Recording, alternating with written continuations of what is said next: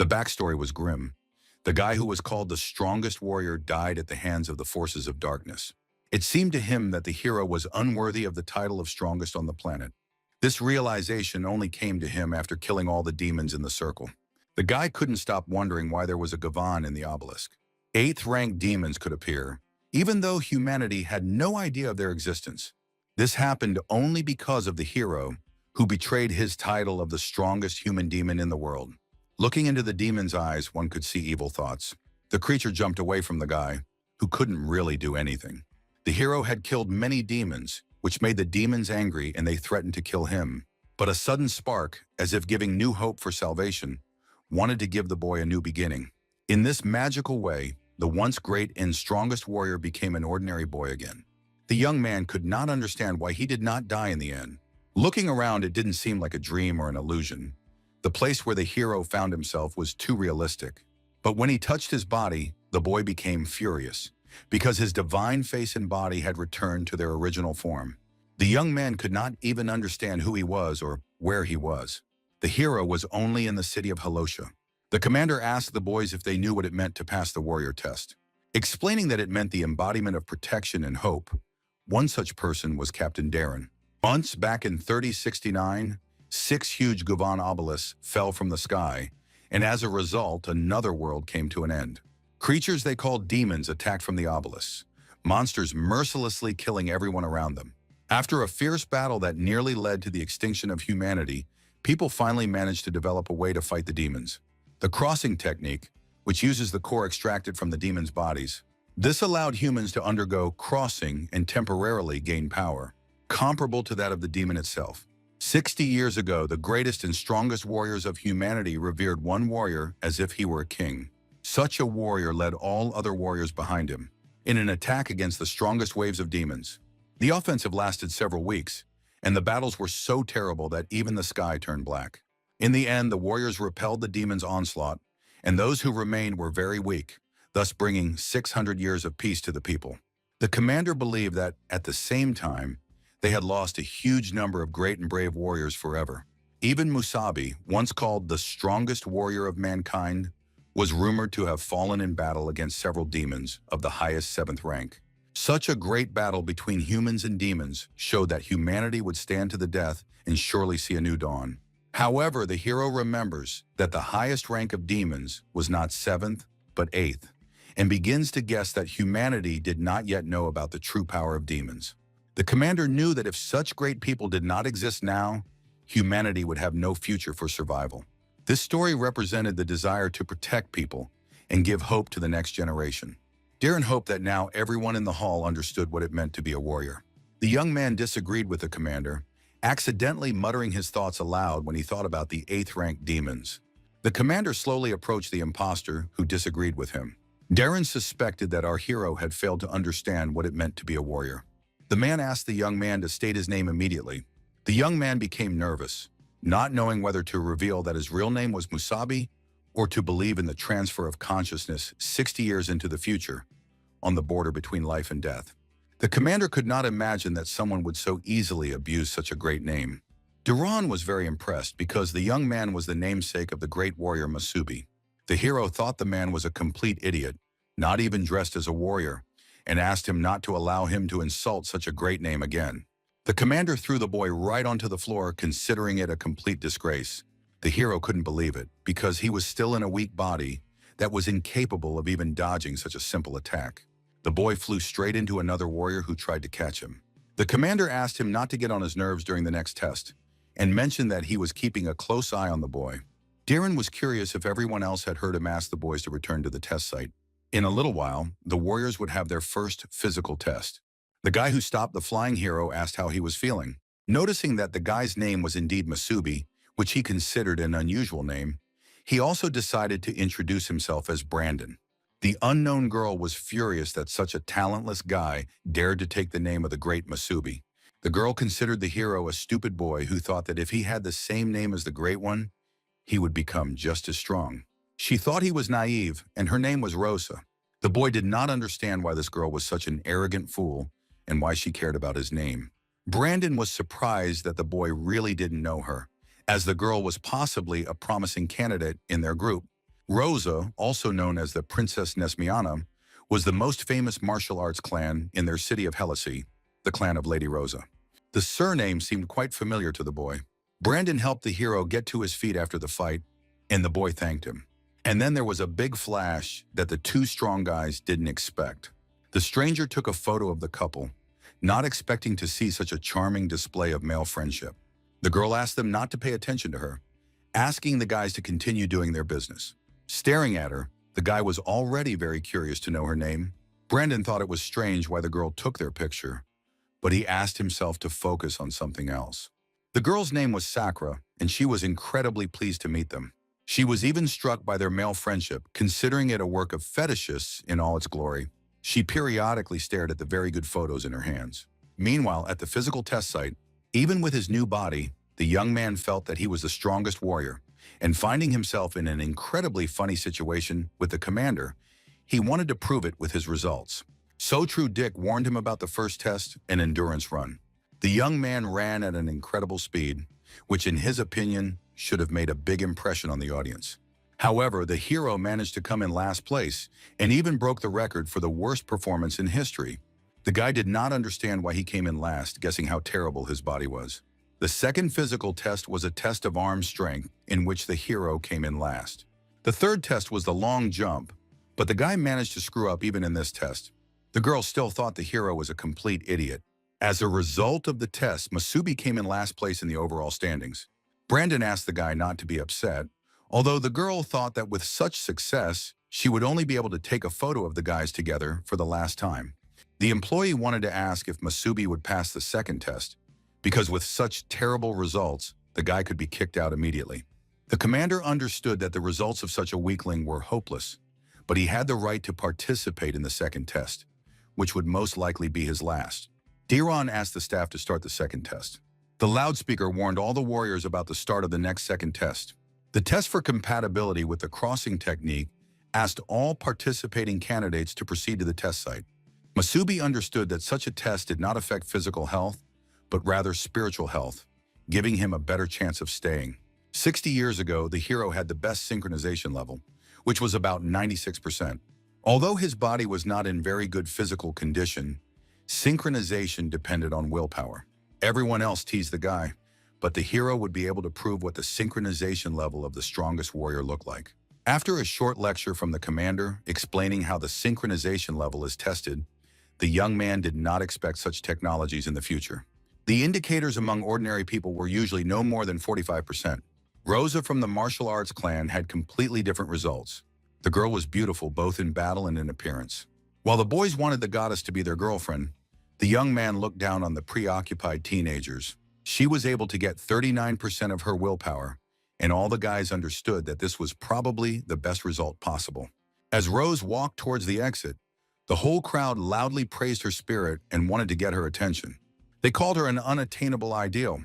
Left alone, the girl was very happy to have achieved such a high result, assuming that she had made a big impression on the audience. But Rose didn't care about the opinions of her many fans, and instead celebrated the incredible excitement of her emotions. Masubi was very impressed by this phenomenon, as the girl was able to pass the test with a synchronization score of 39%. Brandon believed in Rose's future, as with such abilities, she could be the best in their headquarters.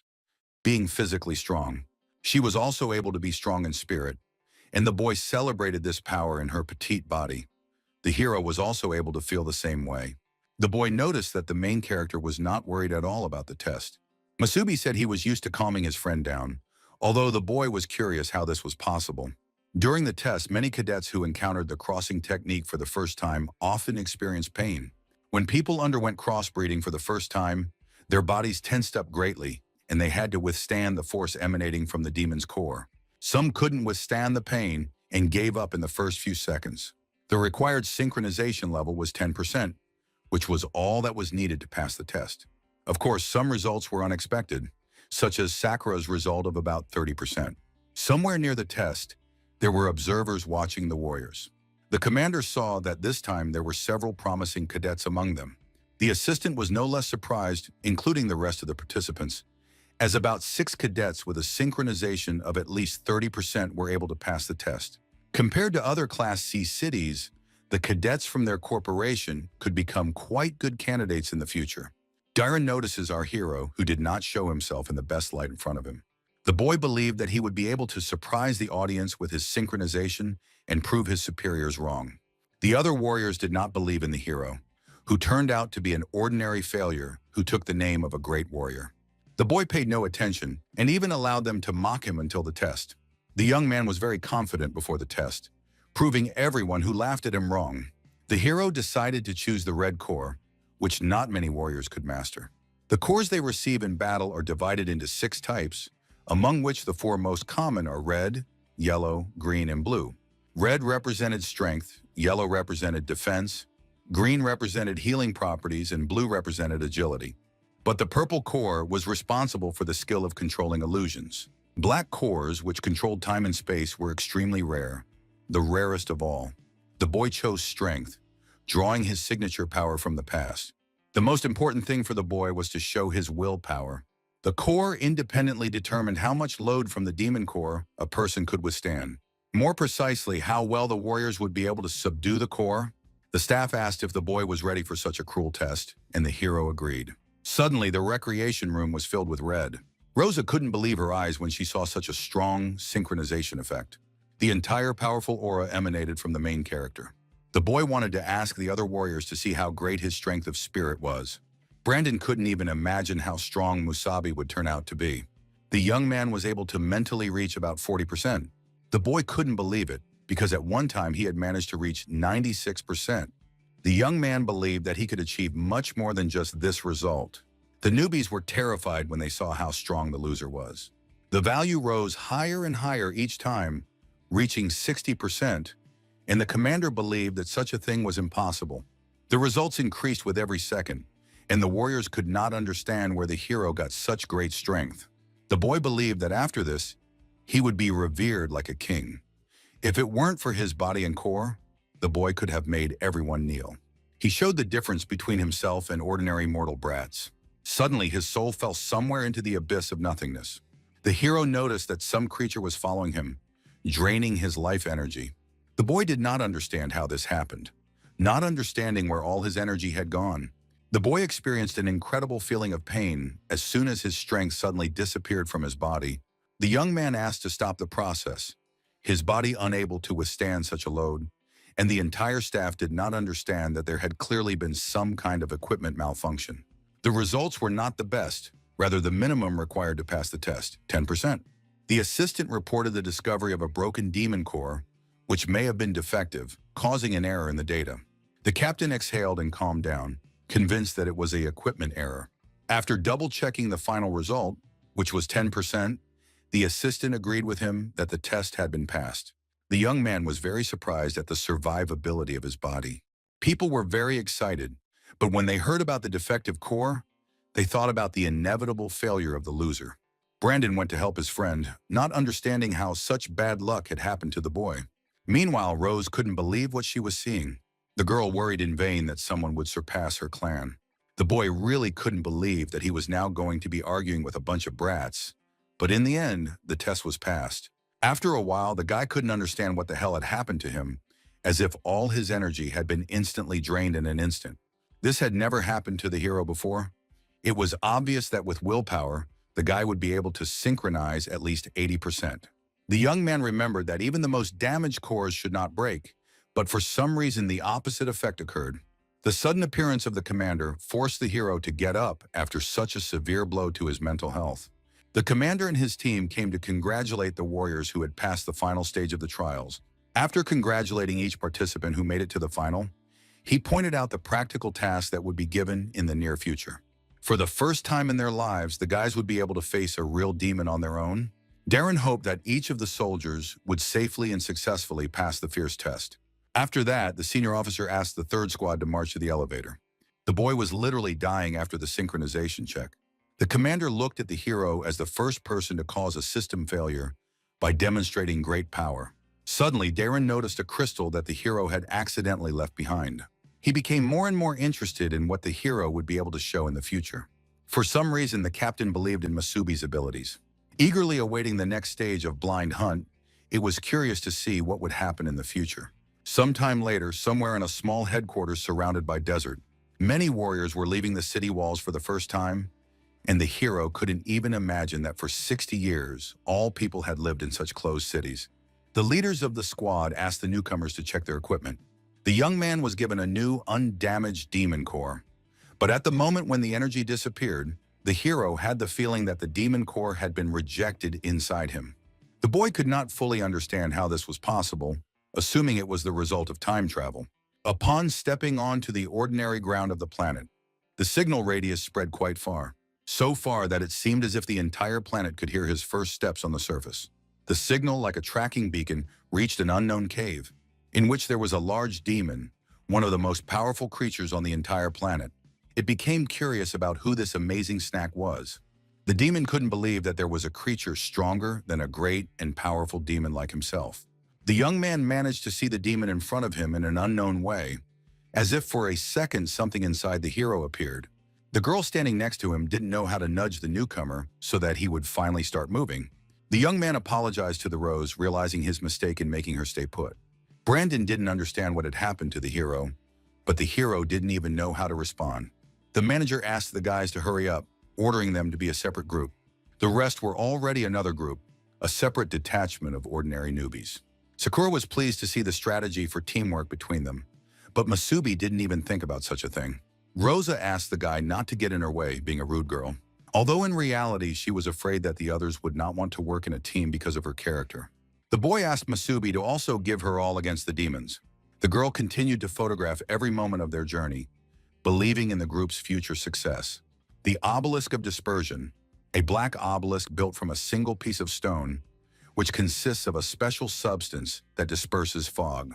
The manager said that the third stage would be carried out in teams of 4, and then the blind hunt test would begin immediately. First, divide into your groups, and you will be given a combat dagger and a mini device for dispersing fog. It was made of the same material as the fog dispersal obelisk. The task for the newbies was to enter the foggy area, then get to the designated spot and set up the fog dispersal device. Blind hunting is the fear of any novice, which the guys will have to overcome in a world already shrouded in fog. The warriors will have to fight unknown dangers lurking in the fog. To become a warrior, you need more than just physical training and experience. It is unknown how the guys will perform when faced with danger, but by working as a team, the team can overcome their fear by hunting and destroying the demons that stand in their way. In the end, after killing their first demon, the boys will be able to become warriors. The test began from the very first second, asking the entire squad to prepare for the next group. The main stars of the present make sure there are plenty of newcomers. The stranger pursued her own goals, and only Rosa from the Saitu clan seemed interesting to her. The girl turned out to be the captain of the second squad of the city of Helisi, and her name was Marina. She curiously asked the guys what they thought of her choice. The captain, named Plex, agreed that the girl from the martial arts clan, with her good training, could become a good warrior. The commander asked them to pay attention to one more person. He was someone who stood out among the ordinary newcomers. Masubi managed to prove his strength to Dailon. The commander specifically checked his previous demon core, and everything was definitely fine, but something had gone wrong. A sudden blow from Miran forced him to pause his deep thoughts. The girl was curious about what Tantan was thinking about. The commander asked her not to call him that. She learned that demons were divided into ranks, and only lower-ranked demons prepared by them should be present in the test area. The commander asked her not to worry, because for the safety of today's trial, they had been monitoring the area for several days, to ensure that there were no demons of even the first rank near the city. Plex even knew if such a demon appeared in the immediate vicinity, they would do everything to protect their future warriors. The groups quietly began to prepare for battle with the prepared demons. It was the main character's team's turn. This event could be called a stone-pulling relay race. However, as soon as the boy took the capsule, someone managed to take it from him while he was running. The girl asked the guys to follow her quickly if they didn't want to end up on the list of losers. Masubi only became more angry at the extremely insolent girl. The boys rushed forward to finish this dangerous test as soon as possible. Rosa jumped high into the sky to see the situation for herself. She was able to spot the point where the capsule needed to be placed. The girl managed to spin the stone right into the spot, completing the first stage of the mission. Marin did not expect that even with a green health core, the girl would move so incredibly, no worse than with a dexterity core. The monsters, noticing the enemy in front of them, began to attack her. Masubi asked his partner to take action. Brandon wanted to unleash his power. The boy created a small earthquake with his own hand. The monsters planned to attack the boy all at once. Brandon couldn't let that happen, so he fought off the monsters. The commander noticed the very interesting abilities of the guy who managed to get used to the core quite quickly. The hero asked the guys to kill the creatures one by one. The girls agreed to follow Masubi's plan. The guys were able to combine their own skills. Sakura fought the creature, defeating it with her special weapon. Then Rosa attacked the demon, who did not expect such a dexterity. Brandon delivered the finishing blow, sparing no effort in fighting with all his might. In just a few minutes, the group of people was able to find common ground and create an amazing battle. Plex was greatly impressed by the two warriors who worked well together, especially the girl, considering that the blue core of agility made her movements more fluid. Darren asked the guy not to think about vulgarities. Each new battle gave the guys a big breakthrough in experience. The girl destroyed a large demonic creature. She finished off the monsters. She then set it on fire with her skill, causing it to explode into pieces. The hero kept up with the rest of the guys, even with his weak body. The boy knew that to begin with, he had to deal with the three most vulnerable parts of the creatures. He cut the monster into pieces, destroying its throat and heart. The finishing blow was to the monster's belly. The sudden strength of such a frail body was indeed meager, but it was necessary to take advantage of this opportunity and test what the hero was capable of. The guy's current level must be at the first level, but Masubi wanted to try to move on to the next one. He activated his instant attack directly on the demon. The demon naturally wanted to teach such a boy a lesson. However, the young man was no fool and managed to dodge the blow. He smashed the creature to pieces, not giving it time to think, but his body was too slow. The demon was able to strike the hero directly in the main body. But the boy was not going to lose after one blow from a beggar demon. The fight turned out to be very bad for Musabi, as he moved too erratically and slowly, forcing him to think about improving his body. Each subsequent movement of the young man involved a small experiment on his own body. The boy tried to hit the monster with a direct blow to the demon's head. However, his body was too weak, and he couldn't defeat such a creature without putting in a lot of effort. The guys noticed how the hero seemed to be playing with the demon, inflicting small blows. Marin became curious about the skinny boy fighting the demon, surprised by his skill and power. The commander had been watching him from the very beginning. The boy was quite out of breath, fighting such a monster. The hero realized that in such a body, he would not be able to use any of his past skills, and he was constantly out of breath at the slightest movement. The boy managed to test his own body, finally deciding to finish off the demon. But suddenly he noticed the tip of the crystal, which was a trap. The boy flew away from the monster, which was killed by a stronger creature. The boys did not understand why they were surrounded by tree vines. The hero was more surprised by the monster, which looked like it was on a completely different level. Masubi was in a panic when he saw such a monster. The demon, which resembled a large alien, could pose a threat even to the captains. The observers noticed an unknown creature near the students. The commander feared this most of all. The appearance of a first-ranked demon forced the commanders to act. The ordinary-level novices were able to escape from such an unexpected arrival. Plex reacted instantly and went to the rescue of the newbies. Maria also couldn't abandon the poor children to their fate. She asked all the newbies not to panic and to stay calm next to the captains. The demon noticed how easy it was to scare ordinary people just by appearing. He was curious to know if any of the kids had mastered the power of the demon, although the hero had no idea what he was talking about. The creature looked closely at Masubi. He radiated a large amount of demonic energy. The guys saw a real monster for the first time, one that was on a completely different level. The team knew that the fight would be over in a few minutes, as they would be completely immobilized. The hero knew that a body like this would be unable to withstand a first-ranked demon. The creature felt this for the first time when ordinary people experienced a sense of hopelessness when faced with a demon. He wanted to try to subdue the entire group in one fell swoop. In this way, he destroyed any hope the people had for immediate rescue from their commanders. The guys fell into a deep, paralyzing sleep. However, the commanders were able to arrive after a while for a duel with the demon. They ordered him not to touch the newcomers. The creature didn't care what the commanders did, because he was going to say goodbye to them. And then, together with a group of people, including the main character, it went into its labyrinths deep underground. Marin couldn't believe that the demon was able to take 4 candidates with him. Plex didn't want to let the monster get away, asking to follow him. But after a while, following the tracks, they simply disappeared at a certain point. Marin couldn't understand what the problem was. Darren checked for several days in a row, but for some reason, he didn't notice the presence of a first-level demon. The most disgusting thing was that nothing like this had ever happened to them before. The commander managed to catch up with the guys and join them. He asked if the commanders had been able to find the guys right away. Darren didn't understand why they were standing there like two pillars of steam, because they should have continued the pursuit. Plex asked Darren to calm down. For some reason, the tracks had stopped while the guys were chasing the demon. Marin assumed that the demon had gone even deeper underground. They didn't know for sure what horrors awaited them ahead, fearing to descend deeper. This event awakened a long-forgotten memory in Darren, who as a young man had failed to save his younger brother. The commander was incredibly angry at the demon who had done this again. He realized his own guilt for this, because it was Darren who had failed to notice the threat in their surroundings. The man blamed only himself for what had happened, let go of his grief, and suggested returning to the city, where there was surely panic.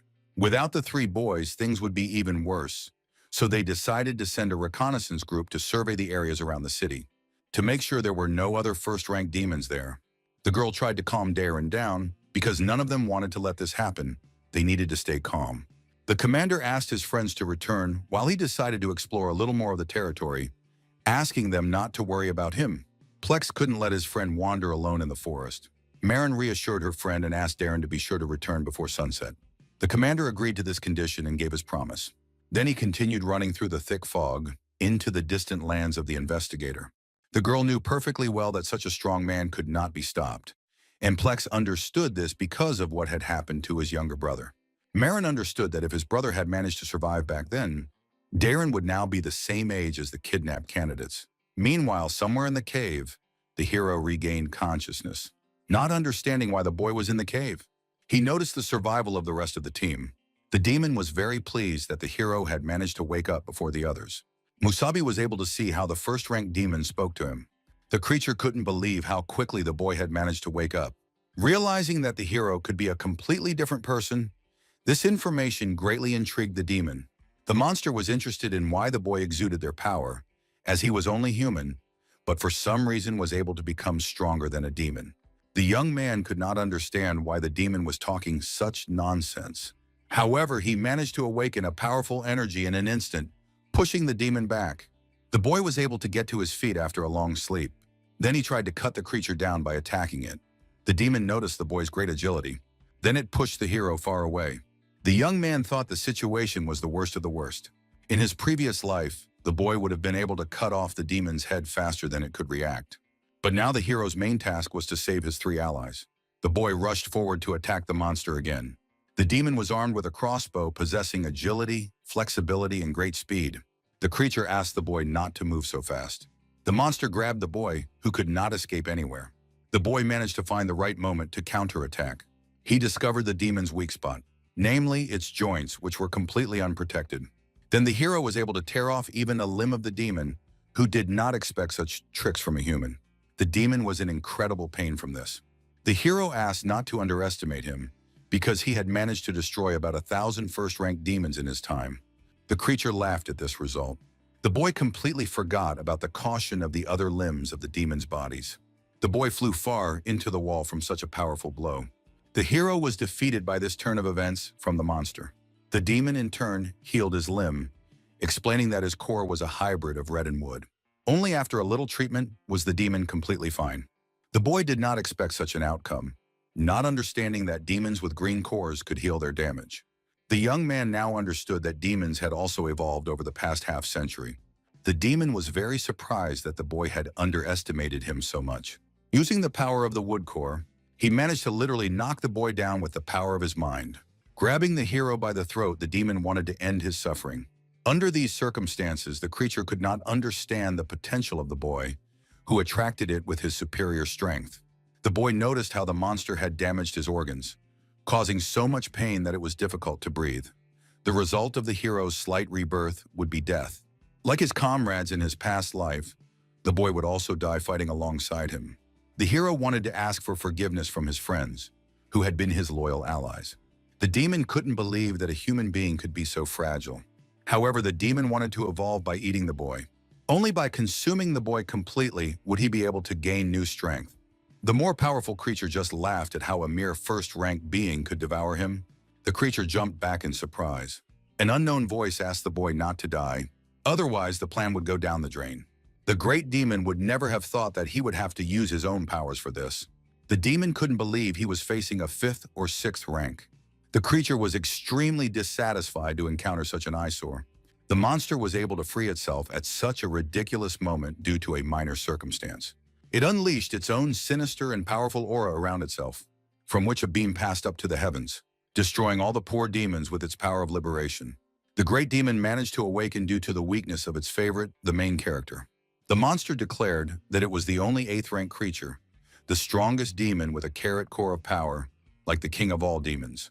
The 1st rank could not believe what he saw, that the king of demons had appeared before him. The creature ordered the demon to kneel before him. It asked the fallen demon to say its name. With a trembling voice, he said his name was Chi-Chi. The demon looked at the situation with a very penetrating gaze. Meanwhile, in a ruined village not far from the scene of the incident, Darren hurried in search of the missing warriors. He went through many trials, tracking down the slightest clue. The monsters surrounding the wild desert had no idea who they were dealing with. The commander followed his instincts, killing various monsters along the way, striking creatures that were unaware of his presence. With each blow, the various monsters suffered more and more injuries. Darren destroyed the demons he hated with all his soul because of a childhood trauma. There were only a few low-ranking demons in the nearest valley, but the guys were still nowhere to be seen. The commander had to continue the search and try to find the new recruits before sunset, which would come soon. The beam, emitting a powerful release of energy from the great 8th rank demon, it made the commander tremble with fear, not realizing where such energy could have come from. The energy wave created a huge explosion, destroying the area. Darren understood that somewhere near him was the demon that had taken the newcomers. The main character's demon was very interested in the disgusting creature who had overestimated his own abilities.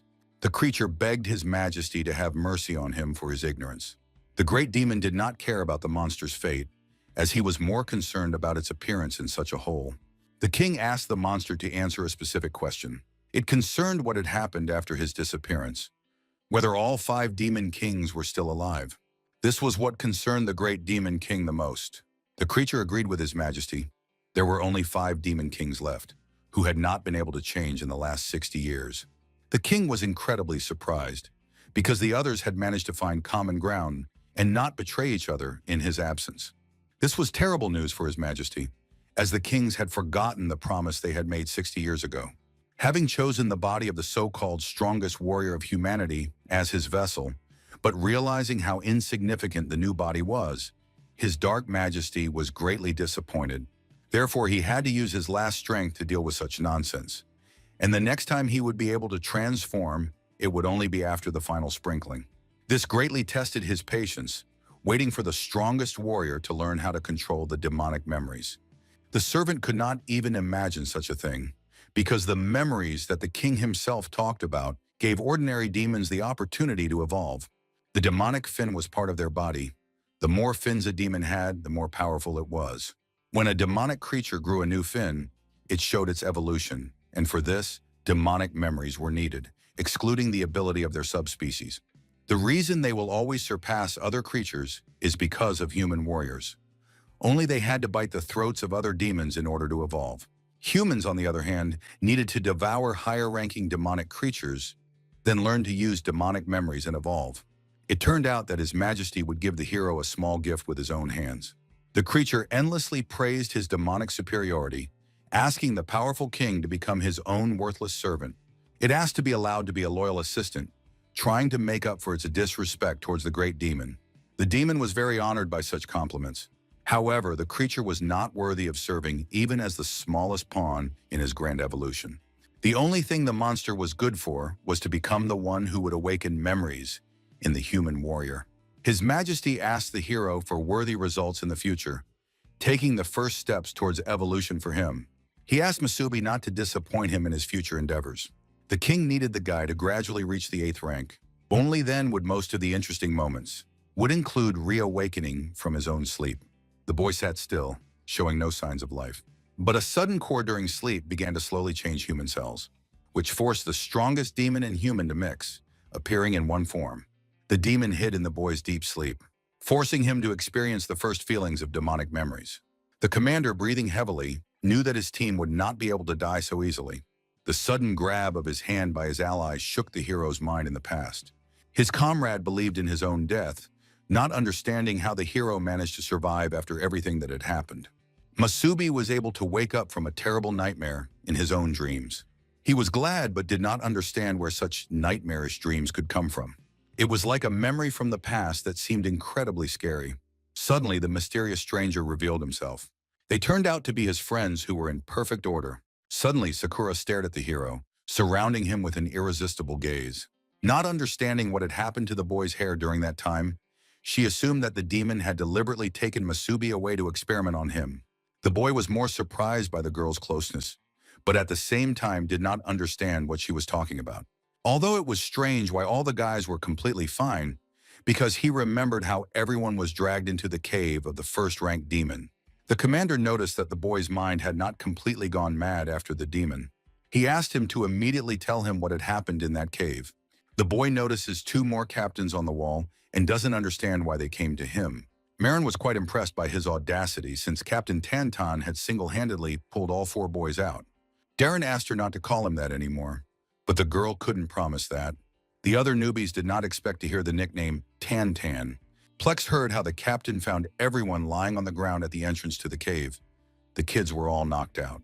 Fortunately, there was no sign of the demon nearby. Otherwise, the newbies would hardly have been able to return safely. Marin noticed how the boy suddenly changed his hairstyle and asked him to remember what had happened. The young man couldn't believe his eyes. It seemed unreal. The hero remembered how he was attacked in the cave. But what happened next was a vague memory, and he didn't know if he should tell everything, including the time travel. The boy could remember waking up for a couple of seconds, then the hero immediately passed out, and everything else was a blur until he woke up in the hospital room. The commander was quite perplexed by the boy's answer, suspecting that he had been foolish to ask more questions. Darren then discovered a cave with huge bloodstains on the walls. Plex became interested in Masubi, especially the name of the once greatest warrior. As a result, the hero's achievements were evident. Of course, his form was lacking, but during the battle with the demons, the young man behaved calmly, like a warrior hunter. The commander suspected that the boy had fought demons before. The hero immediately denied that he was interested in battles, independently collecting and analyzing the weaknesses of various demons. The girl was surprised and asked Tan-Tan to train such a warrior well. The boy couldn't understand how he had managed to pass the entrance exam on his own. Sakura was incredibly happy to congratulate Masubi on joining the same team as her. This test brought the kids closer together, and the captain decided to form a foursome. Rosa noticed how far behind the others they had fallen. The boy couldn't understand why this had happened. Darren knew that the teams had to earn points by completing tasks while the hero was in a coma for 3 whole days, which is why their team's point balance remained at 0. The boy couldn't believe that he had been in a coma for 3 days straight. But soon the guys were able to get the whole team together and earn a great title in the company of warriors. The people around them were very happy to see the new group of 4 brave guys. The commander wanted to briefly explain the situation, but first he congratulated the team. With their entry into the ranks of warriors, they were able to prove their worth. They also managed to return alive after clashing with first-ranked demons, and he congratulated them on that achievement as well. Darren was now the official captain of the group, and despite commanding 8 other similar units, he asked them to show their abilities. The hero was curious about how to do this, as he was unfamiliar with the nanny's rules among the warriors, which were much more troublesome than in his previous life. Brandon was surprised that Musabi had never heard of the junior squad rankings. They agreed that the hero, being a novice, knew nothing, and at the moment, the guys were the last team in the ranking. Demonstrating their skills meant moving up in the ranking table of new teams, and Dayron, as captain, was responsible for their squad achieving good results in the future.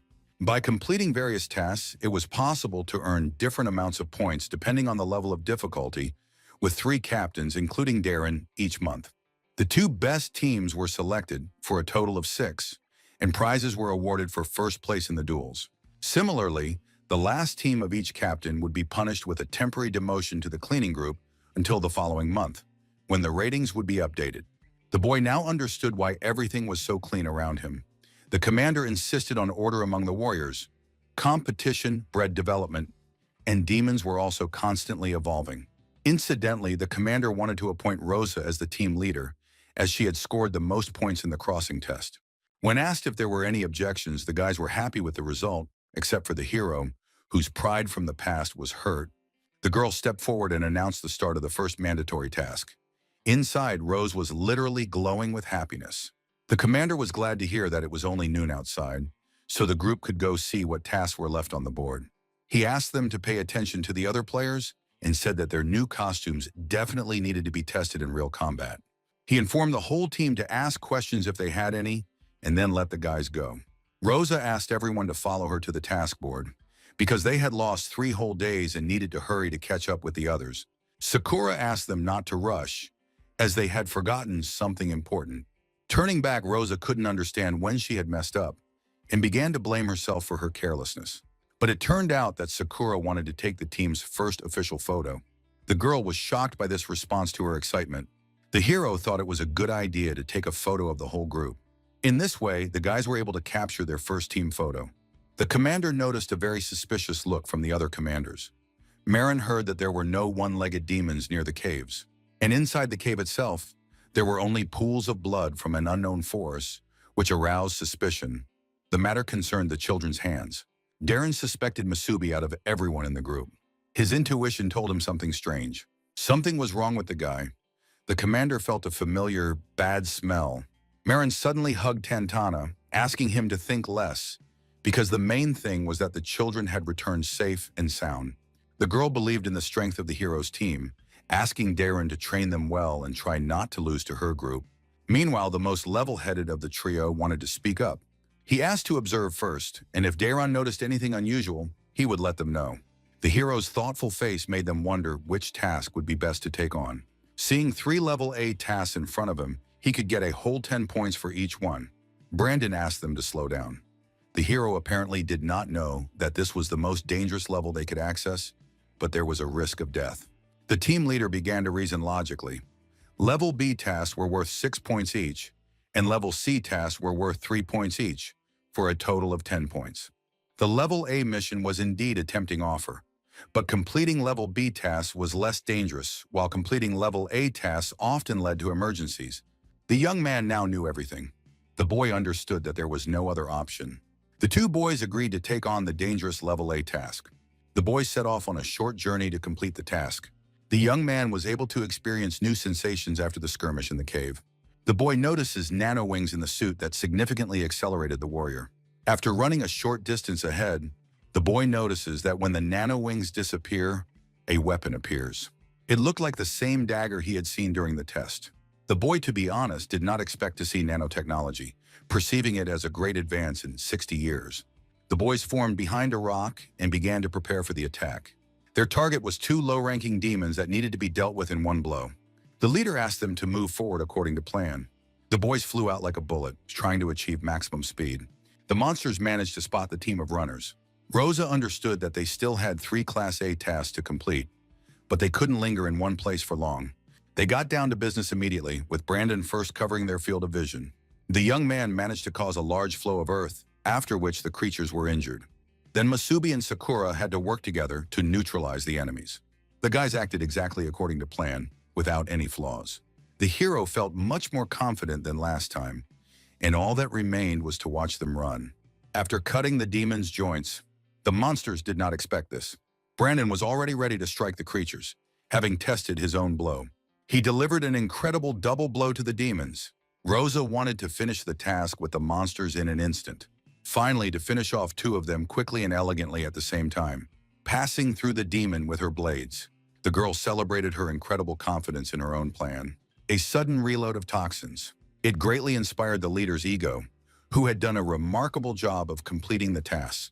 Sakura saw how the fog suddenly dispersed, and the device began to work steadily.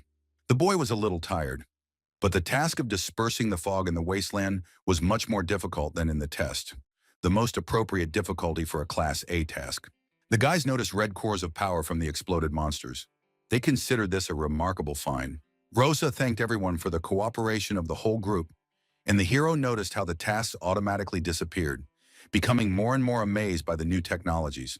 The tablet system was directly linked to the scoreboard, and upon completing the task, the scoreboard on the tablet automatically calculated the score. The guys had just completed the task: dispel the fog on the outskirts of the city. The girl noticed how the tasks became more difficult with each subsequent pass. They had 3 cores from the demons they had encountered throughout the day, and there were still 7 left. The girl suggested not to despair and to listen to the further plan of action. They would be able to complete 2 Class A tasks, then continue with the other Class A tasks and use these methods to get ahead. The guys were able to lift their spirits with the leader's rather ordinary words. Brandon asked what Murami thought. The boy was in agreement with the team. The other teams were also diligently collecting points, and if they didn't hurry, they wouldn't be able to collect the required number of points. As the saying goes, the early bird catches the worm, and the hero was inspired by their determination and perseverance. The young man suggested finishing another task quickly before sunset. The leader couldn't understand who allowed such a fool to steal her idea. This adventure continued for a long time. The young man managed to finish tying up the big demon. The guys managed to catch 3 monsters in a relatively short time. The girl thought it was a great idea to use tranquilizer darts to catch lower-ranking demons, special ammunition for each team. The boy suddenly stared at the group leader without looking back. The girl, not understanding why, explained to the boy that the nanotechnology tranquilizer was a bayonet for destroying demons in one bottle, and that such a weapon was ideal for beginners. The boy noticed that the demons they had captured were already unconscious. In the days of heroes, they could only immobilize a demon by beating it up, and researchers always complained that they were too rough with these monsters. Brandon was glad to see the creatures completely knocked out, after which they could be transported, and the mission was successfully completed. The team had to destroy such a group of demons in order to capture 3 runners. All the warriors had to return to the city before sunset. This was a strict decision, and any excuses would be reprimanded. Sakura believed she would be home before dinner. The boy was confused by the word home. The hero did not know if he had such a home in this world. The leader also needed to return early, asking first to set up beacons for the research personnel who would come and take the demons away. And that would be the end of the task. Just as the boy was about to ask about the presence of outsiders, a sudden burst of energy nearly injured the entire group. It deliberately destroyed the demons, thereby ruining the task for the guys. The group was incredibly surprised by such a sudden intervention by other players. In this way, they warned that it was not worth taking on such a task. Looking around, the group could not understand where the unknown person had come from. The stranger recalls the team of newbies who took all the Class A tasks. Another team wanted to be the first to complete this task, and it was unclear whether he had permission to take someone else's. The hero became more interested in who they were. The strangers introduced themselves as a squad that had taken command of Dayron in the previous test and claimed to be snipers. Simply put, the guys became their predecessors, one of 9 other detachments. The guy even became curious about how many squads the captain had taken under his command this time. His girlfriend thought there were about 3. It was clear that the guys were definitely newbies who didn't know the local rules and didn't show the guys the respect they deserved. The leader was disgusted to see others taking all the Class A assignments. The young man wondered if our hero thought that they were brazenly taking advantage of their kindness. Rose didn't care about kindness, because the guys from the other team had ruined her team's work. They had worked so hard to catch such demons. The guy wondered who in Masubi's squad was the gallant one. The stranger didn't even know how to address him or her. Sudden anger took over Rose's emotions, and she rushed forward aggressively. The young man was able to dodge the blow, not expecting such insolence. He couldn't understand how the girl dared to behave this way with her elders, considering the boys to be ill-mannered candidates. The girl couldn't believe that such a boy would call himself a senior candidate. The boys asked their leader to calm down because they just wanted to talk at first. Sakura wanted an explanation as to why the other squad had come to them and why it was necessary to kill the demon, which they had been so eagerly pursuing. The boy only laughed harder at this question, blaming the competition and accusing the hero squad of being naive. Rosa couldn't allow her squad to be called such names. The guys had sabotaged them, and now they were calling them names. Brandon asked the hero to come to an agreement before sunset. The boy left in an instant. He understood that if he didn't get rid of the idiots, they would be late anyway. The young man sent the stranger from the other team away with such competition and talk. The guys from the opposing team couldn't believe it. The hero couldn't understand why they were bullying him. He had never heard such nonsense before, and the other guys had no idea how much time had been wasted. The rest of the team was shocked by Masabi's actions, but the leader liked what his subordinate had done. The boy was shocked, not understanding how one could treat their elders this way. The boy asked the entire sniper squad to prepare for battle. The guys immediately began to take action against the other team. The leader of the heroes' team had no intention of backing down and wanted to fight to the end. This minor conflict dispelled a small fight between the groups. Masubi could not allow his friends, who had worked with him for a long time, to be humiliated. The commander couldn't understand how anyone could be so stupid as to do something like this. Dairon stopped the fight, which could have ended badly. He scattered the two teams in different directions. The boy was just waiting for something like this to happen. The hero assumed that the battle would be canceled, although he would have been interested to see the level of the current generation of warriors. The commander was incredibly angry at his troops, who were unable to come to a normal agreement. Calling the guys names, he couldn't understand if the warriors really wanted to become an appetizer for the demons, since they were rioting at sunset. The boy reported that the hero's squad started first, and in the end, they took his mask. Rosa couldn't understand why the leader of the other squad was acting like a child, complaining to the captain. Sakura could provide photographic evidence of who killed the first 3 demons on the mission. Dairon did not expect the newbies to be able to capture them alive while completing a Class A mission. The girl wanted to report that the mission was almost complete, but at the last moment, the sniper squad sabotaged it. The commander understood what was happening. Dairon understood that the guys might have thought the others had gone too far, but the sniper squad had gone through the same thing when they were rookies. He asked them to sort it out among themselves. In the end, the squads were judged by their points, and except for intentional harm and threats to life, everything else was allowed. Each city had its own rules. Once they became soldiers, the squads would encounter more challenging situations, and then he would not be there to separate them. The captain intervened not because he was against their fight, but rather because of the approaching sunset. He was also ashamed of the other squad, which had decided to do the same, and it was even pitiful to watch the newbies kick the guys for it. The commander asked the soldiers to change their attitude toward their service. The young man asked the boy to tell him his name. The young man introduced himself as Masubi. The young man laughed when he heard that the boy had really decided to call himself a great warrior. In any case, he advised him to be more careful, as the sniper squad had no intention of losing to them in points and promised to do so. The young man guaranteed that the hero squad would be the worst in the coming month. Noticing the blow to the face, he would later repay them in kind twice over. The boy ordered his team to retreat back to the local station. The strangers had disappeared without a trace when the hero noticed their disappearance. The commander knows snipers who may not seem like the strongest squad, but the guys are known for their skill.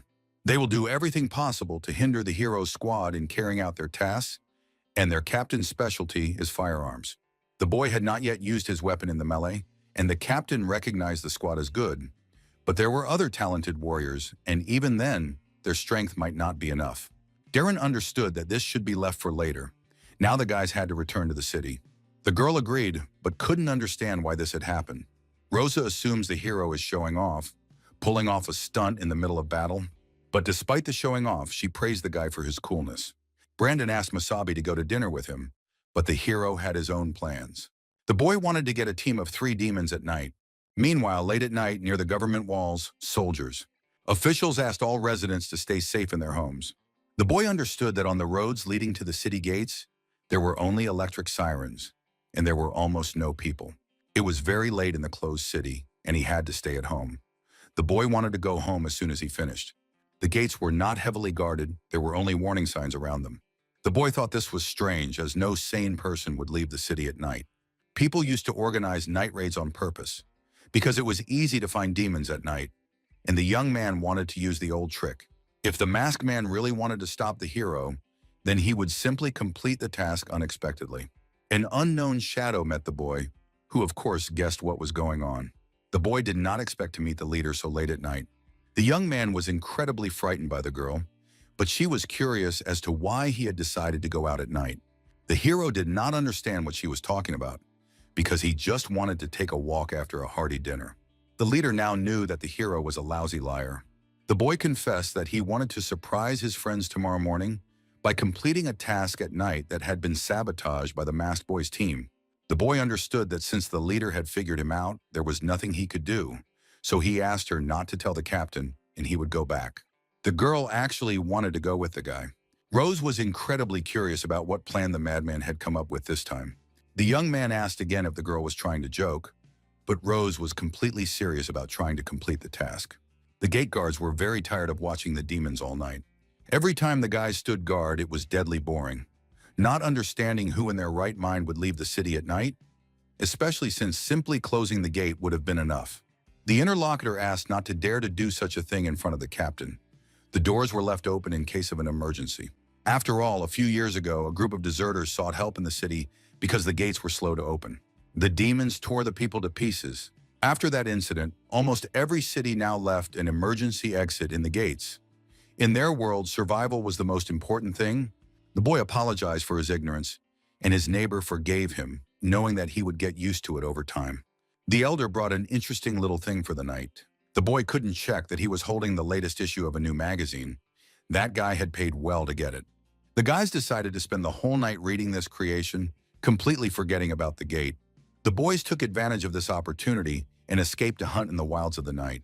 The boy knew that tests were being conducted somewhere nearby, but the fog was much thicker at night. The hero asked the leader to follow him. The girl suggested moving away from the city walls to remain unnoticed. For example, the dead forest looked like a perfect cover. The boy asked to follow the plan, to wait until he lured the demons out, and then the girl would strike them on the head. The young man wanted to knock them out roughly and decisively, so he went in search of them and asked the leader to stay put. The girl blamed the boy for his carelessness, but she herself was no better, agreeing to go outside the city at night. The leader had to calm down and focus so that he could help the hero at any moment.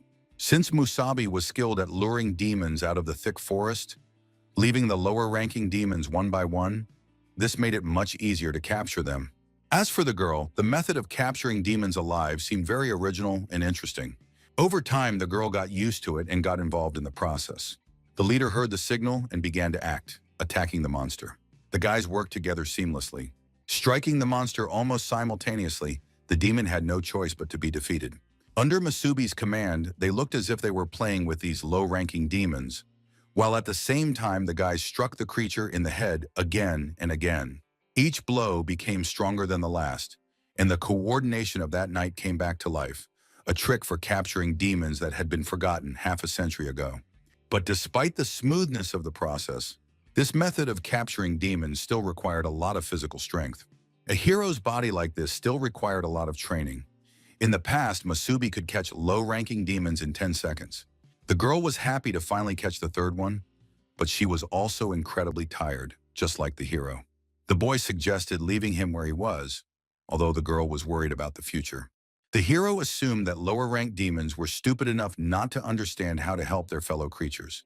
And besides, monsters did not like to approach the city walls, so they could leave the trio where they were without any problems.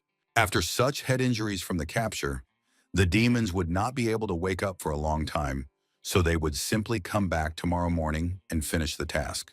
The leader did not understand how the boy knew so much about such things, being a complete novice.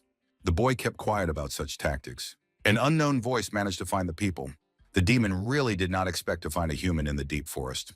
It was truly surprising, especially the hero's scent. The leader couldn't believe she had encountered first-ranked demons again, and two at once. The young man thought the situation couldn't get any worse, encountering two invincible demons at this moment. A sudden loud siren sounded at the warrior's base.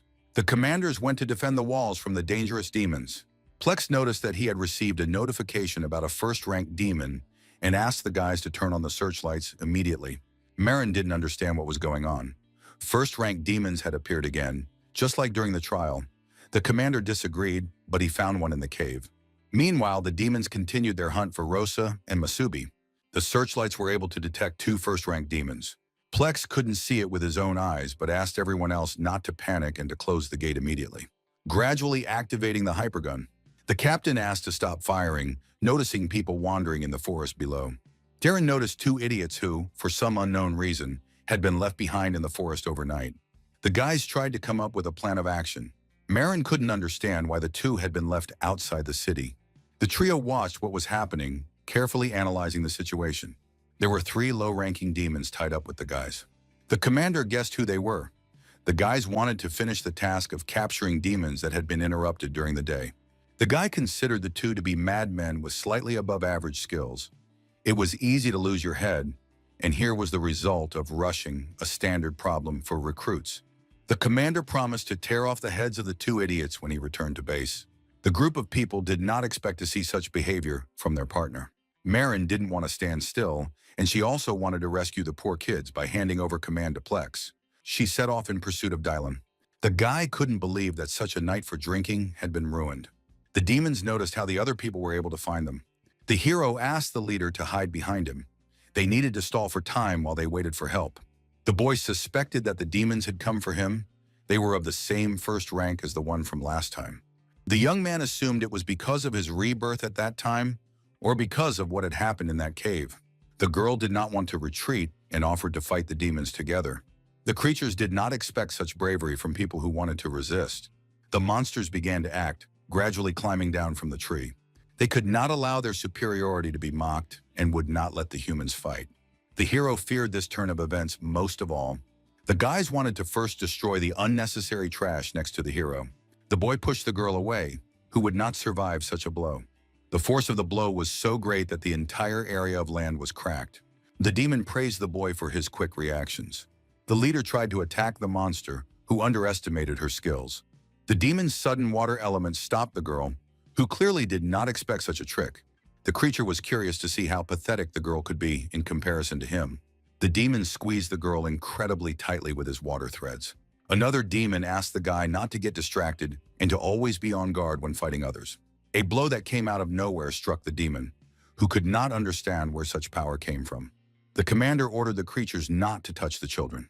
Darren asked them not to worry, they had arrived in time to destroy the first-ranked demons. Marin began to look closely at the two hybrids, the blue core with water and the red core with earth. The blue core hybrids had agility with water knots, and the red hybrid had strength with earth bonds. The demon enjoyed this performance with excellent defense, after which his head almost exploded. The officers asked what instructions the commander would give for further action.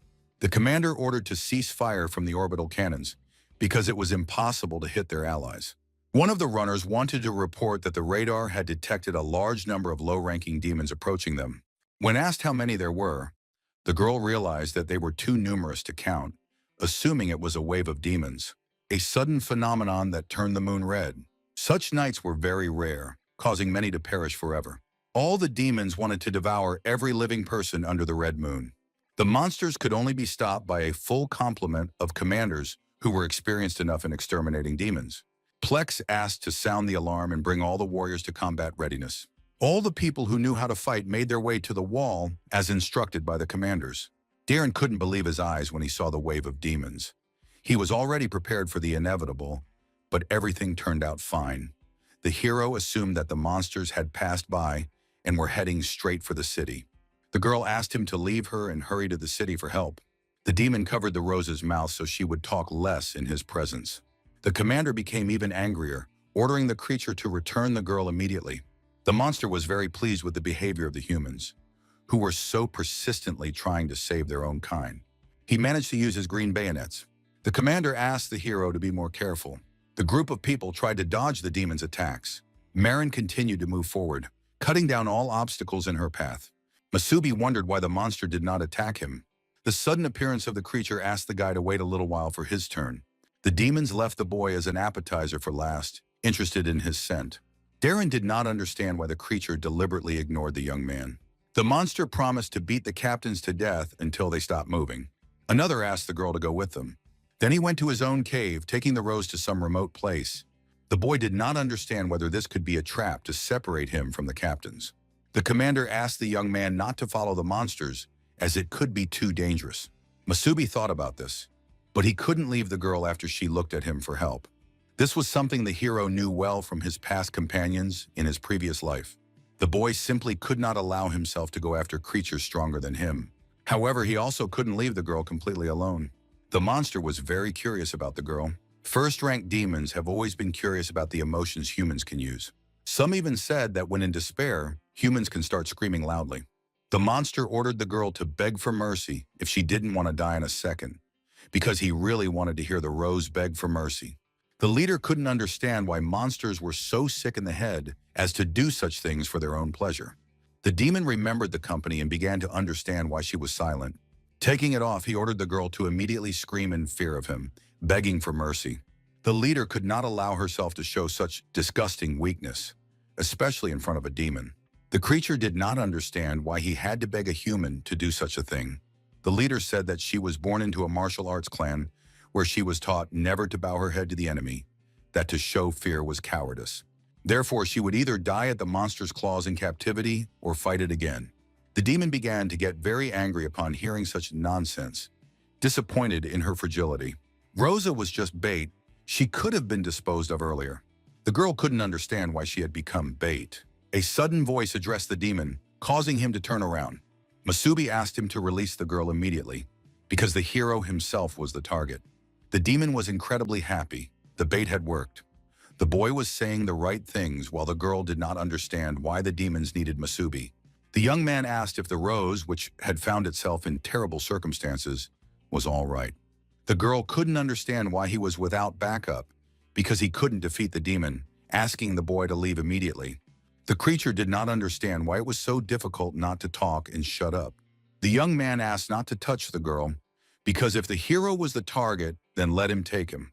The demon laughed, as if it sounded like an exchange of lives between people. Turning into liquid, it instantly moved towards the young man. He asked them not to be stubborn, because people like these pathetic individuals would all die at the hands of demons. The young man reacted by trying to stop the creature. However, the demon was much stronger than the hero, who could not even keep up with its movements. The young man was very disappointed in his own body, which was unable to parry such fast attacks. The demon was surprised when he noticed the boy sniffing one of them, not understanding why. The boy did not understand how strong the water bonds were. Over the past half-century, the demons had developed a bunch of new abilities. The boy could try to come up with a plan of action, but he would not be able to use such attacks. The girl realized that if Masubi died fighting, they would both be lost, not understanding why the boy had decided to fight such a terrifyingly powerful creature. She noticed a sharp corner on one of the stones that could help her. The girl wanted to try to act while there was still time. Meanwhile, the boy continued to diligently parry the blows, which were delivered incredibly quickly. Seeing a chance to attack, the young man launched a counterattack. He tried to direct his own blades straight at the creature. The creature instantly grabbed the boy and realized that the boy in the cave had killed a first-rank demon, realizing that he could not be weak. The creature assumed that the young man was simply pretending to be weak, but the boy had no idea what it was talking about. The demon was tired of the boy's behavior and decided to punish him for his lies and mistakes and underestimating him. The creature began to tear the boy apart, who was in incredible pain. Having finished with the boy, who was called a liar and should have been punished, the monster wanted to punish him by killing him. He was incredibly curious to learn the secret of the man who had managed to kill a first-rank demon. The boy was in incredible pain, as if all his vital organs had been damaged. The girl was very worried about the boy, who was on the verge of death due to the great difference in strength. The creature became increasingly enraged, but the boy did not want to confess, wanting to kill and then eat the hero. In this way, the boy would greatly help the demon evolve. Approaching the boy, he asked him not to bother. The sudden appearance of a new force greatly surprised the monster, who had almost achieved his goal. The girl managed to escape, continuing to attack the demon until her friend regained consciousness.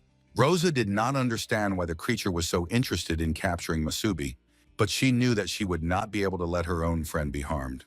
The demon did not understand how the girl had freed herself from his water chain so quickly. Rosa didn't know what to do in a situation where the enemy was stronger than both of them combined. The boy was still conscious and realized how the girl had managed to break free from her bonds with her ankles, considering her to be truly strong. The girl threatened the demon that if he really wanted to kill one of her squad members, he would have to deal with her first. The creature was quite willing to agree. He didn't care who he started with first, because now none of them would be able to escape him. The approaching needles of water heated up the situation for Rose. The girl tried to block all the approaching blows. The boy asked his friend to dodge instead of standing there, protecting the hero. Rose couldn't allow this, asking the boy to shut up and not interfere with her. The demon delivered a long-range blow that the girl could not block. The creature used gravity. Having managed to close the distance between them, the demon was not satisfied with simply killing the girl. It tried to tear the girl apart first to make her scream in pain. The boy could do nothing but beg the demon not to do anything stupid. Realizing how ironic the situation was, because even after being reborn, the hero was again forced to watch as the members of his squad died. Nothing had changed, and the young man did not understand the point of his rebirth if he could not even protect the girl, let alone save himself. The young man was able to reveal his inner emotions from the past, thanks to which he was able to accumulate more energy while in a rage. The demon did not understand what the hell was constantly going on behind his back. But turning around in the opposite direction, the young man managed to grab the girl, who was on the verge of death because of the hero's uselessness. The demon also got his share in the moment, cutting the proof of that flesh into pieces. The boy praised Rosa, who did an excellent job for her first time as team captain. The girl gradually began to lose consciousness from the weakness and powerlessness of her body. The young man asked Rose to leave the rest to him. Then, laying the girl on the ground, silence fell around them. The demon did not understand where the hero got such a dangerous and powerful aura, assuming that this was the boy's secret. The boy himself did not really know what had happened. The young man felt some kind of incomprehensible feeling inside, gradually becoming stronger. It felt as if something would tear the boy to pieces. The core that was in his chest was able to reveal its abilities like a blooming demonic flower. The creature couldn't believe where the boy got a core like that of a demon king. Still conscious, the girl watched Masubi with a small glance. The boy had no idea what was going on, but he understood perfectly well that a monster like the demon in front of him should die faster than usual. And the young man was able to awaken one of the demon's fins. Meanwhile, the second creature continued to fight the captains. Sensing powerful energy, one of them made a guess. The captain asked him not to turn away from him during the fight. The man found the moment when he needed to strike the creature with all his might, inflicting critical damage. Marin, following the plan, went around the enemy from behind. She attempted to deliver the strongest kick possible. The demon believed that humans were incapable of separating anything stronger than this. However, he was mistaken when the commanders followed up with their attack. They were able to deliver the strongest blows simultaneously, thus freeing the core from the creature carrying it. The monster's head was literally catapulted into the sky by Delon's blow. The girl lifted the creature's body high into the sky. The demon did not understand how humans dared to tear the core from his body. The girl asked Tantana to be careful because the monster would explode soon. The monster asked the people not to resist, as the power of the blow would destroy everyone in the immediate vicinity. However, a sudden beam from the air severely damaged the monster's plans. It launched a harpoon that threw the demon far away. The creature hated humans for such tricks, staring at the monster, which continued to gather its strength. A similar incident occurred due to orbital cannons that caught the first-ranked demon. Plex fought the creatures with all his might, defending the Great Wall. He did not give the other monsters a chance to climb the wall, through which they could break through to ordinary people. However, there were too many monsters, and their numbers showed no sign of decreasing. The guy ordered the others to return to the city immediately until the wave of demons passed. Then he called on the other captains to return quickly, and Marin asked Dylan to go back immediately to where they were needed. The captain did not understand why such a cruel coincidence had occurred when he should be immediately rescuing Masubi and Rosa. Marin believed the captain's words and also wanted to help, but they weren't just squad captains. The guys were warriors first and foremost. After a while, the commander calmed down and ran with Marin to defend the city. The creature did not understand humans, why they were the same as demons. The boy was the same as the others. However, he managed to become a first-ranked demon, or even stronger for another reason. It was unclear where the boy's power came from. In the monster's opinion, such a thing could not exist in reality. The boy assumed that perhaps this was the purpose of his rebirth, to gain new demonic power, so that the rest of his mistakes could be corrected. The young man threw the restorative properties at the girl. She began the recovery phase. The creature could not understand where the boy's green core of health came from. The boy had performed poorly in previous battles, but there was a chance he could absorb that first-ranked demon with regeneration. For this reason, if the boy could absorb the water demon, he would become the owner of the power of water knots. The demon did not understand where the boy's sudden power came from. The boy was like a deity who could not allow himself to be mocked so thoroughly. The young man suggested that the demon was eager to see his demonic power in action. The monster couldn't believe that the boy had absorbed the core of a first-ranked demon, after which he became one of them. The young man was intrigued. He had never seen a demon so frightened in his entire life. The water creature was literally trembling with fear of the unknown man who possessed such powerful strength. The young man began to act first while he had such a wonderful opportunity. He asked to first try to strike the hero with all the strength the demon had, wanting to test how strong he was in this form. The monster thought the guy was crazy, not understanding how such a thing was possible. When it tried to hit the boy, he managed to dodge it. The boy completely forgot about controlling the elements. The young man remembered that the tree demon that the boy had absorbed could do something similar. The hero formed spikes from tree roots that had emerged from the ground. Then he pinned down the demon, who could do nothing, being weak in front of the guy. The boy realized that controlling the roots was not very difficult. The demon asked him to stop strangling him, trying to resist such a fate. The boy insisted that it try to escape the trap if it could. The creature remembered to use its own trick, which it possessed because of its powerful core. The monster turned into a stream of water moving straight towards the hero. The demon asked the boy not to doubt his ability to survive, justifying himself with the young man's wooden vines. They would not help to neutralize his body, which was capable of splitting apart. The creature still did not understand where such abilities came from in humans. However, he believed that he was much stronger, given the water core. The creature threw the young man straight into a tree with all the force of his leg. The hero agreed with everything that was said, but he really did not understand how well he could control the demonic power. But he warned the demon, recognizing the guy as the strongest warrior, whose learning abilities were incredible. If the young man really wanted to kill the monster, he just needed to continue training to use his demonic power. The demon couldn't believe his eyes when he saw how quickly the body had healed. The boy asked to see how quickly he could learn to control the power. The boy began to approach the monster with incredible speed. This was already unbelievable. However, using the roots of trees, it was possible to move several times faster than normal. The demon didn't even have time to understand how the boy was able to get to him so quickly. Then the roots entangled the monster, which was stuck in place. The boy grabbed the monster by the head, who was incredibly afraid of the guy. The young man warned that now the creature would not be able to escape. The boy continued to hold the creature for a long time, assuming that their encounter with the monster was not very interesting. The creature's body began to feed on an unknown energy. Because of this, the demon exploded into small pieces.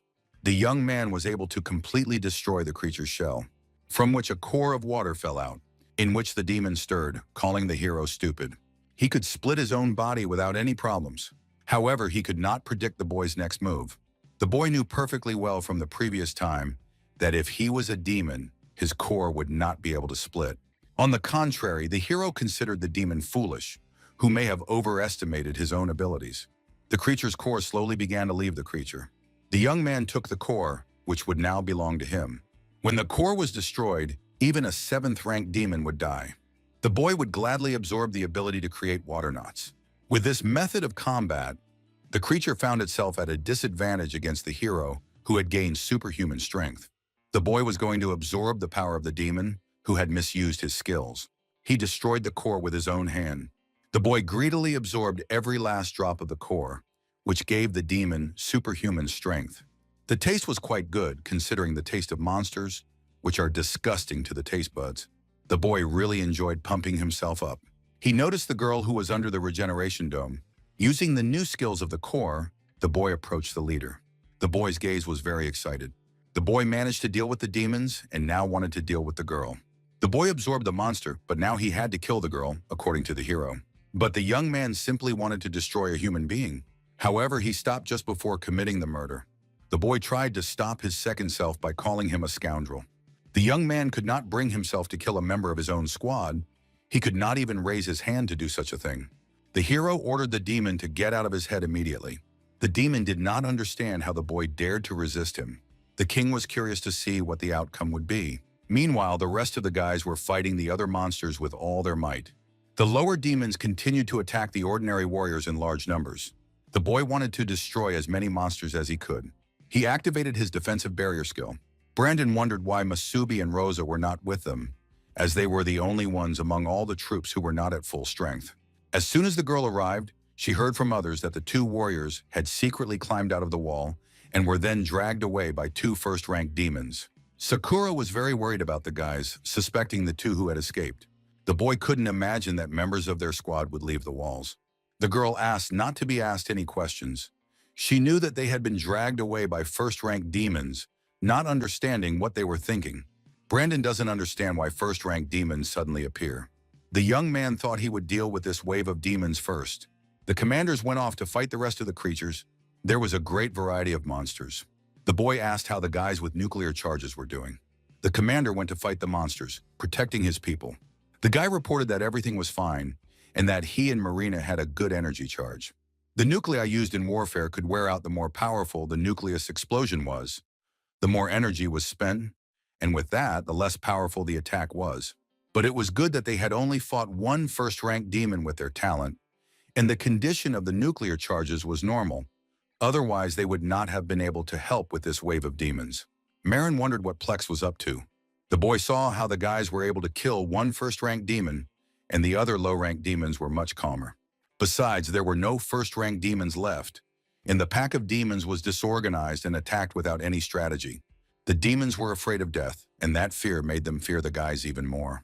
The boy planned to undermine the demons' desire to attack, and the guys would need to buy time for the soldiers on the walls by using the charges to their maximum. The boys agreed to use the cannonballs to their fullest potential. Daron and Marin jumped high above the city. The commander was incredibly enraged by the herd of demons. The boys had wanted to fry the monsters for a long time. The monsters did not understand what the great beam of power was. The squad formed a large hole, creating a crater. Marin realized that, not counting the first-rank demon boss, this was the second time she had to use nucleus explosion. The guys could have destroyed them on a permanent basis if it weren't for the core's limitations. The explosion of the red core of power is still the most powerful. It flew through the area of demons using a powerful charge. The boy flew through a large crowd of creatures that couldn't even move because of his high speed. The other warriors were shocked by the sight of the captain's power. Brandon saw with his own eyes the power of a first-rank core warrior, and envy took over. The boy also wanted to become such a strong warrior. Plex asked if the team was okay. The load on the others turned out to be tolerable. At least they were able to finish quickly. The guys were surrounded by a large number of demons. The boy laughed, asking to look at the herd of demons. The plan worked, and it was time to cheer up the other warriors. Plex shouted at the warriors to catch their breath and continue fighting. The wave of demons would surely retreat. The guys were very happy to have a third captain they could always trust. The teacher was very happy to be done with the demonic creatures. The boy asked the others to look ahead carefully. Something more powerful than the first rank was approaching. Suddenly, the silhouette of a hero appeared, who picked up the girl. The commanders were very impressed by this. The demons, who were supposed to attack the boy, just let him and the girl pass. The boy calmly walked past the other demons. Marin, seeing the guys, wondered where the first-rank demon had gone. Plex noticed that despite how they had driven them away, it was still not safe for Masubi to be with the first-rank demons. The demons could attack at any moment while he was walking past them without any problems. The team just wanted to help the boy who was attacked by the creatures. The demons suddenly attacked the hero, who with a single glance ordered the demon to leave before destroying it. The creatures were very surprised by the behavior of a human who was very dangerous to them. The monsters were very frightened by the guy's gaze. The surrounding demons were very frightened of the hero, sensing his threatening gaze. The rest of the monsters fled in fear of the hero. The boy continued on his way, while the other monsters let him pass. The boy felt a certain superiority over the others. The commander and his team stopped in front of him when they saw how frightened the demons were of the boy. The wave of demons suddenly diminished, and all the monsters began to flee from the wall of people. The other warriors could not even imagine seeing such a thing with their own eyes. The guys were incredibly happy to see such a picture, which meant victory over the demon raid. However, some wondered why it had ended so suddenly, assuming that the three captains had frightened these creatures. All the people praised the captains loudly. They did not know for sure if this result was due to the power they had shown. Although, for the most part, they assumed it was because of Masubi, he came silently, saying nothing to the creatures around him. The boy couldn't stay in such a strong form for long and passed out on the spot. The captains ran to the troops to check on their condition. Darren wanted to help the newcomers first and then sort out his thoughts. The king congratulated the boy on his first taste of power. The boy did not understand who the unknown voice belonged to. The stranger admitted that they had met half a century ago and that he should remember him well. The hero assumed he was an 8th-rank demon, or one of them, not knowing how many there were in total. The demon asked the boy not to worry about it, saying he would find out more later. The king asked the demon to make himself comfortable. The demon's name was Radiance, or simply Radek. The king of demons was the strongest demon of the 8th rank. Looking at the hero, the demon noticed that, considering the fact that the boy had not run away in panic, his mind was strong enough to resist the king's suggestion. The demon asked the boy not to worry, because at first he could not harm him, but the hero did not understand why he had chosen him. The young man was curious as to why the king wanted his body, while the king, in turn, considered the boy to be quite noisy. The creature asked the boy to be quiet for a moment and calm down by taking a deep breath and exhaling. The demon wanted to tell him everything, asking him not to worry. The king also hinted that the body now belonged to both of them. For the sake of mutual safety, so that the boys could not kill each other, the hero now had to work hard and evolve. The boy watched the situation unfold, not understanding where he was. Then the demon wanted to become completely untouchable. The boy understood that all demons had a terrible opinion of humans. The hero wanted to do everything possible to destroy every demon in front of him. Suddenly, the boy was asked to calm down. The boy accidentally grabbed a rose by its shirt, opening its chest. This greatly blinded the hero's eyes. The young man couldn't understand what the hell he was doing. The guards attacked the guy, who had been insolent since he woke up, and the girl couldn't understand how immortal the hero felt. An unknown voice couldn't understand why there was so much noise. And was it possible to greet their saviors, who could give their lives for other warriors in this way? Everyone suddenly apologized to him and greeted him. The young man was very interested in learning more about this gentleman, the one Rosa called her father. Plex was surprised because everyone in the city of Halatsi knew about the Situ martial arts clan, so it was unclear if Masubi was also from this city, how he could not know about the gentleman. The young man stood up and was very happy to have seen him, the master of Situ, thanking him for everything he had done for him and apologizing for his tactlessness. The master asked the young man not to worry about it. The hero had saved his daughter's life, so he should thank the young man for his bravery on behalf of the entire Sito clan. The master said that the others could rest and regain their strength at their estate, and then they would celebrate their victory over the demon war together. The young men asked him not to trouble himself. The old man raised the three of them, and so the boys treated the estate as their second home, but still gave the girl the opportunity to cause a lot of trouble. The commander asked the gentleman not to worry, they would be able to handle the upbringing and discipline of his daughter. The girl did not like hearing such things directed at her. Daron wanted to ask everyone except Masubi to leave. The boys were left completely alone in the room, and the captain noticed that a first-rank demon had appeared during the warrior's exam. And then there was the recent wave of demons. What did the young man think about that? Plex understood that they couldn't delay with something like this, even if it was his squad. The other captain wanted to get down to business. He decided to ask the hero a direct question. Is Masubi a demon who threatens all of humanity? The boy looked at them with a rather surprised look, because he himself did not really understand anything. The question the captains asked was quite harsh, even for the great warrior Masubi. The commanders waited for an answer from the boy, on which their further actions would depend. The boy asked them not to joke around anymore, since he and Rosa had just escaped from the clutches of a first-rank demon. Plex knew another first-rank demon that the two commanders had to destroy together. And the question was, did the hero really defeat that first-rank demon alone? The commander was curious to hear how exactly the boy managed to escape with Rosa. This time, the team really began to suspect something, so the boy had to come up with a good excuse. Plex suggested that this was why he always remained unharmed in clashes with demons, and it could be that the boy was in cahoots with them. The boy didn't know what to do, whether to tell the captains about what had happened recently. The hero was afraid that they would kill him on the spot if he said such a thing. The commanders would not miss such an opportunity, and the guys would most likely not believe in his humanity and decide that he was a demon. After all, the strongest demon lurked inside the boy. Plex understood that he should stop talking and finish off the hero. The young man was becoming more and more nervous, not knowing what to do, waiting for the upcoming battle. Marin asked the commander to put down his weapon for now and not to get excited. Only demons of the 4th rank and above could take human form, and so far it didn't seem like Masubi was a 4th rank demon. The captain noticed another thing. Demons do not save their fellow demons. They are not familiar with camaraderie. Demons are mostly selfish and cruel beings. But Masubi risked his life to save Rosa, so Darren doesn't believe the boy's a demon. The boy knows this because he just wanted to scare the boy, asking the guys not to be so serious. The boy was indeed taken away because the guys had practically returned from the dead, so he could only praise them for their successful rescue plan. But Rosa told him that she had lost consciousness during the battle with the first-rank demon and couldn't remember what happened next. So it became interesting to ask the hero what exactly happened when the boy finally saved Rosa from the first-rank demon. Marin suspected that the boy had really dealt with those demons himself. The boy had completely forgotten about this because he was fixated on the demon inside him and had completely forgotten about other possibilities. The young man explained this by saying that he was an incredibly brilliant warrior. More precisely, he was able to quickly absorb a large amount of core energy and for a time, the hero's explosive power became super powerful, which was his secret weapon. Marin remembered that the energy absorption the guy was talking about had the same effect as the core explosion. The young man agreed with her, hoping that the commanders would believe this explanation.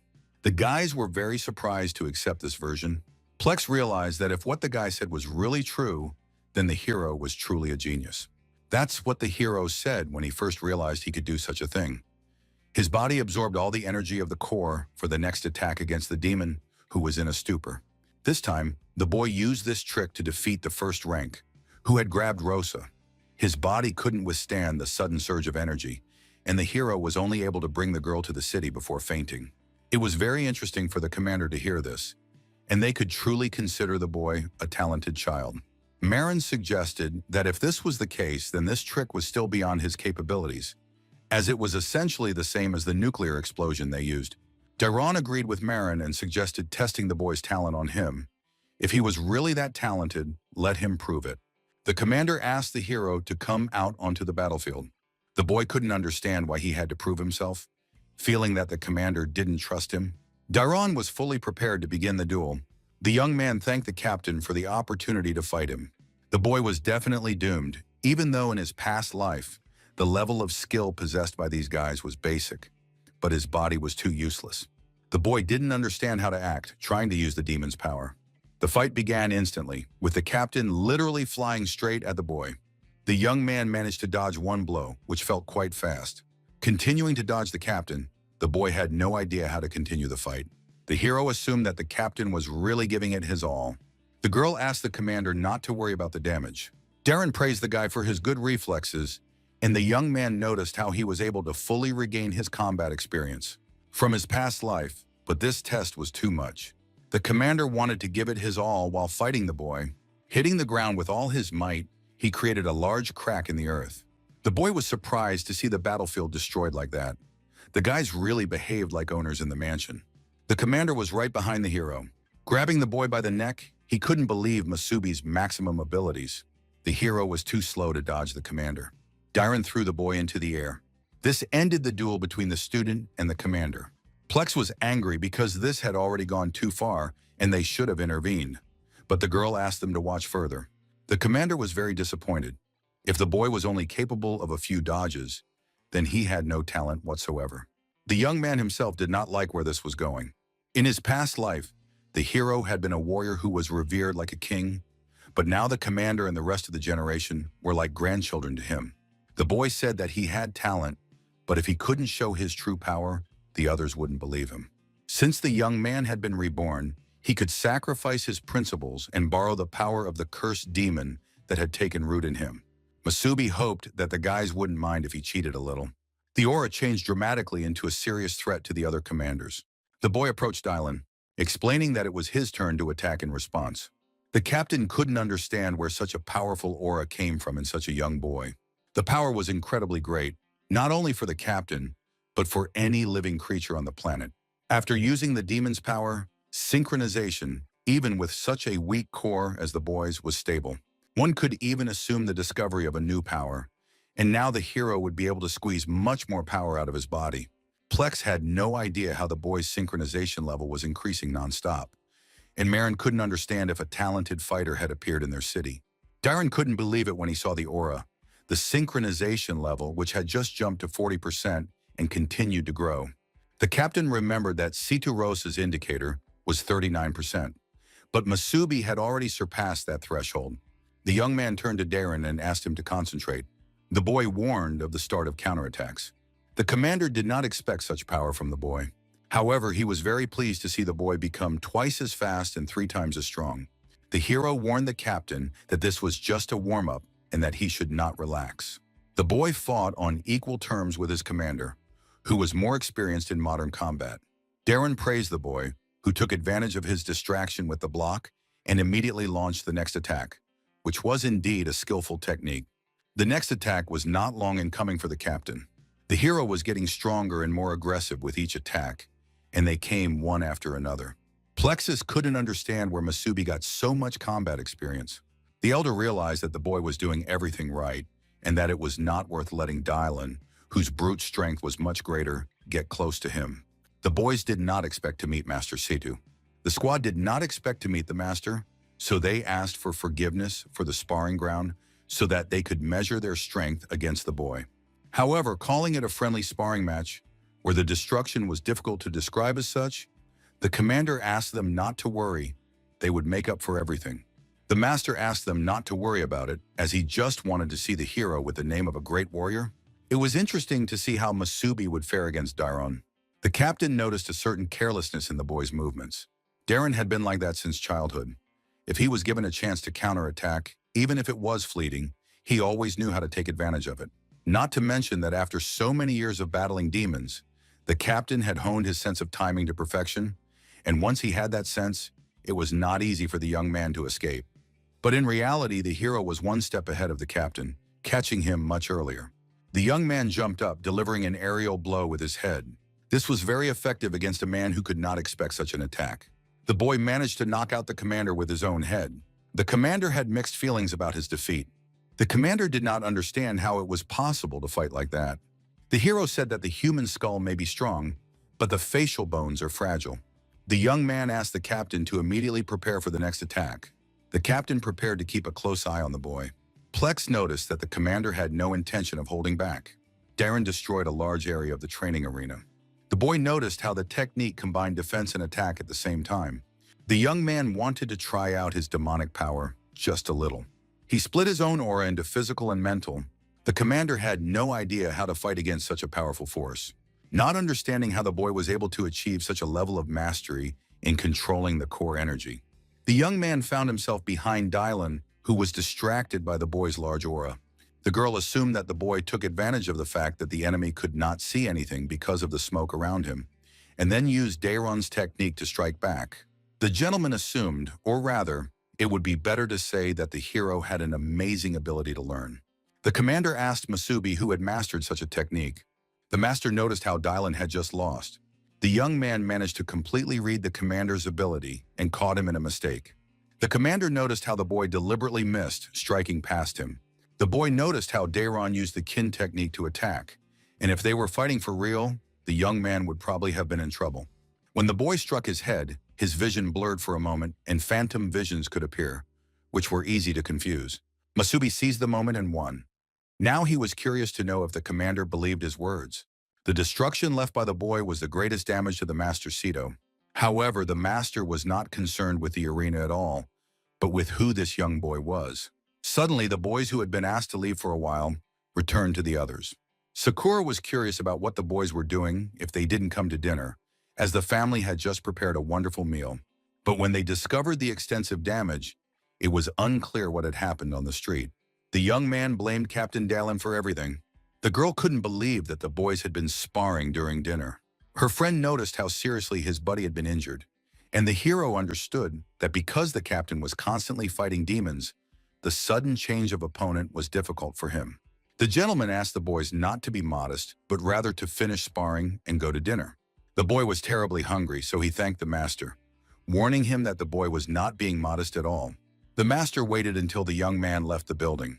The hero, who was determined and strong, knew exactly what he was capable of and even stood up to the captain, but even the feeling of battle could not compare to the boy's potential. The master wanted to ask his daughter something. Did Rose think that the boy wasn't bad and maybe even liked him? The girl did not expect to hear such a thing from her own father. It hit her emotions right on the mark. The guys had a wonderful dinner. The master wanted to propose a toast. On behalf of all the townspeople, he wanted to thank everyone for their service, and of course those who fought on the front lines. He singled out Masubi, praising him as an incredible young man and thanking him once again for saving his daughter. The boy couldn't help but ask the gentleman not to show so much gratitude. The captain did not understand who had allowed the boy to pour alcoholic beverages. The boy assumed that he was already an adult, being 18 years old. Because wasn't the warrior's trial only taken at the age of 18? Marin laughed at the situation, and the commander did not miss the opportunity to take revenge. The gentleman asked the boys not to quarrel and to drink to their health. He considered the boy to be old enough. The girl couldn't understand where her father got so much concern for Masubi. After seeing the fight, the gentleman was convinced that the boy was not bad, and his talent and potential were not inferior to the girl's. Therefore, he assumed that the boy would surely find a way to melt the girl's cold heart. Rosa couldn't understand why her father was thinking such things. Conversations on such topics made her blush like a tomato. The girl asked her father to stop thinking about such things, saying that a boy like that was a complete idiot. Sakura wanted to capture the beautiful feast on the table of the master himself. Brandon was curious how the boy was able to defeat a first-ranked demon on his own. It was truly a remarkable feat. The commander answered for the hero, seeing how the boy could absorb a large amount of core energy, and for a time his explosive power became super powerful. It was similar to how they, as captains, use the energy of their cores. At critical moments, the boy risked his life to take advantage of this explosive power. This is very dangerous because without proper training, it puts a lot of strain on the body, and if this skill is abused, it can lead to serious complications in the end. Plex noticed another small battle between Tantan and Masubi. To prove that the boy could indeed use the explosive energy of the core, but he still had a lot of training ahead of him. Otherwise, his body would not be able to withstand such loads. If the hero tells the guys that he swallowed 2 first-class demon cores and can regenerate with the help of tree vines. Therefore, even if such a frail body cannot withstand the strain, the young man will be able to recover quickly without any problems. The boy will not be able to tell anyone about this, and it will be great if people think that he, like the captains, can use the explosive energy of the core. Brandon did not expect Masubi to be so talented, and he will definitely need to continue working on his training. The girl couldn't believe that the young man really had such a skill, so it was no surprise that he was able to save her at that moment. The captain had initially planned to punish Masubi and Rosa for their midnight outing, but considering the circumstances, the fact that they had already killed a first-ranked demon during the exam meant that everything was forgiven. Plex asked them not to rejoice prematurely, as the competition between the junior squads was still ongoing, and Moran also noticed that Rosa's squad was lagging behind the most. She asked them to try to improve the squad's score, and the young man agreed because their goal was to take first place. The incident with the wave of demons had happened a month ago, and the battle between the squads for first place in the tournament table was reaching its peak. In order for everyone to get as many points as possible, more and more squads were striving to take on Class A tasks, and after a while, it became more difficult to take on any task at all. So the hero, after consulting with his teammates, made an important decision. They needed to find a victim, but the young man couldn't understand why they were fighting for points. The game for points was a plan to challenge other teams, and the first target was the Snipers squad, who had humiliated them in the previous battle. The girl advised them to stop talking and put up 10 points in a one-on-one battle. This interested the boy, because the team really wanted the equivalent of a Class A reward, which seemed like arrogance to him. But he agreed, because this time the captain would not be able to separate them during the fight. The boy agreed to fight with the whole group. The guys lined up around the arena, waiting for a small one-on-one fight between themselves. A large crowd gathered, and the boy still had time to refuse so that later they wouldn't say he had started a hazing ritual. The hero asked them to wait before deciding who would be disgraced. The guy became curious as to why he didn't volunteer first as the captain of the squad. The boy noticed that a girl from Masubi's side had volunteered, so that they wouldn't complain later when they lost. The guys were lucky that their deputy captain was also a girl, so they wouldn't be too embarrassed. The hero found it amusing to hear. However, he advised them not to underestimate their captain, who was no ordinary girl. Sakura wanted to capture every moment of the battle. The girls entered the ring to show which team was the strongest in one-on-one combat. Rosa wanted to finish the fight quickly, giving her 10 points. The girl warned the young lady from the Saitu clan, also known as the unmarried princess. She really wanted to see a couple of the princess's tricks. The duel heated up, and the leader of the Masubi team went forward. Rose was fast enough for a green core recovery. Such speed seemed to belong to the blue core of agility. The girl noticed how the touch of the rose was approaching the opponent's body. The princess asked the bee to surrender immediately. After such a move, it was not surprising that the so-called seniors, although they had become fighters before them, still relied more on teamwork when fighting one-on-one, and their attacks and defenses were crumbling before their eyes. But still relied more on teamwork. Going out to fight one-on-one, attacks and defenses were destroyed before their eyes. The girl could not have imagined that the princess would think to direct her own energy into her muscles to cause convulsions. Rosa noticed that the bee's body was open, which was unforgivable in martial arts. The leader quickly dealt with the girl. The commander couldn't understand why the girl was striking precisely at the joints and muscles. In the end, Rosa defeats the enemy team, earning her team 10 squad points. The leader was still from the Sai-Tu clan, which specialized in martial arts. Rosa wanted to end the fight there. The crowd was very surprised at how awesome the princess from the Sai-Tu clan was, defeating her opponent in such a short time. Musabi asked the guys not to forget to add 10 points to their squad. This greatly angered the commander, who realized how good the leader Rosa was. The young man offered to go out on his own, asking the girl to decide to go out again and fight him, offering 20 points. The girl was about to agree to go out, getting a sweet 20 points. Musabi asked her to hold back, as the captain had just finished fighting and needed to rest. The young man offered his own candidacy for a one-on-one battle. The commander asked him to back off from the fight because the young man wanted to fight his captain. The young man understood that if their captain was a Rose, then shouldn't she have fought him first so that he could challenge the leader? The young man understood that if he was not even capable of such a thing, then fine, it didn't matter to the hero. The bee knew that such a cheap provocation would not work on the captain. The leader agreed, and when he was finished, even Musabi's own mother wouldn't recognize him. The guys were very happy to see how good their friend was in battle against his elders. The second round began, where Musabi fought against the leader of the sniper squad. The boy wanted to take a weapon from the spatial inventory. The boy managed to choose a training air rifle, which would not cause serious injury, so it definitely wouldn't hurt if he lost. The hero had no idea that there were even special training ammunition at that time. In his day, there was no such thing.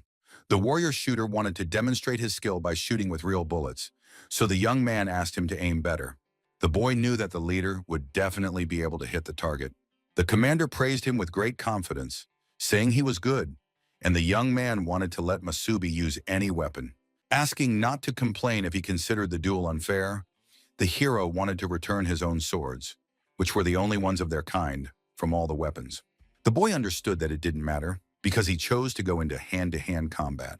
The leader of the opposing team was very surprised to go into hand-to-hand combat with a guy with a gun. The other guys couldn't understand why he was acting so foolishly. The boy laughed loudly at Musabi, who really wanted to get into a fight, not understanding how cocky the newbies were in their time. The young man didn't understand why there was so much chatter. He even wanted to put on a muzzle. The leader wanted to make one thing clear: even if a lion hunts a rabbit, it does so with all its might. The commander wished the hero luck because he would quickly regain the points he had lost. Musabi agreed to let the squad leader show off all the skills he could demonstrate with a weapon. Brandon wondered how the guys would react if they found out that Musabi had single-handedly defeated a first-class demon and won over Commander Delon. The girl was a little jealous of the guy who turned out to be better than her. Even though she was the captain, she couldn't be weaker than her teammates. When Rose looked at the guy, she immediately remembered her father's words, and she wanted to stop thinking about such nonsense. The boy asked the participants to start fighting for the title of the best in a one-on-one duel. The leader immediately flew away to take the most advantageous position while the hero stood still. The boy wanted to show what he was capable of, to pierce Musabi long before he could get close to him. The girl was surprised to see that instead of starting to shoot, the boy decided to take up a position. There was no point in the hero hiding his full power because he had already used it against the captains, and his goal was simple: victory. Besides, if the boy wanted to subdue his inner demon, he had to regain his former form as soon as possible. Not even that, but to become stronger than he was, to surpass the Musabi of the past. The leader saw that the boy wasn't moving and decided to shoot him. The young man promised the hero that he would show him no mercy. From that moment on, Musabi wanted to ensure that the demon inside him would serve him in the future. The boy dodged the flying bullet from the rifle. Then he accelerated, heading straight for his opponent. The boy's movements continued at an incredible speed. The leader was very happy when the hero began to show signs of life, asking to try out his induction cannon. Even a demon with blue agility cores would have difficulty dodging its rapid-fire shots. The leader only needed to hit once. After that, the remaining shells would be magnetically attracted to the target. The hero was lucky for such a maneuver. The young man chose the commander as his opponent to test his abilities. The young man activated his water bonds, stretching his own body through the net. The guys couldn't believe how the kid managed to dodge the captain's bullet. The leader did not like this turn of events and did not want to use a secret technique in battle. The most interesting thing about the captain's weapon was that it used the energy accumulated in the body, and then this same energy could be used together with the projectile for a more powerful shot. The opponent was curious to see how the hero would dodge the next high-precision projectiles at point-blank range. The young man was not going to hesitate and continued to attack his opponent. The latter would not be able to dodge the blow because of the route that forced the target to wait motionless for the blow. The shot flew into the air, and all the accumulated energy was wasted. Musabi won the fight using all methods of combat. The young man took the blaster, gaining the upper hand. Then he knocked his opponent to the ground with a blow to the stomach. The squad couldn't believe how this could have happened. The young man was over the moon with happiness, having earned the long-awaited 20 points. The leader had no idea how the boy managed to win. The guys were incredibly happy for their friend. Rosa had never seen anything like it, not understanding where Musabi had learned such a thing. The hero easily earned 30 points from the sniper squad, and the challenge attracted the attention of other junior squads, with more and more fighters wanting to try, and even some of the seniors wanting to participate. Having tasted victory, all the members of Rosa's squad fought for points one after another, as the rules required. Thanks to Sakura and Rosa's impressive skills, Rosa's squad won more than it lost, and the points accumulated. They rose rapidly in the rankings, and by the end of the month, Rosa's team rose to the top of the rankings among Captain Dylan's squads with incredible speed and earned the right to participate in the final stage. It was a wonderful feeling to be in such a position at the end of each month, watching the squad grow and flourish. It took Rosa's squad only a couple of days to climb to the top of the rankings, but standing out from the 9 other squads was no easy task. Marin heard that the guys used points as bets and then fought other teams and mostly won. The girl was amazed by such methods, but she didn't see anything wrong with the captain trying to put an end to it. Darren knew that the guys had earned their points through their own strength, so there was no reason to forbid them from doing so. Musabi and Rosa had always been strong. The captain watched a couple of fights, and the 2 remaining teammates, Brandon and Sakura, also showed their abilities quite well. The guys made it to the gates of the great battles. For the first time in many years, their newcomers were in the finals of the junior squad competition. Daira was the first to want to open the door to the winners. The whole squad was curious to see who would win this time. The girl was impressed when she learned that some team without a name had managed to make it to the finals. Not understanding what the great squad of captains was thinking, the squad was Fola's team called Starflower. The boy assumed that Captain Darren's newbies had actually scored the most points, which seemed like complete nonsense to him, said John, the leader of the Dawn squad. The girl noticed how aggressive the other teams were. Brandon also noticed how the Starflower and Dawn squads, the strongest squads under the command of Captains Fola and John, were the most aggressive. There was even talk that the next of the 3 captains, the successor to Captain Darren and the others, would be chosen from among them. The hero was delighted to hear such wonderful news because then they would have to try harder, even though endurance was still his weak point. But thanks to his new ability, Musabi would at least be able to fight on equal terms with first-rank warriors like Captain Darren. Winning would not be difficult. The question was what their reward would be. The guys were happy to meet Captain Marana. They were ready to take first place with the Starflower squad and asked her for some kind of bonus to their reward, such as taking them to a Class B city for shopping. When the guys heard about going to the city for shopping, which was the great goal of the Starflower squad, they were able to impress the guy. John's squad wanted to go to a Class B city to meet stronger warriors so they could exchange experiences. The girl asked the guy not to judge her decision. For her, the squad was also a kind of training. Marin noticed how quick-tempered the young people were. The other captains arrived at the arena. Plex couldn't believe that the guys played so harmoniously. Darren turned to look at Rosa's squad from C2. The guys were able to come to an agreement among themselves and went to join the others. The captain assumed that all the players knew something about their opponents. Therefore, Darren did not have a strong desire to represent them. The final was divided into 2 stages, a group battle and an individual battle. And at the end, the winner was chosen based on the points received. The players would learn more about the rules as they went along, and to motivate them to achieve the best results, they would be told about the prize. Marin knew how much the others wanted to learn about her, but this time, she probably wouldn't disappoint everyone. Plex announced that the winner would be able to go to a Class B city for a week of training and practice. The players were really excited to win, as this was a rare opportunity for the teams. Sakura even wanted to buy a new camera lens at the city shopping centers.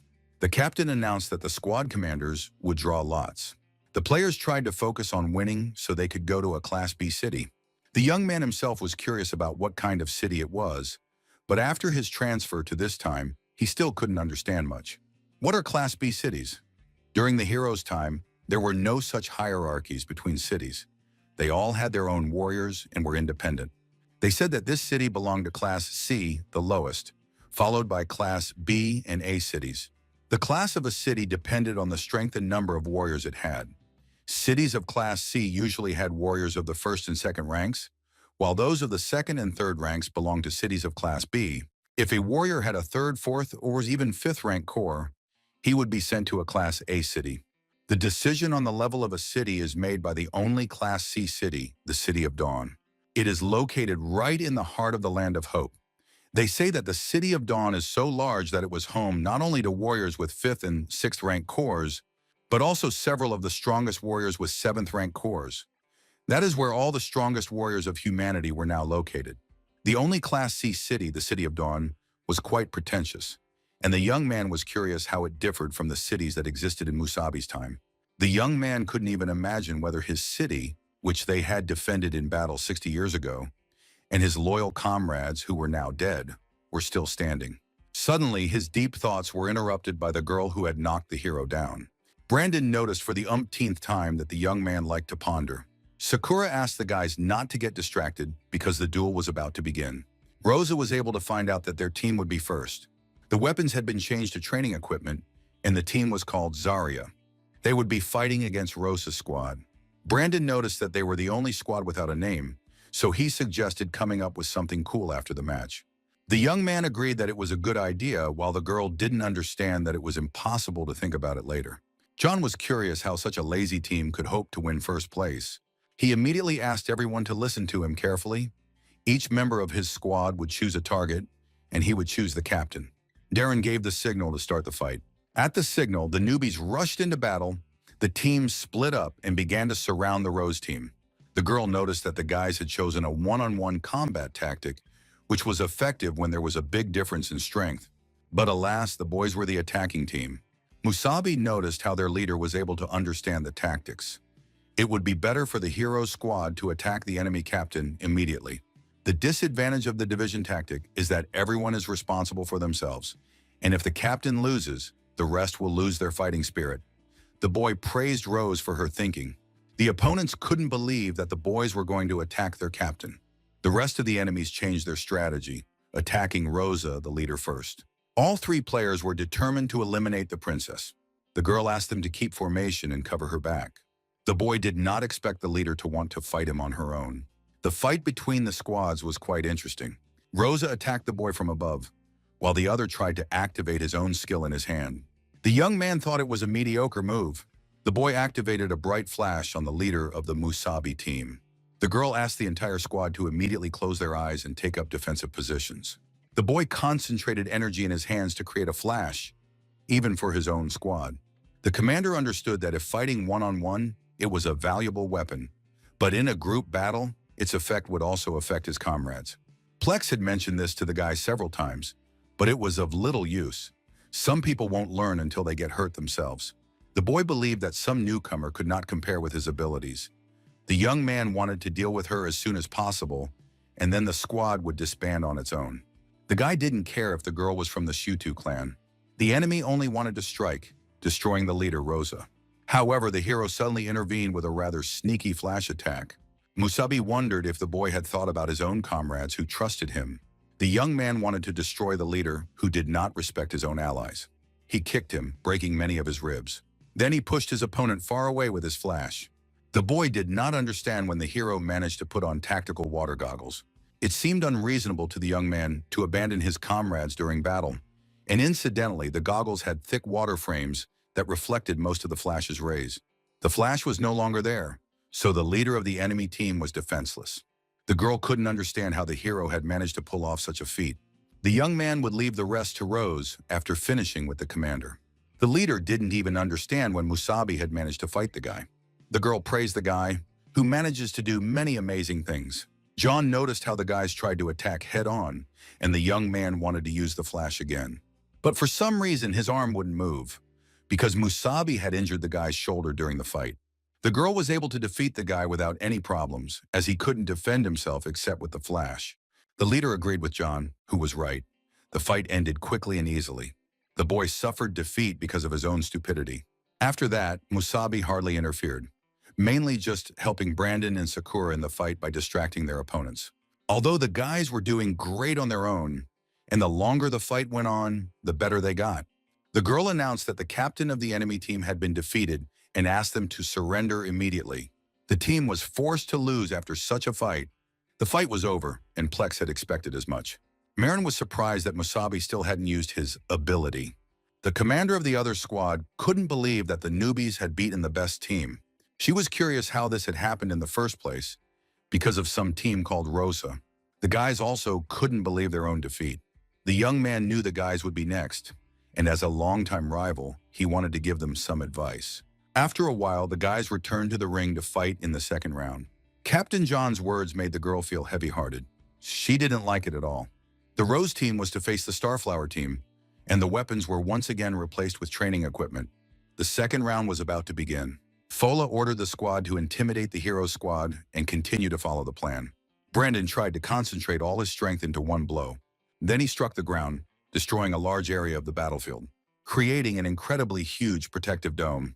It seemed like a great chance for the young man to hide behind the smoke. The boy was able to hide the tree vines that had captured a large number of enemy troops. This worked well, as the absorbed demon elements had more uses. Water elements, wood elementals. The boy was curious how many there were. Rosa asked the young man to deal with the enemies. The young man activated the barrier and then ran straight at the enemies, towards the side where it was difficult for the enemies to dodge the attack.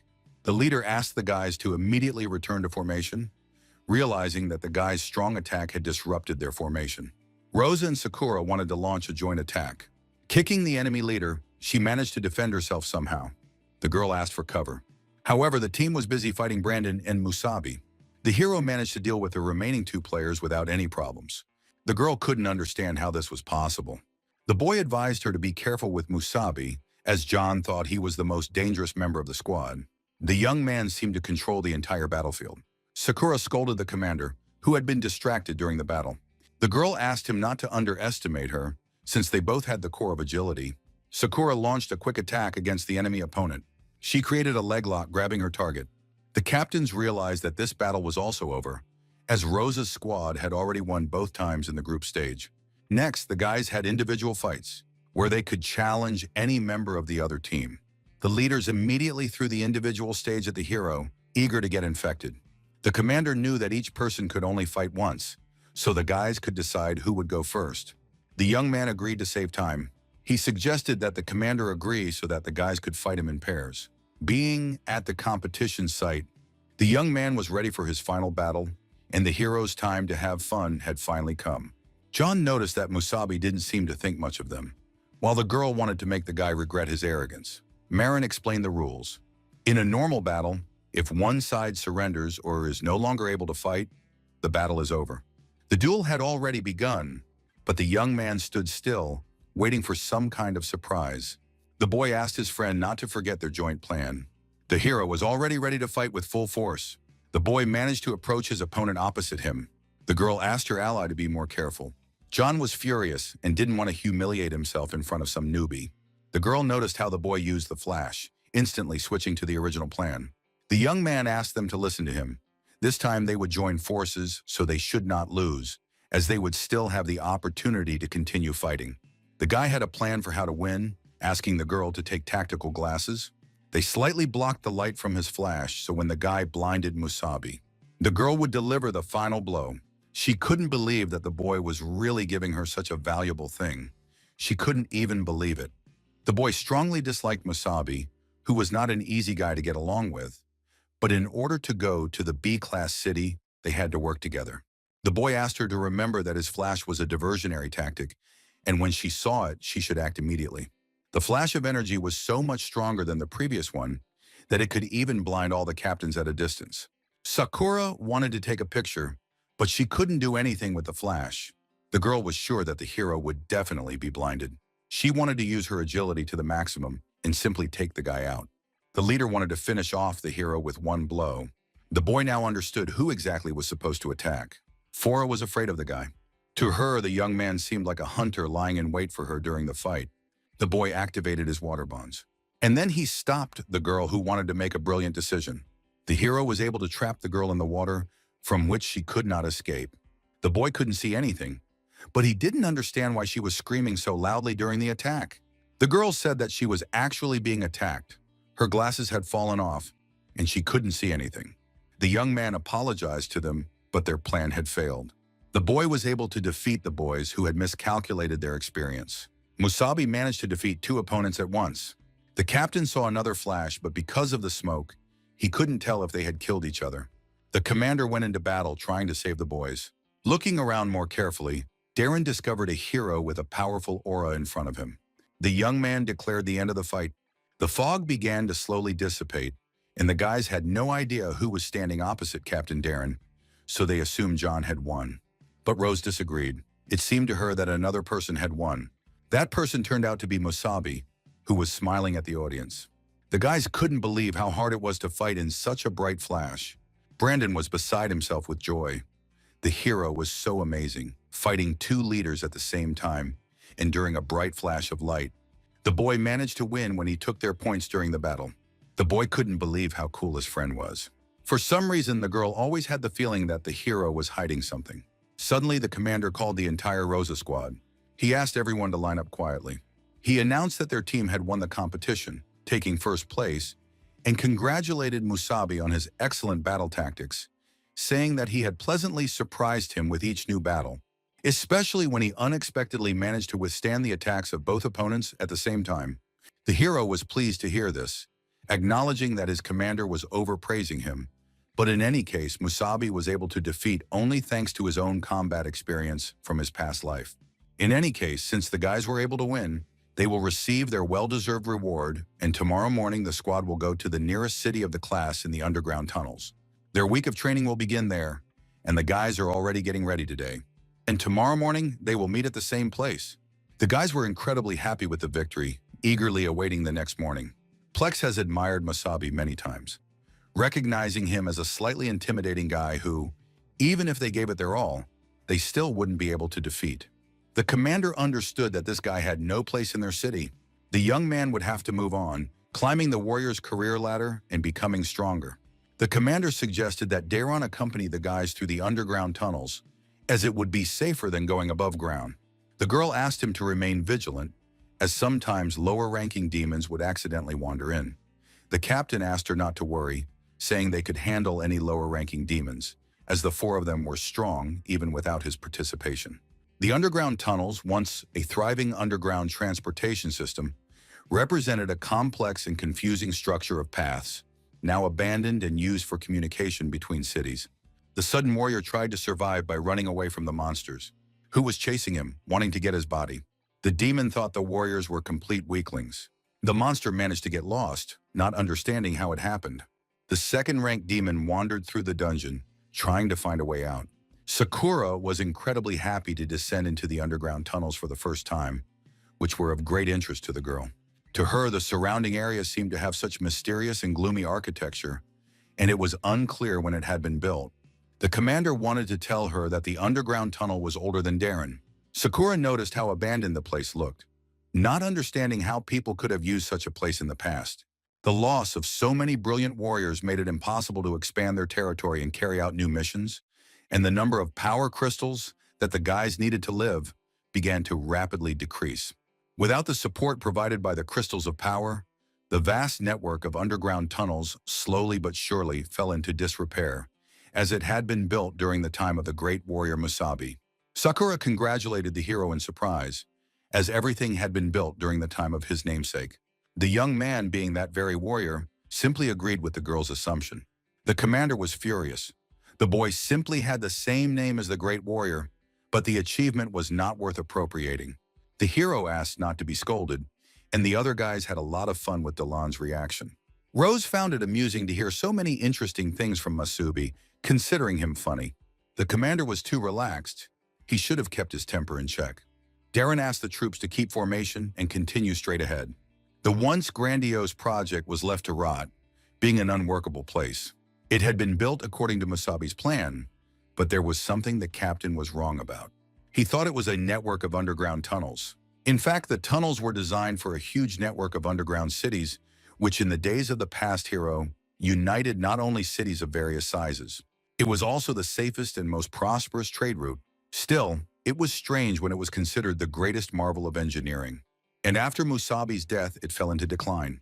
Brandon was curious if the energy crystals he mentioned were similar to their demon cores. Darren agreed that it was similar to a collection of demon cores, with one core capable of providing energy to all their warriors. The question arose as to what would happen if the cores were combined. After many unsuccessful attempts, they successfully synthesized large combined demon cores. Under the name Crystal of Power, which supplied modern cities with energy for work, they were now used instead of electricity. In cities of ranks A and C, large raids were organized to collect demon cores and synthesize them into crystals of power. They were then distributed down the hierarchy. Now the captain accompanied the boys to a B-rank city, not only to see it, but also to pick up a batch of power crystals that had been allocated to the city of Halosha.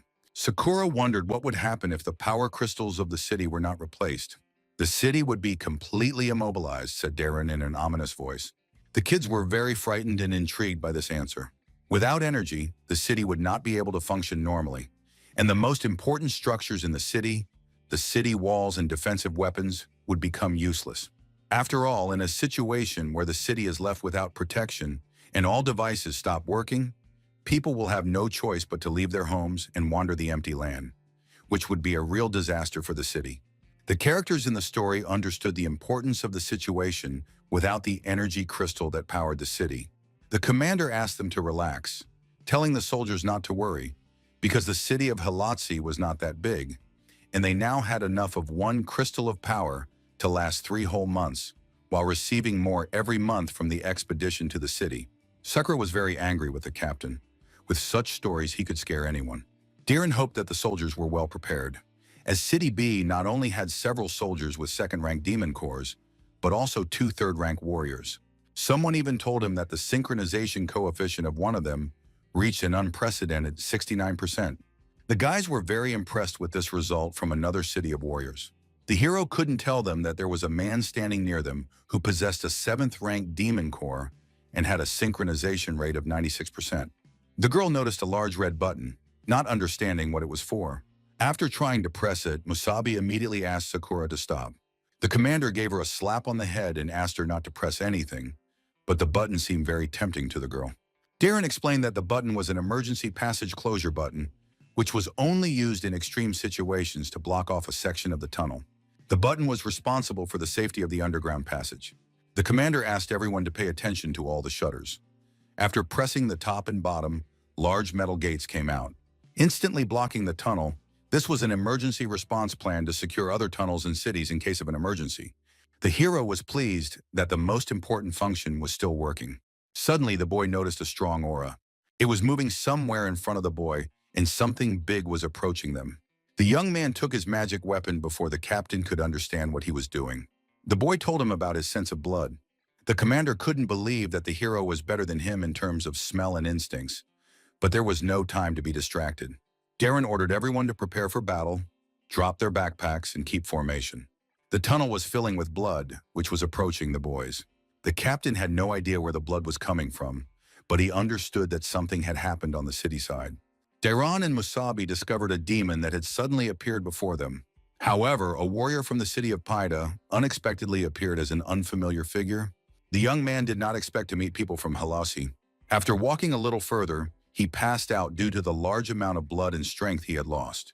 The boys did not understand what was happening in this place and what condition the city of Paida was in.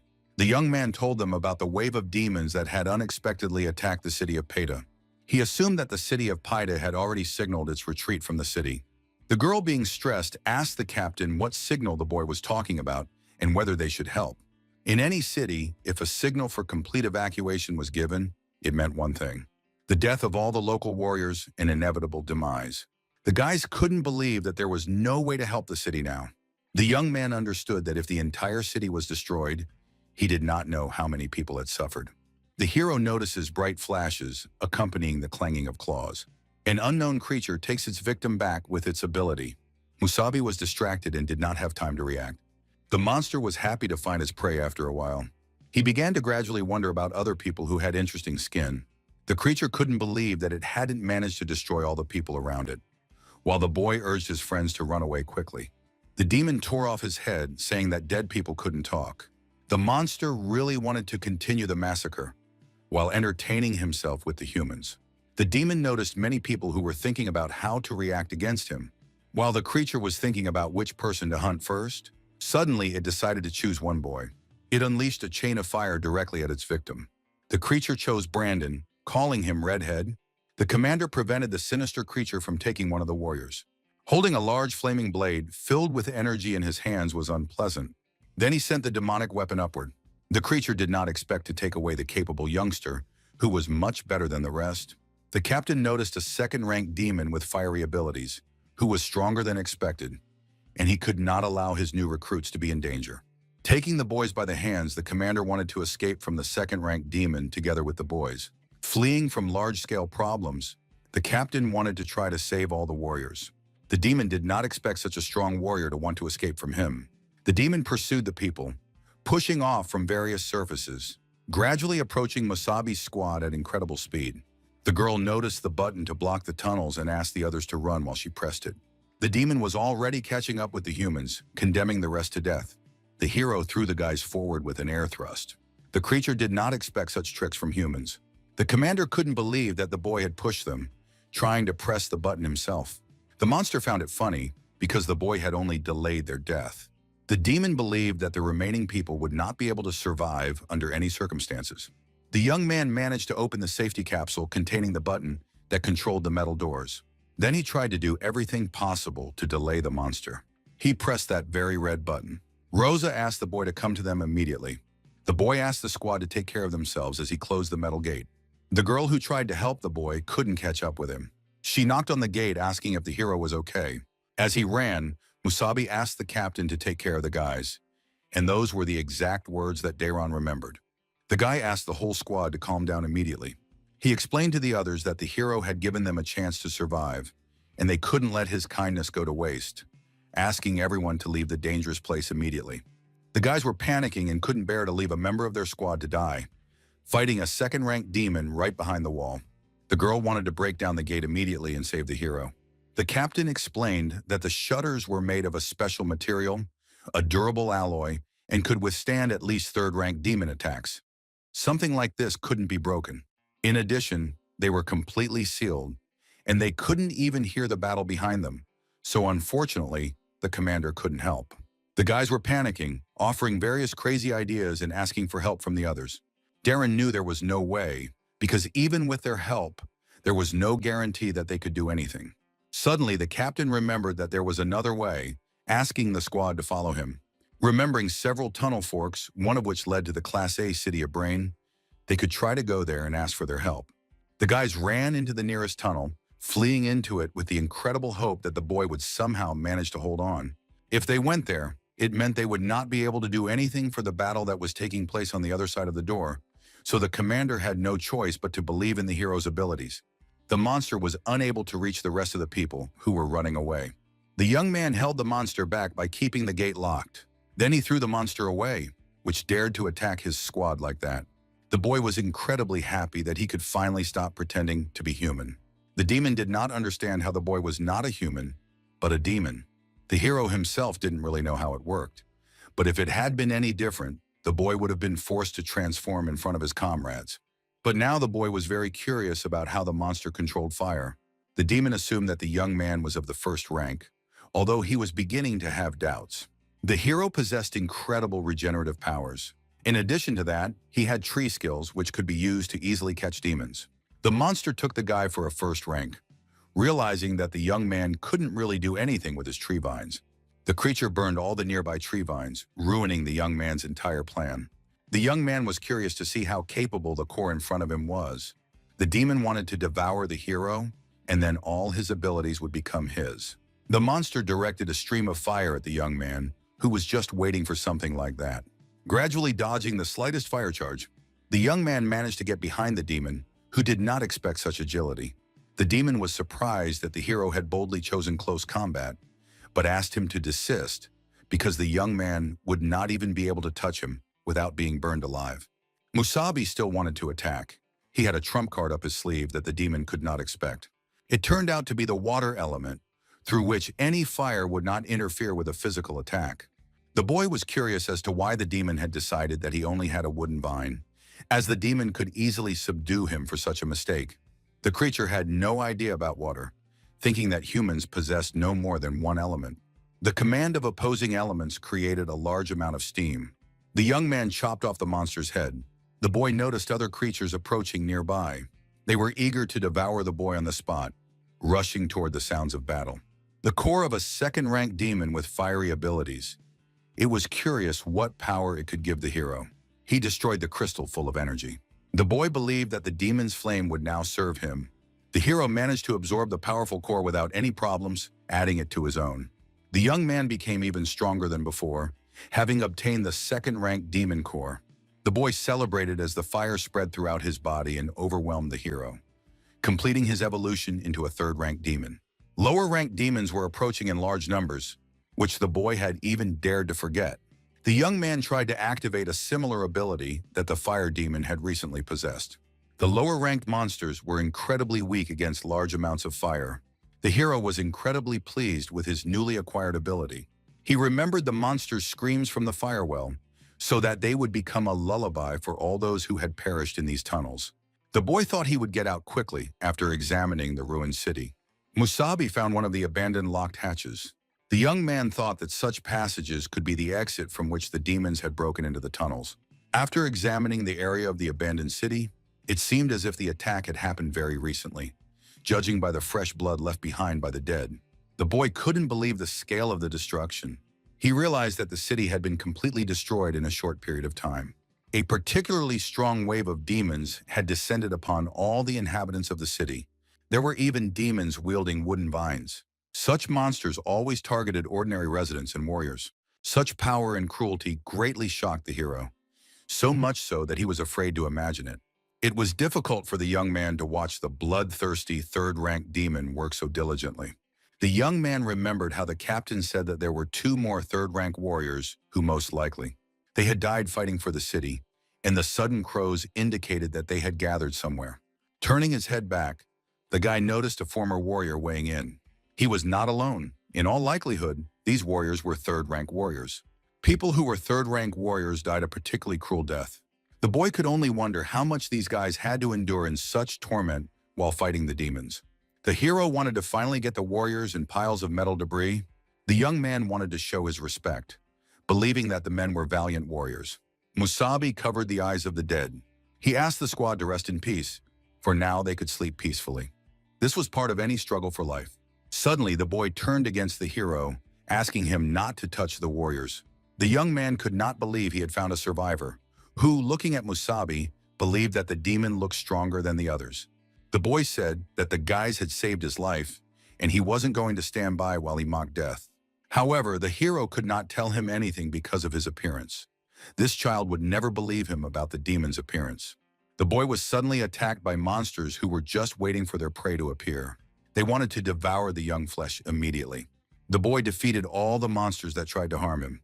Completely forgetting that the city was still literally swarming with low-ranking demons, the hero asked the boy not to say anything because he would try to cure him. The boy could not understand who Musabi was, a demon or a human like them. The young man was so shocked that he couldn't do anything for the guy. He wondered who the hero himself was, a human or a demon. The monsters continued to attack the young man, who did not understand anything. It didn't matter to him whether he was a human or a demon. The goal pursued by the hero would never change. He wanted to destroy all demons on the entire planet. The boy unleashed his fire powers. He ran around the entire area, burning all the monsters he hated with the strongest emotions. The boy managed to finish the battle in a few minutes of running. Because the flames appeared on his back, they gave him speed and could be summoned like phosphorus. But unfortunately, they did not allow him to fly. The hero wanted to try moving across the distance with small jumps. He pumped one demon with flames. It was possible to get rid of all the other demons in an instant. The boy had a little surprise for the remaining lower demons. By filling the demon with fire to the brim, it turned into a demonic bomb, and it seemed that the elemental could be used in different ways. The young man wanted to find a reason to have some fun by experimenting with his abilities on the demons. The boy launched a large beam of fire directly at a small group of monsters. Each new skill came to the boy in an incredibly magical way. The young man played with every demon that dared to touch the city walls. After a while, the boy destroyed all the creatures around him. Initially, the boy squad was heading to the city of Peta, where the captain was supposed to collect the necessary crystals of power, but the hero had no idea where to look for them. The energy core of the city of Hiloshi could last another 3 months, but the road to the city of Peta was cut off. Without the power crystal, their city would be in danger. The hero had to find the power crystal repository and return with at least 1 crystal. The young man could not act rashly. He had to understand what he could use. The young man remembered that he could take the tree vines. Power crystals are a collection of demon cores, which means they can be found by their radiation. If Musabi could comb through the entire city, he would find the crystal's radiation and understand where they were stored. The hero actively searched for the nearest places where the crystals of power could be found. The boy searched all the rooms. Suddenly, he discovered one and decided to follow it while the signal was still there. Underground, the young man felt a very weak radiation in which the crystals were well hidden. The boy went deep into the room. The storage room looked completely different. The large system for transporting the power crystals of a Class B city looked impressive, but the question remained, where were the crystals? The unfinished recording asked the warriors to continue to defend and guard the power crystals, and the young man was surprised by the auto broadcast, which was surely the storage facility for the power crystals. The boy hoped that there would be many crystals in the storage place, finding himself inside huge magic crystals. The hero noticed how the damned demons had already managed to destroy everything. All the warriors lying near the energy fought to the death, protecting the power crystals. A targeted attack by the demons who had destroyed the power crystals had clearly ordered the creatures to attack the storage area, after which the demons became much more powerful. Several undamaged power crystals remained in place, and the boy decided to go upstairs to get the necessary equipment and set off on his search again. The boy had to find more power crystals. He believed in his captain and had to find another 1 city within 3 months, then return with the power crystals to Hiloki. The boy was able to find a fully functional machine. After refueling it, the hero literally flew off on an adventure to explore the area. The boy moved forward toward his goal in order to find help in other cities. The hero was able to quickly set off in search of another city, leaving the abandoned city, which left a bad memory of what had happened. There was nothing to see outside the city walls, and by evening the fog was thickening. There was a desert all around, although there had once been a large city, but everything was buried deep under the sand, a place overflowing with abandoned buildings that had once been filled with people. Looking closely at the map, the young man noticed that a city should have been formed somewhere nearby. The young man moved calmly, but the raiders' traps were not long in coming. The stranger cut the rope, causing a large number of trees to fall in front of the hero. The boy managed to react by turning his vehicle 180 degrees. The trap could have worked very easily, but the boy was incredibly lucky. The hero did not understand how all these trees fell in his path. At first, he assumed it was the work of demons, but when he saw the rope in front of him, he realized something more interesting. The stranger ordered the boy not to move and to stay where he was. The girl asked questions about who the hero was, which team of hunters he belonged to, and so on. Hunters, a part of humanity that lived outside the cities, usually consisted of small groups with strict requirements for the personal abilities of their warriors. The hero was unlucky to find such people, to come across real hunters. She asked the guy to tell her his name again, twice already. Musabi thought it was a lousy situation. He didn't expect to see something like this. The boy asked the girl to calm down because she had misunderstood him. He was not a hunter at all, but an ordinary warrior. The girl did not believe the guy, as city warriors usually never came alone, so she assumed that the boy was a scout for the Silver Wolves hunting team. The young man rejected her assumption, asking for a few minutes to explain. The girl refused to listen and fired the first shot. It was clearly a warning shot, as the bullet mark was right next to the boy's foot. She asked him to be quiet, calling him names worse than demons, not even knowing if her comrades from the squad were alive. The boy understood the whole situation and asked her to listen to him again, but he could not confirm that he was an ordinary warrior or prove that he was not one of the hunters. The young man noticed that the girl would not be able to have a normal conversation while pointing a gun at him. Suddenly, the hero noticed someone approaching them. The girl was shot in the arms, leaving numerous holes in her body. Musabi noticed other people approaching them on motorcycles. The guys first wanted to deal with the girl with the gun, and only then bring the new captive to their boss. Apparently, these were the silver wolves the girl had mentioned. They were happy to meet a girl who could be used in case of a spicy conversation. The guy wanted to look at her face. He looked at her more closely. The guy asked the others to treat themselves to a real jackpot. They would be able to have some fun with such a beauty, and then they wanted to deliver her to their boss. Musabi did not want to tolerate such behavior from the hunters, who were treating the girl so ridiculously. With quick movements, the young man was able to take out one of the scoundrels, who, of course, did not want to get involved in a fight between hunters. It seemed to the hero that the guys had completely lost their fear, having already managed to spoil his mood. However, the hunters could also ruin it, so he advised them to get away from him. As soon as the hunter spotted the demon, he immediately began shooting. The young man grabbed the weapon, breaking it with a simple hand grip. The hero did not like how a weapon had been pointed at him twice in one day. The guy didn't understand how this was possible, but he told the boy to get off their territory immediately, as instructed by their boss. The young man refused to listen to the fool, who did not understand who he was talking to. The girl was incredibly surprised at how capable the warriors were. The hunter was simply blown away by Musabi's abilities. The boy did not understand where the guy got the demon core from, not understanding whether the hero was a human or a demon. The young man himself did not really know the answer, but such questions were unimportant to him, because now he was the hybrid of the best creature on earth. The boy asked the girl not to worry, he would just treat the wound a little. The hero noticed that the bullet had grazed a muscle in his arm. He just needed to heal it, and it would be as good as new. She thanked the hero for restoring her. Looking around, the girl couldn't believe how strong Musabi was. She was also amazed by his healing abilities, after which her arm no longer hurt. It was great to witness such a miracle. The girl had heard before that warriors with a 4th rank core possessed special skills that worked in an unusual way, as if by some miracle. She praised the guy, calling him cool, and even suggested that the boy was a 5th rank warrior. The young man felt the power of a 2nd rank demon inside his own body, and even though he was now stronger than a normal 2nd rank warrior, the boy only had a simple, good healing skill. The guy only had that core, with a simple, good healing skill. The girl liked hearing this, but she was ashamed of her pronunciation and apologized to the hero.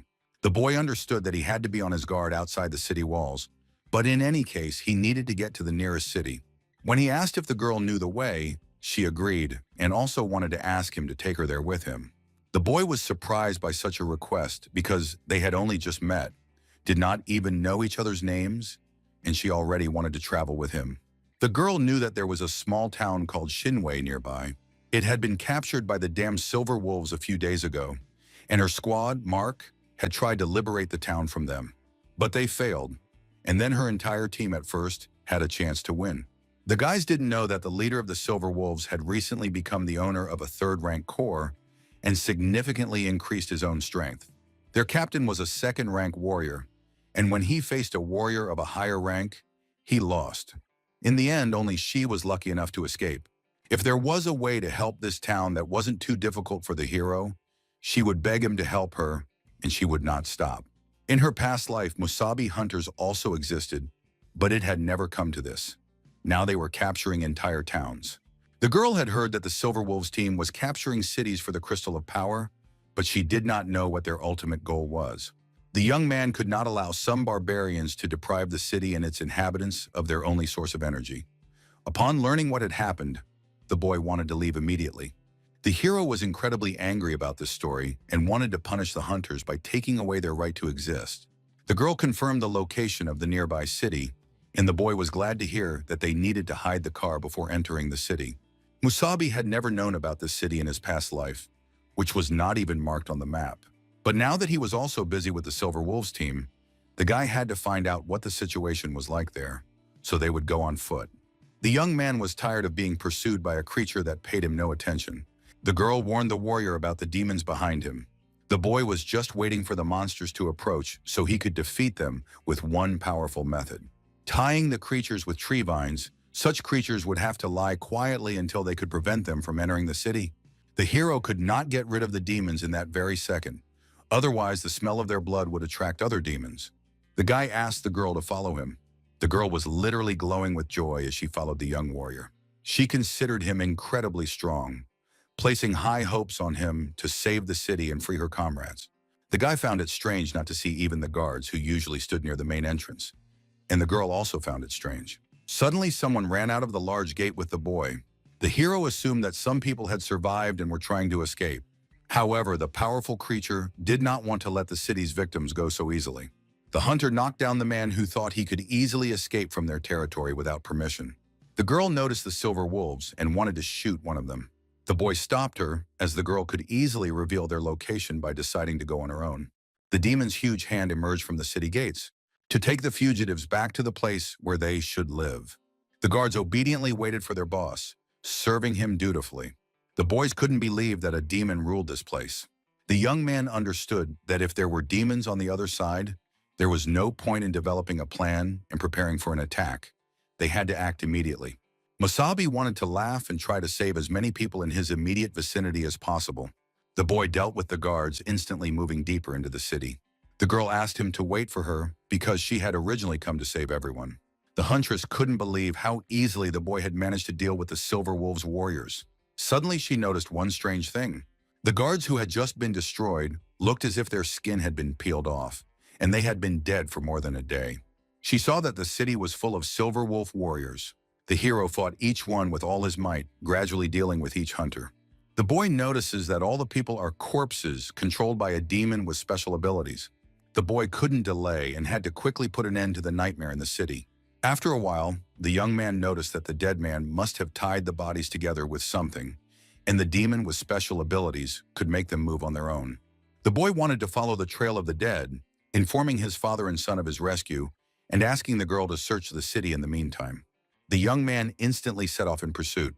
After some time traveling through the buildings, the boy approached a mysterious castle. The hero noticed a gate in front of him leading to a powerful trail. Opening the gate and going inside, the boy was curious to see how strong the demon was. In front of him were the very people who had tried to escape at the beginning. The young man blamed himself for his carelessness, for daring to be late and failing to save the father and son. The boy discovered a large creature in front of him that resembled a third-rank demon. It said that everyone in the city obeyed it, both the living and the dead. It seemed that the father was playing tag with his son, but in reality, they wanted to escape from the city and cross the border. The creature asked the hero to come closer, asking to see who had come to him. It was a third-rank demon with purple core abilities, possessing the skills of illusion and control over the dead. The boy saw the crystals of power behind the demon and 3 more crystals nearby. The Silver Wolves had captured the city for the crystals of power. It was unclear why the demon had so many crystals, but he noticed a strange stranger who was either a human or a demon. The boy noticed something surprising. Demons with purple cores were quite rare, and they possessed a special skill for controlling illusions. The hero noticed how the demon dealt with all the Silver Wolf hunters. Even if the commander could reach the 3rd rank, he would not be able to compete with him and his ability to control the dead. The creature was surprised to hear about a 3rd-rank hunter. Thinking about it, the boy probably meant the man he had just abandoned. The young man did not expect to see a 3rd-rank warrior attacking him, who had indeed turned into a living dead man fighting the boy. A 3rd-rank warrior, commander of the Silver Wolves, and next to him was his large team of other dead warriors. The demon paid a little attention to his new friends. The boy noticed that there were not only Silver Wolf warriors near him, but also those who had originally been in the city. The monster was pleased that a human or demon had joined his celebration. There were many more dead people than the boy had imagined. Everyone suddenly began to attack the hero, who did not know how to deal with warriors and people. In addition, the demon was of the 3rd rank, and Musabi was only of the 2nd. If he had been an ordinary demon, the boy might not have been worried. But fortunately, it had a purple core, which meant it would be incredibly weak in close combat. Instead, he fought by controlling the corpses like chess pieces. The boy activated powerful fire techniques against the dead. The demon realized how difficult the human was and asked everyone to get up immediately and fight. The boy asked not to order the servants to fight, as it was useless, since he had completely burned their bodies. The demon did not like how the hero treated his beloved dolls. The boy understood that it might have been disrespectful on his part, but the other side had to remain under his control. Therefore, this was the best outcome he could ensure, and now the demon had no chance of survival. The demon and the warrior were both lousy in close combat. All that remained for the young man was to deliver the final blow to the core. Suddenly, the boy, being a puppet, asked the young man not to kill the monster. Musabi stopped because of this situation, not understanding why he should do such a thing. The demon asked the child not to hesitate in front of him.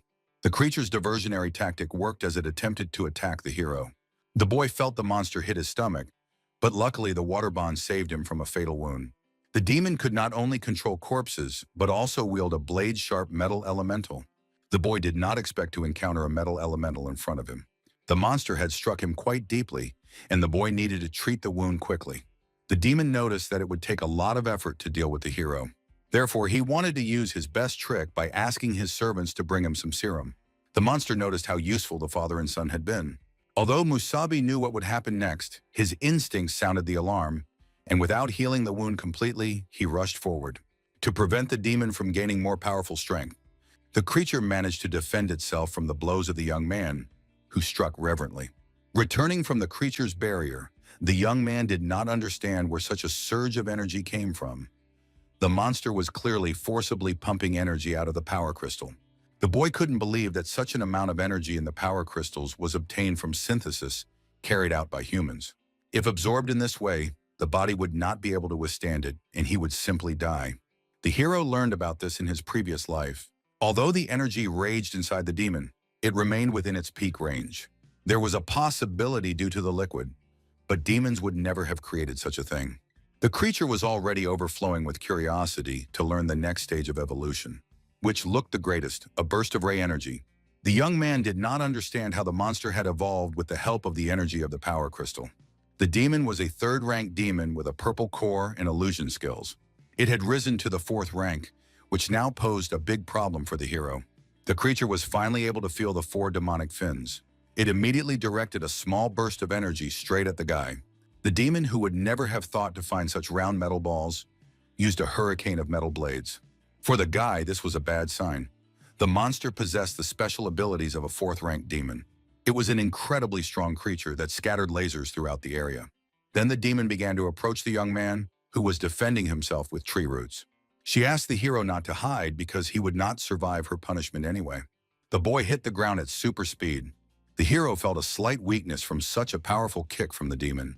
The monster stood with sharp blades directly on Musabi's arms, which caused him incredible pain. She asked him to look at her, because there came a moment in everyone's path when they found themselves facing an insurmountable abyss, and the hero was able to reach her. However, she liked the boy very much. Therefore, she really wanted to turn the boy into one of her own servants. The boy could not allow this to happen, so he tried to find the slightest chance of survival. But suddenly, time seemed to stop, and reality became distorted. A spatial gate appeared near the hero, which unexpectedly stopped the demon. The boy noticed how strangely space had distorted. The portals quickly approached the fourth-rank demon. A certain entity grabbed the monster, who had just felt victory over the hero, by the head. The girl did not want to allow such trash as her to ruin her future plans. The powerful demon queen literally made the pathetic fourth-rank demon disappear. She placed a distortion in space, destroying the very existence of the creature. Then she turned to our hero, who was slightly frightened by this. The girl took out the core of the fourth-rank demon, who died an instant death. She couldn't understand how anyone could trust a human who had taken some kind of trash. The boy couldn't believe he was facing an 8th-rank demon. It was the same rank as the demon inside the hero. The young man remembered another demon of the same rank with a black core. The creature didn't even know when His Majesty Radians would be able to awaken. She mocked the guy who couldn't defeat a 4th-rank demon. She believed that the human race was truly useless. But the hero asked her to watch her language.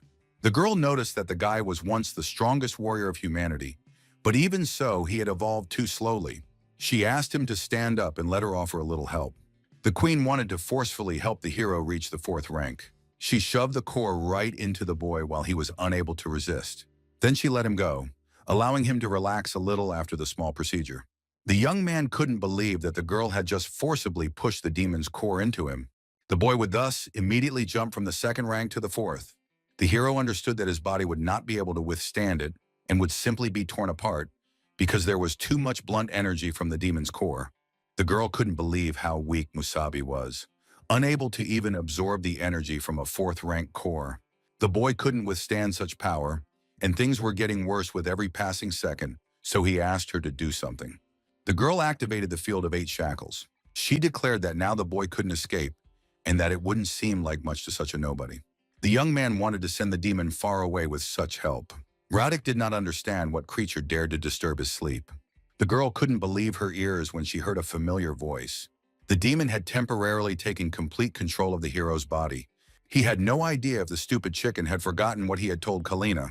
Radek broke free from the strong, protective barrier. The girl knew exactly who the demon talking to her was. Radek managed to break free without understanding what the hell had happened while he was asleep. He noticed that the queen should not have interfered in the process of human evolution. The demon was incredibly happy to meet her beloved again after 60 years. In fact, he was just as happy to see her. The queen and the king hadn't seen each other in what seemed like an eternity. The girl watched over the hero, and this was the first time he didn't have the strength to defeat the demon that had just evolved. And she couldn't let him die. Otherwise, Radek would also perish. The king understood everything, but such a body had to be constantly subjected to physical exertion because human bodies were different from theirs. They were fragile but capable of many things. The hero had only just entered the second stage of evolution, and her actions forced him to skip the third stage, absorbing the energy of the fourth rank, and the guy's body simply couldn't take it. And when the guy was overflowing with energy, the king managed to awaken again. Radek asked her to refrain from interfering in the process of human evolution from now on. The hero had to develop gradually, and only then would he become the perfect instrument for his world plan. He asked if the queen understood now, and she listened and obeyed. The girl almost forgot to mention that after Radek pretended to be dead, there was commotion among the remaining 4 dukes of hell. But none of them decided to seize power. On the contrary, equal relations were established between them, as Radek had predicted. The king remembered how they had initially united because they feared him, but after Radek was supposedly eliminated, they still could not trust each other. Perhaps they had even forgotten their original goal. The demon was curious about how the girl had been suspected lately, but she was happy that Vladika cared about her well-being. Even if the others had some suspicions about her, there was no point in figuring out what had happened, so she was fine asking them not to worry. Touching the great king, she really wanted to congratulate him, the strongest demon, with his return to the real world. The Lord knew that it was only a matter of time. He had successfully helped this body evolve to the 4th stage, but the hero still had to get used to the power within him. And the girl was still forbidden to have any contact with people and had to try not to attract unnecessary attention. Otherwise, it would affect their plans. The girl justified herself with her feelings, missing Radek and wanting to visit him in his so-called vessel. Suddenly, the guys noticed a girl who was very frightened of the queen and king of demons. She couldn't believe her eyes when she saw the 8th-ranked demons in front of her, not understanding where they had come from. The creature had completely forgotten to erase the mention of this city from the maps. Radek understood that there was no other way. The king asked Musabi to swear that he had always been a demon. The young man woke up when he killed the girl who was traveling with him. The boy couldn't believe he had done such a thing to a girl from the hunters. The boy couldn't believe what he had done with his own hands. The hero continued to blame himself, not understanding why he had done such a thing. Anger overwhelmed Musabi, who hated the desire to kill human lives. His rage grew into a powerful energy that filled the clouds. The boy managed to get a 4th-rank core. The boy felt the great power of the demon, which overflowed with his might. The girl dreamed of visiting the city of dawn and learning from a florist. She loved flowers. But now the only thing the hero could boast of was his great power. The young man knew how cruel the world was, and he thought that it really lacked beautiful flowers. The boy would never forgive his own consciousness for such a terrible mistake. This happened because the hero could not cope with the demonic power inside his body. He dreamed of a flame that would cleanse everyone of the demonic burden, giving everyone freedom. Now the young man possessed the power of a 4th-ranked demon, and now he had no desire to test it in action. The hero was not finished yet. He could not relax. He had to find out what connected the monstrously strong 8th-ranked demoness to the boy's body. The boy's body had gone through the 3rd stage of evolution, and the liquid the demon used was very dangerous. Demons couldn't create it.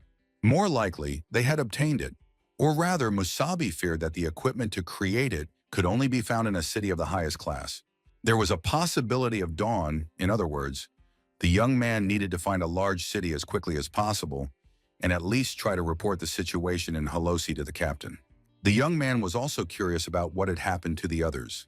The hero hoped that they had safely made it out of the tunnels and calmly found another city, with another Class A city ahead. Pictia had to leave immediately, and from there, The young man had to try to contact the city of Halosi. At this time, Captain Darren and 3 soldiers reached their destination, arriving at the Class A city of Bryan. Unfortunately, the minister could not send reinforcements, as they had just received news that the B-class city of Paida had been attacked by a large wave of demons. He feared that their comrade Musabi was not very lucky, and it would be reckless to send fighters to rescue him, as they would only put themselves in danger. The commander stated that the boy possessed unique abilities, and there was even a chance that he could survive even in such a difficult situation. The minister knew that there were many talented young warriors in their Class A city, Bryan, but none of them could survive such a wave of demons. The old man knew that even in such difficult times, they should not neglect a single life, even though he could not send reinforcements. But their reconnaissance unit was nearby, ready to assess the situation. The minister announced other equally important matters, asking the young men to excuse him, but they had to leave the room. A large wave of demons in the city of Paida. It was interesting to see if it would affect the state of demon hunting in the city of Dawn. Duran had heard about the preparations, but the minister knew that in their city, the Halasis were only Class C. The old man asked them not to worry if they wanted to stay in their city for a couple of days to explore the area. Dawn was the only Class C city, and they were holding a demon hunt competition, the minimum requirement for a Class B city to participate, even though their city was not suitable, and the future of the 3 young warriors behind him was still uncertain. The minister asked them to think carefully, look around, and consider his words.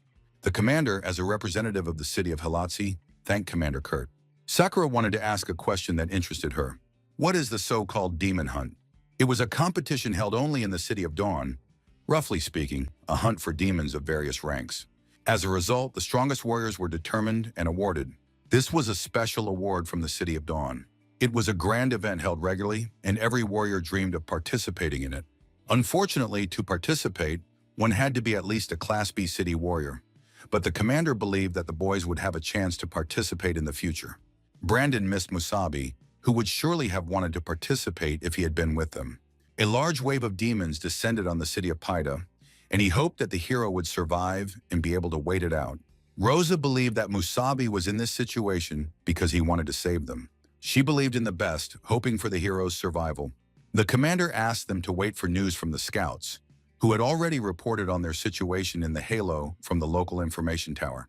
He suggested that while in the city, they should look around, because it was not every day that they would be able to visit such a place where they could see so many talented fighters.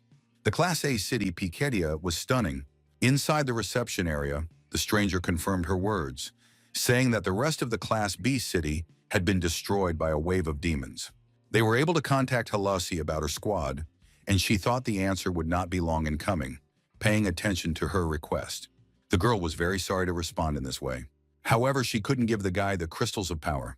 Since the decision on the distribution of crystals was not made by them, as a rule, it was decided between the higher class cities. And also because the city had been destroyed, Musabi could ask Dawn to review the distribution of resources. The boy had no idea how complicated the crystal distribution system was, so in that case, the hero would have to go to the city of Dawn. At the same time, he could find out what new equipment they had. But would the hero be able to get to Dawn, given his current situation? The boy thanked the girl for the tip, but wondered if he could get to Dawn City as a representative of Halosi City. She rejected the young man's guess. Unless Musabi was one of the commanders of Halosi or had a special assignment, no one would let the boy in, and the delegation could not consist of only one person. The hero realized that in order to obtain permission from his city's representative, he would have to return, and the young man cursed the bureaucracy. The girl also pointed out that there was another way to get into Dawn, if someone from the upper class of the city vouched for the boy, like her, for example. The young man asked again if the girl really wanted to offer her own help. She agreed with the suggestion, but the boy would have to help her on one condition. The boy asked her to spell out the conditions, and the girl told him that a competition called Demon Hunt was taking place in the city of Dawn, and that he had surely heard of it. If the young man agreed to join her team as a volunteer and become their scout for the duration of the competition, then the girl would be able to vouch for him, but she said she couldn't promise that he would stay alive. During the demon hunt, each squad had so-called scouts whose task was to determine the level of the demons and gather information. They played an important role in assessing the situation. However, because demons of various ranks were encountered during the hunt, being a scout was dangerous, so they were considered cannon fodder, and during the competition, all warriors sought to avoid this role. The young man noticed that no one in their department wanted to take on this responsibility, so the hero agreed to do so, because it was not for nothing that he had started the tradition of demon hunting in the past. The girl asked the guy to be their scout because they had no other choice, and now no team chooses an important member of the squad for this role. Because scouts had been getting a lot of flack in recent years, she immediately said that she could not guarantee the hero's safety, but she was able to provide the guy with the necessary equipment and asked him to take whatever he thought he needed from the warehouse.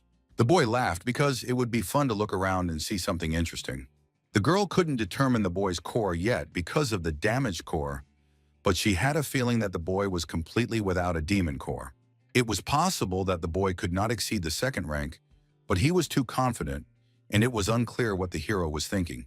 She couldn't believe what kind of weapon the boy dared to take out. Musabi found a nanoblade that could transform into a sword. Although combat knives were convenient before, they were not suitable for power attacks. The leader asked him not to use the sword because a young man had to be at least a third-rank warrior. If he took it, he could accidentally hurt himself. The boy managed to activate the weapon, surrounding himself with a bright light.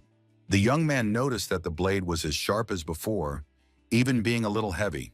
The girl couldn't believe how the young man was able to do this, suspecting that he had some special technique for using nano equipment.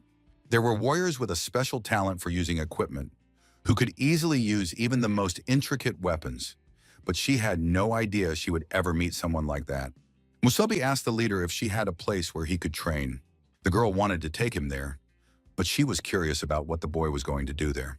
The hero wanted to try out his new sword on demons, breaking bones. The leader wasn't sure about letting the boy go alone, even though they had prepared this place for competition, but from time to time first-rank demons appeared, so she offered her help to the boy. The young man asked her not to worry about him, as he could handle first-rank demons. The girl still found him quite interesting, as confidence and courage were rare qualities among the current warriors.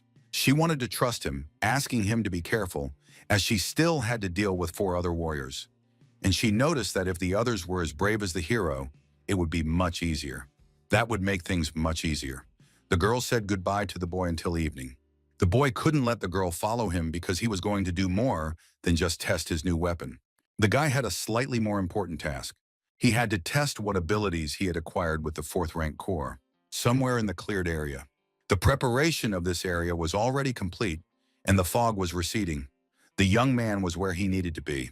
The boy noticed the sudden approach of a demon. Dodging the creature, Musabi drew his sword and then cut the demon into pieces. The boy thought so, and it was a pleasure to fight with a large sword. He wiped the blood of the demons from his sword. The young man notices another small group of monsters approaching. The monsters couldn't believe they had found a single warrior in the ruins of the city. The boy was very lucky to encounter so many monsters. He had even feared that they would not appear during the day. The young man was now able to get used to the sword, and at the same time get rid of many surviving demons. A way to let off steam. The young man attacked the monsters who were so eager to fight him. Musabi swung his sword, and with each swing, the demons' blood spilled more rapidly and their limbs flew apart. The hero moved confidently in this dance of madness, as if destroying demons was his only goal. He did not use the powers of wood, water, fire, and metal elementals he had received. With each swing of his sword, he honed the reflexes of his new body, and a group of low-ranking demons fought on the ruins of this old city. It would be more accurate to say that Musabi simply destroyed these demons. Developing in the darkness, the painful cries of demons could be heard. It is unknown how long the boy did this. The boy was a little tired, finishing off the last creature, and it was interesting to see if his new body was the reason why demonic power was growing inside him. Although the boy had already become much stronger than when he first arrived in this world, he was still dissatisfied with many things. A young man should not get too tired after long battles. Musabi deflected all the tree needles that flew at his back. Looking around, the boy stumbled upon first-rank demons who were celebrating strangely. The creatures asked the man to be a good boy and become their food. The young man was already tired of waiting for his dear guests, the first-rank demons. The demons did not understand why the boy was not afraid of them, which was a strange phenomenon. It was as if the hero had been waiting for their meeting for some time, The creatures wondered how the other demons had died because of the boy, who had most likely killed them. Another demon was curious to see how the young man would be able to stand up to him. The monster activated a powerful flame, but he got what he deserved with the same flames. While the young man quickly dealt with the creature, the other couldn't understand how the boy had managed to pull off such a feat. The hero knew that the metal elemental was perfectly capable of dealing with the flames. The young man wanted to continue his experiments, now trying to test the power of a fourth-rank demon core. The demon did not understand whether the hero was human or demon, and gradually began to fear him. The boy remembered how that fourth-rank demon with a purple core could control the dead, and how the young man had absorbed it. He was also able to use this ability even with other first-rank demons. The monster couldn't believe his eyes when he saw his demon friend rise from the dead. The demon was under the influence of the hero, who was experimenting wildly on creatures. The monster couldn't believe that the boy really had the ability to control the bodies of demons. Meanwhile, evening had fallen in the city of Picardie. The girl couldn't believe why the young man had not yet returned to the city. The warrior confirmed Miss Reese's words. The sun was already setting, and because of the demon war in the city of Pida, all the gates would be closed. The girl asked to be informed about all the demons in the area. The young man learned that only first-ranked demons had been spotted recently, as well as second- and third-ranked demons, and there was even talk of the appearance of a fourth-ranked demon. The leader believed that the demons couldn't have eaten him. She wanted to get him back as soon as possible. Otherwise, she would be in big trouble. The girl went to the cleared area to try to find the guy, and then returned before the gates were closed. She moved incredibly fast through the dense forest. She realized her mistake in letting the boy go completely alone. The leader knew the boy was an ordinary warrior from a Class C city, and he should not have been allowed to go alone. The boy insisted on going alone, but behind the walls there were mostly only low-ranking demons, although for some reason, a fifth-ranked demon had been spotted there once. She understood that if something happened to the young man, it would reflect badly on her reputation, and his comrades from the city of Halotsi would not forgive her. The girl really hoped that the boy would be fine without her presence. She noticed demons that she had never smelled before. The leader noticed how the creature was coming from the cleared area. Most of them are first rank, and there seem to be a couple of second rank, but for some reason, there are also third rank. It was unclear why demons of different ranks had gathered in one area. The demon notices a fifth-rank warrior. Noticing such a threat, he wanted to immediately turn around and run away. The girl couldn't let a potential victim who was rushing to escape from her get away. She jumped on the monster. She destroyed it with an incredibly powerful blow to the creature's spine. The girl did not understand who the demon was running away from at such a fast pace. This was not at all a normal run among the first rank. She noticed the presence of the other demons who were following right behind her. The leader did not have time to understand when the guys started working in groups. The girl had to finish them off before the gates closed. Barris thought she should hurry while there was still time. However, the demons behaved like zombies, and she could smell the stench ahead of her. However, she considered it a mere trifle, because the creatures were demons she wanted to destroy. She drew her greatest blade against the demons, who strongly believed in their own strength. Each of them felt great regret at going against a fifth-rank warrior. A great powerful energy passed through the entire forest and through all the nearby demons. The girl noticed the approach of the next wave of demons. Musabi became curious about how the leader had appeared right in the forest. The girl almost killed the guy out of inertia. The young man was able to stop her, asking her to come to her senses and be more careful. The leader couldn't believe she had encountered a boy who was completely fine, but she didn't know it was a boy, so she moved as quickly as possible. Putting all her strength into it, she didn't understand that the boy was just a guy from City C, and even a fourth-rank warrior would have difficulty repelling such an attack. The hero noticed how good the leader was. For a fifth-rank warrior, his hand was still tingling after her blow, and the young man apologized for his late visit. The girl realized that it didn't matter anymore, because the most important thing was that the boy was completely unharmed and uninjured. Now, the boy's goal was to deal with these strange demons, many of which were third rank, asking the boy to hide behind her. The young man asked her not to worry, as they were already finished with them. The boy snapped his fingers as the guys lay on the ground. The girl couldn't understand how the young man had managed to defeat all the demons in one fell swoop.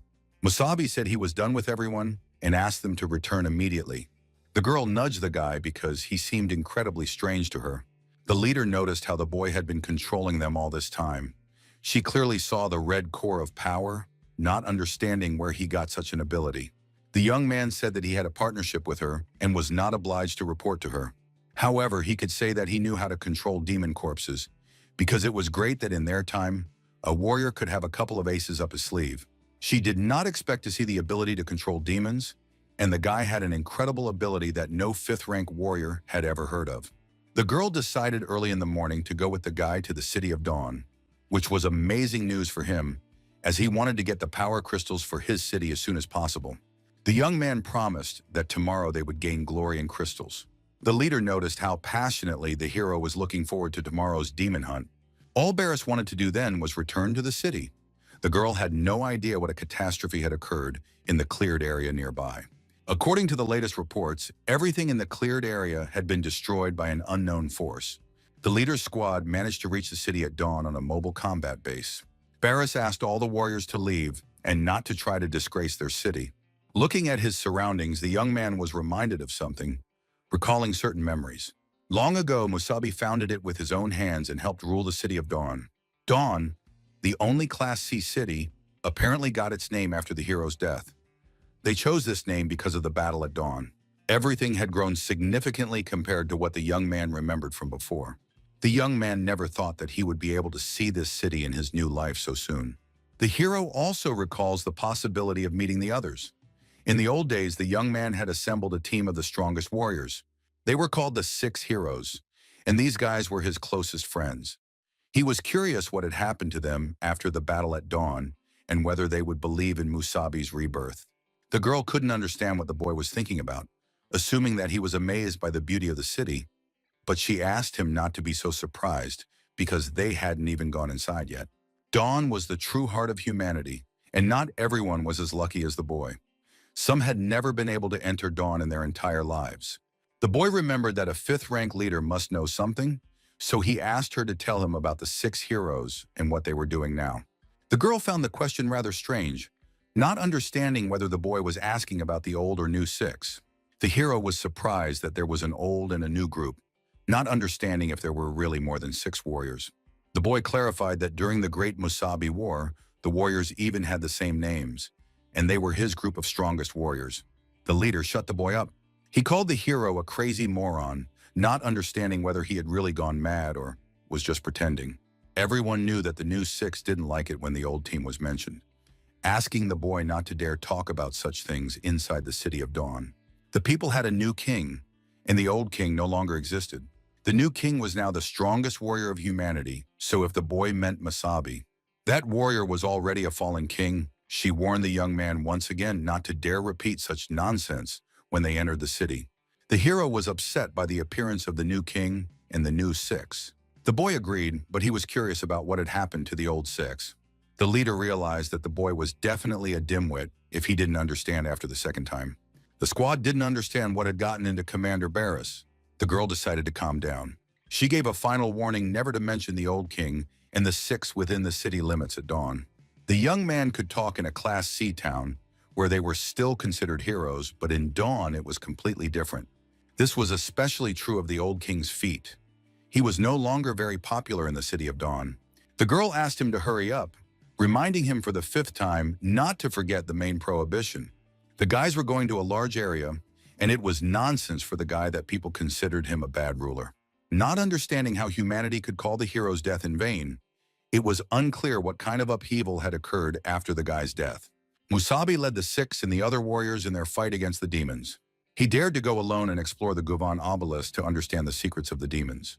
In 3069, 6 huge obelisks fell to the ground, and demons with 6 cores of different colors, named Chi Aloes, Huang Yellow, Liu Green, Lan Blue, Z Purple, and Hay Black, came out.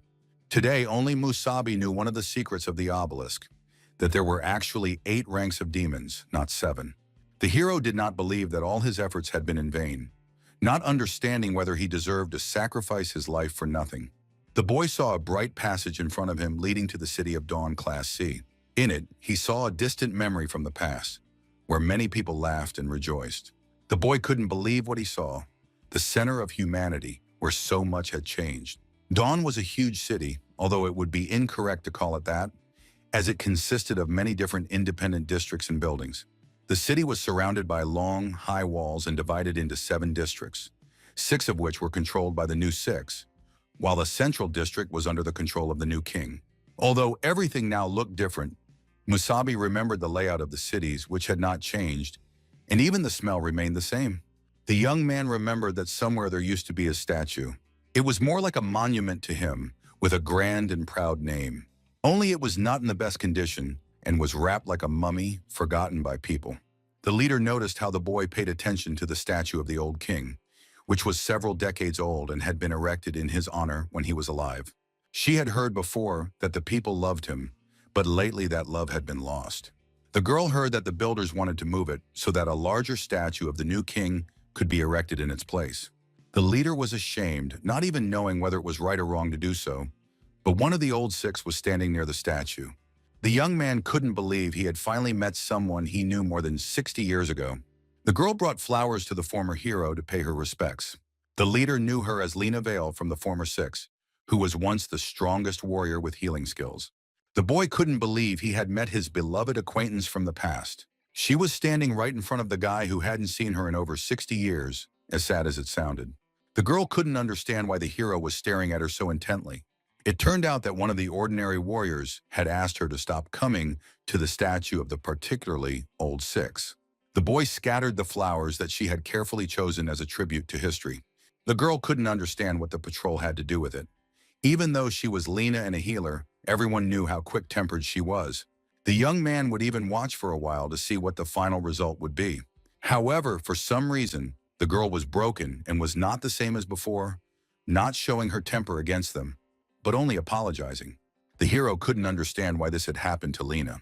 The knights noticed that the others didn't care who the girl used to be. But for the old 6, even demon cores were not enough, and Lena was no longer a warrior. They noticed that if the new king had not given in, she would have been thrown out of the City of Dawn. They pointed out that all this happened because of the damned old king, who was always self-confident, because of whom humanity seemed to live in a dungeon. Calling the monument real trash, unworthy of occupying such a good territory, she couldn't take it anymore and slapped him. Suddenly there was silence, which surprised both sides. The girl, having lost all hope of justification, could not allow herself to insult the monument to the hero.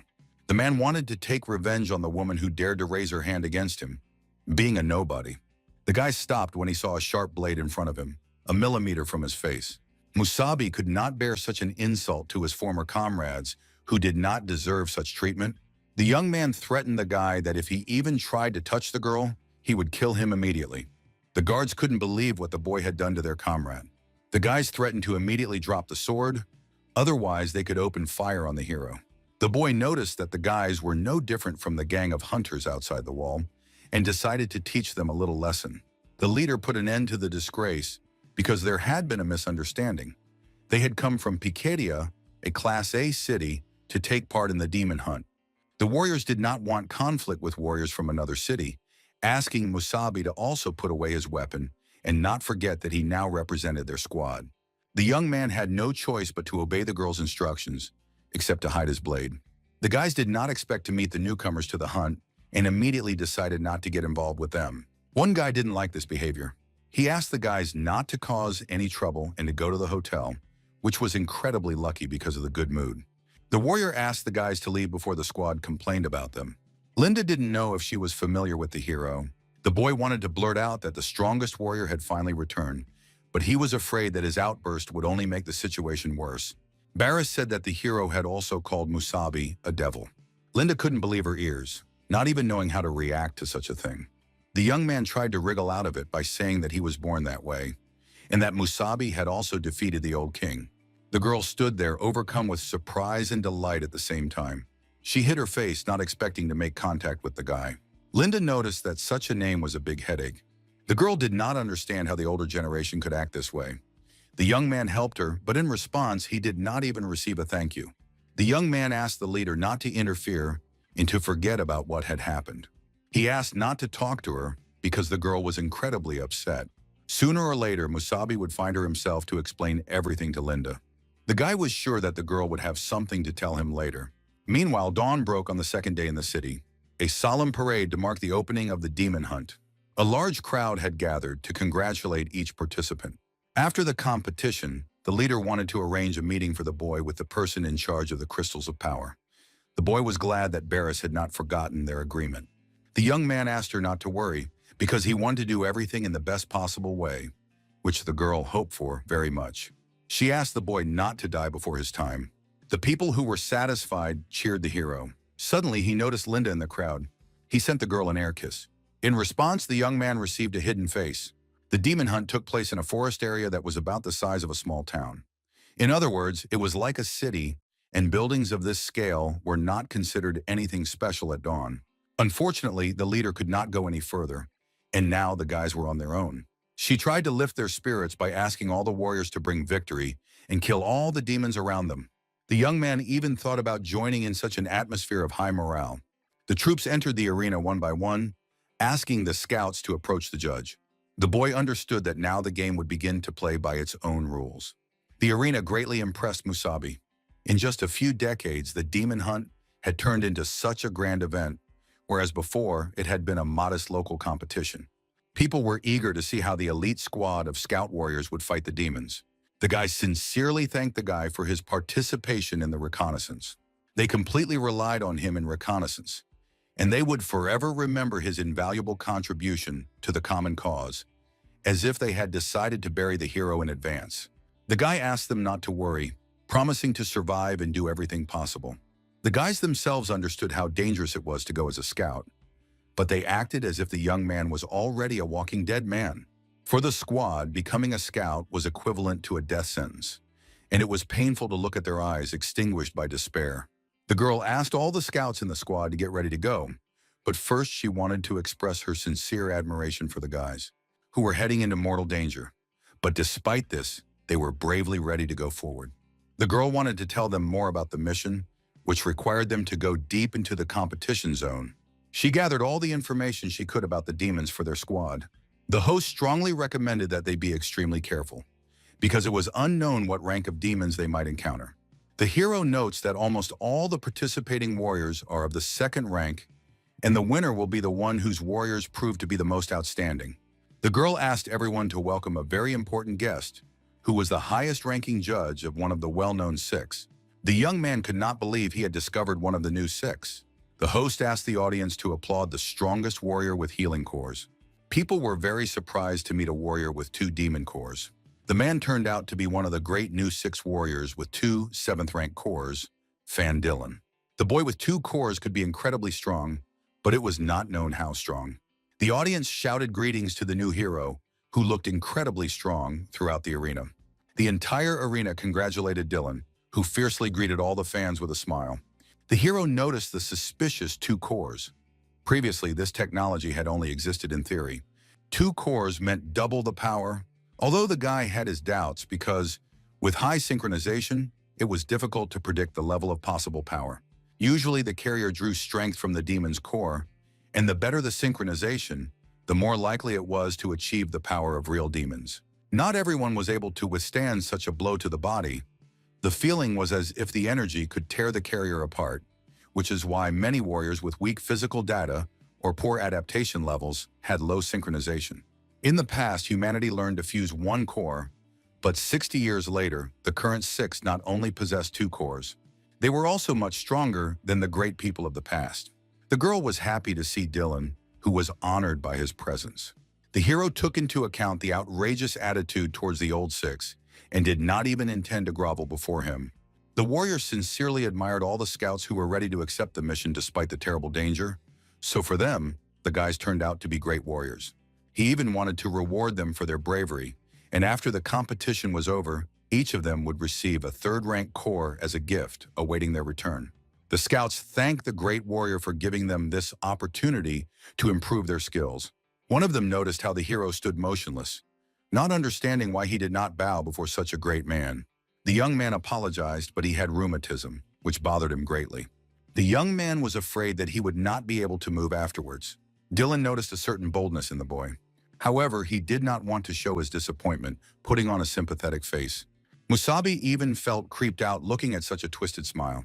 The girl asked everyone present to meet the unrivaled warrior Fan Dillon, one of the great new 6. She notes that Dillon, as a successful demon hunter, has prepared a deadly performance featuring a rank 4 demon, especially for the audience. Everyone was incredibly excited to capture the battle with the demon on camera. The host asked the scouts to follow her to the edge of the arena, giving way to Dylan. The hero understands that the deadly performance with the 4th-ranked demon was strange to watch as the 6 demonstrated their authority and power in this way, which was quite a difficult task. Dylan apologized to the host but asked if it was her first time working as a judge. She confirmed the gentleman's words, grateful to meet him. The young man moved closer to the girl. He suggested that she leave immediately while she still could. Dylan asked her to stop talking about the new 6 because the word new really annoyed him. The warrior threatened that if the girl was from another city, one careless move, and instead of a bunny, she would be minced meat. The girls watching from the sidelines saw how elegantly the gentleman treated the girl without hearing the conversation. The guy asked them to get out of his sight immediately.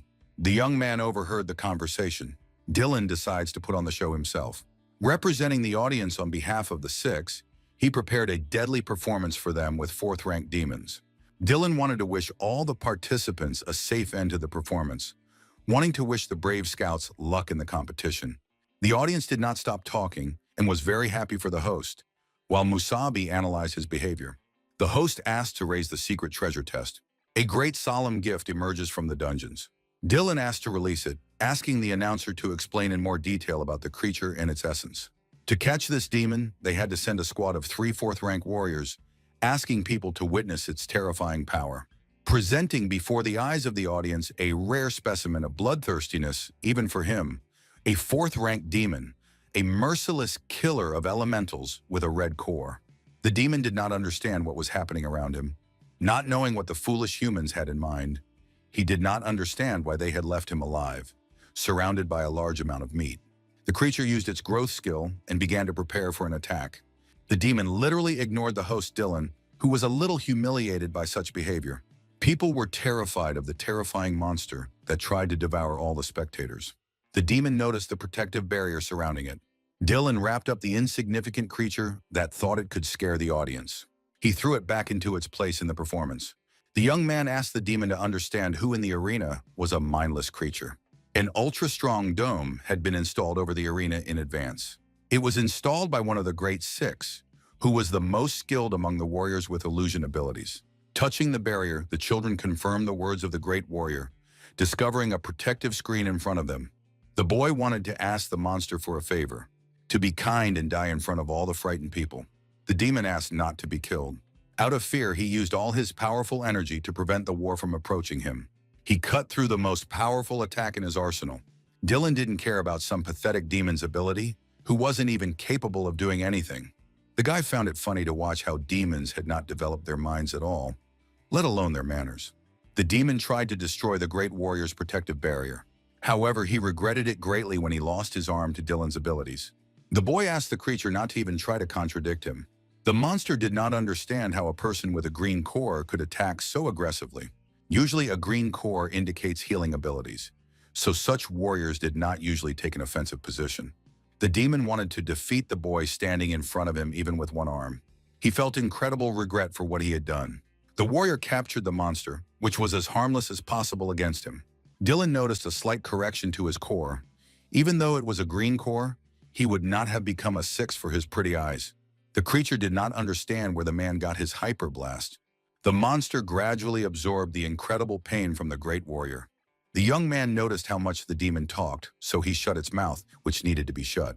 The creature was like a puppet for the host, who was putting on a great show of superiority over the demons. After a while, the guy took out a core, which then self-destructed. The boy wanted the demon's blood to mark the beginning of the competition, allowing him to officially declare the demon hunt open again. People idolized Dylan for his incredible abilities. The hero noticed insane power. Considering his skills, there was an assumption that, in addition to being supplied with double strength, both cores fed off each other, which was not as simple as the boy had initially thought. It was curious how strong the so-called new king was, who infuriated Musabi because of his treatment of Lena. The audience thanked Mr. Dylan for the wonderful performance and asked the scouts to finally enter the arena. The scouts also wanted to bow to Mr. Dylan for his warrior skills, except for the hero, who wanted to put as much pressure as possible on the new warrior of the 6. Dylan asked the guy to hold off for a while. Musabi became curious as to why such a pompous warrior as Dylan would pay attention to some scout. The warrior noticed how strangely the hero was staring at him, not understanding how he had offended the guy. The young man disagreed with him because he was just getting ready for battle to stay focused, and the warrior knows that scouts take great risks. Dylan found the conversation strange, but he could well imagine the horror. The handsome man notices the hero's interesting character and even wants to root for him. The warrior asked the young man not to disappoint his expectations. The young man, a handsome guy with a beautiful face, trembled greatly just from his presence, remembering the old days when he used to cut open demons' guts and the warrior used to crawl under the table. The leader asked all the scouts to line up and listen to the rules. The scouts were the first to go, their main task being to become the eyes of their squads, taking into account the strengths and skills of their comrades. The guys had to find the best combat route. Within the allotted time, the squad would have to kill demons and thus earn points. The young recruits may encounter not only lower-level demons, but also stronger ones up to the 3rd rank, which are scattered throughout the forest area. The territory is huge, so scouts must be careful when directing the squad along the route. Musabi notices how the guys, being 2nd-rank corps, considered even lower-ranked demons dangerous. Noticing such commotion, it was unclear why the scouts were so far behind in strength. Synchronization directly depended on a person's willpower, and the scouts were good at it, as they did not yet bear the burden of responsibility as squad leaders. Therefore, they were so weak that those like Dayron, who only had a 1st-rank corps, were far ahead of the young ones. In a situation of scarce resources and daily struggle for survival, skills and a certain consciousness were developed, but some began to break down immediately. The organizers wanted to add a final result, so every year they introduced a special condition. The year has come when a 4th-ranked demon will appear, and they have surely heard that somewhere in the forest area, a 4th-ranked demon will be sharpened. If the scouts are brave enough, they can try to deal with it. As a result, if the demon fell, the hunt would automatically end, and the squad that killed it would be considered the winners. The hero couldn't believe that after 60 years, the tradition had retained its original meaning, in which a 4th-ranked demon gave the most points. The host announced the start of the demon hunt, and all the scouts except Musabi scattered throughout the forest area. The guy thought it was a great opportunity to destroy the 4th demon, making it his main goal for the pass. After stopping, all the players set out to map the route, as always. It turned out that none of the scouts dared to look for a 4th-level demon. Even if doing so would bring victory, the young warriors were so inexperienced that they were driven by fear of death. Meanwhile, Dylan and his maid watched the hero very closely. The young man needed information about one of the scouts. The girl agreed to help her master, asking which one Dylan was looking for. The young man noticed a man with a white streak in his hair, who was walking as if he were strolling through a park. After analyzing the archives, she was able to find the necessary information, which showed that the guy was from the city of Pikedia and was registered as a 3rd-rank warrior. Dylan was interested in the 3rd-rank hero, but usually the guys didn't go higher than 2nd rank. It was easier to say effective use of force. The boy's behavior was quite arrogant, presumably because the others were lower in rank. The warrior became curious about how to defeat the guy, and the girl couldn't believe it. But then she saw the name Musabi. The boy absorbed the energy, entering a state of rage, and asked her to repeat the pronunciation. The girl showed him the tablet with the dossier, asking him not to blame her because she had simply read the dossier. The guy was able to verify the name Musabi himself. Dylan was greatly amused by the name of the worthy dead man. The audience continued to enjoy the great demon hunt festival. After a while, the guys managed to find the demon. Each of the warriors marked the creature in their own way, indicating that they were lucky to find a group of lower demons. Scouts continued to move forward. The scouts' task was to mark targets and plot a route, and then they would earn the most points. The hero watched their burning desire to overtake and defeat them, and inadvertently remembered his own past. The squad sitting in the car didn't understand why the guy was acting like he was going on a date instead of on a reconnaissance mission. The guys asked Commander Bars to take a closer look. However, the girl had been watching the guy for a long time without looking away. Before the fight began, the boy told the girl something. The young man was going to do everything at his discretion, asking her to trust him, and then he guaranteed that their city would win, asking her to shake hands in agreement. At that moment, the boy seemed very serious to her. Remembering the girl's unexpected abilities, it was ridiculous to doubt him, who had become quite insolent in his disrespectful treatment of her. But now she was really curious to see how the boy wanted to literally snatch victory from the demon hunters. The scouts continued their mission without stopping. People noticed first-ranked demons, more than 3 in a group, asking not to mark them and quickly earn points. The girl noticed that a second-ranked creature with a red core was already chasing her. With such experiments in the forest area, they were able to attract the attention of a third-level demon. They noticed the hero and ask him to immediately move aside if he doesn't want to die. Noticing the third-ranked demon, the boy understood which way to go. The demons did not spare a single capable warrior who perished from his abilities. The creature, noticing the boy, was incredibly pleased with the hero's persistence. The spectators noticed how dangerous the monster was and told the boy to run away immediately. The demon believed that humans should have died long before he was born. Not understanding why they kept him in this cage, the boy noticed how much fiercer the meat demons were than those outside the walls. The fact was that they were being held captive. The creature asked the hero not to move and to die in the end. The young man would not be able to fight at full strength because of the spectators. Therefore, the guy had to hurry up with all the fuss. He descended directly under the demon, who had already planned to attack the young man. The boy was able to reach the core, which could be destroyed with one blow. The hero still couldn't find the fourth-ranked demon, apologizing to the third for such a quick kill. The monster experienced the lightest powerful blow in the boy's arsenal. The spectators couldn't believe how quickly the boy was able to destroy the third-ranked demon, not realizing that scouts were capable of such a thing. The hero used a golden sword, and when the metal element merged with the weapon, its sharpness and destructive power increased. Dylan noticed this, recognizing the boy's rather interesting skills. The young man was happy to obtain the third-ranked core of agility, which came to him like a son to a father. The boy had very little left. The boy hoped that the guys hadn't changed the layout.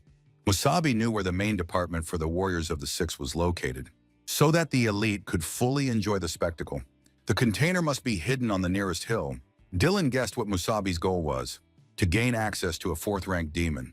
Every minute on the battlefield from the hero was accompanied by powerful shockwaves. The young man managed to finish off the 5th demon in a row. The deeper he went into the forest, the more aggressive the demons became. The young man found this strange because until then, he had only planned to explore the area. But alas, the demons kept attacking him, and he understood why no one else wanted to be a scout, because it was literally a direct path to the afterlife. The boy managed to kill about 5 second-ranked demons, and the team's points should have increased significantly from the initial score. The young man hoped his friends weren't too shocked by the performance. The young man needed the highest point of the terrain. The young man noticed something interesting not far from the observation tower. It was right where Fan Dylan, a member of the Six, was sitting. The warrior noticed the hero's appetite to get a fourth-ranked demon, not understanding whose idea it was, the guy's or his team's. The boy wanted to promise Musabi something. The host noticed how the scout from the city of Picadilla was heading towards the fourth-ranked demon, but it was unclear how he knew its location. The guys couldn't believe that Musabi was really going to fight a demon of that rank. Even their powers weren't capable of destroying such a creature. The girl also had no idea what the young man was thinking, but she had hope for him, even though their team was not capable of killing a fourth-ranked demon. The young man was able to enter the sealed territory with a demon equal in strength to the hero's core. The host noticed how persistently the scout passionately studied the area and thought through a plan of retreat. However, on their screens, they see how the boy deliberately broke the seals that restrained the creature. The hero wanted to fight the monster from the very beginning, entering the arena as a scout. Opening the doors of the sealed demon, the boy asked the creature to come out quickly. The warrior was amused to watch the performance, because the boy had no intention of planning a route from the very beginning, wanting to fight alone. For the first time in the history of demon hunting, the warrior was going to fight a fourth-ranked demon alone. The girl couldn't believe her ears, thinking the boy was completely insane. The squad asked the leader if the boy had lost his mind. The girl understood that the hero was relying on his amazing ability to control demons. But she prayed that he wasn't that overconfident, as even she would need to use 100% of her strength to fight a fourth-ranked demon. Barris couldn't understand where Musabi got such confidence in battle. The appearance of a fourth-ranked demon with the core of water not agility was not long in coming. The demon had been waiting a long time to be released so it could feast on the overconfident humans. However, there was only one person in front of him. Although the creature was not important, killing one would allow it to find others. The monster used a burst drill against the boy, who was confidently awaiting the attack. Musabi raised a clay wall with his own blades. But despite his tricks, the demon's attack speed was high, and such walls were like thin sheets of paper to him. The demon couldn't believe he had encountered such a foolish boy who really wanted to fight alone. The creature wanted to punish the boy by tearing him to pieces just like the wall. The young man used his ripping abilities, summoning a demon he had prepared earlier, which emerged from underground. The hero couldn't understand why the demon assumed that the boy would fight alone. Dylan discovered the demon that the boy had recently killed in the arena. The number of opponents against the fourth-rank monster was replenished with a fairly large number each time. The attacks continued with a variety of abilities summoned by the hero. Each such phenomenon was no longer as easy for the mighty demon as it had been at the beginning of the battle. The demon celebrated the smell of death, not understanding where it came from. He assumed that the boy knew how to control the corpses of creatures. The young man confirmed this, and the skill was very similar to their special skill, but the hero was not in the mood to explain it to the creature. The girl remembered that very ability to control dead demons. The audience completely lost the point of looking for a logical explanation for how the warriors were capable of such a thing. The young man ordered all the demons to attack the pitiful creature. He did not understand why the dead demons were attacking him, but he wanted to try using the super-fast water cannon. Dylan stood up against the fourth demon. He tore it into small pieces. Even for a hero, tearing such a demon apart with a single kick was difficult. The warrior was extremely dissatisfied with what was happening in the ring. Dylan apologized because he was extremely interested in the hero's abilities and skills, offering him a little sparring. The handsome man had never heard of anyone being able to control demons before. He found it amusing and was sure that the young man could easily defeat a fourth-rank demon. However, he now asked to try to defeat him himself. The host couldn't believe his ears, but the great warrior Fan Dylan himself wanted to test the young man personally. The audience literally screamed with joy at the chance to see the skills of the two strongest fighters. The squad was furious when they saw this scene before them. The boy thought the handsome man had lost his mind because he considered sparring to be beyond the realm of possibility. With this method, the warrior was deceiving the audience, but not the hero.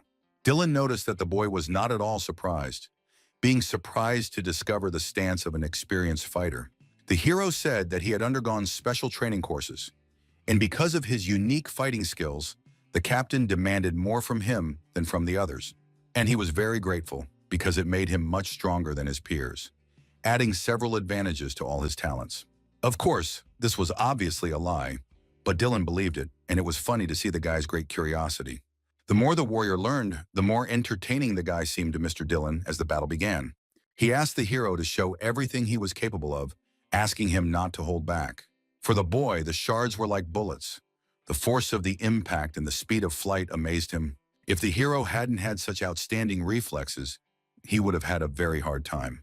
The boy considered the situation to be quite bad, as the other boy was going to fight him with all his might. Dylan saw that the boy had good defense, as he was able to dodge a dangerous blow. The warrior found the boy so interesting that he managed to whet his appetite during the battle. The young man wanted to dare to ask, assuming that the gentleman did not particularly like him, asking him to understand why. Dylan had 3 reasons for wanting to fight the boy. The first was a very interesting test for the boy. He especially wanted to see how the hero would treat him without respect. The boy was able to defend himself against the powerful blow of the new 6th warrior. Moving directly behind Musabi, Dylan had a second reason. The boy reeked of demon, which was unacceptable for warriors. The boy didn't understand if it was really that noticeable when he summoned demonic power. Although Fan Dylan was only hitting him with half his strength, this terrifying power was capable of crushing anyone, something the boy had only experienced with an 8th-ranked demon. The warrior wanted to tell the hero the third reason why he wanted to destroy the boy. Dylan hated his disgusting name. The boy didn't understand what was wrong with his name, although it was clear that the warrior from the new 6 couldn't stand the former king. The young man sacrificed himself for the sake of this world, losing so many comrades along the way. Dylan wanted to stop playing games and destroy the hero. The boy couldn't believe in some pathetic games.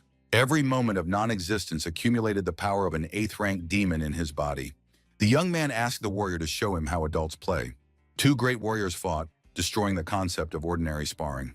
The spectators could see how the arena was filled with powerful streams of energy. The fight went on for a long time, and Dylan decided to back off. The unknown force that had subdued his blows intrigued him greatly. It seemed strange to Dylan to fight a third-ranked guy on equal terms when he had a seventh-ranked core. The hero was not going to just stand there and surrender to a man who completely disregarded the efforts of the former king.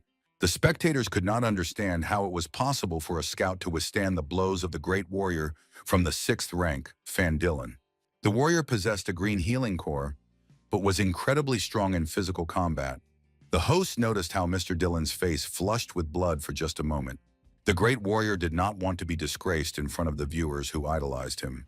Having gathered enough strength, he asked Musabi to rest in peace, waiting for an explanation as to why the boy was so possessed by demonic power. The people were greatly impressed by the great power of their lord, who decided to use most of his strength against the scout. Dylan went after the young man who aroused great suspicion of using demonic power. The boy understood that such powerful blows could blow the young man away, and he could no longer hold back. Otherwise, he would simply die. The hero saw how Fan Dylan from the Six voluntarily volunteered, since the young man's life was at stake. The young man wanted to go all in, even if he couldn't defeat the guy. Nevertheless, he would do everything possible to survive. The guy couldn't even imagine how great the hero's goal was compared to ordinary people. Suddenly, Linda entered the fight, unable to allow two idiots to destroy a life. The girl dodged all the guy's blows and dispelled the great flow of energy passing through them.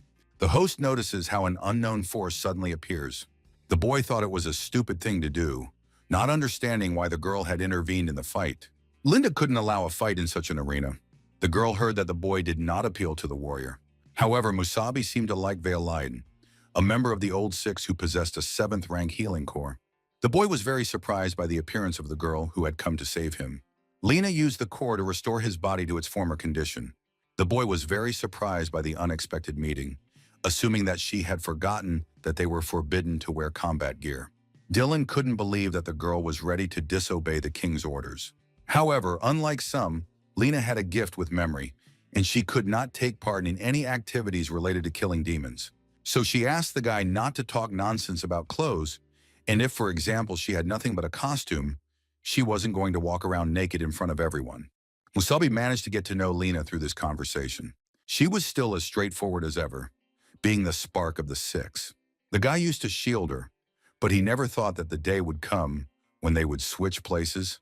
The host and the audience did not expect the appearance of Veil Lena, a member of the Old Six, assuming that the mysticism this year was of incredible proportions. Dylan asked the girl not to think that he would stand on ceremony with her, since she was once a respected warrior, preferring to punish insolent behavior. Lena was curious to see what the king would do.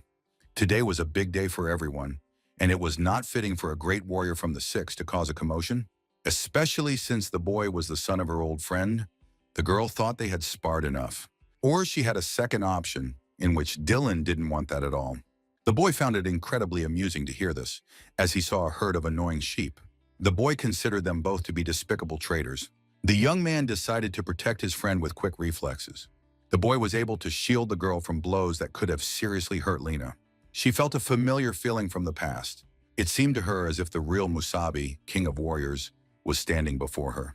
The young man managed to repel the initial attack, but holding out against such a dangerous opponent for long was no easy task. She asked the young man to give up his place in the battle. The girl activated a healing barrier that was able to repel many super-fast arrows. The young man thought the situation was bad, so he wanted to protect Lena. The girl was able to create a great barrier that protected them both. The hero did not dare to hope for such a thing, but thanks to the girl, the guy was able to gain combat experience. The young man shouted that he would remember Mr. Dylan's kindness for the rest of his life. The leader couldn't understand what had gotten into the guy who had decided to do such a thing. The audience was very surprised by this turn of events. Musabi turned to the people, asking if they were dissatisfied with his words. It was not every day that spectators could watch such a fight. The guys supported the hero in this way, supporting Mr. Dylan for a magnificent, spectacular battle. They now understood what a great group of warriors should be like, allowing ordinary people to enjoy the battle between warriors and demons. Dylan considered this action to be quite clever and useful for him. Now the guy's hands were tied against the guy's, and he didn't understand anything because he was so grateful. The young man promised that he would not let Dylan down and would become a worthy warrior and work even harder. The boy was happy with the plan that had worked out. He would not be able to commit deliberate violence in front of everyone, while the girl found it boring and was forced to decline. Dylan didn't care anymore. In any case, the hero had surprised him. The master noticed that Musabi was a good warrior, coped well, and passed his training, greatly raising expectations for the event with such a talented guy.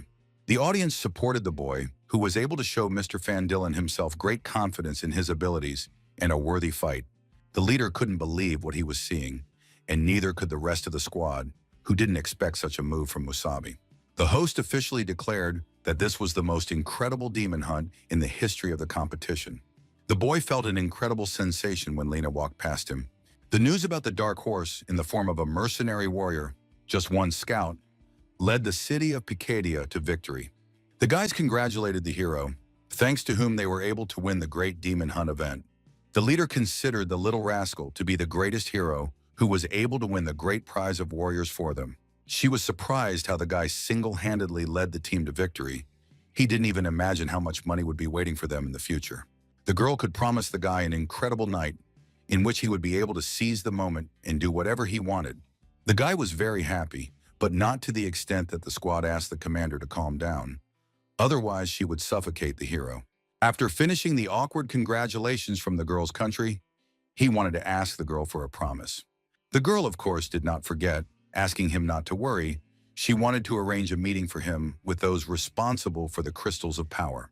The young man was grateful, asking if it was not too much trouble to please bring his coat, and also that he would not be able to attend the ceremony due to urgent business. The girl heard about the planned meeting with the guy or girl, probably. The boy considered it more likely to be with an old friend. The boy dreamed of meeting again with the girl who was dear to him 60 years ago. The hero greeted her, curious as to why she had arranged the meeting, assuming it was for some kind of conversation. The girl did not expect the boy to agree to meet her. She remembered how a woman standing nearby had told the young man to go to Musabi, and she had also mentioned a meeting at a secret place. However, Lena did not mention where exactly it was located. The girl asked the boy to tell her. Was he the hero, the Musabi she knew? Once in the past, the girl wanted to ask the boy to correct her if she was wrong, but no one had ever been to such a place, and the view of the city was simply gorgeous. Lena felt incredibly good being in such a place, especially with Musabi. To be more precise, it was her secret place. The boy gave the girl a little tap on the forehead. He laughed at her secret place, not understanding how old the girl was. The girl asked him to stop hitting her on the forehead, and everyone had a secret place. She considered the guy a dumb blockhead who only knew how to kill demons, but otherwise didn't understand anything else. The hero asked her to calm down, agreeing with Lena about the wonderful secret spot, which was considered a glorious place. The girl asked to take a look for a moment. Lena decided that this place would become their secret with the hero. She wanted it to remain only between them. She asked him to confirm her assumption that he was the former Musabi who remembered their secret place. The young man wanted to answer truthfully and not ruin past feelings. The girl apologized because she had become nervous and asked him not to pay attention to her. She remembered how important Musabi had been to her in the past, and the young man was similar to him.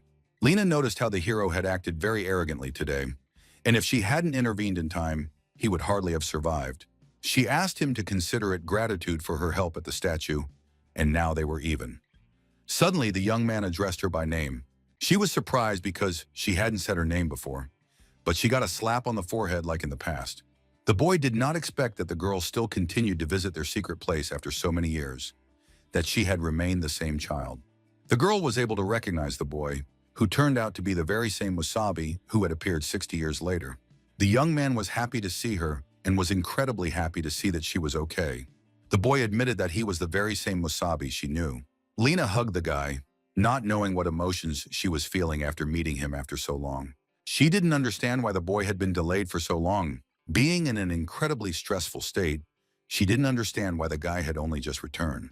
The hero understood her suffering, because for him, 60 years had flown by in an instant. But for her, it was a stressful situation. The young man was truly happy to see the girl after so long. The girl couldn't believe it, because the hero wanted to say that he had traveled half a century forward in time, and there was an 8th-ranked demon in the obelisk. The young man assumed that it was hard to believe, and to be honest, he didn't quite believe it himself, but he knew that it sounded like complete nonsense. In a nutshell, 50 years ago, the guy was supposed to die, but somehow he ended up alive. And there was something very unexpected hidden inside him.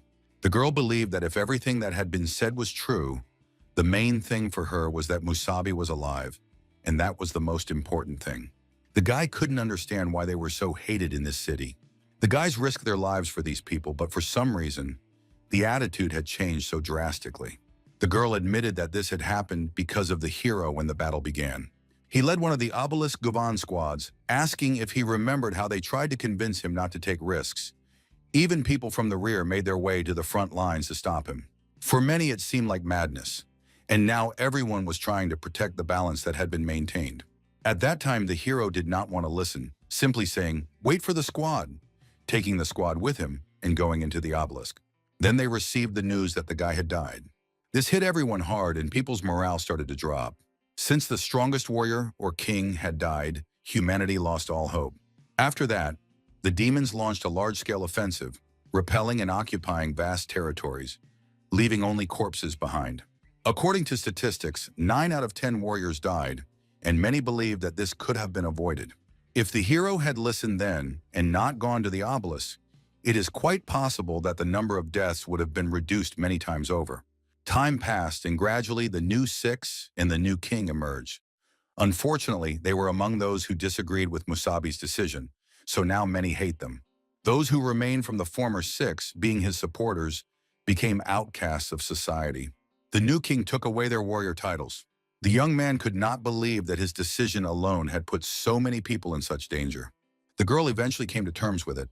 Now it was in the past, and it didn't matter who was to blame. From time to time, she would come to the statue of the hero and, looking at him, remember the old days with Musabi. But somehow, miraculously, the young man had managed to survive. And even the hero himself still couldn't believe it. The boy asked her not to talk nonsense, because he had gone to the obelisk with one goal in mind: to get rid of the demons so that future generations could live in peace and tranquility. The girl asked Musabi to calm down. She understood why it hurt him, but the people couldn't be blamed either. For many, the whole situation had turned out too badly, and they needed someone to blame. So the hero became the target of their anger. The young man became curious about the others, where the rest of the six were. The girl confessed after the hero's death that some of them had died in battle. Only 3 remained, including her. Jackson, who possessed the yellow core, was seriously wounded. Then of his own volition, he renounced his title of warrior and left the city. Lena had also planned to leave at first, but there were too many memories. Next was Harold, who possessed the blue core, the skill of illusion. He went against the new king, for which his arms and legs were broken, and he was thrown into prison to die. The hero couldn't believe what he was hearing.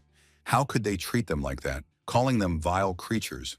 He couldn't understand why they didn't unite with those who supported them and rebel against the new king. It turned out that the new king was a real monster, the only one in the world with 3 7th-rank cores. To be honest, he was much stronger than the hero had been in the past. The boy couldn't help but notice how much better the new 6 were than them, since the guys had 2 cores each. Musabi couldn't just abandon Harold. They had to try to get him out of there. The boy couldn't believe what he had heard, and the idea of 3 cores was incredibly difficult for Musabi to comprehend. The girl suggested another option. Most likely, the hero already knew that the demons now possessed the power of the elements. This greatly changed the battle on the battlefield with them. The boy suggested defeating the new king with the power of the demons' elements. Previously, demons only had cores: red, yellow, green, blue, purple, and black. But they evolved and became masters of the 5 elements: metal, wood, water, fire, and earth. This made it more difficult for the warriors to deal with us. The young man, realizing that there were only 5 elements, concluded that the only element missing was earth.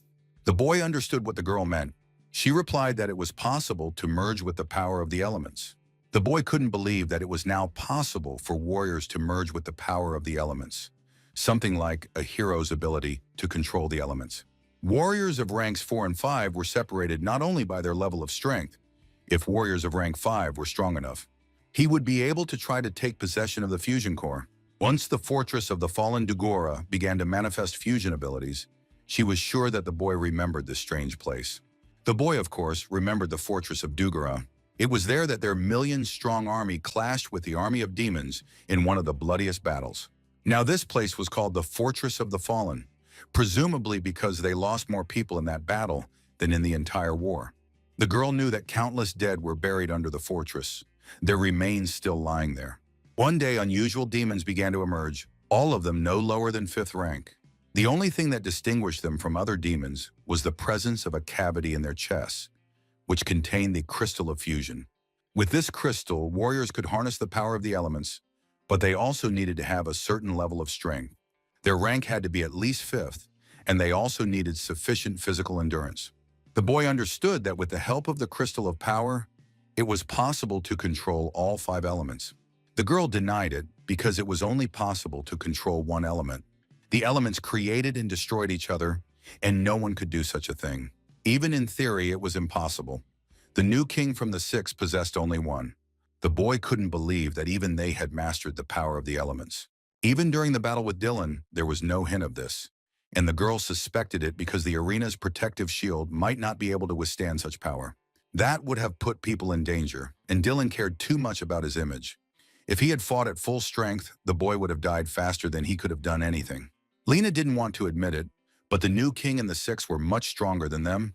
Not only did they have 2 cores, but they also had the power of the elements. In fact, that was one of the reasons she couldn't get Harold out of prison. The hero was interesting, but the ability to use the 4 elements was probably due to the demon inside the boy. Nevertheless, Lena was right. Compared to the new Six, Musabi was like a helpless child. The boy couldn't rely on the demon's power forever, and if he wanted to save Harold, he would have to become much stronger on his own. The boy understood the whole situation and realized that he would have to visit the Fortress of the Fallen. The girl noticed that the boy had not yet reached the 5th rank and was only in the 4th rank. The boy knew that this was like a threshold, but the hero himself had come up with this expression once in his current life. The young man was not going to follow him, being confident that he could overcome this limitation.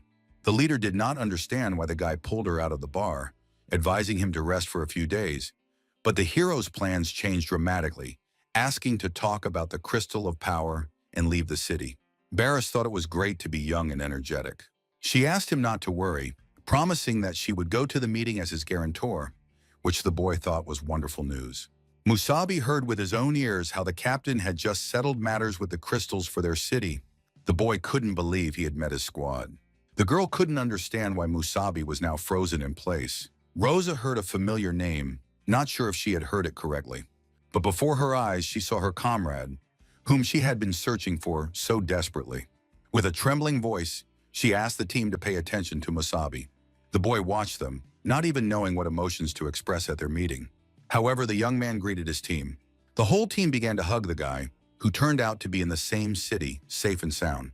Darren was incredibly happy to see the guy, who had also gained muscle during that time. Brandon thought the hero had grown incredibly tall, but the boy didn't even notice it, perhaps because of the impact of the core. The guy announced that they had originally set off with the city commander Brian to watch the competition, but on the way, Rosa received news about the guy, so they left the delegation to find him. In the end, the information turned out to be false, and just recently they arrived at dawn, and the captain even negotiated the distribution of power crystals. The captain wanted to continue looking for the guy, but he turned up at dawn. The guy thought it was great news and was glad that the issue with the crystals had been resolved, as he was going to address the issue himself. The girl understood that now they were the very squad that Musabi had split up with. The leader did not want to interfere with the sweet reunion, and because of the events, the commander did not even have time to say hello and properly thank them for their boy. The girl noticed that the hero was more concerned about the Pika. It seemed to the guy that Musabi needed to talk to Rosa, because since they had parted, the girl had practically not eaten. Sakura asked to look at the photo, in which she looked exhausted, and she was not herself the whole way. The girl was incredibly ashamed, even to talk to the guy she had broken up with a long time ago. The hero approached the girl to rekindle their former friendship and calm her down. Musabi asked the leader Rose to let him report his arrival and apologize for causing concern. The girl wanted to express her feelings, but instead she just felt embarrassed. She really wanted to kill the guy who dared to behave that way in that situation. From now on, Rosa wanted to forbid the hero from leaving the squad alone. The young man agreed with the leader of his squad. The guys cheerfully discussed their reunion while Lena watched Musabi. She didn't know how to act in the future and how to react to the new squad. The guys were very similar to them in the past. After a while, in a dream of one of Musabi's squads, the hero and the leader were badly wounded after a great battle with a demon. The girl understood that everything had worked out for her and the guy, but the young man was on the verge of death. She asked him not to fall asleep under any circumstances, Otherwise, he would never wake up again. The girl begged him not to close his eyes and to keep them open. Suddenly, the demonic stone that was needed to control the elements fell out of the young man's hand. The crystal of the elements merged with the power of the elements. The demon could not understand who he had for dinner, and with the crystal of the elements, but alas, the end awaited the young people, which meant death. The girl was wounded by a creature that suddenly attacked them. Rose couldn't believe that after all they had been through, this was how it would end. The demon did not expect her to still be able to move after so many wounds. She apologized to Musabi because she was so weak that she couldn't protect him. Rosa couldn't believe her own weakness, and for this reason wanted to become stronger, but it didn't work out. Suddenly, after a terrible nightmare, the girl woke up in a state of stress and fear. The girl calmed down after learning about the nightmare, but it seemed so real that she felt creeped out. Rosa was all wet after her strange dream and was thinking about taking a bath. Suddenly, the hero burst into the room and asked if the leader was okay because of the screams. But when he came in and asked if the girl was okay, he accidentally saw Rosa's underwear. The girl threw a pillow at the guy, asking him not to look. The young man tried to help when he heard her scream, but the girl kicked him out. The guy stopped at a hotel in one of the C-class cities, and they were able to quickly get ready to walk around the city. She also asked the guy not to call her by her name from now on, but only as leader or captain. The boy heard the captain asking if she had managed to get some sleep because they had a long journey ahead of them. The girl slept like a baby except for a terrible nightmare, and the guy annoyed her by pretending that nothing had happened. The boy noticed that this city was on the way to the Fortress of the Fallen, and if they followed the plan, they would be there by evening. He had even heard that upon arrival at the fortress, the city guards would test their strength. There was no way to avoid it, otherwise they would be considered trespassers. This was bad news. Everything turned out just as their captain had said. The place where outstanding warriors of the 5th level and above could obtain elemental crystals was surrounded by a wall, and troops of high-class warriors were stationed around the entire perimeter. The fortress was heavily guarded not only against unauthorized entry, but also against the possible appearance of demons. The young man was curious whether the girl was really not afraid to go with him, even though it was a request from her superiors, but he did not expect her to agree so quickly. After all, not every 5th level warrior was willing to venture there. As a captain, she was worried about him, and he always found trouble for himself. Besides, it was too dangerous to go alone. The girl asked the hero to remember that she was going there not for him, but for the mission, because the captain had ordered her to raise her rank, and he hoped that this mission would help her grow to the 2nd rank. The hero understood her point, remembering how others like Brandon and Sakura also had difficult training ahead of them. The guys were full of enthusiasm and moralizing. The girl was still the captain, and she couldn't let him go alone, as she had done last time.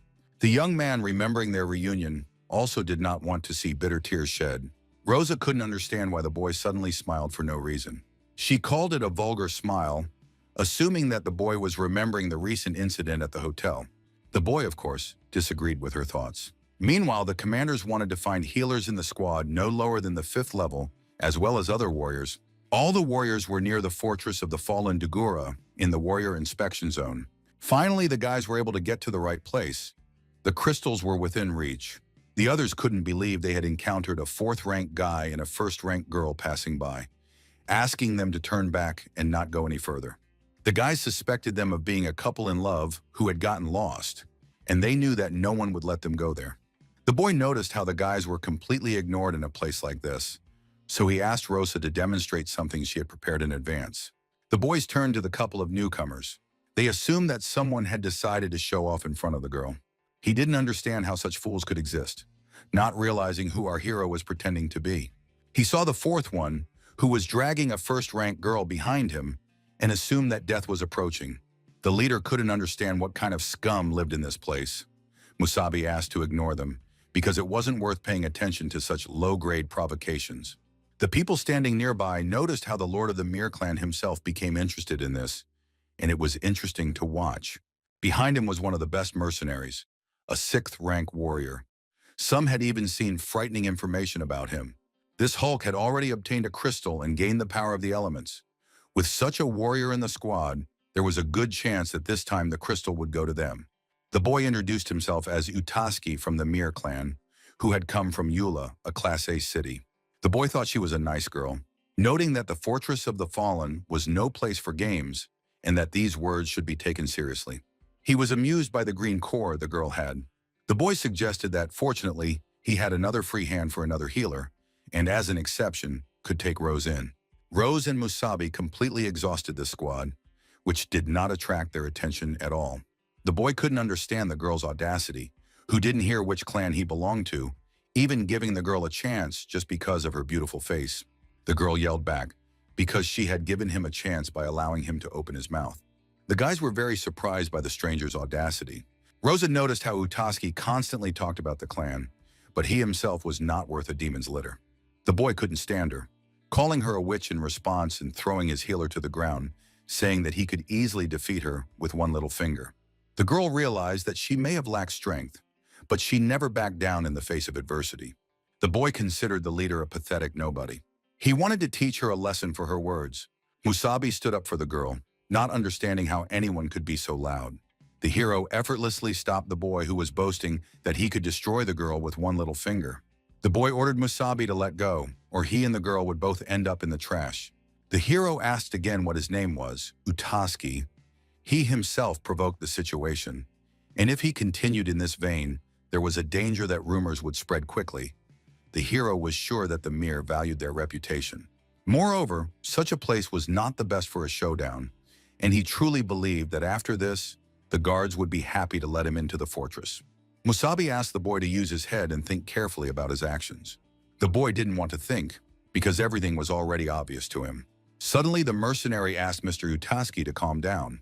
The hero was partly right. They had arrived at this place as respected and strong warriors, and if the clan found out what he had done, he feared the consequences would not be pleasant. The mercenary understood that he wanted to teach the boys a lesson, but this was not the right place for it. The priority now was to successfully enter the fortress. And once inside, anything could happen if the gentleman understood what he was talking about. Suddenly, Utaski had no intention of wasting his time on such rubbish. He ordered his squad to go inside. The mercenary and the hero locked eyes. The bruiser used the element of earth. They were aimed directly at the unsuspecting boy. However, the hero easily collected all the small traps from the bruiser, removing them with his ordinary hand. The girl couldn't understand what was going on, but the boy reassured her that nothing had happened, just some gnats. The young man asked her to go to the checkpoint, lest they bump into someone else. The hero was able to use his metal element with tough skin, collecting some pathetic attempts to harm them. The mercenary understood that the boy had stopped his hidden attack, realizing how terrifying his reaction speed was. The warrior turned to Mr. Utaski. He asked to make changes to the list of strong competitors, because he thought this recent guy was dangerous. The most dangerous opponent, who was much stronger than the fourth rank, he couldn't even say for sure what his real level of strength was. So much so that it was worth eliminating the guys first. The mercenary had a bad feeling. The girl discovered that the guy had 52% synchronization and the girl had 42%. Rosa understood that since there were no restrictions on rank, with their level of synchronization, they would pass the test. The boy noticed that Rosa had initially had 39%, and not only had she grown to the first rank, but her synchronization had also improved to 42%. The girl noticed that one fourth-rank warrior with a core of strength and one first-rank warrior with a core of healing wanted to fight for the elemental crystal. The Fortress of the Fallen was inhabited by demons of at least the third rank, and after that, the guys were really confident about participating. The hero confirmed the proposal because they had good self-defense skills, and there was a healer in their small squad. In addition, the girl was very quick-witted, and they had already made their decision. The girl was annoyed by how the guy had acquired a healer. The leader warned that no one below the 5th rank had ever dared to go to the fortress. Of course, there were no external restrictions, but the guys had the lowest rank in the history of local battles. She wanted to remind them that the elemental crystal was inside the body of a special elemental demon, and only one such creature could appear at a given time. After killing one, another could appear after a certain period of time. The girl said that in addition to demons, they could encounter other strong warriors and they would face a test of survival. Despite all the danger, they agreed to the damaged one. The hero agreed, adding that they wanted to go much further than just surviving, but thanked her for her concern. The girl then asked them to move on.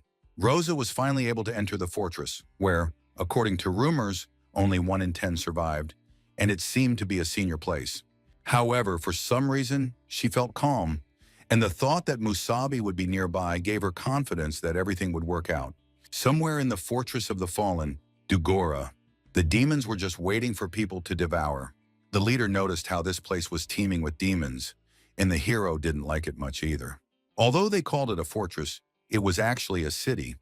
Rosa probably noticed that in terms of size and population, Dugorma was no different from the current Dawn. This city was located in the very center of the continent. It was once the most densely populated city, but after the demon invasion, it gradually became deserted.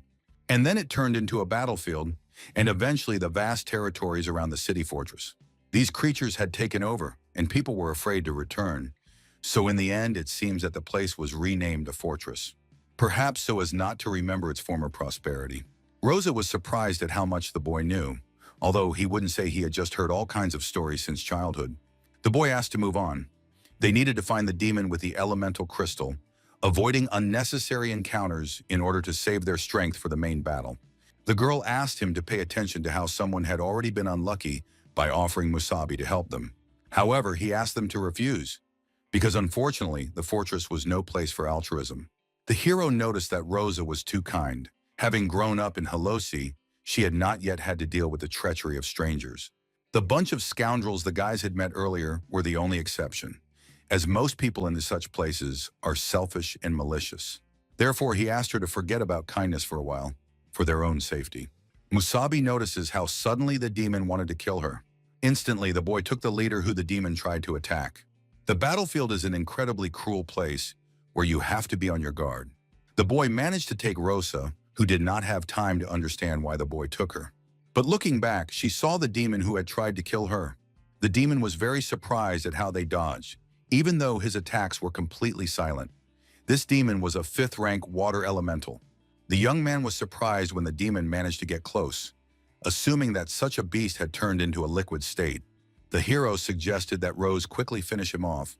Otherwise, a crowd of demons would soon reappear and attract the attention of other troops. Therefore, he suggested acting quickly, and the girl agreed, not wanting to be a burden to Musabi. The demon couldn't hear, but the guys really wanted to finish him off, even though one was 4th rank and the other was 1st rank. He noticed how the guys completely underestimated him, but he set out to prove the opposite in battle. It was very pleasant for the demons to defeat such inattentive humans. The creature used water needles. It scattered what looked like a crystal hail of needles right onto the squad of warriors. It asked all the guys to die immediately for being so cocky. The hero noticed the attack on the area and asked the leader to take cover. Water needles were a very dangerous weapon from the air. He could only laugh when he saw the 4th and 1st ranks, thinking they could rest easy because their corpses would not disturb him. He descended to the ground after a short barrage of needles. He was able to detect a tree with metal in front of him. The young man was able to create a shelter using the elements, which worked very well together. The demon was curious to see how the young man could control 2 elements at once, even though only 5th-rank warriors could wield the power of the elements. The hero set out to destroy the curious demon who was learning too much. The creature wanted to kill the boy, who was surprising him more and more. The boy saw the element of water and noticed similar abilities. The monster could not understand how this was possible, moving so fast on top of that. The young man noticed how the creature suddenly fell asleep, asking him not to sleep during the fight.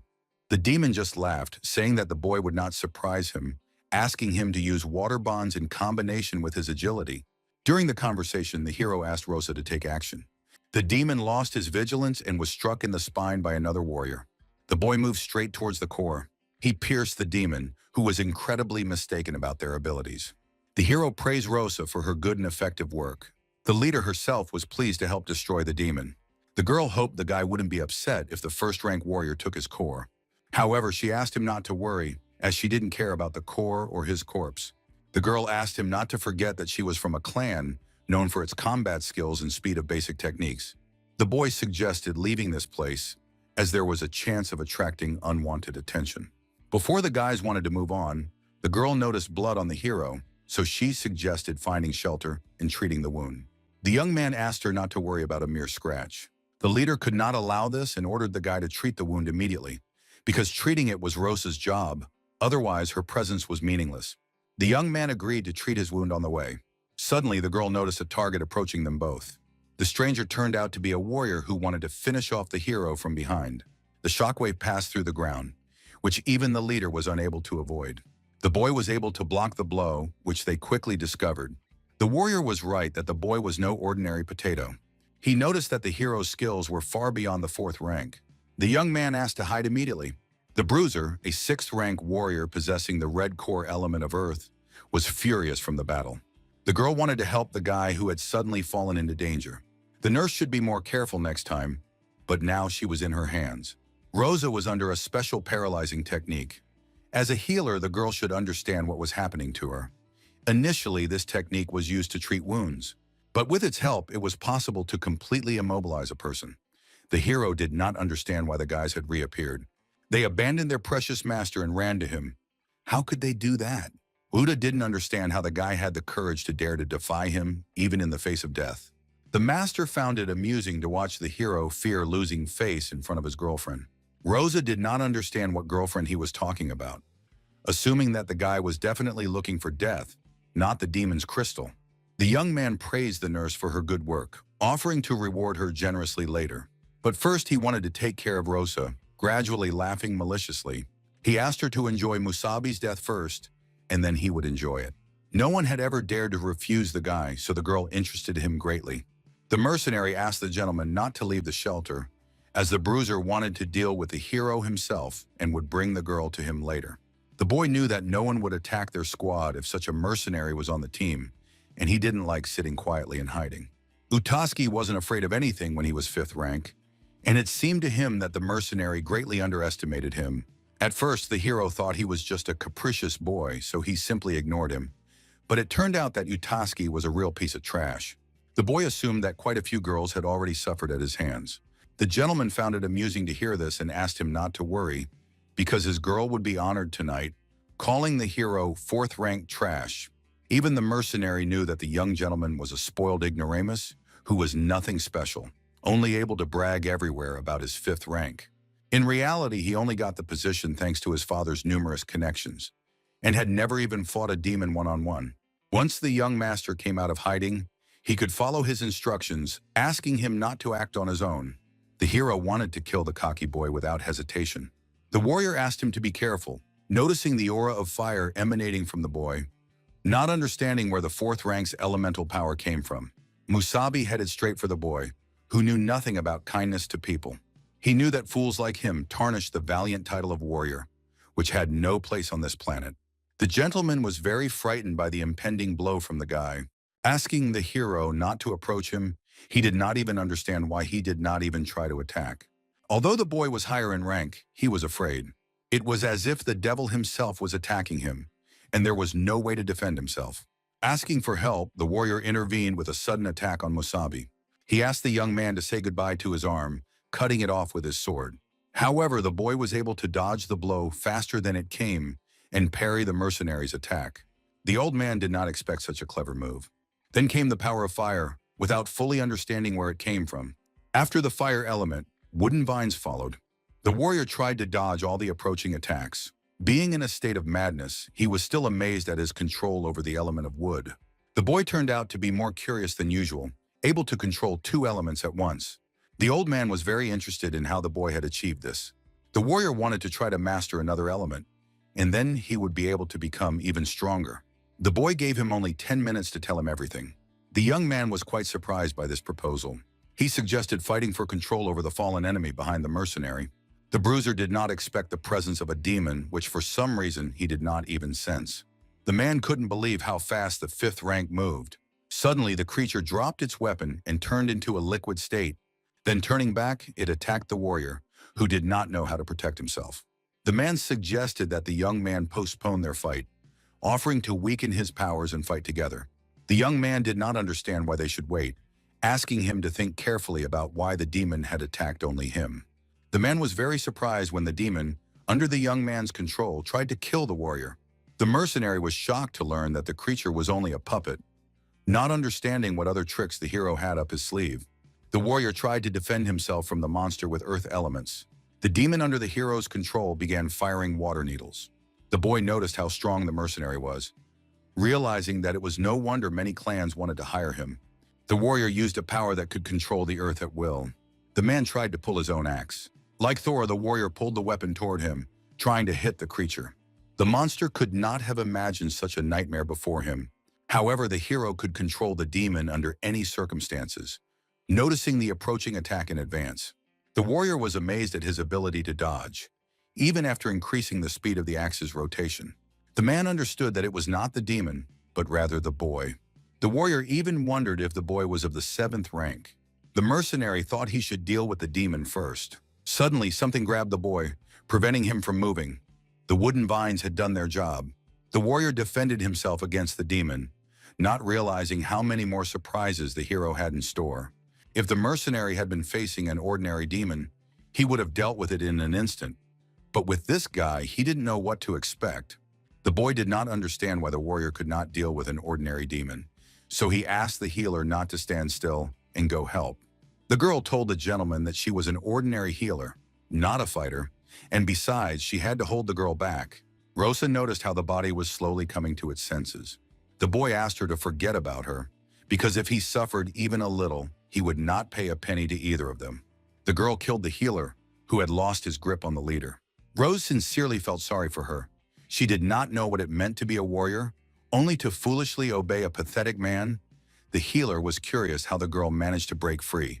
Rose asked him not to laugh at her, because she was a healer just like him and had carefully studied many techniques. As soon as she directed her energy back, the paralysis weakened. The nurse called the leader a true genius. The girl asked the gentleman to say goodbye to life next. The girl's organs were not affected, and whether she would survive depended only on herself. The boy considered the girl a real scoundrel who could only strike from behind like a rat, wanting to destroy her for it. Rosa heard the words of a stupid boy who had no combat experience, one of 3 warriors who were nothing special but raised the prestige of the clan because of their rank. The girl called such people ordinary spoiled dandies, and the boy was not worthy of being called a warrior. Uta didn't understand why the girl thought he had no difficulties. His father hired strong warriors to pump his core with energy, which was so painful that he wet his pants. But even that wasn't enough. For the sake of the Fortress of the Fallen, his father spent a fortune to hire a famous warrior and a good healer. Thus, the boy was able to obtain the Crystal of the Elements without much effort, recreating the perfect plan. But the damn girl and her nasty friend ruined everything. The boy complained about the warrior who was supposed to protect him, but instead couldn't even deal with the demon. The boy ordered him to immediately stop shirking his duties, quickly finish off the demon, and come to him. The mercenary couldn't stand the lousy scum, asking him to shut up, who only knew how to have fun with girls. But at the sight of a lower demon, he immediately tucked his tail between his legs. The young man couldn't believe how his ally dared to be so rude to him, saying such nasty things. The girl completely agreed with the warrior's opinion and prepared a knife for revenge. The master wanted to use all the necessary forces to fight the healer. Suddenly, the girl decided to attack much earlier than the guy, who didn't even have time to understand anything. As the leader, she was right behind him and finished him off. The young man felt real pain from the enemy's blows for the first time in a long time. Thinking of revenge, he tried to wound her with a knife, but the rose had long since managed to dodge. The boy went a little crazy trying to gain more strength, and the girl noticed that he didn't even know how to control his energy, carelessly activating such a powerful core. The captain explained how the core's energy could get out of control. If the boys saw something like that, they had to get as far away as possible. Such warriors were unpredictable and dangerous, and could cause serious injury. If this happened to them, they should try to calm down and then regain control of the core in the usual way, otherwise they would die from the energy tearing them apart. The girl remembered this lesson, realizing that such an end was just right for the boy. The boy did not understand why the girl should not calm down. Uta tried to harm the girl again by attacking her, asking to try her other attack. The boy activated a special killing skill. The young man tried to quickly defeat the girl, who was also no slouch.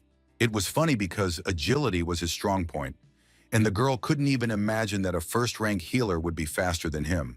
The girl asked him to stop talking during the fight. His father had trained Rosa since childhood, and his attacks were no more powerful than 5th rank. But they were extremely unpredictable compared to the blows of a nobody. The boy did not understand how the girl was able to parry his accelerated lunge. Rose only had to find a gap in his defense and leave him no chance of victory. Her father said that if an opponent did not know how to use his strength, it could be considered that he had none at all. She fought against the boy with great pleasure, wanting to destroy his very desire to exist. The guy asked her not to look down on him, ordering everyone that all creatures near him would have to disappear. Rosa noticed the moment when the core heated up to its maximum. The leader noticed how the fool lost control faster than expected, and she might not have time to hide from the shockwave, relying only on her protective shield. The boy turned blue in the bright light of his core, slowly breaking into pieces.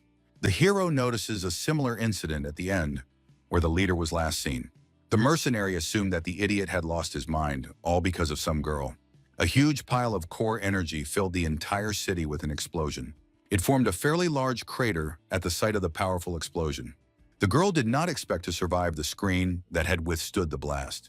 The boy praised the girl, who was able to defeat a 5th-rank warrior, commending her for her excellent work. Rose noticed that the boy was still far from 5th rank, and he was mentally unstable and had no experience, so anyone could have handled him.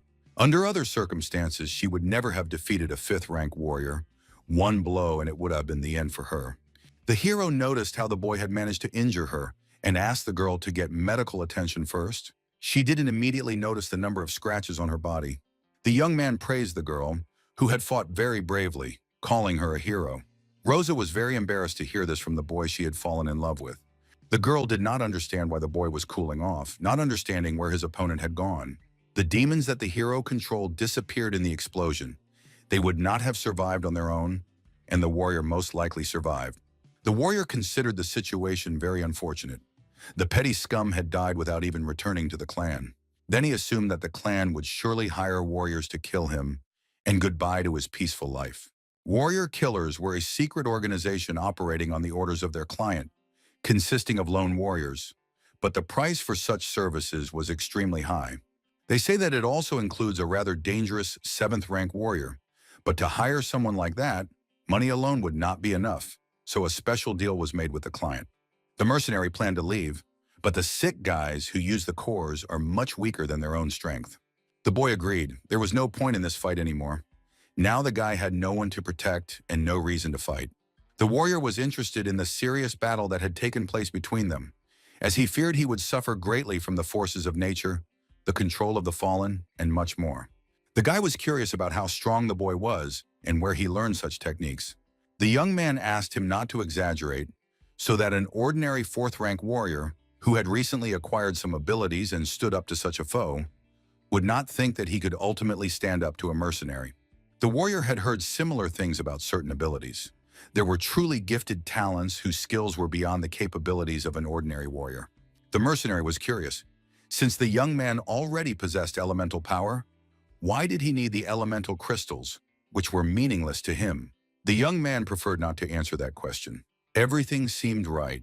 The crystal could give the warrior the power of the 5th rank, but the boy wanted to try merging with this power if possible. He was curious what would happen if he gathered all the elements in one body and merged with the help of the crystal. The young man had to find a way to become stronger. Harold was one of them. They did not hold him back, as it was easy to escape and save him. He had to stop relying on the demon's power inside the hero, because he might have to face the new 6 and the king. Grumala understood that it was worth ending the conversation by asking the guys not to linger in this place, because due to that idiot's explosion, demons or wars would soon come running to them, and in any case, they were all enemies.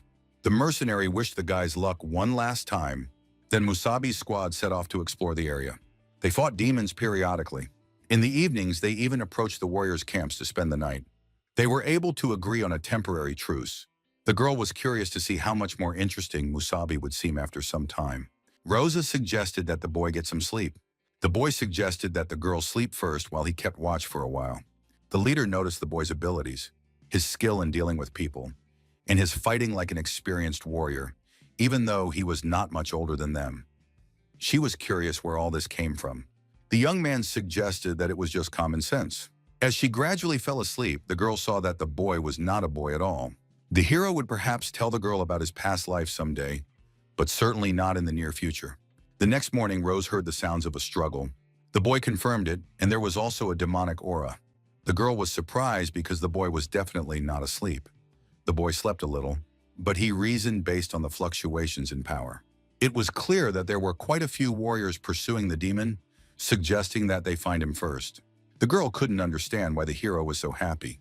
The young man was indeed happy and eagerly awaited a new acquaintance. In his past life, he had fought all kinds of demons, and he was extremely curious about what they were like. The guy wanted them to be the first to reach their prey. The squad moved forward at incredible speed. The boy noticed that the demon had slowed down, apparently finding refuge, but the girl did not understand how to find it in such a limited area.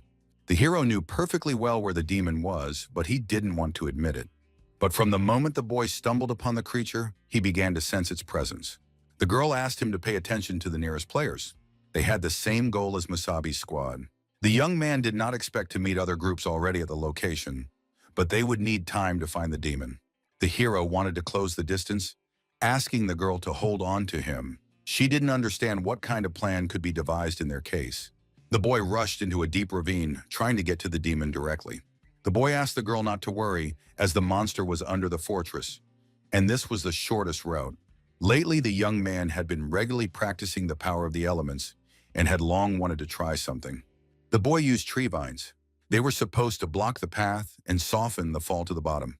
The boy was able to descend with the help of the trees, absorbing life force into his legs even faster. The young man was incredibly happy, having mastered the control of the elements. In the end, they managed to climb down to the bottom, but the girl did not understand where Musabi was. The boy insisted that he was below. After apologizing and asking if the girl was very scared, he also asked her to get off him. The girl, indignant at such an awkward situation, gave him a good slap. The boy could not even imagine that there was a whole city hidden underground. The boys were able to reach the main goal of their mission. The hero noticed how the demon slept after a long journey through the dungeon. The girl said that not only was this an unusual demon, but he was also of the 5th rank, and he had a very powerful aura. The young man knew that such a fight could attract the attention of other strong troops, so Rose needed to finish him off before the others arrived, took the crystal, and left. Musabi knew they had no more than 5 minutes, so he counted on her help. The girl was worried, but she wanted to help, so she asked what exactly needed to be done. The boy told her about the energy control step. She didn't understand where he knew so much from, as she had never heard of such a method. The boy believed that the girl would do an amazing job. Then, without wasting any time, he went off to fight the demon. The creature was disturbed by some kind of warrior. According to the boy's observations, many strong warriors capable of sensing the demon's aura had arrived at the fortress. The young man had to kill the monster before other troops arrived. Otherwise, it would be difficult to get the crystal. The demon was very surprised at how quickly the boy had found his hiding place. After observing the hero, the monster realized that the boy could control several elements at once. Noticing the demon's aura, the creature tried to attack Musabi. The boy understood that he needed to balance the energy between the elements. Then the boy would be able to use several elements at once. The young man asked to try his new technique of using 2 elements at once. The boy combined the elements of water and fire into a single stream, creating a steam trap. The girl shielded herself with a screen against the incredible battle between the 2 strongest creatures. The boy warned her not to be too surprised if he changed, simply considering it his special ability. He asked the girl to remember that he was still the same Musabi as before. She did not understand what kind of special ability it would take for his aura to feel like that of a demon. The 2 personalities fought fiercely, using large reserves of their cores. The demon did not understand how the boy could repeat what he had seen only once, not understanding how a human could use 2 elements at the same time. The young man insisted that such abilities were not the limit of his capabilities. The demon tried to dodge the hero's blow, which frightened him greatly. The creature ultimately sensed some danger in fighting such a person. Gradually healing his wound with a wooden vine, the monster saw the use of metal. The hero was convinced of the demon's abilities and was now ready to end the fight. He promised the demon a sweet end at the hands of a kind person like himself.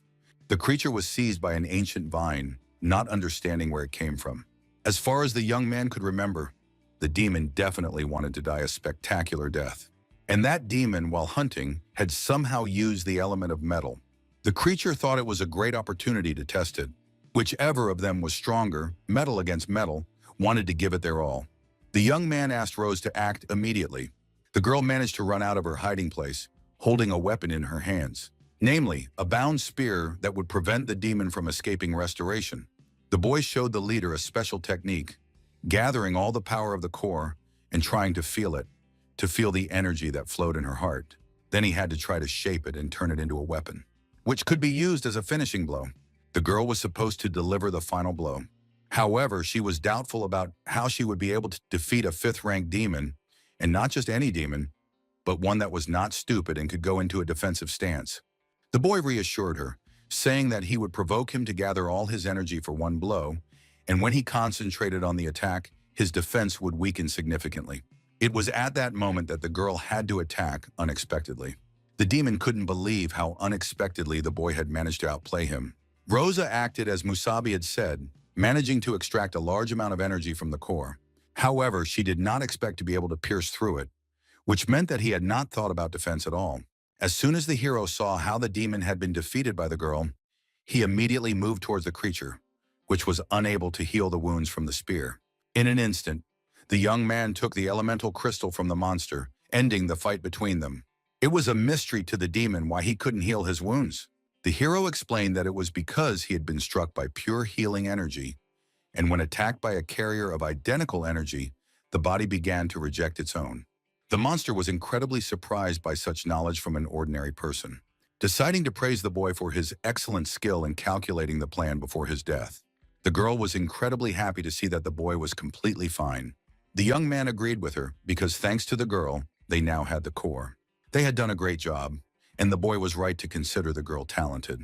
Rose asked him not to say anything unnecessary, although deep down she was glowing with happiness. The boy asked how she was, because most likely Rosa had used up almost all her energy, but the girl felt fine. At least she could walk on her own. Suddenly, the leader heard footsteps. As expected, the guys had quickly found them. Musabi knew that there were warriors with a good level of perception. They could accurately determine their location by the fluctuations in energy emitted during battle, and there were many such warriors in the fortress. The boy asked the leader to leave immediately with him. The young man listened to the sounds of footsteps coming from the left, which meant they had to take the right path. Suddenly, the boy felt an incredibly complex feeling of heaviness. The hero stopped, falling to his knees, spitting out his own blood. The girl couldn't understand what the hell it was. She asked the hero what had happened. Not understanding what was going on, the girl did not know how to help the guy. Musabi was in incredible pain, as if something inside him was tearing him apart. The guy continued to suffer for a long time, while the girl was at a loss as to what to do in such a situation. It was clear to the hero that his body was unable to withstand the strain. It had been quite weak from the very beginning, and although it had grown stronger physically, its synchronization had improved. Too often, the boy resorted to the help of demonic power. This produced an incredible load, and in the end, the body could not withstand it, without understanding why it happened now. Musabi asked Rosa to take the crystal and leave before the other warriors caught up with them, asking her to get out on her own. The girl asked the boy to be quiet and wanted to get out with him, despite everything. She really didn't understand what curse had befallen the guy, but there was no time for explanations. The girl didn't want to hear anything about escaping alone, because she didn't want to abandon the man who had protected her for so long. Rosa noticed the way to the upper floor and asked the guy to hold on, saying that they would be able to get out and the hero would feel better. After a while, Musabi even stopped talking and passed out, losing consciousness. The leader managed to get out together with the guy, who was not feeling very well. They managed to get out, but was the exit really ahead of them? Rose found it strange that the building looked so much like the one she had seen in her dream. She noticed that the warriors had followed her out. The people accompanying the girl turned out to be a large detachment, and it would be useful to join forces with them for a while, as they really did have a great sense of energy. The boy asked them not to thank him. They couldn't believe they had found their true goal. Rosa couldn't believe there were 6 fifth-rank warriors present. The boy noticed the first rank, wondering about hallucinations. It was unclear how there were only 2 of them. The boy was wounded from the battle with the demon. Suddenly, the boy noticed a crystal in the guy's hands. He asked the group to pay attention to the fact that the stranger was holding an elemental crystal in his hands. The squad did not expect these 2 to actually be able to defeat a 5th-rank demon. Such an event was a wonderful outcome for them, as it seemed much easier to simply take the crystal by force. The girl understood that the 5th-rank squad could quickly deal with her, and the situation was as bad as it could be. Suddenly, the boy came to his senses, having rested a little on the girl's shoulders. The young man asked Rose to take the crystal, being in terrible condition. The hero declared that it was the main target, it was lousy, but they definitely wouldn't leave them alive. The girl understood that the boy's body would not withstand such a load, but the young man did not care. he could somehow stand on his feet. Musabi was a warrior and wanted to fight to his last breath, as long as it was possible. They did not expect the wounded man to survive, considering him a stubborn little boy. Although it was strange to see how the boy wanted to fight in such a state, the hero felt that the demonic power would not be able to awaken because his body could no longer withstand it. The young man had a difficult task ahead of him, to defeat the strongest warriors. The girl suddenly remembered the nightmare she had before they went to this place. Rosa had a terrible feeling of foreboding. A man from the squad suggested quickly finishing off the guy, and then they would have the crystal.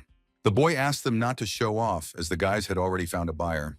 They wouldn't use it themselves, but they would make a fortune, then split it between the three of them and buy elite equipment. The hero had about a minute. If he summoned the demonic power, his body would not last more than a minute. The young man decided to take the risk to save his friend, to at least try to help Rose get out of that cursed place. The entire squad of warriors attacked the weakened young man, who was ready to strike back. The young man had only 1 minute to act, to destroy all the guys who arrogantly thought they could take away their rightfully earned crystal. The squad couldn't believe where such a powerful aura came from. Looking closer, they found a real demon in front of them. The boy managed to move lightning fast against the 5th-rank warriors. One of the main squad couldn't believe what was happening.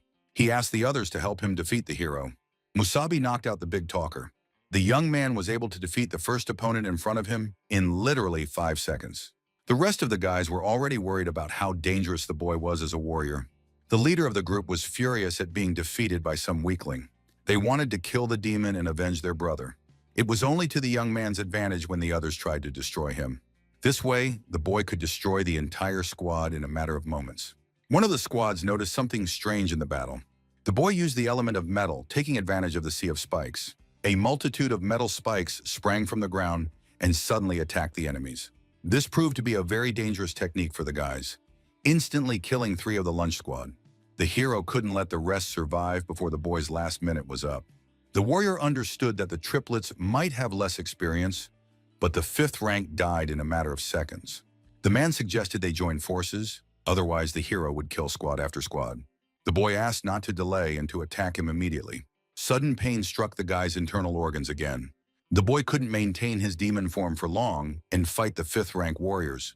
The hero's organs were about to burst from the strain. The girl understood that Musabi's body could no longer withstand such a load.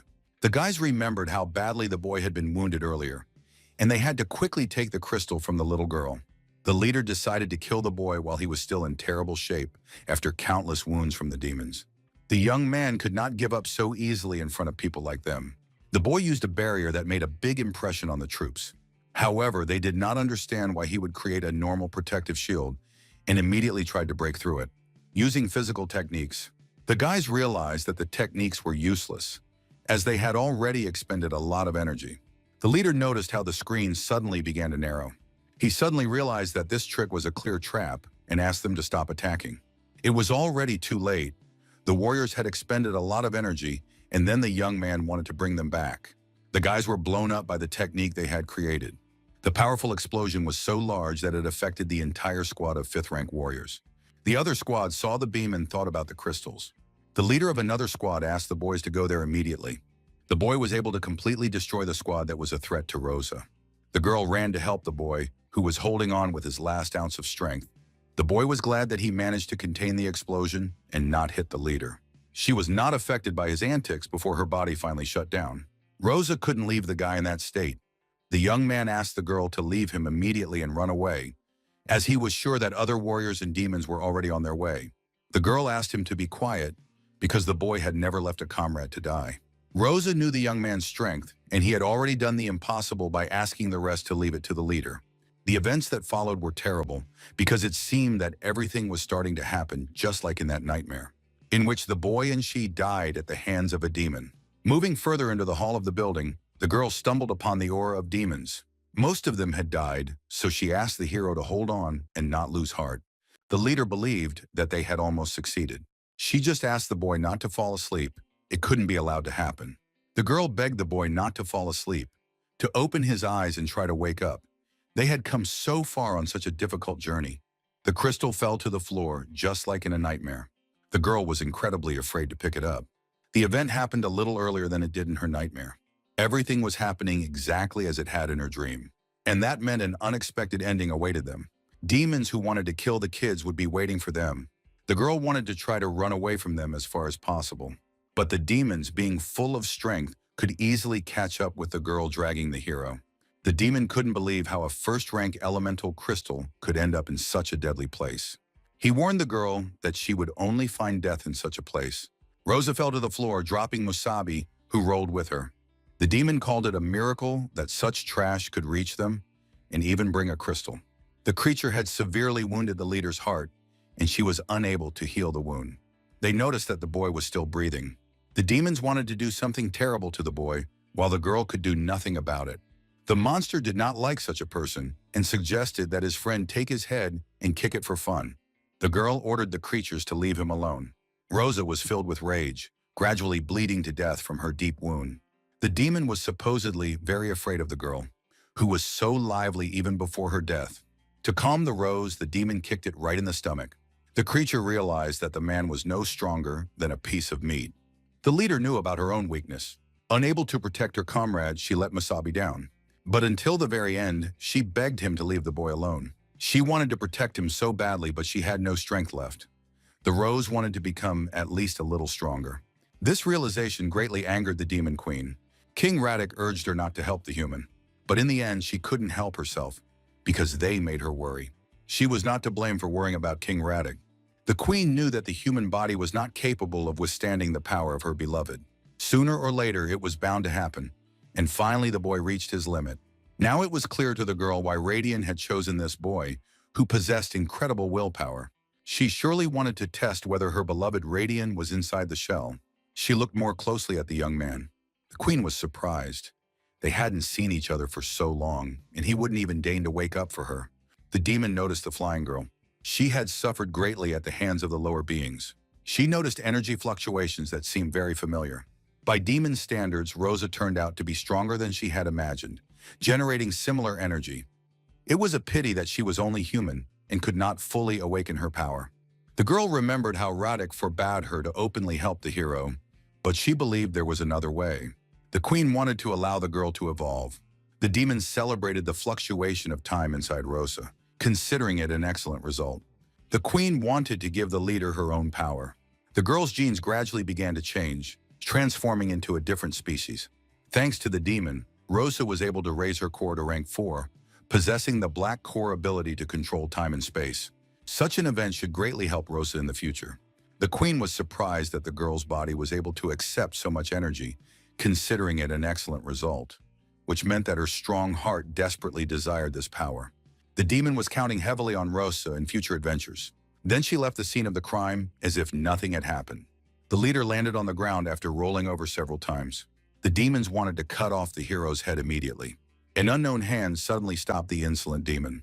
Another demon asked to pay attention to the girl. They couldn't believe that Rosa had survived. However, the leader had previously said to get away from her, Musabi, immediately. Thanks to a little help from the queen, the girl was able to fulfill her dream of becoming stronger. The demons couldn't believe what had happened, not understanding where such powerful strength had come from. Rosa threatened all the demons with instant death if they tried to harm the hero. Then she released the creature's dagger. They did not understand what the hell was going on, assuming that the girl was also a demon. The leader asked them not to compare her to them, such pathetic creatures. The creature, confused by the trick, spat on the girl, wanting to kill her. The girl noticed the demon's foolish behavior, which showed no understanding of respect. Rosa thought it was worth dealing with the monster, who didn't hear her the first time. The creature noticed the spatial cube, which destroyed her abilities in an instant. The demon couldn't understand how this was possible when the girl had learned to control space. However, she asked him not to underestimate her with such a weak attempt to kill her. Rosa then suggested trying to oppose her against such a large amount of space. The leader decided there was no time for pathetic creatures. She decided to destroy the demon, who was unworthy of living on the planet. Another monster could not imagine that the girl could punch such a hole with space alone, and not even a claw remained of the demon. The girl suggested quickly dealing with it with instant death and ending it there.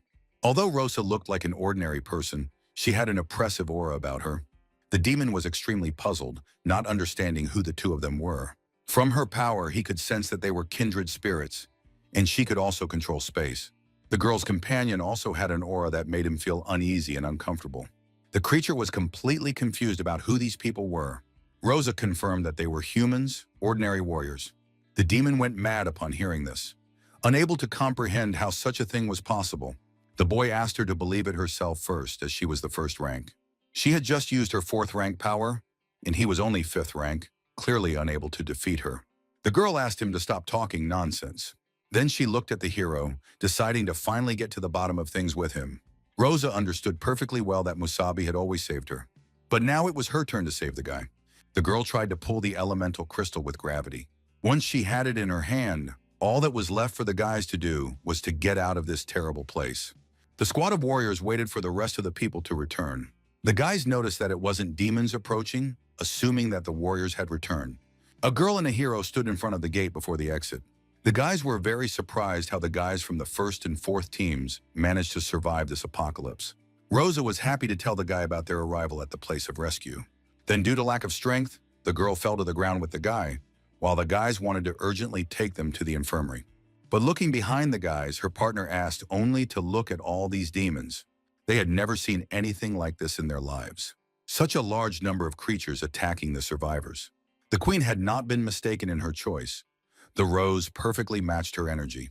In addition, she had not yet awakened her gift of foresight, and the demon was eagerly and impatiently waiting for this event.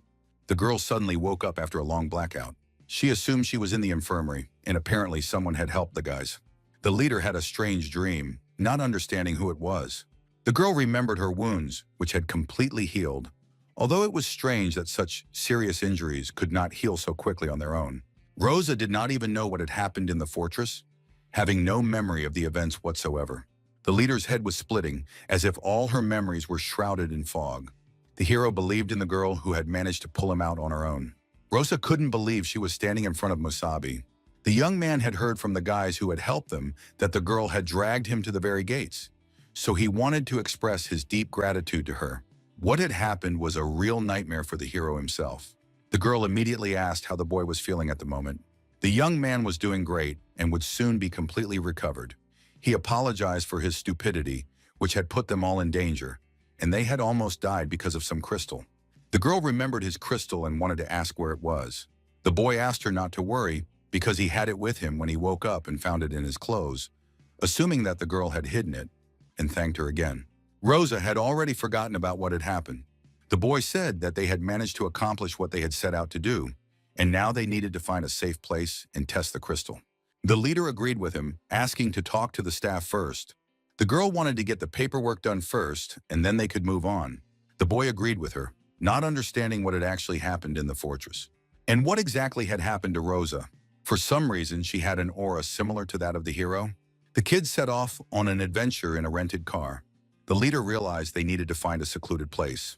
Musabi agreed that it was a place where he could concentrate, and besides, he needed time to study the crystal better so that the fusion would be successful.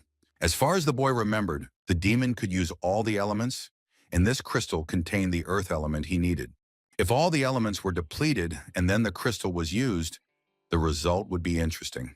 The girl remembered how her father once said that in Class B cities, halls were rented out, usually used by warriors for their training. Perhaps it would suit the boy as well, and the hero was glad to hear it, because there was a Class B city nearby.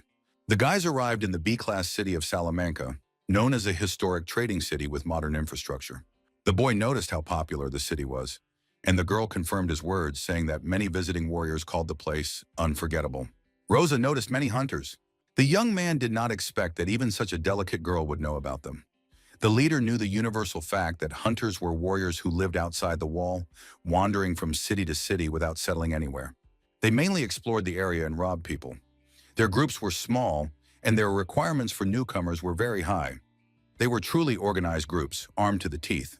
Although Salamanca was a B-class city, it was one of the few trading cities, and the hero now understood why there were so many strong warriors in such a place.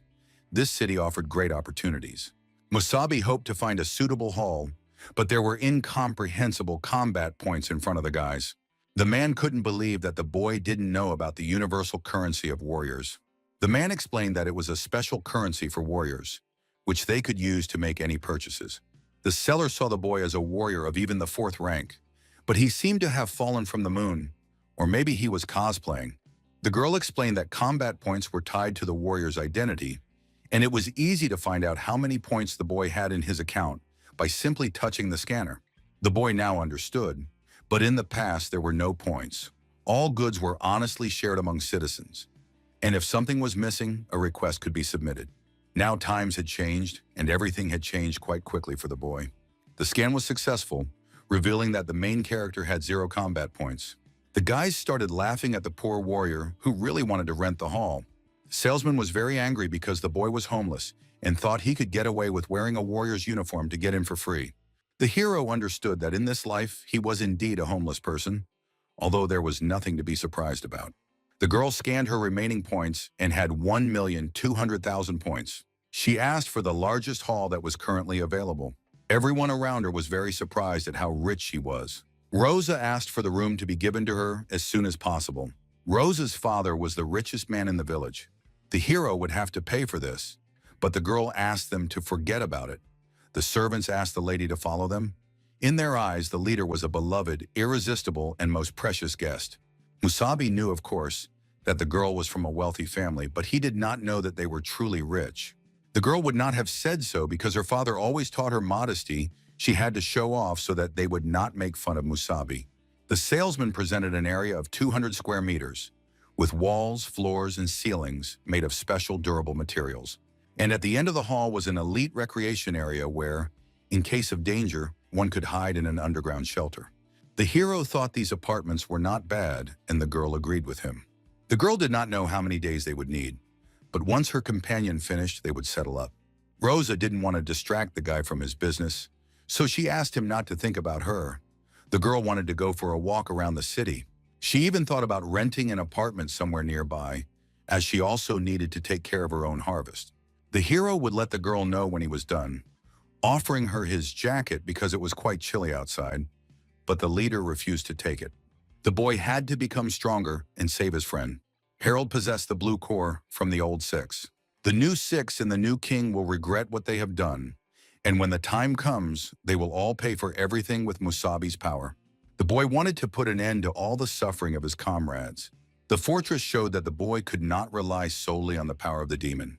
The young man must become stronger by extracting the element of earth, and then unite all 5 elements. The boy asked the core of the elements to respond. After a while, the girl began to slowly remember something. As if there was some kind of power, she was able to abruptly reach the 4th rank, wielding a powerful but unfamiliar force, celebrating an insatiable thirst for battle. She heard someone's insistent whisper growing stronger. The girl thought about another personality inside her body, not understanding whether she really wanted to obtain this powerful force. The incomprehensible power that was inside Rosa could not completely control her. The leader noticed spectacular battles in the arena where all seats were limited. The worker handed out tickets to the townspeople to watch the spectacular battles between the warriors.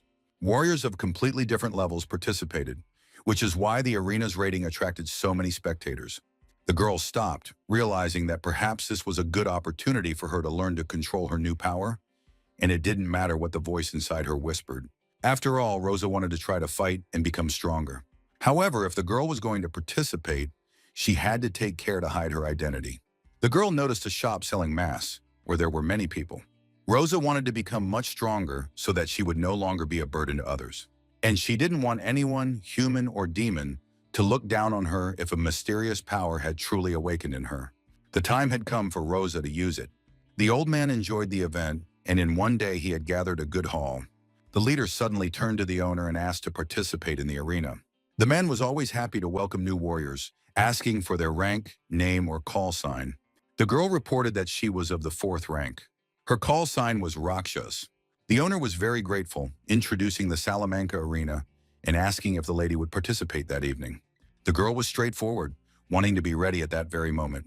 The man was pleased to hear this, because there had been no new blood in the arena for a long time. The average level of strength was set for men, and women very rarely participated in fights. The owner called a young boy to quickly show the girl the way. The young man was happy to greet the young lady. He asked her to come with him and showed her the way. The boy managed to register Lady Rakshas, asking her to allow him to explain the basic rules of the fight. The girl asked not to be called madam, to do without unnecessary politeness, and simply call her Rakshas. The young man was pleased to hear this from such a perceptive person. She thanked him and asked what the highest rank of participants was usually in this place. The boy knew that at the moment it was fifth, but only among men, asking her not to worry, as among women it was fourth, like Rakshas. The leader suspected that men and women fought separately, which the boy confirmed, and that it was mainly men who participated, with a shortage of women in the arena. Rakshas wondered why they didn't have mixed fights, and the young man confirmed that this had been the case before, but the men refused to fight the women. It was shameful to lose, and winning was not honorable, so in the end they were separated, and then gradually fewer and fewer female participants began to come. The girl understood that one could become stronger or weaker. It did not matter who the opponent was. All the excuses were made up by real weaklings. The boy completely agreed with Rakshas. A warrior was defined by strength. Suddenly, the kids were able to reach their destination. Entering the women's arena of cruelty and raiding, Rosa noticed a large number of interested spectators and felt relieved that she had put on her mask in advance. All the girl had to do was enter the arena, defeat her opponent, and receive her reward. The leader did not expect to hear about money, not realizing that there would be something else besides it. The boy remembered that, in addition to money, it was possible to raise one's rating, which could also be considered a prize. The girl agreed to take the rating as a prize.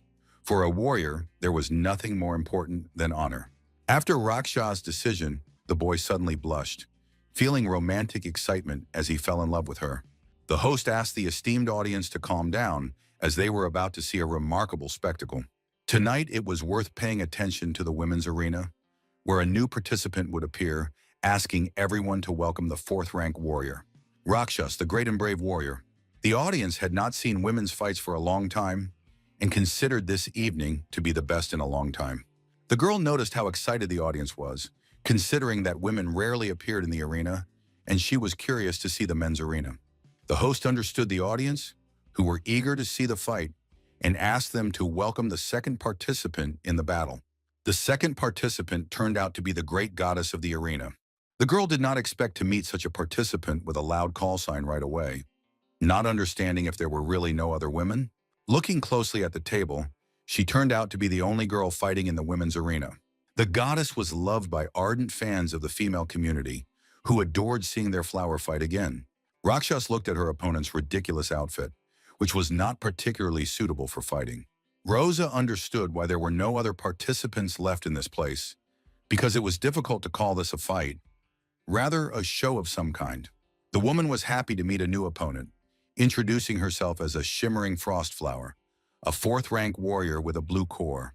In response, Rakshas introduced herself as the holder of a similar title, possessing a black core, at the moment when Rosa awoke after the fortress and felt the presence of the power of emptiness. It was worth testing their abilities in real combat, but considering the situation, the girl said that it was rare to encounter a black core, and Rakshas greatly intrigued her, offering to remove her mask if she lost. The audience liked Miss Flower's confidence in the fight. The girl noticed that her opponent was deliberately looking at the camera, but since they were of the same rank, Rose really hoped for a good fight between them. The host gave the signal for the fight to begin. The goddess asked Rakshas to get ready and enjoy her amazing dance. The beauty performed enchanting dances, showcasing her stunning talent. The girl had an incredibly flexible body, drawing all the attention of the audience to herself. She asked the stage to be filled with romance. People were incredibly enthusiastic about the spectacular show about Miss Flower. They noticed how Rakshas froze in one place, assuming that she was not going to repel the attacks. The girl was interested in Rosa's opinion of her blossoming dance. Rakshas did not stand on ceremony because she came to the arena not to dance but to fight. The audience couldn't believe such rough treatment of their flower. The girl was able to knock out the goddess of dance with a single blow. To Rosa, her opponent seemed even worse than that jerk in the fortress. She had no warrior spirit left in her, only bright tinsel to lure the crowd. She claimed that because of women like her, female warriors were not respected. They lived for battle, asking not to disgrace the title of warrior and not to dare look down on them. The boy who had recently been in love with the girl was incredibly shocked by Rakshas's rudeness. But he liked this even more than the actual show for the audience. The audience was incredibly concerned about the girl's behavior and took extremely decisive measures. They tore down the old image of the previous goddess and put up a new one. A completely new heroine captured the attention of their audience, shifting it away from Rakshas. The host was amazed by the girl's skill and asked Bubulika to congratulate her on her first place in the rankings. The girl did not take the fight seriously because she was not interested in an arena where there was only one person. She wanted to fight with men. The host couldn't believe what Rakshas said. Rosa wanted to go to the men's arena and tear all her opponents to pieces. Meanwhile, somewhere in the Salamanca market, passers-by notice a very unusual couple, assuming they are on a date. The boy told the girl that they had arrived at a rather famous market. She looked around with sparkling eyes. She wanted some ordinary tasty treats. The young man noticed what the girl wanted, saying that it tasted both sweet and sour at the same time. The girl imagined their fruit, which was the sweetest in the whole city. The boy noticed how much the girl wanted these sweets. The boy realized he should have bought the whole assortment at once, but the seller was very busy. The young man asked the girl to take one of the delicious caramel-coated fruits. The boy hoped that this would be enough for the whole evening, suggesting that they look further to see what else was interesting in these places. The girl, recovering from the shock of what she had seen, asked the man to pay for the fruit immediately. The young people stopped in their tracks, not understanding why there was such a fuss over ordinary sweets. The seller demanded payment in a furious tone, threatening to take revenge on the buyer despite his height. The young man was upset to hear this, realizing how annoying people could be. He immediately used his mind control over the seller to try not to cause a big fuss. Then he ordered her to return to the counter. The girl noticed that all the captains and their deputies had left the city. The young man agreed with her, asking to try to kill a couple of warriors to cheer up the people a little. By his standards, humans turned out to be fragile and cowardly creatures. And as soon as he finished his task, they would be able to slaughter everyone around them. Meanwhile, the master wanted to introduce a new participant to the men's arena. Rakshas, who was able to stand out among the participants in the women's competition, crossed over to the men's group. The audience was incredibly happy to see a female representative. They wanted the girl to beat all the men. The master said that no one agreed to fight against their participant, and he had to spend a lot of time persuading them. The host introduced the first opponent in the arena, a fourth-rank warrior named Iron Rays. The boy noticed a girl of the same rank as himself, but the owner's core was black. The young man was pleased to meet the girl, although he would not have agreed to fight her if he had not been promised an additional reward. The boy immediately wanted to discuss something. The boy suggested putting on a good show and then ending in a draw, noting that everyone would be satisfied and he would be able to maintain his reputation. The girl looked at the guy with a rather skeptical expression on her face when she heard the agreement. The boy assumed that the girl was deaf, or so it seemed to him. Rakshas had no intention of shaking hands with an idiot like him. Hearing this, the boy spat on the rules and wanted to finish the girl off immediately. Rosa was able to react to the blow and then dodge it. The young man was surprised by the girl's incredible flexibility. However, he wanted to smash her in half at the end of the fight. The host noticed that the girl was unable to dodge the blow. The audience watched the sad scene from the sidelines. They hoped fervently for the girl's well-being. Razor was able to strike with all his might, with the likelihood of killing his opponent.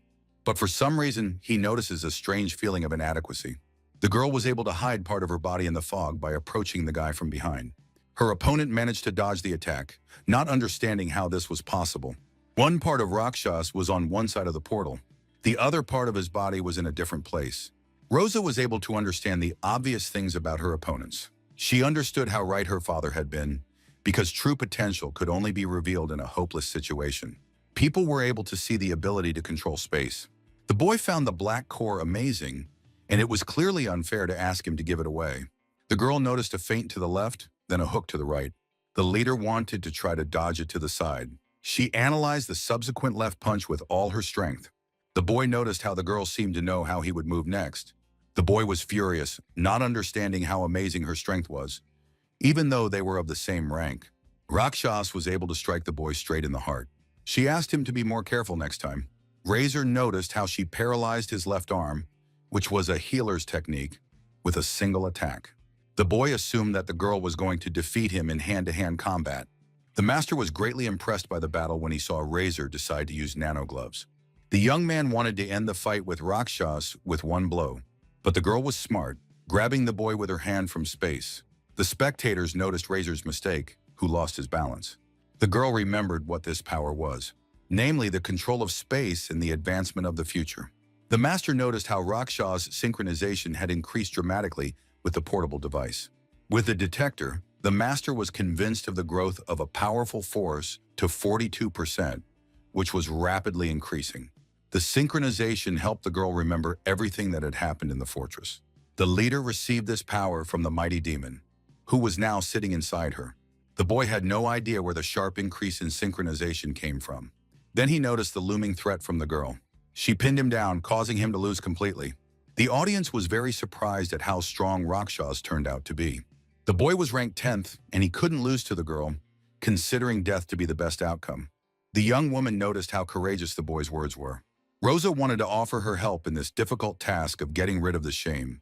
At the moment of battle, the girl seemed like a very scary person. The young man asked for forgiveness, saying that from now on he would be called not Iron Razor, but Plush Razor. The master confirmed his opponent's defeat, asking for applause for the superior Rakshas. The audience was incredibly surprised by the girl's strength. The master asked if Rakshas wanted to continue fighting or stop there. The girl asked for the next opponent to be brought forward. The people watching their ideal desire could not help but rejoice at her skillful behavior. That night, the arena blossomed with new colors, filled with a large number of fireworks. Meanwhile, in the training hall with the main character, Musabi noticed that he had already spent half a day training, but to no avail. Breathing exercises were useless. In the past, the guy had no elemental crystals, and this was the first time he had encountered such a scale of mysteries. The guy still lacked the earth element. If all 5 elements were combined in one body, he would be able to recreate powerful techniques. The boy assumed that if the demon's power awaited the power of the elements, it could not be detected by human methods. The hero then had to use his demonic form, coming to an initial irony. He wanted to become stronger so that he would not have to rely on this power, but in the end, he could not achieve anything without it. The young man managed to activate the 5th rank of his own core. The boy began to be surrounded by the element of earth. Then he turned a small demonic throne. Musabi was finally able to take control of all the elements at once. Having obtained the element of earth, he now honored it with his heart. The young man noticed a majestic flow of energy not far from them. The girl couldn't understand what Now was looking at. The boy asked the girl to forget about it, assuming that he had imagined it. He was more interested in whether the girl was ready to put their plan into action. The boy called her Bean, whom he had been watching since she reached the 2nd rank. The boy asked her not to disappoint him, and then after the mission, they would be able to reach the 5th rank. The girl was ready to perform an incredible celebration for the demons. Bean began to use a powerful technique while hovering above the city. People were incredibly shocked by the new participant in the arena, who was nicknamed Rakshas. Many people rushed there to see how talented the girl was with their own eyes.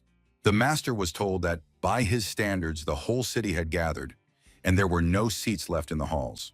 The owner was incredibly happy because it meant he had made a huge amount of money. All the spectators were willing to pay even more money if they could catch even a glimpse of the great Rakshas. Many spectators could not help but admire the now famous arena participant.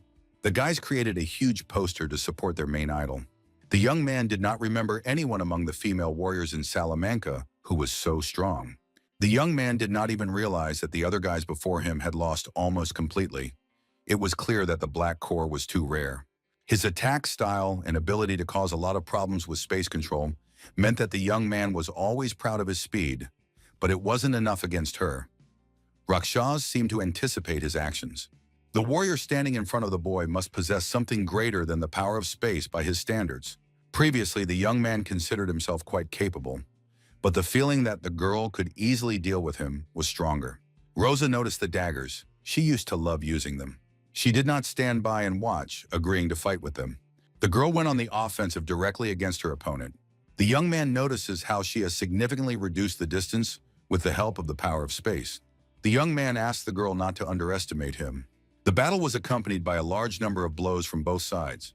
The warrior managed to block one of the girl's blows. Then he was able to throw her weapon far away and gain the upper hand. All the boy had to do was choose the right moment to parry and win against the pathetic girl. The young man used the maximum power of his technique. He used the ability of the bee's sting to strike Rose. The girl was able to concentrate on the task at hand, shoving her hands into the space. She was able to reach her opponent's head in an unexpected way. Covering his eyes, she threw the boy into the air until he could see nothing in front of him. The boy's aimed throw flew straight out of the battle zone. The young man noticed that he was blinded for a moment. The host declared that since the opponent had gone outside the arena, the girl had obviously won again and asked her to introduce her next opponent. The opponent asked to stop, not remembering the rule about flying outside the boundaries, but the master asked him not to worry, as this had always been the case. The young man suggested that the next opponent wait, but the opponent who had taken first place did not want to tolerate such insolence towards him. A boy passing by ignored the request of the defeated young man. Moments like this made him think about what he had said earlier. The host asked the audience to welcome the winner of the men's ranking, who had been undefeated for 6 months. The one who was called the strongest fifth-rank warrior in the city of Salamanca, Lulan's Tansov Kyle. People were very tense when they saw such a formidable opponent against their goddess. The boy couldn't believe that Rakshas was fighting him and suggested postponing the battle with him. He offered the possibility of changing his mind, but the master knew that the boy did not understand much. The owner had initially advertised the event, selling 10 times more tickets than usual, and was now fabulously wealthy thanks to the two of them. The master didn't care who survived in the end. Looking at the monster, the girl noticed the 5th rank, which was perfect for testing how much she would lose to this power. The young man noticed a very strong charm in the girl. The boy watched all her fights, mentioning her power to control space and her ability to foresee her opponent's actions. Praising her, the girl is probably strong enough for the 4th rank for the boy, who wanted to turn her into mincemeat. Rosa immediately notices how different this warrior is from the others, surprised by how he tries to overwhelm her with his abilities. Suddenly, the boy approaches her with incredible speed. Rosa received her first blow from an opponent in a long time. The boy couldn't understand why she would think or try to predict his actions, as it proved useless against him. The girl couldn't understand why, since she could see everything perfectly well. Rosa wanted to find out what the problem was with her mistake. The boy began to move completely differently than the leader had anticipated, but it was unclear what kind of ability this was. The warrior asked the girl not to waste his time. He had not come to fight a vegetable, and he did not want to hear later that he had beaten a defenseless girl. The boy didn't like this at all. Rakshas was discouraged, but the boy provoked her even more. She tried to calm down and watch his movements carefully. The boy loved lively girls very much. The boys' locked eyes filled with the desire to tear each other to pieces. Rosa was able to anticipate her opponent's next move. A sudden feeling of anxiety rose to her ears. The girl was unable to correctly predict her opponent's actions, which caused her to suffer. The boy noticed that along with the mask, he had to wake up Rakshas's head. The spectators feared for the girl's condition and hoped that her body would survive, although some were curious to see her face. However, the viewers were mistaken. The girl was able to block the boy's blows. The host couldn't believe that Rakshas was able to do the impossible at the last moment. The girl managed to repel the attack, which was incredible given her opponent's incredible speed. Rosa also noticed how fast the boy was. She could barely react. Perhaps if it weren't for such power, she would not have dared to face the owner of the red core, but he was faster and stronger than the girl. Rakshas now understood that it was not a matter of her abilities. The boy instantly made several false attacks to confuse the leader. To defeat her opponent, the girl was forced to use the portals and go on the offensive. She moved from one portal to another, gradually approaching her opponent. The boy had no idea what plan had come into this girl's head. But seeing the power of space again greatly attracted him, as Rakshas wanted to seize the initiative. The boy liked decisive women, calling them beautiful flowers. The young man created several phantom doubles to try to find Rose. It didn't matter to the warrior where the enemy appeared from. In any case, she would be hit by one of the blows. The girl noticed the boy's dangerous ability, but the main task was to leave room for maneuver. The young man always wanted to try playing a game with gophers in their burrows. The girl hurried to disappoint the guy, who would not be able to defeat such a defense. Rosa was able to wound the warrior, who lost his vigilance during the battle. The boy could not even imagine meeting such an opponent as a leader. His opponent's legs were injured, and he didn't understand where the girl had come from, because there was no such thing as movement in space. The girl noticed her opponent's agility and had to slow down a little, asking him not to worry because healers would restore his leg in a couple of days. Rosa even offered to patch up his leg with a green core, but the boy couldn't appreciate the leader's abilities. He couldn't believe that the girl was really a 4th-rank healer, and in the end, the boy found himself at her mercy. The audience was very surprised by Rakshas's abilities, which surpassed those of Cairo. The boy, not understanding the whole situation, wondered if his goddess could be defeated. The young man knew that Cairo was the leader of the arena rankings, and everyone talked about his particular cruelty so the boy feared for the girl. But he heard from the owner how Rakshas was able to take the lead in the entire arena. The boy couldn't believe his ears when he learned how incredible Rakshas was, defeating the arena's chief killer. The master asked the fool to replace him immediately. The boss wanted to go and display the goods, time is money. The man asked him not to forget to keep the audience interested. The boy was happy that the girl had allowed him to witness her rise. The boy wanted to help his goddess in any way he could. The boy was shocked that Rakshas was able to win the title of leader of the men's arena by asking all the spectators to support her. The people in the large crowd were incredibly impressed by the girl's speech and abilities. The host got the most pleasure out of singing a song about money and decent wealth for the day.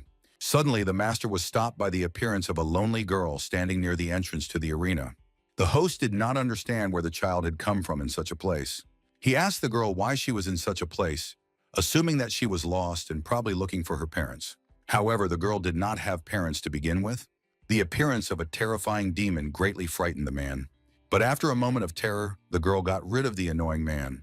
The girl noticed a lively place where she could hear many joyful cries. She wanted to check where the sounds were coming from. The boy saw how today a female warrior officially took first place in the men's arena. The girl was able to prove that warriors were distinguished not by gender, but only by strength. Rose wanted to end this madness as soon as possible. The boy noticed a spatial cube. It threw the boy straight towards the girl. The leader gradually approached, moving through the portals at incredible speed. The boy began to get angry at being pushed around like a toy, and Rakshas wanted to end it all with a similar blow. The boy asked her to try to do the same if she had enough strength. Suddenly, Rosa notices a strange feeling. It was as if the boys were in grave danger from a powerful demon. The girl stopped in her tracks, not understanding where the feeling of anxiety came from. The boy noticed Rosa's weakness, as she had completely forgotten about her opponent.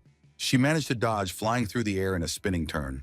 Then she landed on the boy's head, who did not expect such a trick from her. The girl was able to make the boy stumble to the ground. Then she stopped to check her sudden suspicions of danger. She felt a powerful demonic aura appear out of nowhere. Although the guys were in the city, they couldn't understand how such a thing was possible, where something like this could come from in the arena. The girl could feel a familiar aura, a demonic force at its core, sensing a familiar energy. The boy cursed today's fight because the girl dared to humiliate him in front of a crowd of spectators. People laughed at the supposed master of the ring, laughing even harder at the recent situation. However, it was more important for the girl to confirm her guesses about the demon's aura. The boy noticed that his sister was looking for something. The spectators did not understand why Rakshas had stopped, so they asked her to continue attacking. The boy couldn't believe how arrogant the girl was, looking down on him.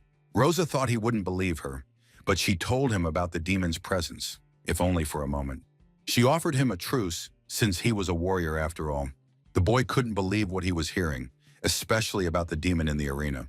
He could only laugh because they were in a Class B city, Salamanca, where it was impossible to encounter a demon. Suddenly, the boy was pierced by an arrow charged with demonic energy. The boy couldn't believe where the arrow came from, noticing that the power did not belong to Rakshas. In the next second, the guy was torn to pieces. The demon couldn't believe he had encountered such a weak, fifth-rank warrior in the human world. The girl thought the boy looked kind of frail. The Rose was stunned by what she saw, and the spectators still hadn't reacted to her appearance and Kalo's death. She didn't understand what the host was doing at that moment. However, the host was terrified. The girl screamed at the top of her lungs when she saw the demon in front of her, hoping to get the audience to react. People couldn't hear what the girl was saying because of the large crowd and her quiet voice. The demon looked at the large number of spectators, who looked very appetizing. They noticed the demon's presence and began to gradually leave the place. The demon noticed the unexpected fear that had descended into complete chaos, and she was once again convinced of how pathetic humans were. Rosa did not understand how the demon could turn into a little girl, noticing her strange behavior. The demon had to kill 6 fifth-rank demons, then complete the remaining tasks, and then her master said they would be able to wipe out the entire city. The leader noticed the 400th demon, who had somehow managed to sneak into the city. The child notices the warrior's refined surprise. The demon was very curious to see a female warrior, which was a rare sight. The moment the teacher tells the demon that the speed at which a Class B city reacts to demons reveals her, human warriors will be upon them within a minute. Rosa notices the ability to freely change appearance, realizing she is seeing an unusual demon. The demon realizes that they are in the human arena. The creature wanted to fight the sensational personality just recently. The hero felt a strange presence not far from the body. The young man notices that something strange has been happening in the city since yesterday. He found it strange where two such unusual and powerful auras had come from. The boy had perhaps become too sensitive lately. The young man did not attach much importance to his feelings. For him, it was important not to get distracted and to focus on his goal. The reason the core could give the warrior the power of the elements was that it contained the pure energy of the five elements, which was initially uncontrollable. But if he concentrated, it was an opportunity to find the element of earth that the young man needed.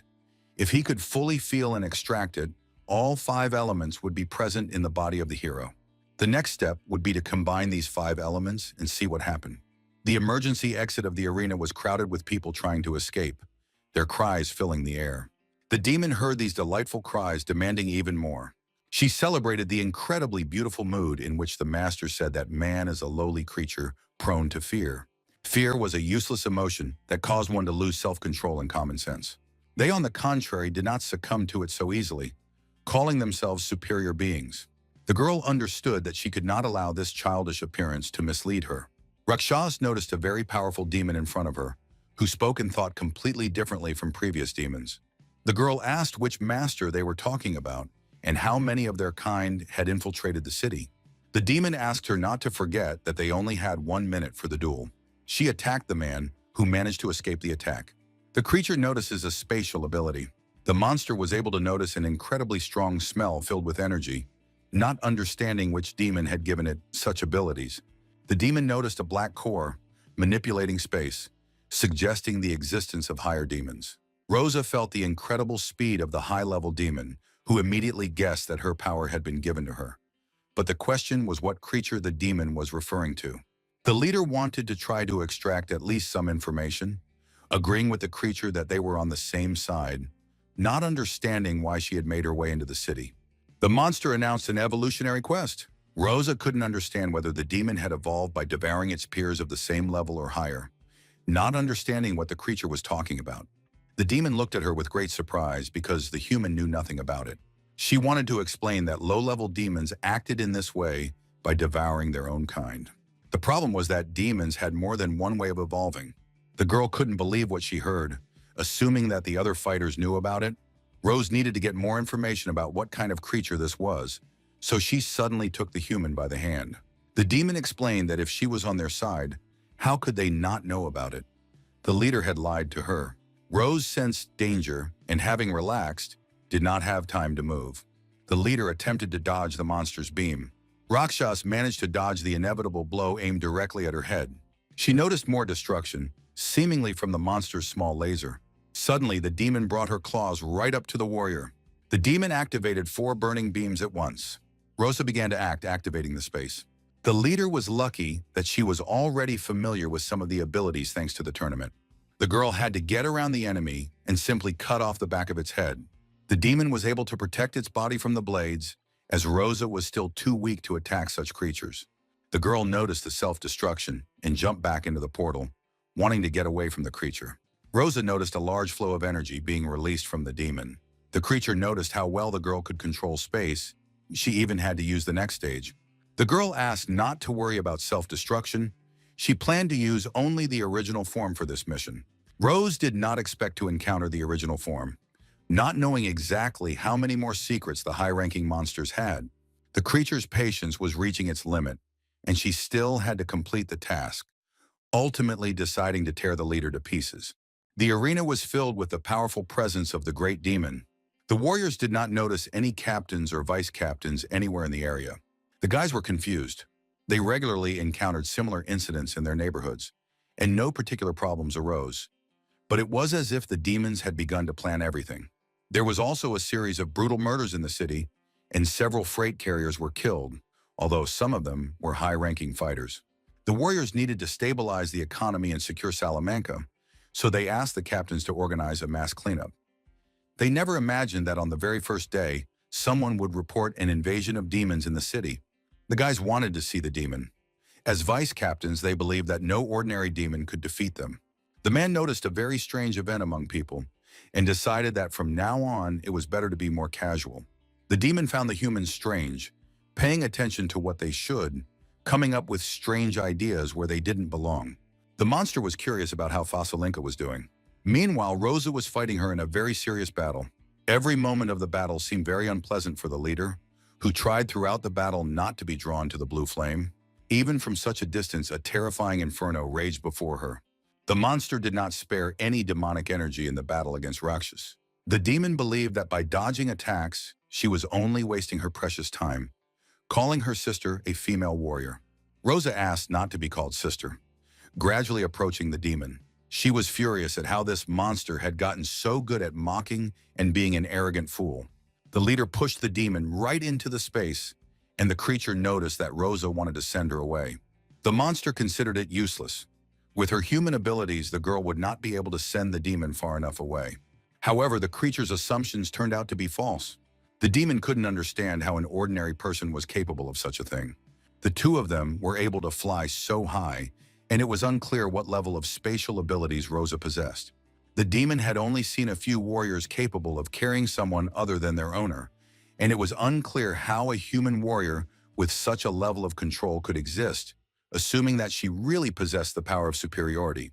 The girl got burned from the slightest touch, which was tolerable because the demon's power also affected the body. Rose should have taken advantage of the fact that her agility was not particularly useful in the air. Initially, her movements were simply a technique for fighting on the ground. She used her body weight to fight her opponent, but now the leader could use her spatial abilities to take her movements to a new level. The guys descended at incredible speed due to the great height. The girl was able to make the demon fall face down on the ground. Controlling space like that was not difficult to do. Rose ordered them to immediately tell her how many more demons like her had infiltrated the city. The demon understood that the one who had given the girl her spatial abilities was one of the great lords of the Black Queen. Otherwise, she would not have such a high-class ability. Rose remembered the woman who appeared in her memories, the one who was called the Black Queen, which most likely meant some kind of title. The girl did not understand. Wasn't the highest level for them the 7th? And what level was the Black Queen then? The demon hated the damn humans who used the power of demons, but lived such a slow lives. The creature now understood the words of the master, who was right. Humans were a worthless and disgusting bunch of insects. Rose did not expect to encounter a purple flame from the demon, who was clearly angry. The girl's body seemed to freeze from the mental attack of the purple core. The leader, examining the enemy, could not understand where the demon's 5th horn came from. The demon knew that her master would be angry with her in this state, so she asked, "How dare a human force her to use all her demonic power?" She turned out to be the owner of a 2-core demon with horns. This demon was noticed by the defeated warriors. They were incredibly surprised to encounter such a powerful monster, and one of the commanders ordered them not to hesitate. Even if the demon was stronger than usual, the 3 of them could defeat it. The entire squad set out to attack the demon, who considered the others even more foolish than the girl. The girl asked the guys not to come closer to her, but it was too late. The whole team was already flying to attack the creature. The demon considered them ignorant people who were not even worthy of being the target of her mission. The squad did not initially notice the dual-core demon, as she had her back to them. The girl activated voice control. The demon was able to easily subdue the warriors, who had completely forgotten about their own safety. The monster ordered people to kill each other. Rosa couldn't believe how cruel an event she would witness with her own eyes. The demon noticed how different the girl was from the nobodies in the squad. The creature knew that the girl would be more experienced than these insects. The monster considered the girl the perfect candidate for her goal, as an exam task. They were high-level demons who could evolve and develop through trials. The demon only needed to kill 6 5th-rank warriors and destroy the city. To make the task easier for the creature, the master lured more difficult opponents, captains and vice-captains, out of the city in advance.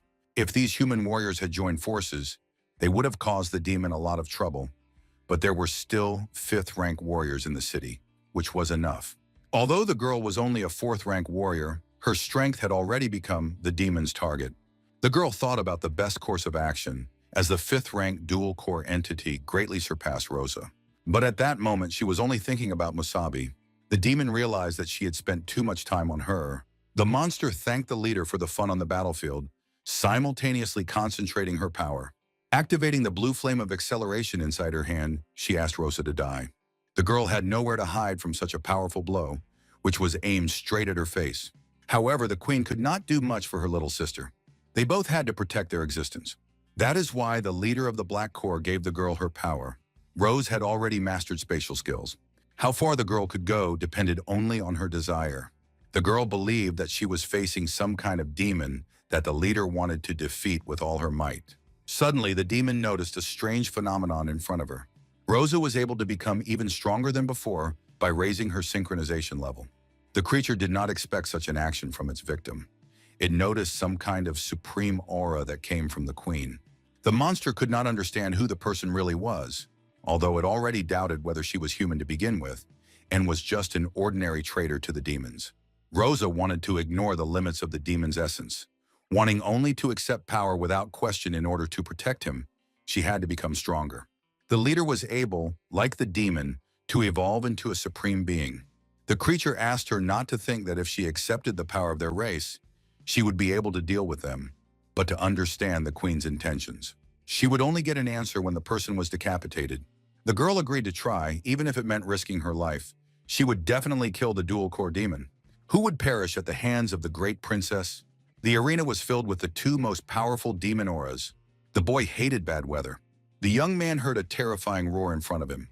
The warrior suddenly stopped the boy, not understanding what the hell he was doing in the middle of the street during a demon attack. The boy ordered them to quickly go to a safe place. The young man did not expect to hear that a demon had entered the city, assuming that the guys wanted to visit him. The boy apologized, but the soldiers were going there to get rid of him. The young man heard that the attackers were mainly humanoid demons that looked very similar to humans. They asked where the boy's home was, but he turned out to be an ordinary, modest traveler, asking them not to worry so much. The boy wanted to get his ID to the soldiers as proof. The boy showed them a heart symbol. The guys couldn't believe why he was mocking them at such a time and decided to kill him. This symbol turned out to be his ID card. The boy snapped his fingers, directing his abilities directly at the soldiers. The group of people was covered in countless liters of blood. The boy thought it was a terrible abomination, although it would have been better if they hadn't bothered him. The demon considered the squad of warriors to be stupid little people who did not know how to analyze the situation correctly. The monster noticed a fairly large training hall. That was where the source of energy, that strange sensation, was located. The demon became curious to see who was hiding in the house. Meanwhile, the hero was able to fully concentrate on his search for the earth element. Now the earth element could be extracted. The boy was happy, as he was going to stabilize it in his own body, thus gathering the 5 elements: gold, wood, water, fire, and earth. It was time for Musabi to impoverish them.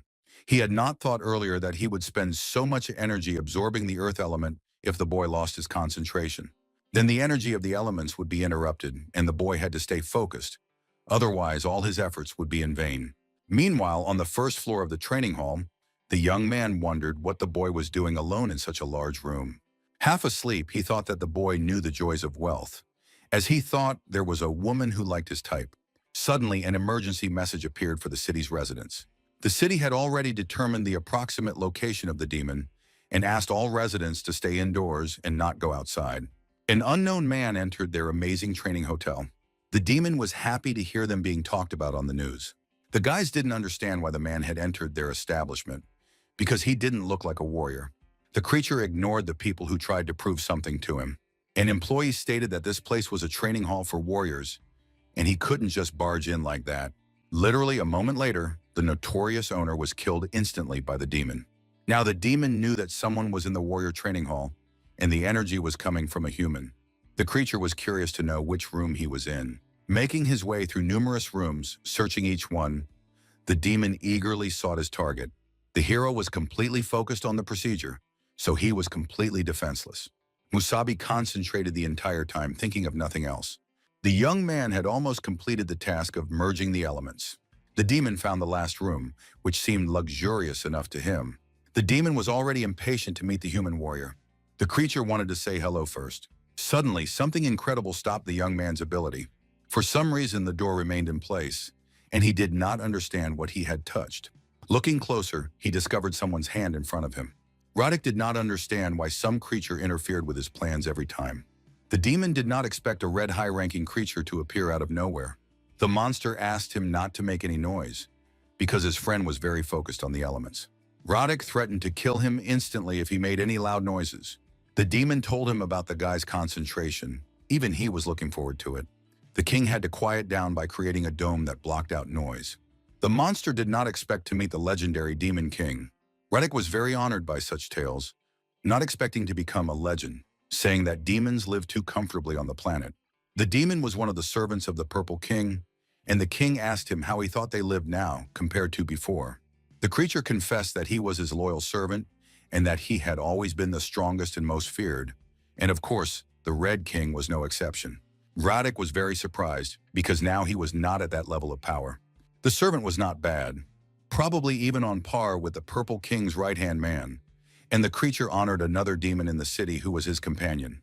The boy admitted that she was his student, and they had come to this place to test her abilities. The demon noticed the sadistic missions and massacres, the rules that Radek had established earlier. It was incredibly fun. However, times were changing, and the king was not very comfortable with this, and he did not want Musabi to be disturbed. He concentrated intently, quietly making his way to his goal. The demon initially thought that there were only human warriors in this place, and the guy did not understand who exactly His Majesty was talking about. The king revealed that this person was his personal secret. Radek, who was like a purple servant, could not allow him to return and tell the other higher demons. The guy asked His Majesty to stop, because he would never say a word. Radek shouldn't have told all kinds of fairy tales such as loyalty and other nonsense. The demon felt greatly relieved, and what had been said earlier calmed him down considerably. The king could not reveal the secret of his existence and could not allow anyone to know about his personal goals. The demon was convinced of the young man's incredible growth. It was amazing that the hero could visualize the elements in his mind. Human warriors usually had one element, but this one wanted to get all five. The demon was amazed by such greed, but he liked it. Although it was terribly painful to realize that in the end, the hero couldn't even feel him. He forcibly inserted 5 incompatible elements into His Majesty's body, and it was fortunate that he did not explode from it. The demon noticed how Musabi had completely immersed himself in his own mind. For human beings, this type of mentality was very good. The king was right to choose the hero as his vessel. Having decided to return to his body, he forced the boy to come out in a state of soul so that no one would disturb him, which took a lot of strength from the king. But it was worth it, as the boy will experience a huge leap in physical development, which is good for both of them. The demon noticed a very interesting detail in the form of lightning around the elements. The boy was able to create something ionic in the understanding of humanity. The city was overwhelmed by a sudden surge of foul weather. The king had no idea he would see such a thing, being such a powerful being. The building was filled with lightning. The energy was so great that it collapsed in half. A piece of the building was badly damaged by a powerful surge of electrical energy. The demon did not expect such a thing from the hero's powers. Radek was amazed at why Musabi had gotten lightning. The young man was overflowing with the energy of all the elements, including lightning. The demon couldn't believe that the boy was trying to combine the 5 attributes into one, not understanding if such a thing was possible. The elements enveloped the hero, who experienced an incredible sensation. Musabi's body absorbed a tremendous amount of energy in one go. The boy was undergoing a powerful test from nature itself. Radiku felt as if this man was somewhat underestimated in his eyes, as the hero was not only transforming into a high-ranking being, but also demonstrating his superiority and fusion of the 5 elements. Musabi was the man who created this unique element, white lightning. This was an inconvenient and repulsive phenomenon for the king. The girl also noticed the split between thunder and energy. The monster asked not to be distracted during their fight. The creature was surprised by the power of the girl who had mastered the 4th rank, considering her worthy of the power of the Black Queen. Rose was afraid that she would not be able to hold out for long. Even if she awakened all her power again, she would not be able to cope with a 5th rank dual-core demon. The captains in the city should have received word that it was time to return. The girl had to change her tactics, use her powers, and try to stall for as long as possible. The demon asked her not to think about escape, or even the slightest chance of survival at the end of the battle. Rosa created spatial cubes. Then she attempted to use this ability on the creature. The monster experienced the powerful force of the leader, who was trying to do everything possible. The girl used all the power she had, as her father had taught her earlier. He asked her to remember that when she was not sure she could defeat her opponent, she should distance herself and watch their movements, looking for mistakes or weak spots. Rosa followed this advice for a long time and was able to train her instincts to find weaknesses. The demon felt slightly discouraged during the battle. The creature understood the power of space. She tried to dispel it with the abilities of the purple core. The girl couldn't move, having experienced a psychic attack.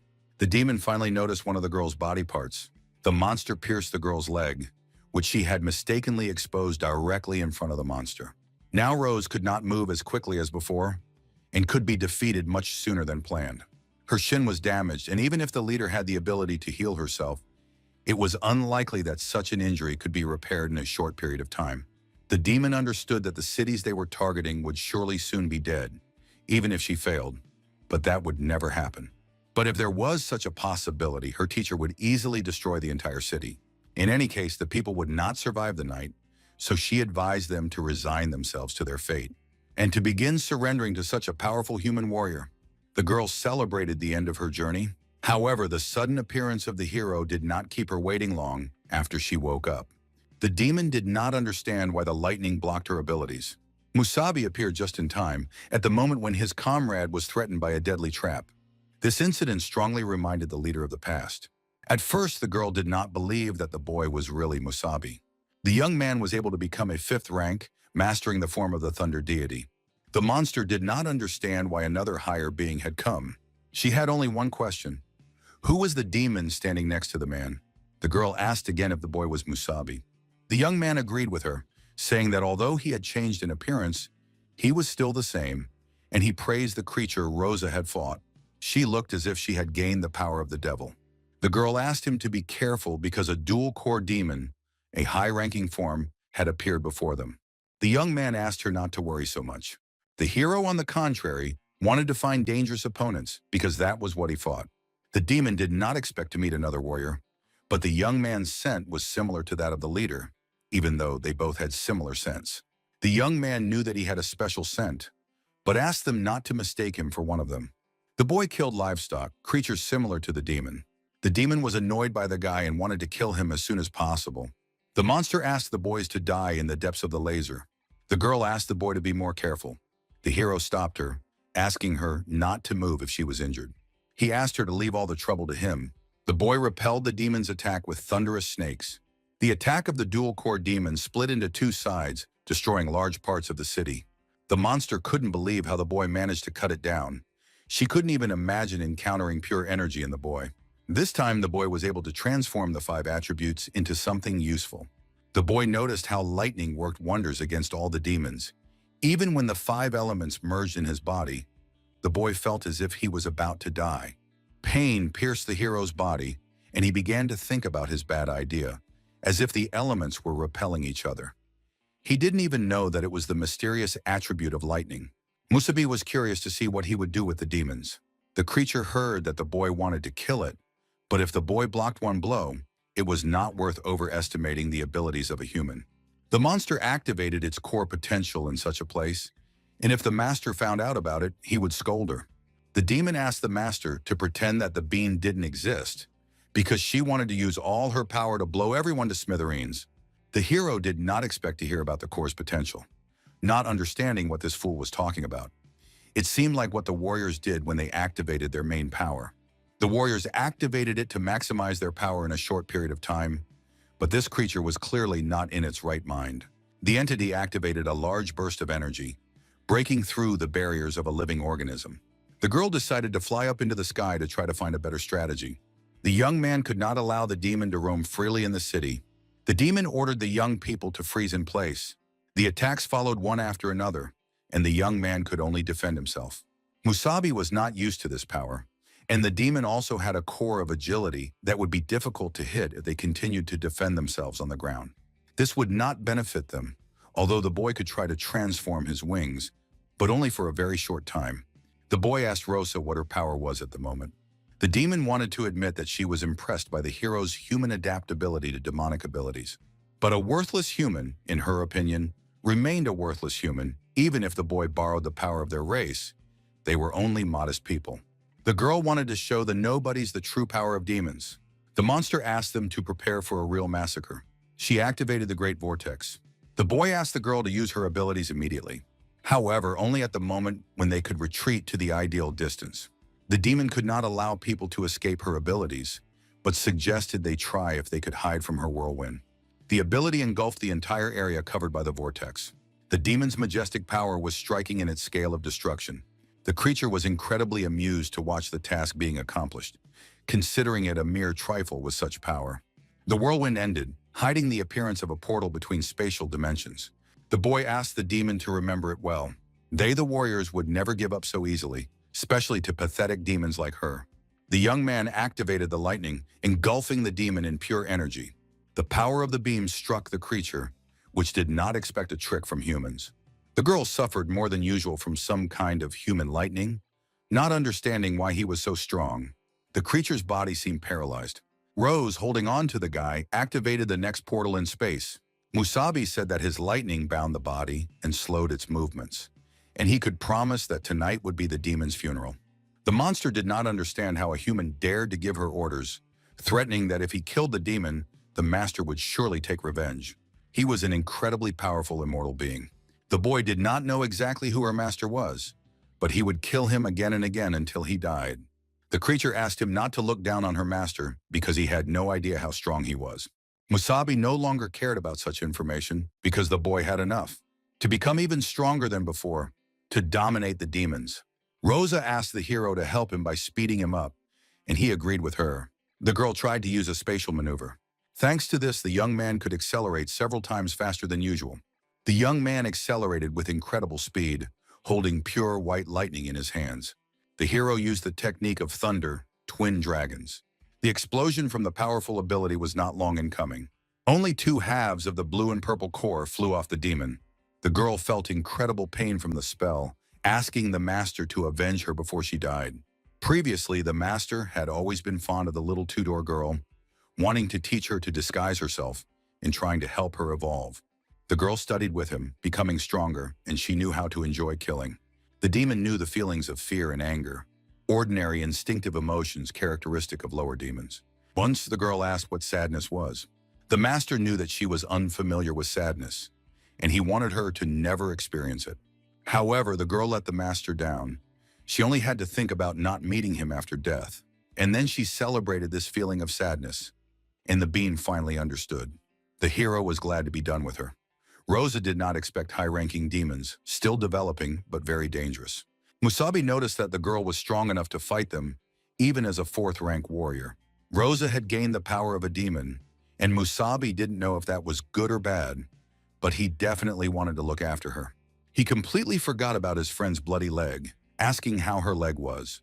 The girl was able to stabilize the wound using the power of the green core, but this time there was a more serious problem. For her body to fully recover, she would need a place to do so. The sudden surge of energy greatly surprised the boys, and the boy recognized the aura of a warrior, and a very strong one at that. The girl also knew such sense. The captain-ranked warriors who had left the city on a mission were already returning. The attack was carried out by the demon they had killed, and her master had planned everything, deceiving everyone in order to lure dangerous opponents out of the city.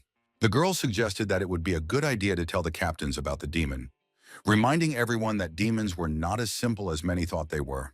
Rosa knew that among them were powerful beings, perhaps even above the 7 apostles, and there were those whom humans had yet to discover. Musabi was surprised at how much the girl knew, as humanity's knowledge of demons was still limited to the 7 apostles, and their hierarchy was not entirely clear.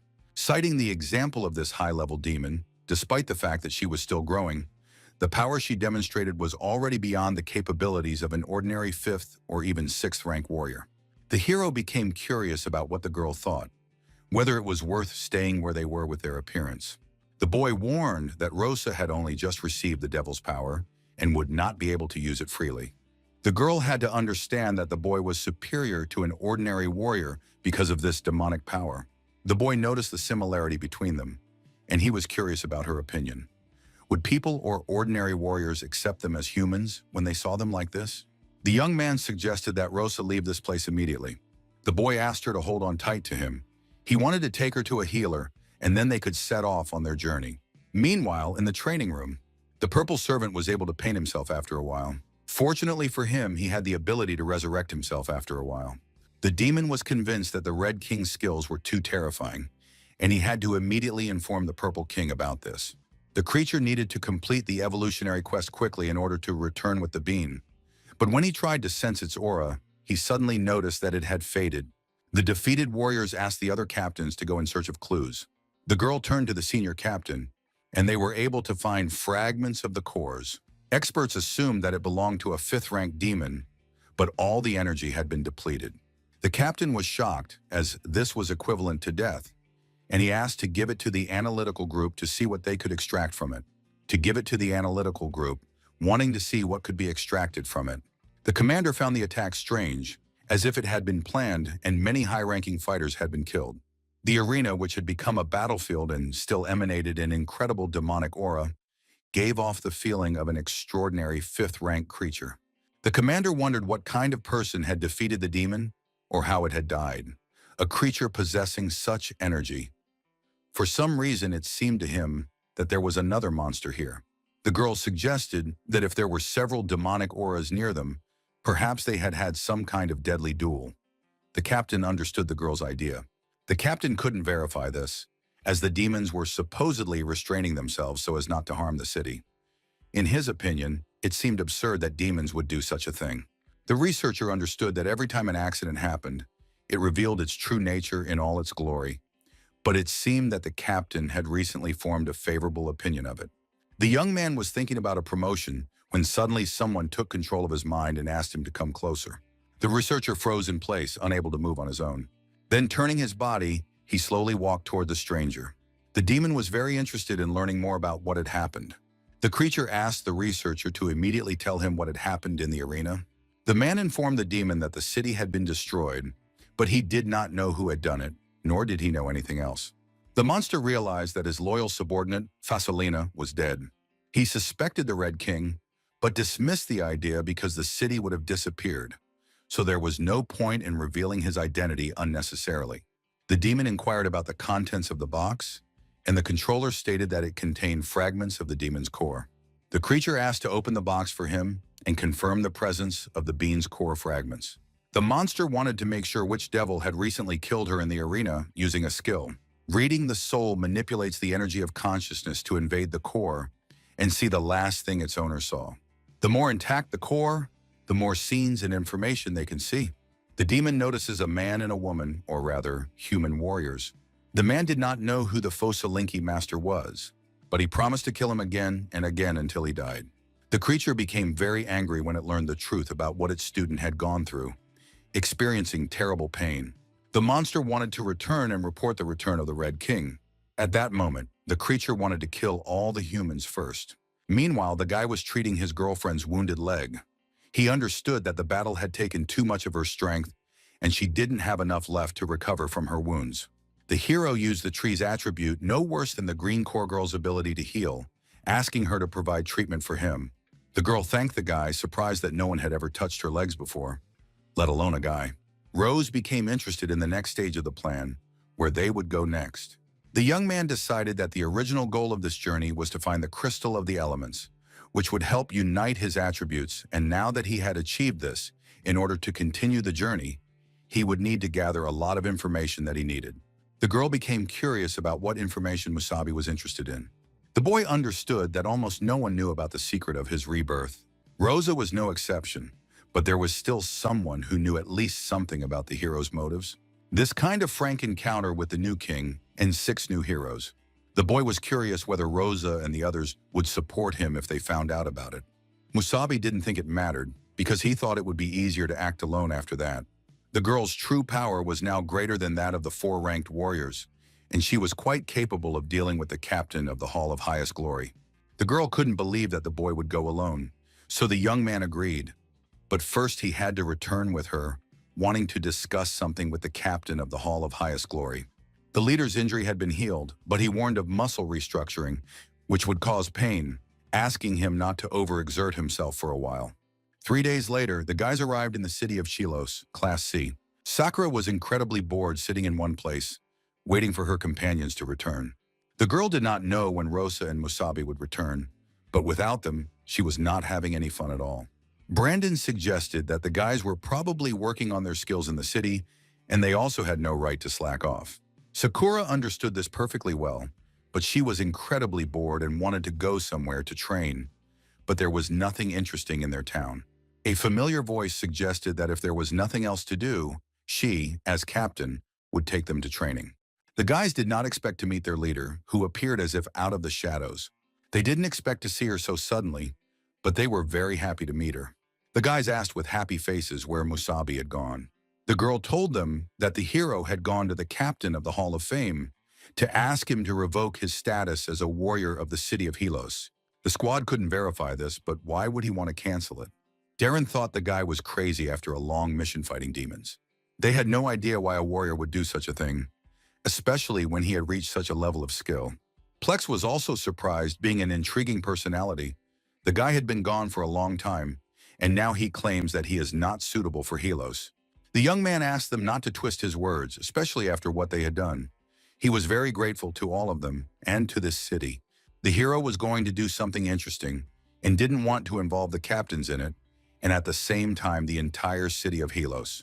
Marin couldn't understand what he meant, asking the guy to be more specific because losing his warrior status would greatly affect his reputation.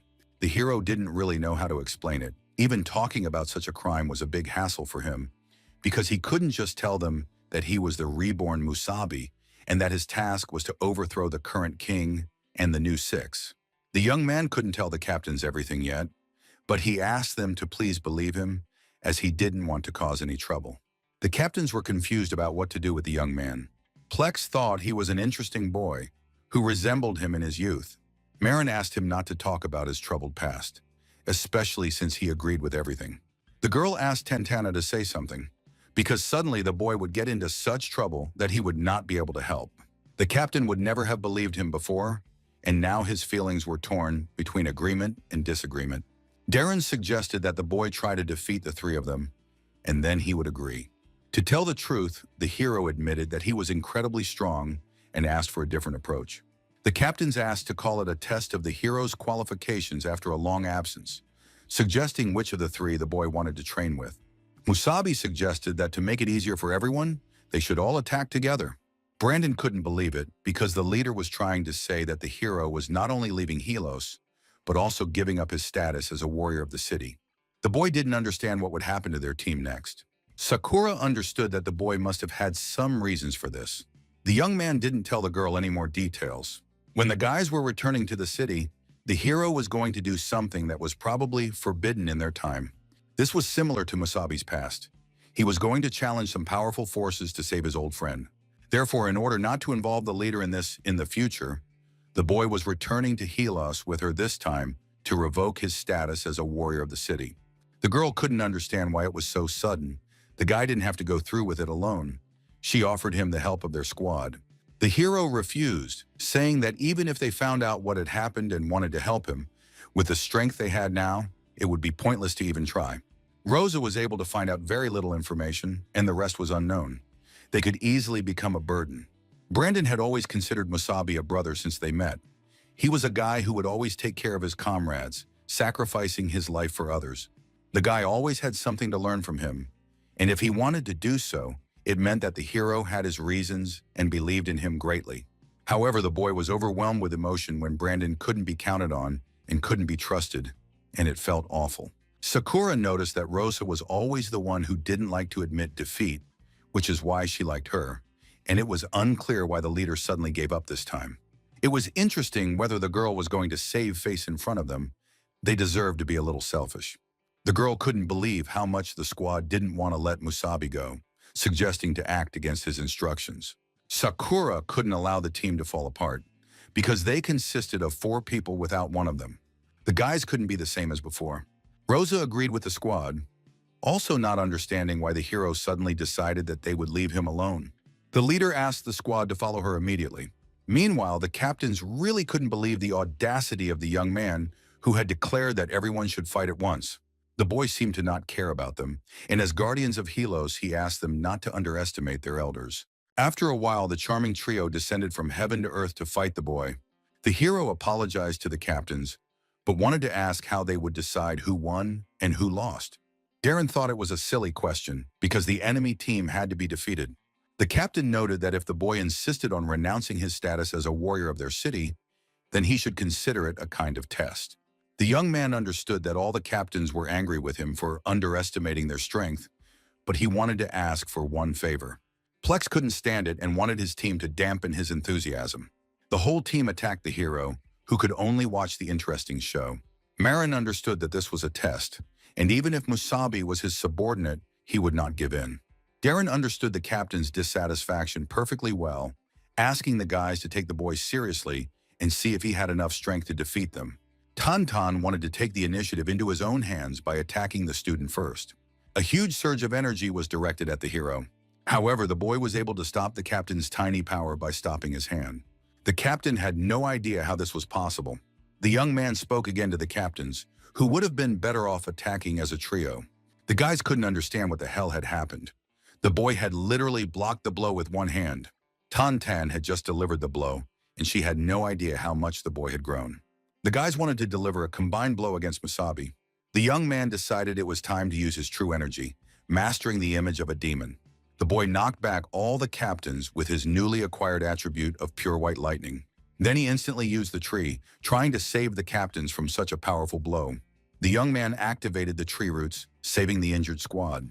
The guys couldn't believe where the guy got such power, especially related to demonic energy. One of the captains was furious and realized why he had sensed something strange in the boy during the last demonic wave.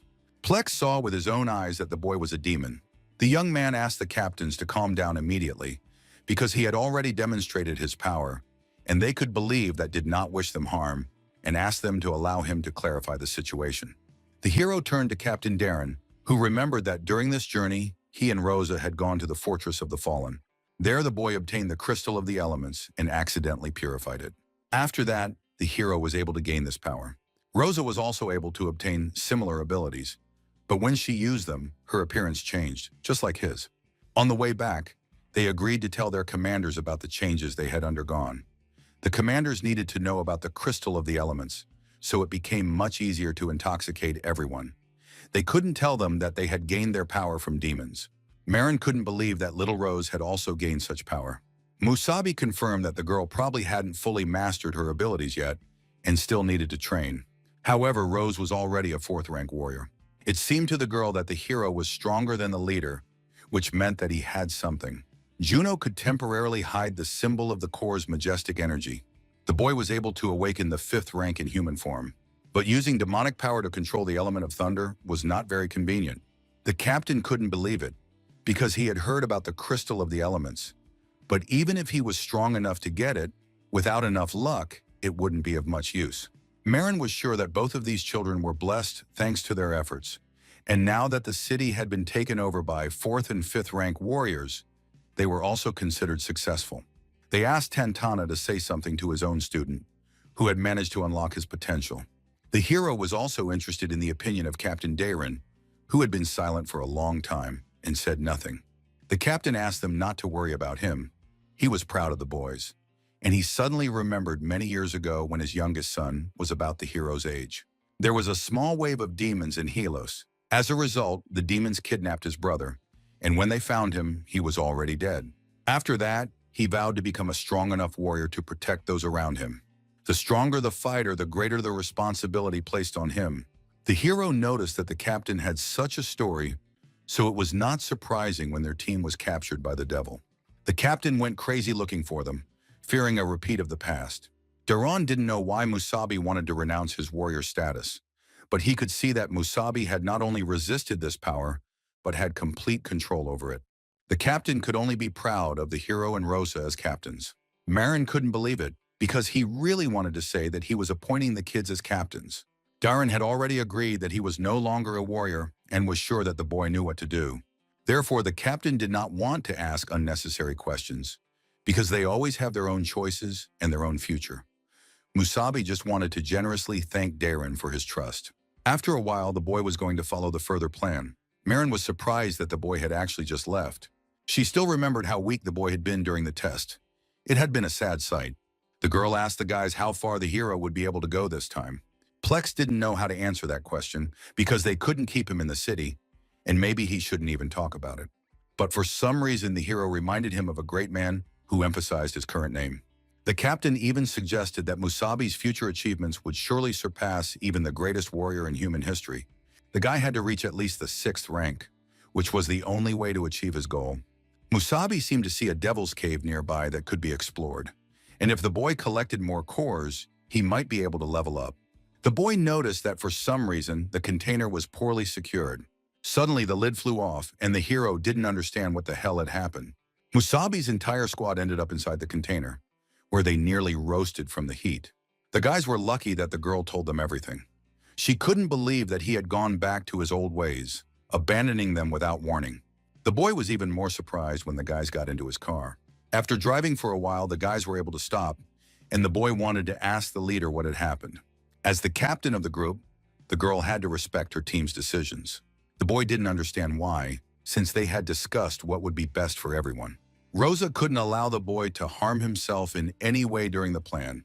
She also didn't want the team to fall apart. The young man didn't understand why they were doing such a stupid thing. The guys really agreed to go on a mission that threatened everyone's lives. Sakura noticed a small argument between Rosa and Musabi. The girl and Brandon were incredibly bored in the city, but the boy wasn't, as he had recently gone on a trip with the leader. The boy wanted to explain to Musabi that since they were a team, they should share common goals, especially if it threatened his life. The hero couldn't stand the guys after that, although he understood that as a member of the team, he had to tell them about his situation. The young man informed everyone that after they listened to him, they would have a choice of how to proceed. The hero's goal was not an easy one, and the guys had to understand that he was concerned about their safety. After he told them everything, the squad couldn't believe that the guy was going to save a warrior who was being held captive by the new king. Musabi agreed, but that was his main secret. Now that everyone knew about him, there was no turning back. The boys were incredibly surprised by the story. They couldn't even imagine such a thing, but they were in it together with their comrade. The boy found their reaction rather strange, which stumped him. He tried to ask again if they had really heard him correctly about the rebellion against the new king. As residents of Helos, they had always been loyal followers of the previous king, without whom their city would not exist. Rosa said that her grandfather was one of the 6 heroes of those times, and it was under the leadership of the former king. He and his comrades built the city of Helos, so she thought her father would agree with her. Now it was no surprise to the hero that her surname had reminded him of something. It turned out that this was the very child that the boy still remembered. When he first crossed the threshold of their camp, he was so gentle, though a little nervous, and much time had passed for the hero since then. Musabi agreed with them, but asked that even if they wanted to join, they were not strong enough yet. The boy offered to take them to a friend of his, and the guys were very interested in who it was. That person turned out to be former hero Lena Vale, owner of the Green Corps. The girl would be able to test the boys by trying to help increase the Corps' energy. Lena realized that she should train the young guys, and the young man agreed, because he was not effective enough on his own. The young man wanted to take so many photos of Lena Vale. The guys did not know how Musabi met the godlike person. However, it was not up to the girl to decide how much they could improve in a short period of time. That was in the hands of the hero. The girl was ready to take these guys on, seeing their extraordinary potential. The young man was afraid that they couldn't do without it. After all, this was a new generation squad. Lena understood how, as before, Musabi gathered more and more people around him, although he could have simply abandoned them. She was convinced that the guy could realize his idea by developing elements of thunder, and it seemed that the guy's body was not only as strong as before, which did not disappoint her. The hero understood, because he was the very same Musabi from the past. The girl felt the spirit of the old great warrior again and was confused once more. She was glad to see that the guy standing in front of her was capable of anything. The squad didn't understand what the two were talking about. Brandon wondered if Lena Vale wasn't supposed to be older, but for some reason she looked the same age as them. Rosa noted the Green Core, the restoration of her body and keeping it young, which only Lena Vale could do. The hero wanted to reach the 6th rank, while the goal of the others was for each of them to become at least a 5th rank warrior. Before they start again, otherwise they will simply die. For the guys, reaching the 5th rank in a short amount of time was an unthinkable goal. After confirming the plan, the girl would take care of them first while he took care of himself. Moreover, Musabi had to find a way to raise their strength even higher. It was necessary to find a way to raise the 5th rank, which was like a direct challenge for their squad. The girl asked them not to complain when she started training the young blood, and the squad would be happy to listen to her. The hero set off in search of a way to leave their city at dawn. If they could find more elemental crystals, then with 2 cores, they could achieve amazing results. The demon noticed that Radiant had used the white pebble to restore some of his strength. Musabi mentioned the crystal, and he knew something about it. The boy did not understand why the demon was near him. It seemed to him that the demon was going to sleep for a while. The demon notices that thanks to the hero's skillful absorption of the elemental crystal, part of his spirit has been restored. Of course, unfortunately, this was still not enough, and the little trouble Radek had helped the boy with last time had cost him some of his strength. The demon decided it was not important to discuss what the hero was talking about, because with his knowledge, he would not be able to find the crystals he had mentioned earlier in a year. The king could make sure that he found several with a similar effect, and he would do so soon. The young man suddenly stopped the car when he heard this. The hero did not understand why he had been silent all this time. Why did he want to help, thinking up a plan? The demon asked the young man to warn him the next time he was going to break like that. Radek said that it was about helping them in their recent battle with the dual-core demon. The boy suddenly remembered that demon. The hero began to understand that the demon was not completely isolated from the outside world when he was inside the boy.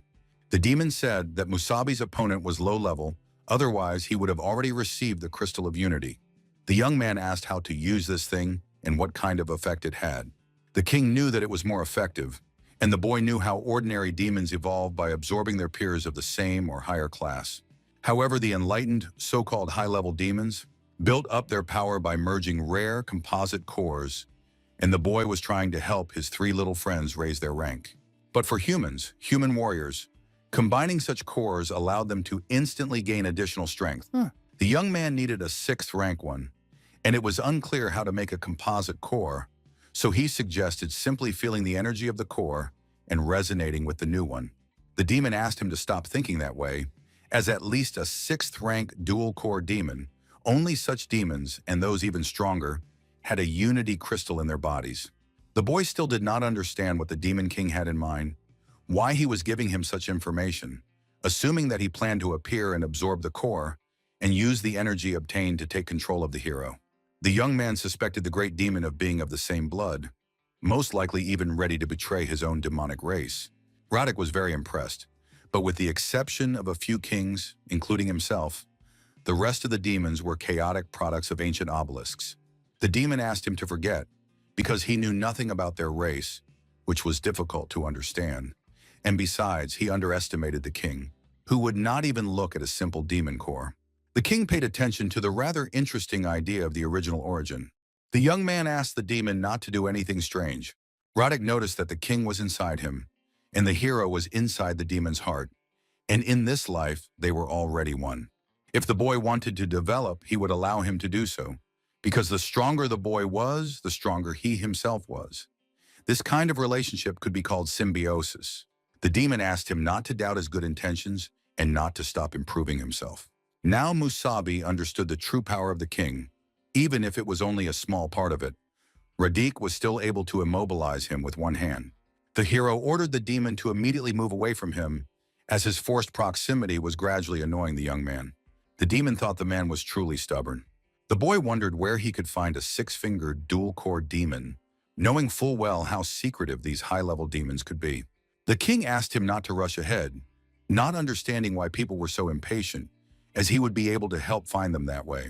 In order not to attract unnecessary attention, which the guy could not handle, they did not need any extra problems, so he could give some hints. Asking the young man to decide, he understood that such demons with special powers were an important target for the hero. Musabi agreed with the demon, even though he didn't like it very much, and going there was quite dangerous. But if the king was telling the truth, then the risk would be worth it. The hero decided to return to the city at dawn to seek help from his team. By evening, they had reached the main gate. The young man decided to stop near the stones for now, staying in the blind spot. The demon would not appear for some time until he received the Crystal of Unity, as it took too much energy to materialize his body. The king did not know what the hero was planning, but he wanted to warn him that when he got it, he should not give in to the temptation to force his companions to take his power. This would only lead to them being overwhelmed by energy and dying. Stopping, Musabi suddenly asked the demon to do him a small favor. The demon couldn't believe that the hero had asked him for a favor. The boy asked to change his appearance. This time at dawn, he would try to find a way to join high-level missions, and he didn't want to appear in the same guise as last time. He also wanted to ask for a good weapon, a sword, which he already had, but he felt it would not be enough. Radek understood that since he and Musabi were on the same wavelength, he wanted to help with a small favor. The demon turned into a small spark of energy as he approached the boy. The king pierced the boy through and through, and he experienced an unusual sensation. The boy's hair began to thicken, and his body shape slowly changed. The boy celebrated the very powerful changes. The demon also decided to lend the boy one of his own swords. It was called the Red King's Tide. The young man thanked the monster. The hero was now ready to go, even to battle at dawn. The boy headed west toward the training ground, which invited outside warriors to sign up and join them. To assist in the mop-up operation, a minimum rank of 4th was required, and in case of success, a huge reward awaited them. The boys were asked to keep their distance from each other, and mostly a wide variety of people signed up for the mission. But when it came to fighting demons, the more people, the better. The captain welcomed all the people who decided to take part in the mop-up operation. He immediately thanked everyone for their help. The person responsible for carrying out the operation was Captain Ray the Fierce Witcher. All the guys knew that if such a person was personally involved in operations, it meant that something serious had happened. The captain wanted to explain that this week, their reconnaissance team had disappeared in the forest 3 kilometers north of them, and none of the 6 team members had returned. The leader of the reconnaissance group was a 5th-rank warrior with a blue corps, his longtime comrade and a good fighter, and the rest of the team were outstanding 4th-rank fighters, and in all these years, nothing had ever happened to them. However, judging by the last message from the reconnaissance group, they most likely encountered a powerful demon. At the very least, 5th rank could not be ruled out, nor could the possibility of 2 core individuals. Perhaps there was an even stronger option, which was a higher-ranked demon, but in any case, there was a threat to transport around the Aurora. Since they couldn't leave the city without their main forces, this time they would need help from outside fighters. The hero understood that in this case they might encounter an even higher-ranked demon. The young man hoped that the Red King had said that in order to obtain the Crystal of Unity, he would need a dual-core demon of the 6th rank or higher. The captain pointed out that as warriors, the boys must always be ready for self-sacrifice. He was going to get rid of the demon and do so at any cost. The leader was able to explain the situation. If the warriors really wanted to stay and help, they should respond, and they would quickly assemble a team and set off. Including our hero, many warriors were not afraid to go on a mission to destroy the demon. Of course, there were ordinary citizens who could only support the warrior defenders. The squad had to walk a little over 3 kilometers, and on the way they could encounter many demons. All the warriors had to stay close to the group and try not to make any noise. Otherwise, if they fell behind, they would definitely be attacked as a separated unit. The hero confirmed the man's words as soon as they left the city gates. Their group had already attracted the attention of a group of demons. One of the warriors asked the captain not to treat them like novices, because according to him, there were only experienced warriors in their ranks. But just as the captain was about to warn him to speak more quietly, the young man was pierced by demonic energy. The squad confirmed the presence of sand demons, a unique species inhabiting the desert. They like to hide in the sand and ambush passing creatures. The guys couldn't believe there were so many of these monsters around. One of the warriors couldn't believe that they had been ambushed by these creatures. The demons heard many cries and jumped out of the sand, attacking the group of people. The captain noticed that the creatures were targeting the rearguard, and the number of monsters was like a targeted raid by small demons. Ray asked the fighters not to fight alone, but to group together in squads. The warriors fought against the powerful demons, not giving them a chance. The captain understood that they were facing only a handful of 3rd-rank sandmen. For him, such a danger was nothing. The leader could not give the demons any chance of survival. Suddenly, the guys split into different small groups of people, trying to find the entire squad in a short time. One of the warriors was attacked by several demons at once, which he could not cope with. However, the hero would not tolerate their presence, and he destroyed all the creatures nearby with bright flames. The warrior was shocked by where the guy got such power. Musabi was able to destroy a crowd of demons in a matter of moments without breaking a sweat. The hero asked the boy to return to the group immediately and not to relax. The boy didn't understand. He really wanted to stay, even though the squad was moving further and further away. But there were an incredible number of creatures. Another warrior asked him not to think about his actions and to return to the group quickly. The young man could not allow himself to deal with a bunch of restless demons who had conceived such an outrage. Besides, it would be easier for the hero if he remained alone. Meanwhile, another person was already in great danger fighting a demon. A sudden blow from the side saved the warrior's life. The captain asked the young man to stay close to the group and fight alongside them. Ray was an excellent warrior who wanted to reduce the number of casualties with all his might. After a while, the team was able to regroup. They suddenly noticed two more fighters who had managed to return. Ray was happy that the guys were the furthest away, so he asked if there were any other survivors. The young man agreed, because there was another eccentric warrior who had managed to save himself, but was then left completely alone. The commander did not understand why this warrior had not retreated with them, wondering if he really just wanted to die. The boy understood that if he stayed there, he would have to face a cloud of sand demons. Of course, he tried to persuade him to go with them when they retreated, but he remembers saying something and leaving. Rhea was surprised at what that reckless fighter could have said. The boy thought he heard something about it being easier to destroy the creatures alone. The boy standing nearby thought he was just another chatterbox who would be lucky if his corpse remained untouched. The captain was afraid to imagine fighting such a large number of enemies. If the hero had not stayed behind to distract the remaining demons, their team would not have recovered so quickly. The fighter understood that, alive or dead, he remained their comrade, so he asked to go check on him, telling the warriors to prepare to fight the demons. The captain asked the whole squad to be on alert, and his partner noticed how close they were. The sand demons, however, were quickly losing ground because they were divided.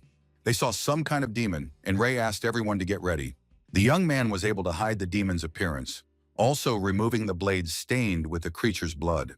The commander had no idea who the boy was, who seemed to be unharmed against the crowd of demons. The boy noticed that this guy was the only warrior left. The boy did not understand why the team was doing this, although he thought they were going to leave, and he was just about to catch up with them.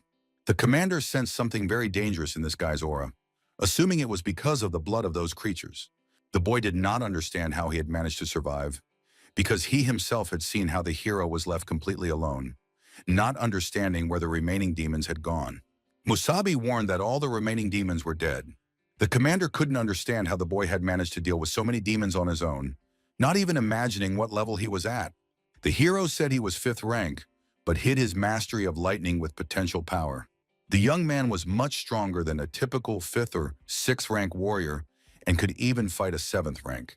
The captain did not think that he was a 5th rank warrior, but even with his 6th rank, it would have been difficult for Ray to deal with a crowd of sand demons, just like the hero. Juno admitted that he was a good runner and tried not to get in the way, and he killed them one by one, so the others' doubts about him were completely understandable. The commander was pleased to hear about such training, and now he understood how the young man was able to defeat all the creatures, even deciding to praise him for such combat talent.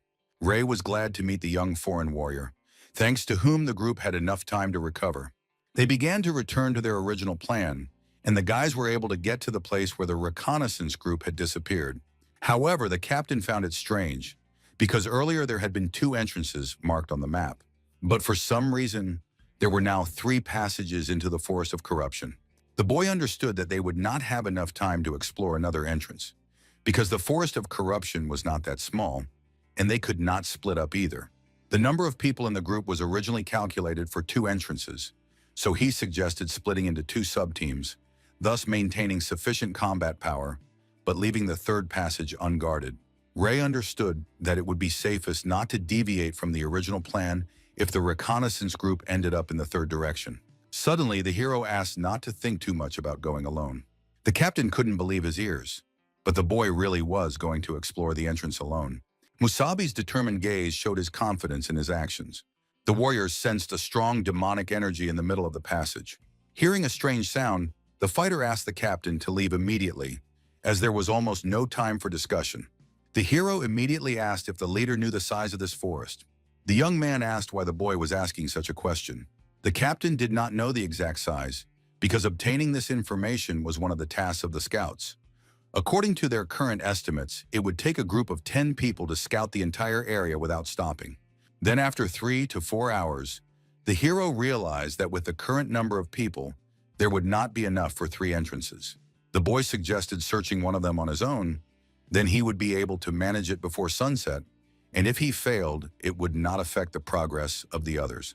The guys thought the boy was just showing off, but the captain's servant honored the hero's words and agreed to follow his plan. The rest of the guys had serious doubts about Musabi's abilities, considering him to be just a show-off in front of the commander. At one point, the boy watched the heated exchanges between fighters from different cities. The commander asked everyone to shut up, telling them to fight each other after the operation. But now they were on the same team and had to follow orders. Suddenly, silence fell among the warriors, and no one wanted to interrupt each other anymore. Ray understood that the guys were foreigners after all, and it didn't matter if they found the reconnaissance group and returned as soon as possible. The longer they stood there, the more problems they would have. The commander agreed with the hero, asking him to remember that if he went alone, no one would help him in case of danger. Musabi understood this, wanting only to scout the situation and nothing more. The guys considered the guy a cocky jerk who had already managed to stand out, but still wanted to show off his abilities. The boy was heading into the depths of hell, which lay within the forest. The hero did not rush to run as fast as possible, but slowly and carefully explored the area. The demons carrying away their lone victim could not help but pass him by. The boy could easily cut down such low-grade creatures, which confused the difference in strength between the hero. Musabi easily killed one of the annoying creatures that had pounced on him. The boy felt that the rest of the journey would clearly be more interesting. Bright demon cores lit up in front of the boy, wanting to try to feast on the hero. The young man knew that in a forest of this size, they surely moved in packs and could not resist the charm of a lone traveler. But the reason he remained alone was so that he could use all his power for experiments. The hero ordered all the demons to run as fast as they could, because he would kill them until the strongest one appeared. It turned out that even during the day, the forest covered large areas of land, creating the appearance of night, and it was also an eerily quiet place. The subordinate asked to look around. They could not afford to be careless, because as long as their team stayed together, the demons would not attack, and everything would be fine with them. Some fighters believed that the hero was already dead, while others assumed that if he was still alive, then the demons were surely still hunting him. Suddenly, the guys noticed a man. Looking more closely, they recognized the uniform of their scout. For the warriors, finding the scout was excellent news because their team had found them. The young man wanted to run up to the victim to let him know he was safe. They asked their friend if he was okay and asked him to come with them. Looking closer, the soldier noticed that the man was digging something. Suddenly, the terrifying face of a two-headed demon appeared before the soldiers. Frightened, the boy fell to the ground, not understanding what was happening. The demon thanked the humans for coming, as she had already eaten one of them. The guys did not expect to encounter a 6-ranked creature with a double core. The creature was incredibly pleased with the arrival of a new drinking trough for her. The demon possessed a blue and purple dual core, a 6-ranked demon. The squad had to inform Captain Ray about the presence of a dangerous creature. The guys were able to get a signal fire. The servant released a bright flash to signal the great danger to his squad. The monster noticed a bright flash of light not far above her. The flash blinded her, and it was unpleasant for her to look at it. The creature jumped sharply upward from the engulfed warrior. It was able to close the bright thing that was greatly interfering with its meal. They couldn't believe how powerful the demon's blue core was, which had gained incredible speed. The guys couldn't believe that it would grab the projectile with its bare hands. So the commander's servant asked everyone not to slow down, but to run away. The squad was clearly no match for such a demon. They should immediately join the captain. The girl asked the guys not to rush, assuming that they had probably already lost their way. The demon suggested that the humans play a little game. Meanwhile, the captain noticed a very quiet place, and the surrounding fog seemed painfully strange. The girl did not understand if something had happened to the captain. The guy noticed that the forest of decay was not huge at all, but they had not heard anything from the other team since they entered, as if they had been cut off. The warrior thought everything would be fine with the other squad. Moreover, under his leadership, the foreigners became very cooperative, even realizing their shortcomings and correcting themselves little by little. It was also interesting what happened to the guy who was instructed to go alone. The captain noticed a strange feeling behind his body. They saw that the warriors were dead for some reason. Suddenly, the girl began to change her appearance, asking if this guy was the commander. The demon was curious to see if she had played the role of a human well. The girl wanted to save the captain for dessert. The guy naturally tried to destroy the demon. The hero rushed to help stop the captain. A large burst of energy was recreated during the battle. The captain did not expect to encounter a boy who still managed to stop his blow. Ray didn't understand why the hero was protecting the demon, so the young man asked him to calm down, because the shock wave had dispersed the fog. A moment later, the boy asked the captain to see for himself. The captain could not have imagined that they would all fall under the influence of terrible illusions. Ray now understood that all their actions were under the demon's control, while the hero understood that the demon was much stronger than an ordinary demon with a purple core. The boy understood that if he hadn't stopped the captain, he would have torn his team apart. The girl also saw how everyone seemed to have died, and the demon attacked her using his weapon. Musabi suggested that everyone had their own illusion, and they manipulated them so that they would either kill each other or simply wear themselves out. Only now did the captain wonder where the boy had come from, because they weren't connected, of course, but in any case it was lucky that he was nearby and intervened in time. It turned out that the hero had a certain ability, and this illusion did not affect him. Although the boy had also been attacked very recently, he realized that the demon couldn't kill everyone. Then he assumed that it was all because of the fog, which could cause people to hallucinate, and they, without realizing it, could get lost in the forest. The captain did not understand where this ability came from, how a boy could resist this illusion, not believing that he was really of the 5th rank. The hero explained that he was not his warrior, that he would help, but he would prefer that the demon not ask about him, and that the demon might turn out to be the very dual-core, 6th-rank demon he needed. Ray now understood not to divulge or ask him anything. Suddenly, a warrior asked the captain for help. The man noticed the cries of another squad. He asked all the soldiers to follow him immediately. Meanwhile, the demon became curious about someone who was not affected by the illusions and all this burst of energy. The creature wanted to see this person, to see which warrior was capable of even slightly approaching its power. Musabi found a 6th-rank blue-purple demon, which turned out to be a very problematic creature, but he was afraid of falling into its trap if he rushed. However, the hero couldn't just leave them behind, deciding to follow the team and figure it out later. The guys didn't understand how many warriors had died, and it was getting darker and darker with each passing moment. The captain stopped abruptly, ordering everyone to stay where they were. The guys saw the hanging corpses of the previous squad on the branches of the tree. They couldn't believe that the members of the 2nd sub-team had been killed. The commander asked them not to panic, because they were forgetting about the demon with the purple core, and most likely it was just another illusion. The hero insisted that it was no longer an illusion. And indeed, there were guys who had died at the hands of the demon. Musabi asked the guys to get ready, because the demon was somewhere not far from them. The guy hanging from the tree asked the captain to help him. Ray was glad to see the warrior still alive, and asked his subordinate to cut him down quickly. The hero blocked the way with his sword, signaling his refusal to help. The captain did not understand what the young man was doing, so the young man asked him to look closely. The demon did not expect his identity to be revealed so quickly. The creature was genuinely surprised that the boy had noticed him so quickly. Although it was strange to him, because his illusions did not work on him either, he decided that these corpses were useless and cut off each of them. The captain was incredibly angry at the demon, whom he considered an unbearable monster. Ray rushed at the creature, trying to destroy it with a single burst of energy.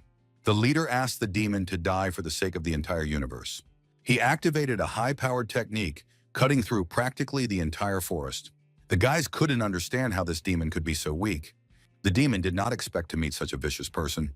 The creature noticed that the blow was nowhere near complete, considering him a weak warrior. The commander wanted to attack the demon until it knew real pain. The hero tried to stop the guys, but they didn't listen and continued to attack. Musabi understood that they were clearly in a bad situation. The warriors were blinded by rage and a desire for revenge, striking down the demon. The monster suggested that everyone play an interesting game. The captain tried to destroy the demon by cutting it in half. However, the demon released poisonous smoke that spread to the warriors. The guys asked to find the demon, but some of them couldn't see anything because of the thick smoke. The guys noticed the hero, who stood still and did nothing, thinking about a plan. But in the stream of illusion, the warriors saw not Musabi, but the demon, who was a dangerous enemy. The demon stood right in front of the guys, who thought it was right to kill him. All the warriors were under the influence of the illusion of fog, and the hero understood that it all came down to this. He was immune to demonic influence. The warriors, however, had been consumed by the illusion from the very beginning. A similar creature had made them think that Musabi was a demon or an enemy, but it just watched from above and enjoyed the spectacle from the sidelines. The hero thought about what to do in the situation of being attacked. The captain asked the demon to die, but the boy found it entertaining to fight Captain Ray. The boy never thought he would have to fight him again. The demon noticed a very serious energy coming from the hero. The creature mocked the wonderful and no less excellent show, assuming that the squad had probably not killed each other for a long time. The boy could not allow the demon to treat them like monkeys. The hero wanted to test the true power of his lightning. It would be wonderful news for the boy if he could find a way to control this power without the demon's appearance. The young man applied this lightning power directly to the blade. The warriors noticed how the boy was preparing to attack. They wanted to kill him and avenge their comrades. Musabi asked the captain to rest for a moment and used a powerful spell against the group of warriors. The demon couldn't believe what he saw. The boy used a powerful lightning spell, controlling not just powerful demonic energy. The creature couldn't understand where the feeling came from that made his heart beat faster. The hero was right. By controlling this power, it was possible to neutralize the demon's abilities, including the illusions of the purple core. The boy noticed that the monster was still in the sky. The creature did not understand if he had dealt with his friends. So what further actions should the demon expect from the boy? The boy activated the thunderbolt technique, ordering the monster to come down immediately. The creature did not expect the young man to put these lightning bolts into his voice. The hero managed to destroy the flying shell of the demon, which had already gotten him to sit in one place. The monster considered the young man quite good for dispelling his illusion. However, it asked the man to die immediately. The young man asked not to confuse their origins at this point in the battle. Musabi repelled the dual-core demon with his sword. The monster managed to block the blow, but for some reason, the advantage was on the human side. The hero notices a dual-core, 6th-ranked demon, which he needed for his higher purpose for humanity. The creature noticed that he not only possessed a strange element of lightning, but also, upon seeing him, felt not the slightest fear. On the contrary, he was very excited, as if the hero was a demon and the monster was just prey. The boy asked him not to move and to end this disgrace. The demon managed to escape the incredible speed of the boy's lightning. The monster asked the man to pay attention to him. Musabi was able to repel the attack from the annoying demon who used illusions. And perhaps even more, he managed to create copies that were similar to illusions.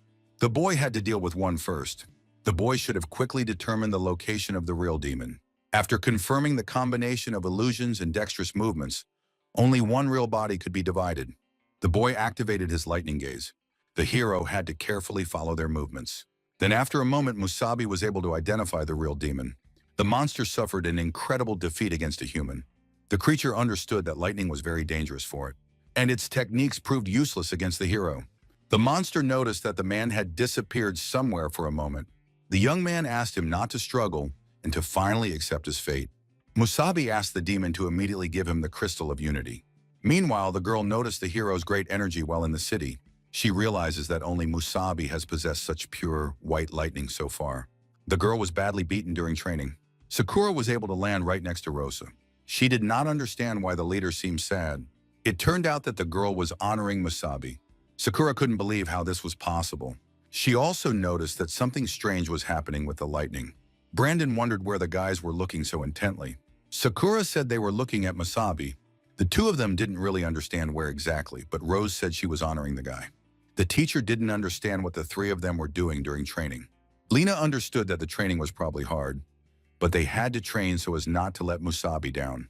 So she promised that if they didn't get stronger before the hero returned, they would be a real burden to him. The boy said that while he was busy, he asked Lena to train the guys. They would have to become stronger, otherwise it would be very difficult for them. The hero asked as seriously as he had in his previous life. The girl promised Musabi she would do everything he asked, but she only wanted him to return safe and sound. Lena asked the boys to return to training, only this time they would have to hold out for a full 10 seconds against her. The young man wanted to destroy the dual-core demon as quickly as possible. The creature considered the guy a complete freak, because only she could appear behind the backs of others. The hero refused to listen to the annoying demon, who should have died at his hands long ago. The boy did not understand how one could try to outrun lightning, considering it a dull-witted, 6th-ranked demon. For some reason, the creature felt an ominous feeling again. Now he was completely unsure whether the boy was even human. The boy's blade pierced the demon's body completely, and the boy announced the end of the cursed monster's existence. The creature understood that he was so powerful because of the strange lightning, but he could use half of its core power. The demon asked the boy to die with him, because even if he was so strong in attack, it didn't mean he was the same in defense. The hero kicked the monster far away into the sky. The boy noticed the demon's desire to destroy, and he only wanted to help him do it with lightning. Musabi strongly energized the demon's cores, which could not withstand such energy from the lightning. The creature did not understand who the boy was, a human or a demon. The young man heard this question again from another monster who did not understand the difference in their powers. The boy turned out to be an ordinary warrior who wanted to take revenge on all demons. The creature suddenly recreated a large explosion of lightning energy. Two cores were able to break free from the demon's shell. The young man was able to take possession of these long-awaited attributes. The boy saw what the crystal of unity actually looked like. Meanwhile, the injured warriors were broken in the forest. The commander woke up, not understanding what had happened. Looking around, he noticed that the others were also unconscious. The hero was very happy to see that at least the captain had regained consciousness. Ray noticed it was nighttime, so he asked where the dual-core demon was. The hero asked him not to worry because he had already killed it and cleared the area of all demons. The commander, in shock, couldn't even think. The young man asked the leader to drink some water first. The captain couldn't believe that the young man had really defeated the dual-core monster all by himself. The hero could say that he and the other team members had done everything possible, but the captain did not understand where the young man got such strength. Musabi was able to defeat the demon only thanks to this power, which was capable of stopping it, and the most important thing was that they survived. The young man would check to see if there were any other demons nearby, but it was the middle of the night, and the captain and the other warriors needed to rest a little. Ray looked around. He noticed that the guys weren't going to wake up anytime soon. Now he knew that it was difficult to defend against this demon's illusions, and even he, without realizing it, had succumbed. The hero explained that dual-core demons were considered the best in a way. With two different cores, they not only doubled their strength but also combined their skills. The young man considered the captain incredibly strong for such an early awakening, while Ray understood that she was a 6-core warrior and the best fighter of the dawn, but he underestimated the demon and wasted his strength. He promised that as the person in charge of the operation and as the captain, he would not pursue the one who saved him. However, as a warrior, he could not accept this, as he was very curious about being a 6-core warrior. And the hero, a foreign warrior who single-handedly defeated a 6-ranked dual-core demon, the captain wanted to challenge him to a duel to see who was stronger. The young man believed that there was no particular need for this, as he was confident in the captain, who was no fool. Moreover, it was a unique situation. The lack of information about this demon meant that they were unable to cope. The warrior asked the young man not to be distracted, considering his personal curiosity, and politely asked him to fight him. The hero saw the captain as a warlike and aggressive person, and the young man understood that if a warrior did not have these two qualities, how could he become stronger? The young man agreed to fight since everything around them was quiet. The boys moved to a fairly quiet and flat area to test their abilities. The captain asked him not to hold back his strength, as agreed, so that if the boy was really strong, he could prove it to him. Musabi understood because he had once been as passionate as he was. Therefore, the boy wanted to fight the captain seriously. The boy went on the offensive, trying to do everything possible to win. The captain used a technique called wild territory cut. For some reason, after the technique, the boy seemed to disappear from his field of vision. The hero asked not to be distracted and noticed small details during the fight.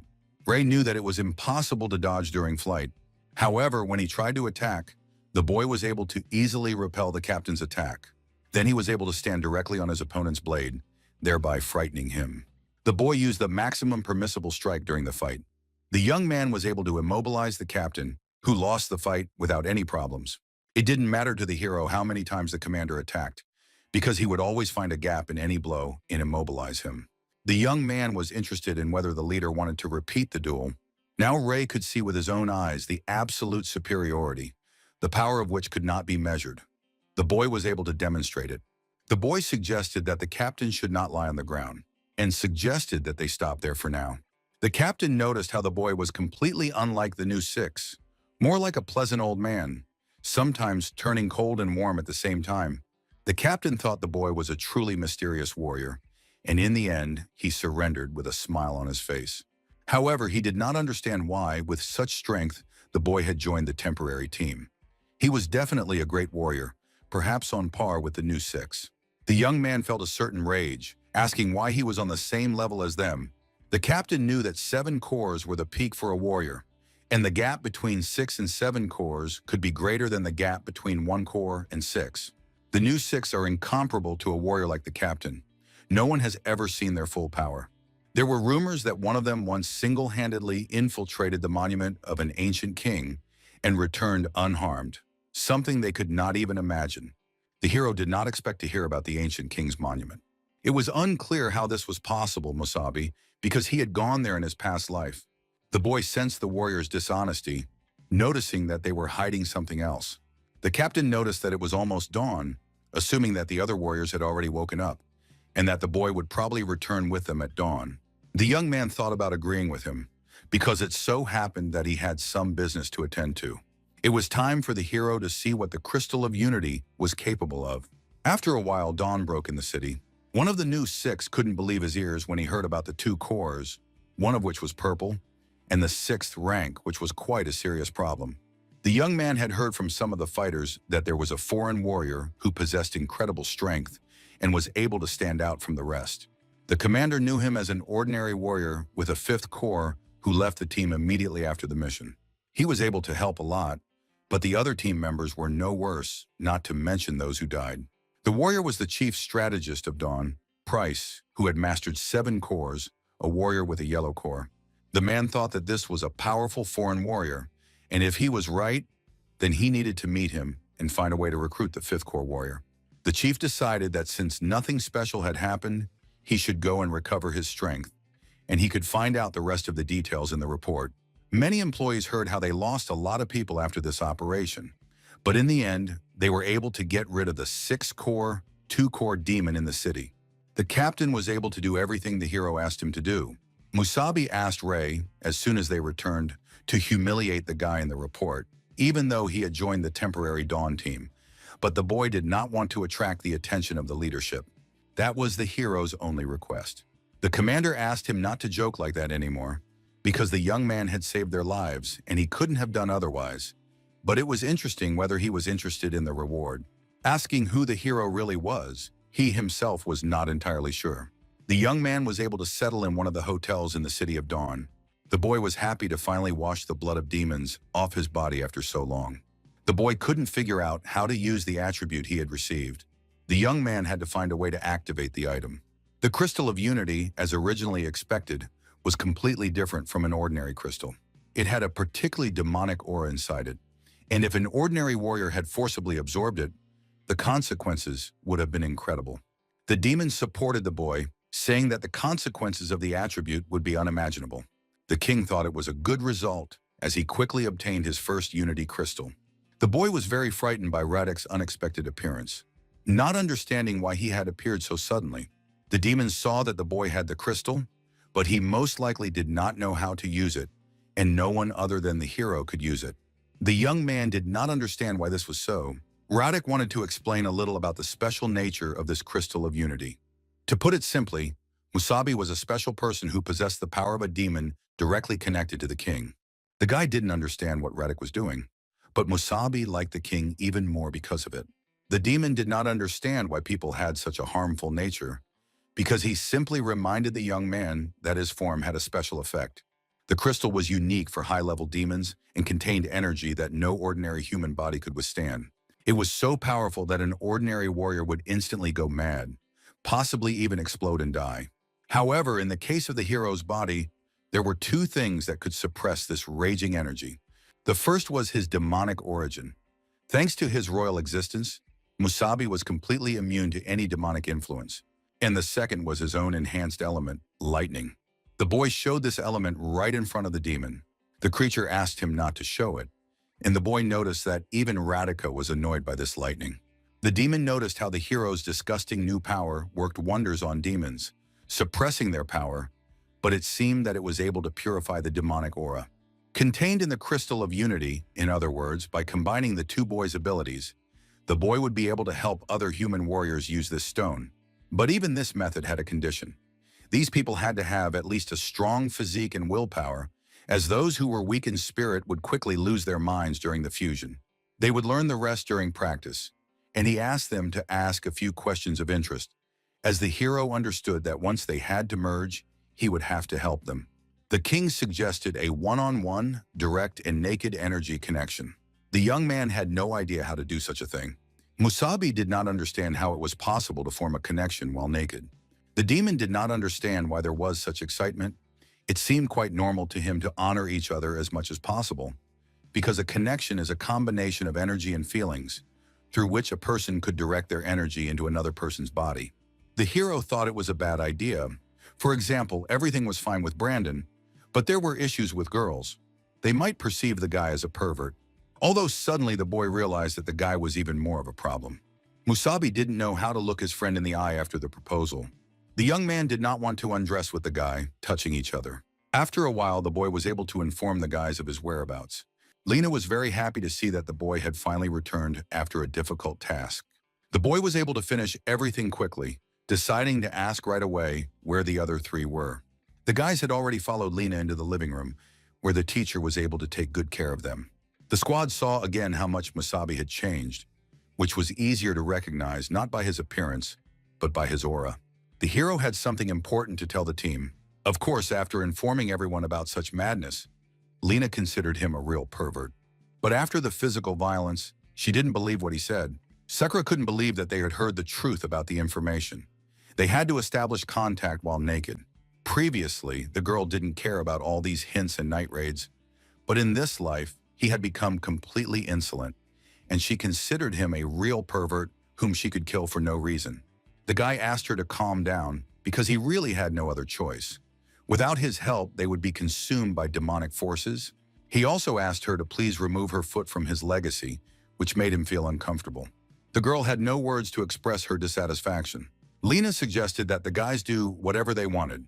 She really wanted to sleep and asked them to call her when they were done. She slammed the door shut, scaring the whole team. Suddenly, there was dead silence in the room after what they heard. The hero understood that this was not only strange but also risky. But if they succeeded, he would try to get 2 more crystals as soon as possible. At the moment, they had 1 crystal, so he suggested choosing the first one.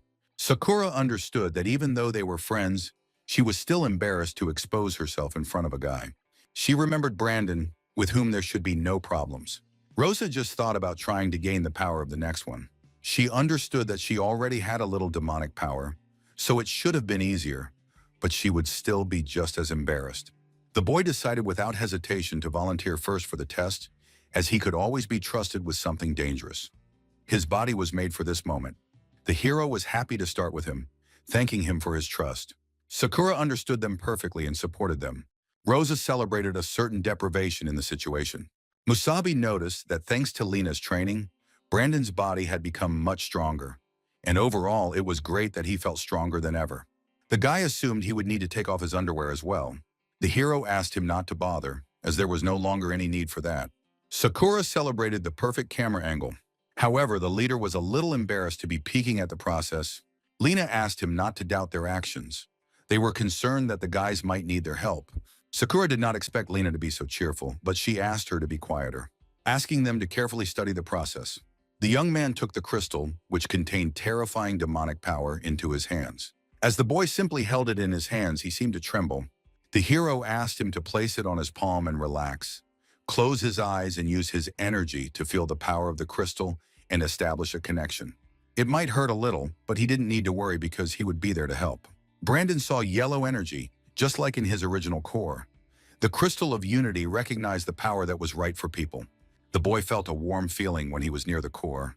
The boy began to approach it little by little. When he touched the core, a creature resembling a demon appeared. The young man honored the terrifying energy, the powerful demonic force.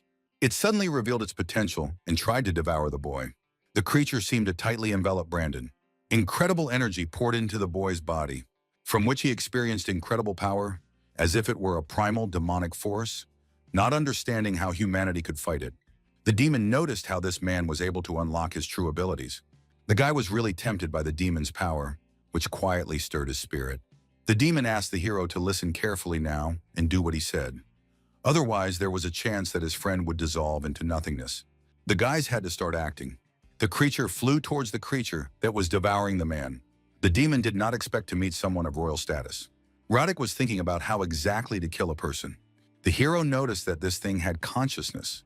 Although he initially thought it was just an illusion, the demon considered this thing to be the source of demonic power, and it just so happened that it was most similar to him, which is why he sensed it. The king should have intervened, but he had no right to do so. If the hero wanted to help his friend, he had to do everything as quickly as possible. Otherwise, he should not blame the demon if the boy went mad. The boy went to help his partner. The creature noticed a disgusting aura coming from Wasabi. It wanted to run away from the stench. The boy saw something terrifying in front of him. A certain character was able to strike the young man who was anxiously trying to help his friend. The hero did not understand what the hell had happened. He didn't understand where the other demons had come from in such a place. The sixth-rank primitive demon was in a rage.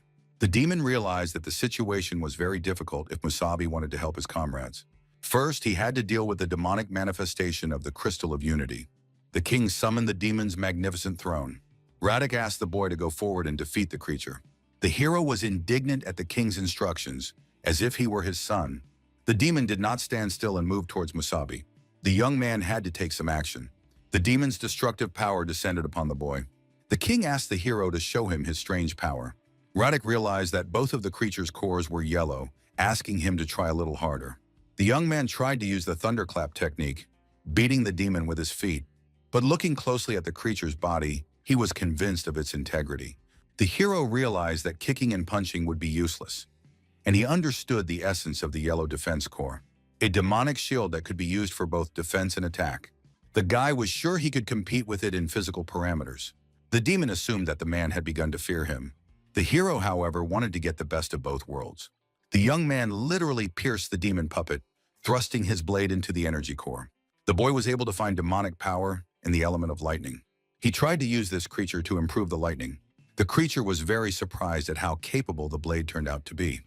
The boy had actually captured a double core, transformed into a crystal of unity, channeling its power through this sword. Radek was very impressed. The boy even made the demonic origin tremble, not understanding what unusual power the hero had developed. If Radek succeeds in his plan, the hero must continue to develop as a human being. The dragon, filled with the power of energy, wanted to return to its master. The hero was able to obtain powerful energy by taking the core of a dual-core demon. The boy was able to master the 5 beautiful forms of evolution once again. The boy liked such tricks, and thanks to one of them, he was able to complete the 6th-rank form. The creature's shell slowly dissipated. The king enjoyed the spectacular performance. Musabi was able to absorb some of the energy from the Unity Crystal and not only evolved.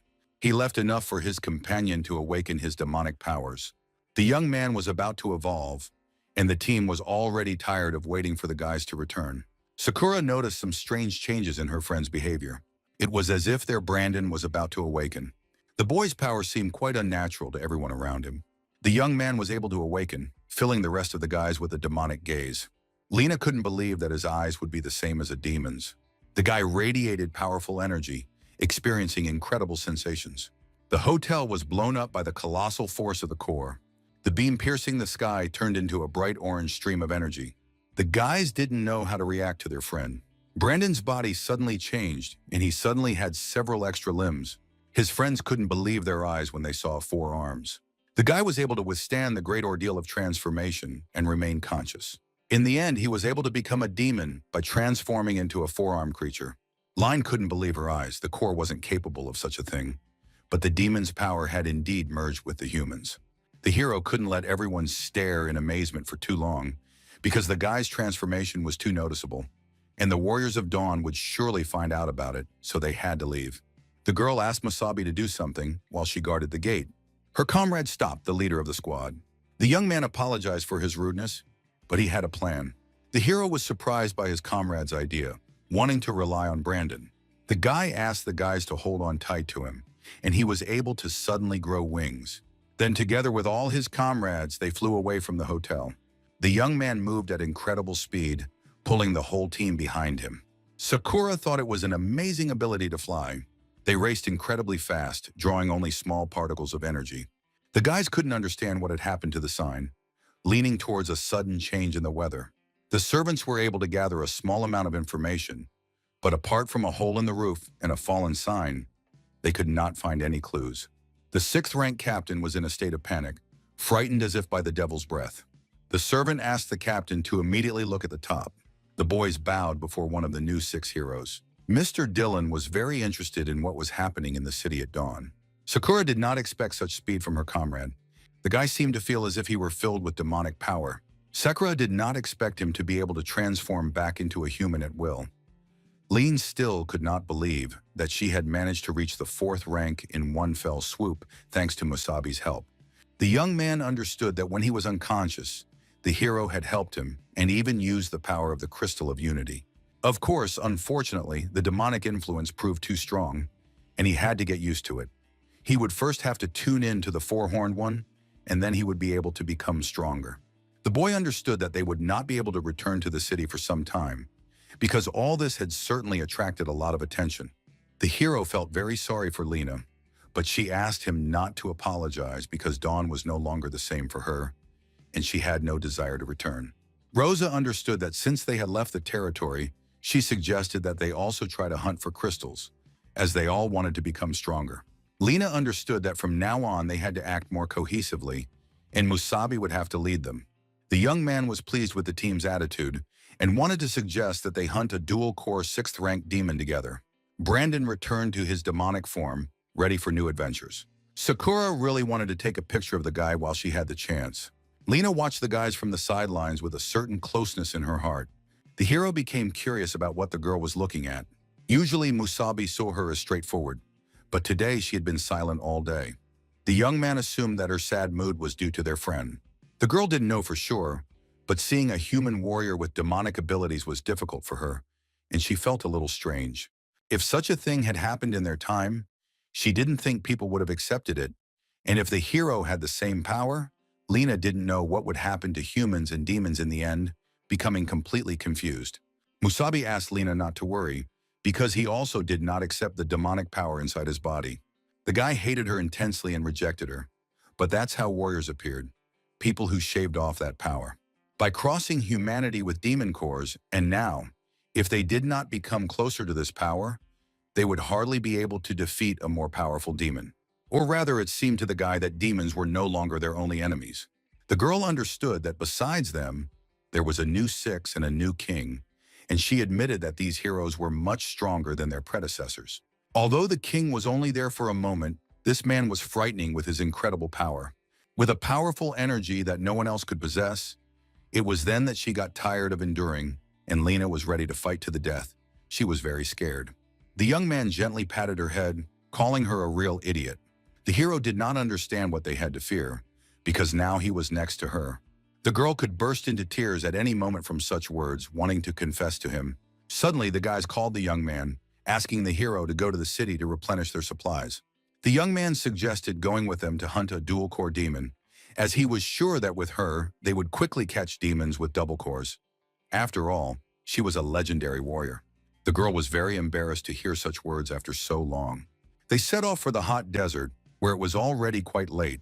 The demon fed on a small piece of flesh. Lena noticed low-ranking demons everywhere.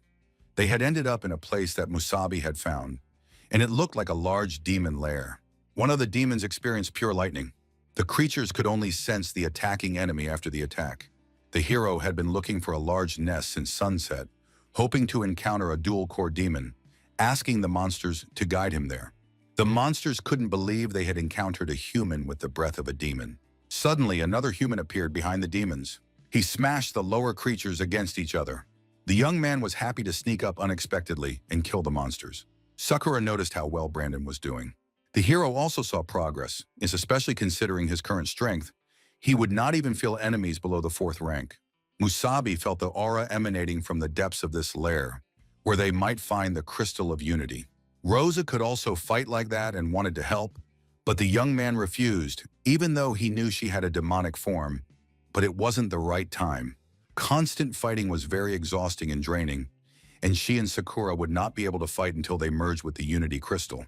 Brandon needed a lot of strength at that moment, and they had to be in top form for this process, so they couldn't take any risks.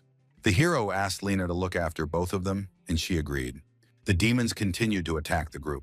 His comrade wanted to try to handle it on his own. The demons couldn't stop, wanting to deal with the human as quickly as possible. The young man moved with incredible speed, closing in on the creatures. He was able to destroy all the nearby demons. The monsters did not understand where the demon or the man in the demon's body came from. Brandon continued to fight against the annoying creatures trying to harm his allies. Sakura was curious to ask the hero if she would be the same when she took on her demonic form. Musabi had no idea what the result would be, but Brandon's demonization made him more aggressive and ruthless. It was very interesting to see what the result would be for the rest of the team. The guy was mercilessly destroying all the monsters in the area, whereas before he had been incredibly weak. With a yellow core that stood out for its defense, he could only watch from the sidelines during the wave of lower demons. They simply ran away from that fiery demon, and the captain defended them. Now everything was completely different. He had power, so Brandon wanted the demons to fear him. The guys noticed how their breathing is reaching its limits. The hero was not surprised because they were in the lair of demons. There were more and more creatures attacking Musabi's team. Lena offered her services because she was afraid that something would happen if they did nothing for too long. The guy agreed. It would be great for the hero to get the demon cores as quickly as possible. The girl used the power of the green core against the multitude of creatures. Sakura did not expect to encounter the former hero of the Six in action, wanting to see the power of Lena Vale. Lena flew at an incredible speed of energy. The demons flew away instantly from the girl's power. Many couldn't even drive properly, not expecting such speed and power that the green core could achieve. Rosa couldn't even imagine such a thing. Sakura was also in shock, not even managing to take a photo. Brandon couldn't believe the level of skill. The demons in front of them were swept away in an instant. The hero saw that Lena didn't even use any special techniques, but simply ran, using her energy shield. The girl noticed something strange in the depths of the cave, a huge space, realizing where the demons might have come from. Lena stopped in her tracks, approaching the place they needed to go. The demon looking at the girl could only laugh loudly. The monster couldn't believe that someone had gotten this far. The girl's level of strength was unlike any warrior he had ever seen. The demon turned out to be the owner of a double core, a 6th-ranked title. The girl immediately rushed at the creature, surprising it. The monster was able to dodge the girl's attack. He didn't understand why she needed to destroy his throne, which, by the way, was his favorite. Lena had no idea that the demon was sitting on a throne. The girl thought that such a nobody should not have the slightest idea about the throne. The demon was greatly angered by the stranger's insults. The creature used the best abilities of its core. Brandon wanted to deal with the creature as quickly as possible. But first he tried to protect the master with an energy shield. The demon sensed a strange feeling of danger behind his back. The hero was able to sneak up behind the demon unnoticed. The young man ordered the creature to immediately give him the crystal. Musabi and his team were able to easily obtain the crystal of unity, and now they had to get one more. The boy noticed some strange changes in Lena. The girl asked him not to worry about her, as she was a little exhausted, and she was sorry that they would not be able to fight together all the time. This was because she had an old core that was almost depleted, and 7th-ranked cores were not easy to find, especially with the new king. The old 6 were strictly forbidden to use their powers. The girl was getting older, and her time as the Great 6 was coming to an end. Lena knew that the hero would have to work miracles for them alone again. Musabi wanted to promise his friend that he would definitely return everything he had lost. The team stopped in another town, this time a small one. They checked into another hotel. The hero and his squad finally managed to catch the second one, and all that remained was to help the poisoner take advantage of this. He wanted to leave the rest to others.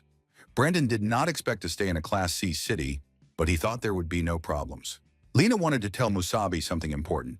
The girl was curious if he could handle 2 at once, hinting at a vulgar context.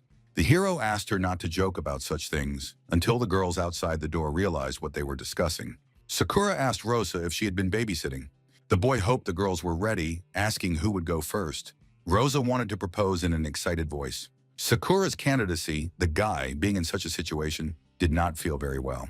The hero thought about becoming more serious and accepted the suggestion to start with Sakura. Musabi really didn't even know where to look. Sakura really didn't mind being first, but she noticed how much their leader wanted to suggest that she go first. To tell the truth, Rosa didn't want to be the first. The boy asked her not to worry. The hero would wait in the leader's next room. Sakura wanted to rest in the next room for a while, and the leader asked her friend to put away her camera. The scene was clearly strange for the characters, an inappropriate sight. To tell the truth, the hero didn't understand what was going on. For some reason, the leader was staring at him strangely. The girl felt a little embarrassed but asked him not to pay attention to her.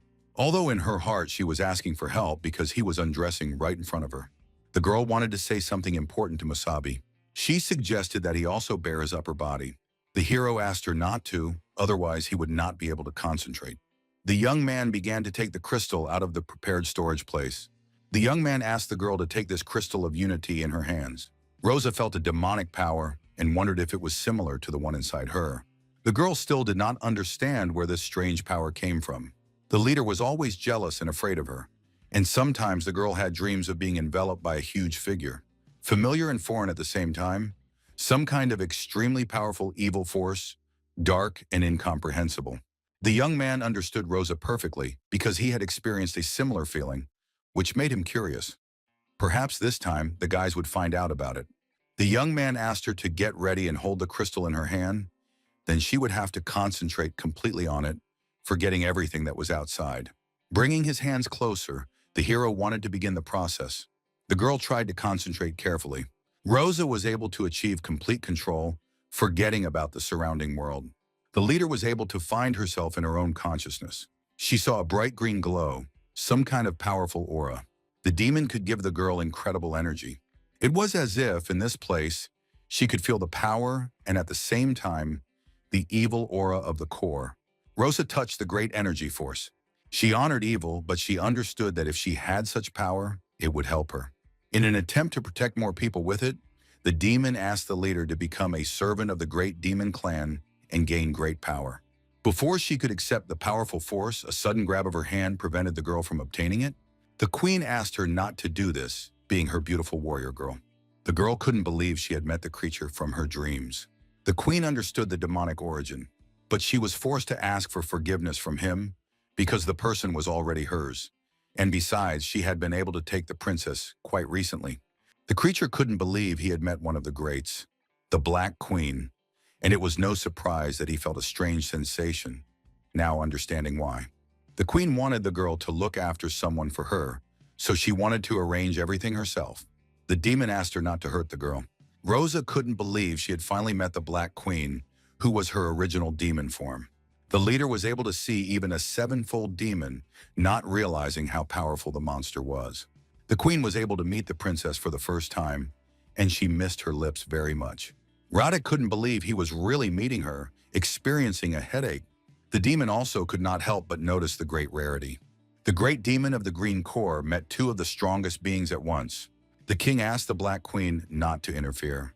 Now it became clear to the hero what power lay within Rosa, who turned out to be the Black Queen. Both girls couldn't believe their two lovers. They were mad to meet their beloved personalities in person. The queen hurried to the Red Prince. She asked Radek not to be too angry, because he had told her not to get involved with the hero, and she had listened to him. The queen was only able to agree with the warrior girl that she would help her a little, and she gathered information. Musabi could not wait to meet the Black Queen again, not understanding what she and the Red King were planning. The demon noticed that when she interfered in everything related to Musabi, the queen increased the likelihood of his exposure, and that would only lead to even greater hidden dangers. Radek was very worried that if something happened to this child, it would happen to her too, and besides, she had to trust his choice. The queen understood perfectly well that if he didn't like it, it would be a great pity.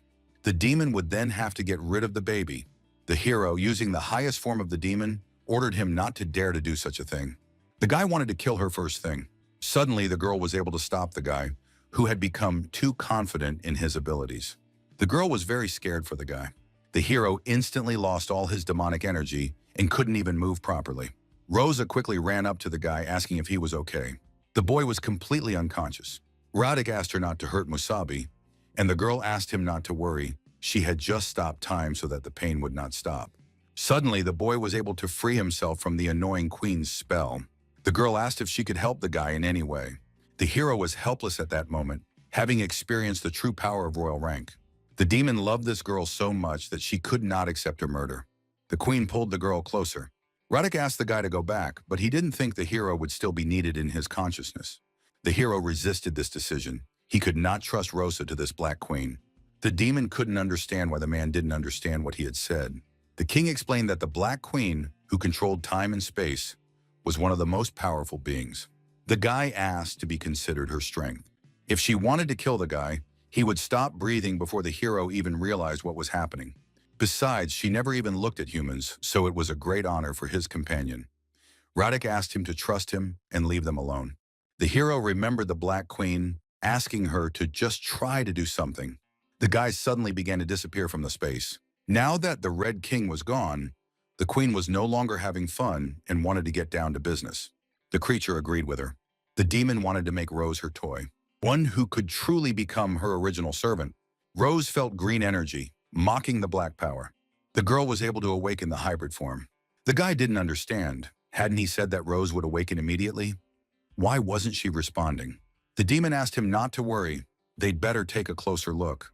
The girl was able to fully take on a completely different form of body and clothing.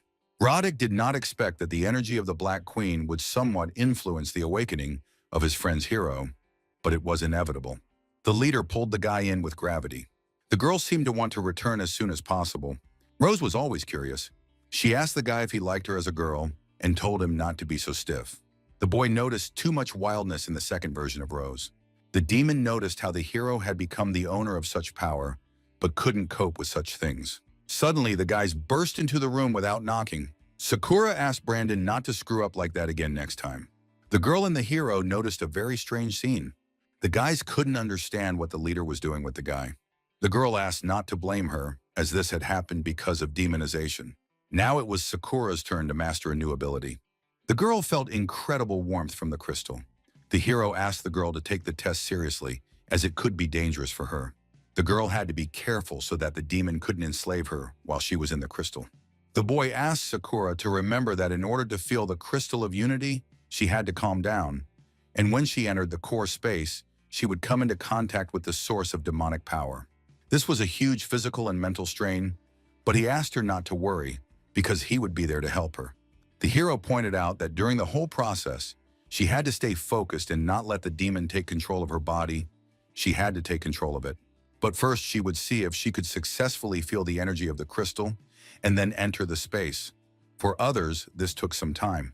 However, suddenly the boy did not even understand at what moment the girl was able to get inside. The young man wanted to get to her as quickly as possible. Once inside the girl, he wanted to look around. The king noticed some surprising things. The girl turned out to be a strange companion who was completely unharmed. Sakura was already calmly absorbing energy. The girl was able to quickly establish contact with the demon. His companion was able to take the creature's powerful energy without any problems. The guy couldn't believe that she had taken even its demonic origin. Radek assumed that she had caught the guy's eye in some way, since she had been allowed to absorb all the power of the core. The girl began to demoralize. She felt the incredible power of transformation and might. Sakura transformed into an incredible form. The demon was surprised every time, because they literally didn't have to do anything, just watch. The girl was able to master a large amount of energy. Sakura mastered the 6th-ranked demon, absorbing it completely. She couldn't believe it was over so quickly, even though she thought it would be painful. Meanwhile, the hero stood in a daze, not understanding where the girl got such a powerful body. The girl noticed how she could even speed up. Sakura suddenly approached the main character, who did not expect such speed. She asked the guy if she was strong now. The young man confirmed her words, saying she was much stronger than before, realizing that this girl was a hidden super genius. The guys could finally start their full plan.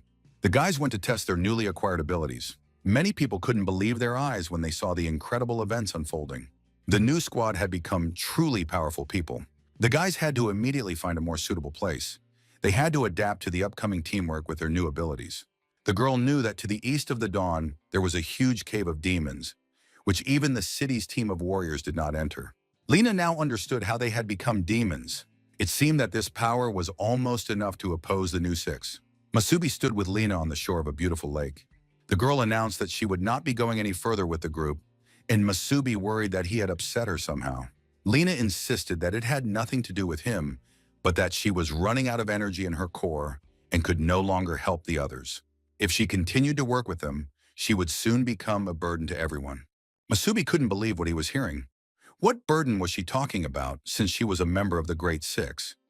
How could someone like that be a hindrance? Besides, she was the one who told them about the cave. The young man insisted that they would definitely get a new 7-rank core for the girl. She just needed to be renewed. But Lena didn't want anything like that. She felt that she couldn't cope with her responsibilities. And even if she got a new core, her strength had weakened significantly because a lot of time had passed since the strongest warrior died. The girl had hardly fought for a long time, and later when a new king came to power, she was asked not to appear as a warrior anymore. Lena was forced to engage in her usual routine, and if it weren't for Masubi, she would never have worn that combat suit again. Masubi didn't want to listen to anything. All of the girl's arguments were nonsense, just a matter of equipment. And besides, with her past combat experience, everything would go smoothly. But Lena voiced what really bothered her. Masubi was missing the point. She was old and couldn't stay with her boyfriend for long. She admitted that she would have looked like an old woman long ago if she hadn't used the regenerative powers of the green core to preserve her youth. Masubi himself now had a young body, and he forgot that Lena was no longer the same. A little more, and she would fight, get tired, and completely run out of steam. The boy and the new Trinity are now the youngest and most energetic. Moreover, they have mastered a demonic power that is beyond Lena's understanding, and she can no longer help or guide them. By staying close, she will only hold them back. Lena hugged Masubi and whispered in his ear that she wanted to leave and just watch them from afar, and that if she stayed with the group, it would only make things worse for her. Masubi was very upset. Even if Lena really couldn't help them anymore, he didn't mind her staying just like that. But this conversation became pointless. The arguments were repeated, and Lena handed the guy something that would help him find her when the time came to save someone. It was a compass that would help find her at any time. A flashing green light on it showed her location. There were also voice prompts, so the girl could always be found if her help was needed. Lena also handed him a scroll containing information about demon gathering places that she had prepared for the group, as well as several locations that might be useful. Masubi understood that arguing was pointless. He thanked her and took the items, then asked where the girl was going, whether she planned to return to Dawn. Lena reassured the young man, telling him not to worry. Ordinary fighters wouldn't hurt her because she was still Lena Vale. But someone had stayed in the city, so the girl would return to collect her things and move far away to a small town to retire. Masubi didn't want to hear about any retirement. He asked if Lena was going to say goodbye to the guys. She decided to leave quietly. Lena had lived alone for many years, and now she had grown accustomed to the guys over the last few days. Besides, she had noticed Rosa. Rosa was watching Masubi and Lena's conversation. Lena, in a purely feminine way, noticed that Rosa cherished the young man very much. So she asked him not to ignore her feelings, because after all, he was a fool in this area. Without giving the young man a chance to respond, Lena turned away, saying that there was a small town nearby. She would go there and come to the city by public transport. Lena walked away into the sunset, and Masubi shouted that as soon as he got a new 7th level green core, the girl wouldn't be able to refuse him. Lena walked and thought what a fool he was, because no woman wants to look awkward in front of someone she likes, especially when the guy has a better, prettier, and younger girlfriend. Meanwhile, the rest of the group ran up to Masubi. They wanted to know what was going on and where Lena had gone, because they hadn't even had time to say goodbye to her. Masubi said that she needed to go back and take care of her business. Rosa watched her leave, saddened that she didn't have a chance to thank her, because Lena had helped them all so much during that time. And so they had to go straight to the demon cave, because according to Lena's stories, this cave was the best option for Parabola to test the group's new combat power. But more importantly, Masubi was going to find a new green core and give it to Lena the next time they met her. The whole team agreed with this plan, and the excited guys set off for the cave. The streets of Dawn at night were filled with local thugs hiding in corners, hoping to rob someone. Lena, with a cloak thrown over her head, made her way through the streets to her home, trying to remain unnoticed. Fortunately, the window of her apartment was open. The girl jumped through the open window into the apartment in one leap. She had to act as quickly as possible. Just grab her things and leave immediately. Lena searched hard for one important thing, but suddenly her search was interrupted by a voice that said it didn't think she would come back. The girl turned around in horror. She recognized the voice that announced that this time he would not let her go. It was Dylan himself, the strongest warrior with a double green core. The girl was indignant. After all, she had left to attend to her own business. Since when could members of the Great Six break into other people's homes? Dylan smiled sarcastically and said that she had been gone for a very long time and now suddenly returned. "You're probably looking for this," he said, and showed her a small red box. Lena looked at the box and didn't understand where Dylan had gotten it. The girl remembered how, a long time ago, she had been on one of the most dangerous missions. She ran up to a guy who was sitting there and didn't seem to be leaving. The young man turned around, recognized Lena, and said that she had come at the right time. He had something for her. The guy held out his fist, which was clenched around some small object. He said he had made a necklace out of local shells and stones and wanted to give it to her as a gift. She really liked the necklace and said it was beautiful. Dylan noted that Lena's apartment was very modest and simple, and only one thing was kept in a separate box and carefully wrapped. He thought it was something valuable, but it turned out to be some kind of homemade trinket. Lena listened and boiled with anger and hatred. He didn't want to hear the story of how some stinking runt from the past had given her these shells. Lena couldn't control herself and rushed towards Dylan, intending to take the necklace from him. The girl managed to grab the necklace from the man's hands and clutched it tightly in her hand. Dylan kicked her in the stomach with all his might. She flew up to the ceiling and broke through the roof of the building with her back. Lena flew higher and higher by inertia. Dylan jumped over her and swung his leg to kick the girl again. He succeeded, and he kicked Lena like a soccer ball. She flew across the entire city. Finally, the girl was able to stop on one of the roofs and put her arms out, trying to protect herself. Lena knew she had almost no energy left and wouldn't even be able to heal her broken arm. Dylan flew up to her and said he could barely feel her energy. In that case, she would die today, because everyone knew that Lena was already an old woman. The girl did not understand what was happening, because she was one of the Great Six. The new king had promised that if she renounced her title, there would be no further claims against her. Dylan had no intention of disobeying the king's orders, but recently a powerful wave of demonic energy had swept through the city, and he sensed traces of her presence there. Most likely, Lena had gotten involved with some suspicious characters. Besides, the king didn't care about some dead dog. Dylan attacked the girl, delivering a powerful blow at the moment when she was distracted by the cat. He threw his weapon and said it was time for her to go to hell. Lena was too weak and therefore unable to dodge her opponent's blow. The blow was very strong and destroyed most of the building. The girl had enough strength and managed to pull the cat out from under the blow, getting injured herself. The frightened, fluffy creature didn't even say a word of thanks and ran away. At that moment, Dylan grabbed Lena. He considered her act of saving the cat very naive. If it weren't for that, the girl would have had time to dodge the attack. But it was time to end it.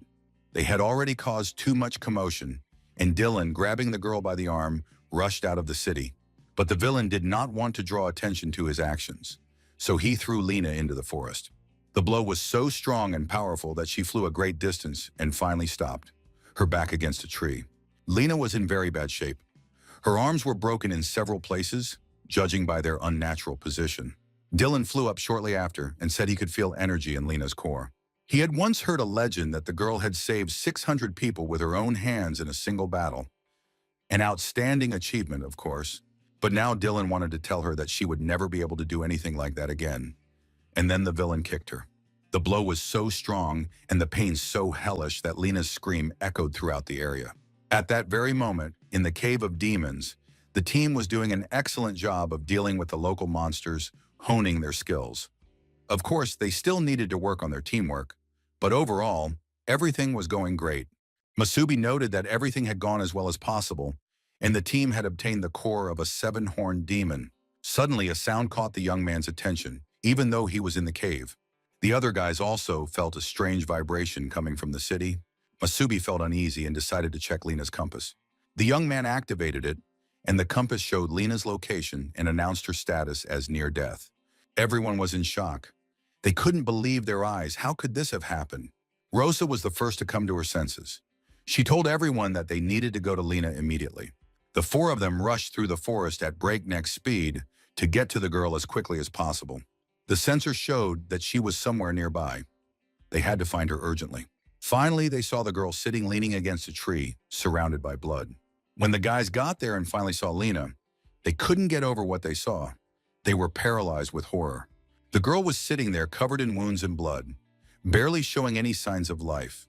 On top of that, her arms had been broken. She was clutching a necklace in her teeth and showed no further signs of life. It was impossible to even imagine what she had gone through. Lena had endured pain and hellish suffering. Brandon was furious and shaking with rage, clenching his fists tightly. Rosa was the first to come to her senses. She said that Lena had lost a lot of blood and that she would heal the girl. Rosa rose and activated her internal functions. Whoever attacked Lena must be very strong, so Sakura needed to keep a close eye on the situation around her. Sakura and Brand controlled the situation and carefully monitored the area. Rose, using all her abilities and inner strength, tried her best to heal Lena's wounds. Masubi noticed the necklace and remembered how he had once given it to his girlfriend. Lena said that she really liked this gift and would keep it forever. Masubi guessed that Lena had returned to the city to retrieve the necklace, even though it was just an old trinket he had once made for her. Rosa reported that the situation was dire, and the problem was not just Lena's broken arms. The girl had extensive internal organ damage, and her core was almost empty, so she couldn't heal herself. Rosa said that the youth sustained in her body by the core's energy was beginning to leave her body. Her breathing and pulse were rapidly weakening. Masubi understood that Lena was dying. He wanted to know if a new core would save the girl. Masubi urgently wanted to find out what could save Lena's life and asked Rosa about it. Given her serious injuries, Rosa only had enough strength to weakly sustain Lena's life, and it wouldn't last long. Although Rosa also had a green core, its power was not infinite.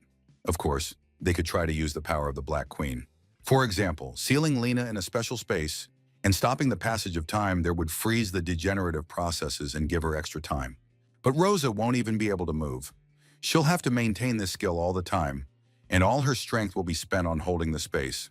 Besides, Rosa wouldn't be able to hold out for long, until sunrise at most. That was all she could do for Lena. Sakura did not understand how such a powerful demon could have ended up here. Even with her core weakened, Lena was incredibly strong. Masubi thought for a moment and told Rosa to do what she had suggested, to preserve Lena and maintain her condition. After that, he instructed Sakura to stay here and protect the girls. The demon must not be allowed to reach them. Brandon was to go with Masubi. They would find and punish the villain. Masubi was sure that this was Dylan's doing. The group members were stunned. Could it really be Dylan from the new top 6? Masubi said that Dylan had a very powerful aura, that he was very familiar with it, and that he could now clearly sense that this particular villain had been here. Rosa thought this decision was too rash, because it was possible that Dylan was not acting alone, and going looking for him would be incredibly dangerous. The strength of the group was no match for the power of the members of the Big Six, but seeing the look on the boy's face, Rosa realized she couldn't stop him. Rosa wanted to know what the boys were going to do with this villain. Masubi replied that he would kill the scoundrel, take his life, and rip out his balls. After that, the boys rushed to the City of Dawn. Brandon thought they were taking too much of a risk by simply storming the city. Besides, it would be difficult to find Dylan, and fighting inside the city could harm civilians. Masubi knew that it was very difficult to get into this city. One of its features was a powerful energy shield formed from the energy of demon cores, which provided the city with significant protection. In fact, this shield is simply magnificent. It can withstand the attack of a 7-horned demon. Getting out of the city is not difficult because the exit is open to everyone. Brandon wondered how his friend knew so much about the city's defenses. Masubi continued to argue that in that case, they needed to force Dylan to leave the city. The guys landed at high speed not far from the city walls. This attracted the attention of the guards on the ramparts. They noticed something falling from the sky. It soon became clear that it was not soldiers standing beneath the walls. When the smoke cleared, people saw humanoid demons, very scary and aggressive. An order was given to urgently activate the ray defense cannon. However, it was better not to deal with humanoid demons because the automatic guidance system was not capable of accurately capturing such targets. Masubi watched what was happening and thought about how the cannons of the city he had once founded and built were now aimed at him. What irony of fate. In the eyes of the other people, the young man now looked like a real demon. He addressed the city guards, saying that they had not come to capture anyone and did not intend to kill anyone, but simply asked Dylan to come out to them. The guard was outraged. How dare this vile demon utter the name of Lord Dylan? Masubi waited patiently, slowly bending his fingers, knowing that anyone who stood in his way today would die. The city guards activated their cannons and opened fire. In response, Masubi held out his bare hands and blocked the cannon fire with a single movement. The townspeople understood that the demon was terrifyingly powerful and that they needed to urgently raise the alarm and request support. Brandon felt that his comrade was literally enraged and ready to cut down and kill all the inhabitants in a row. At that moment, his inner demon activated, calling all the residents a bunch of insignificant ants and sarcastically suggesting that they all be eliminated today. Masubi did not fall for the provocation because they were ordinary guards and he did not want to kill innocent people. Alarms sounded in the city, and the defenders rushed to their posts because the city was under attack by demons. Suddenly, a flying creature appeared in the sky above the city, and soon, against the backdrop of the moon, the silhouette of this person could be seen. Without wasting any time on conversation, he attacked the uninvited guests who were at the city walls. Brandon immediately began to pump power into his protective dome. The enemy descended upon the young man, but Brandon's dome withstood the blow. Brandon exerted a tremendous amount of effort to maintain his dome and felt his strength rapidly diminishing. But then Masubi began to support him from behind, and together they were able to withstand this powerful blow. Masubi instantly recognized the villain who had attacked them. It was none other than Dylan, standing with his leg raised after the blow. The villain sensed that his opponent had blocked the attack. He thought it was surprisingly cool. The guards on the city walls recognized the great hero of six and relaxed a little. After all, with him, the city was safe. But just in case, all the ray guns were activated, ready to support Master Dylan with fire. Dylan, looking at the demons, said he was surprised by their appearance and suggested that the old woman might indeed be connected to the enemies of mankind. The villain wanted to know who they were to Lena and why they had gotten involved with her. He confidently stated that the girl had deliberately maintained her youth in order to serve the demons faithfully. Dylan also argued that he had done the right thing by getting rid of her, because her existence was a disgrace to all the warriors of humanity. After these words, Masubi could not hold back and revealed his energy. Dylan immediately felt the young man's power, as well as a familiar feeling that he couldn't shake. Masubi asked Brandon for a favor. He asked Brandon to restrain the soldiers who had come to support their master. Masubi himself was going to deal with Dylan personally. The young man rushed into the attack at tremendous speed, determined to kill this bastard. His sword met resistance from Dylan's protective shield. The blow was so powerful that the shield shattered into pieces, and Dylan had to jump back sharply. The villain again felt that his opponent's aura seemed strangely familiar. At that moment, Masubi delivered another swift blow, but Dylan managed to activate a protective ring around himself. The ring was so powerful that all of Masubi's attacks completely missed their target. Masubi, not losing his fighting spirit, continued to attack the protective dome again and again. Finally, the guy managed to grab the protective dome and began to pull it up along with Dylan himself. Soon the defense crumbled, and Masubi kicked his opponent in the chest with all his might. The blow was so strong that Dylan felt a sharp pain, and a trickle of blood ran down his face. But while he was clearing his throat, his energy paw was launched around Masubi. In the next moment, a powerful energy fist squeezed the young man, and the villain rose into the air with his helpless opponent hanging in his hand. Dylan didn't understand what kind of strange demon he had encountered, because it fought in a completely unusual way. The villain even thought that this demon had some kind of personal grudge against him, against Dylan himself. Masubi had no intention of talking to his opponent. He immediately threw his sword at him. The sword stuck into the ground, and at that moment, Brandon did his best to distract the guards, preventing them from intervening and helping their master. The city's defenders tried to surround Brandon. They had done so several times already, but each time he broke through their encirclement. After scattering the soldiers once again, he stopped, and at that moment the guards realized that none of the men were injured. This strange demon was simply waving them away without killing them. Brandon did not want to kill people, but there were too many of them. Masubi needed to hurry.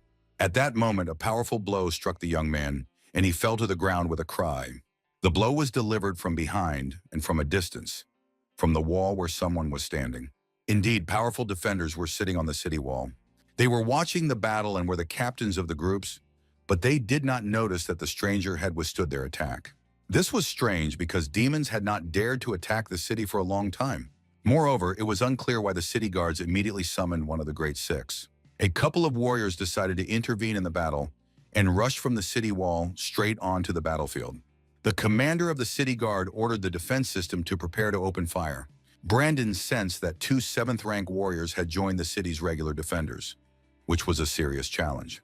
But the young man knew that he had to hold out for at least a little while to buy time for Masubi, so his protective dome continued to resist. A hail of blows rained down from all sides, from cannons, from individual defenders, and from the two strongest warriors of Dawn City. Masubi lay wounded and completely immobilized after being attacked by Dylan. Dylan was a really tough opponent. His two 7th-rank cores were equivalent to two separate 7-horned demons, and the guy still didn't have enough strength. Dylan continued to attack, not allowing his opponent to recover, striking again and again. Masubi was still alive, but completely unable to resist. He only had enough strength to watch his opponent. Brandon was also under tremendous pressure, and his protective dome was soon damaged. After that, the young man suffered several injuries that could well have been fatal. In addition, dawn was approaching, and Lena was barely clinging to life after her injuries. Sakura, who was supposed to protect her friends from demons, was also exhausted. Dylan decided it was time to end it and launched a powerful attack on the demon, which, in his opinion, should have died after such a blow. The enemy was already celebrating victory.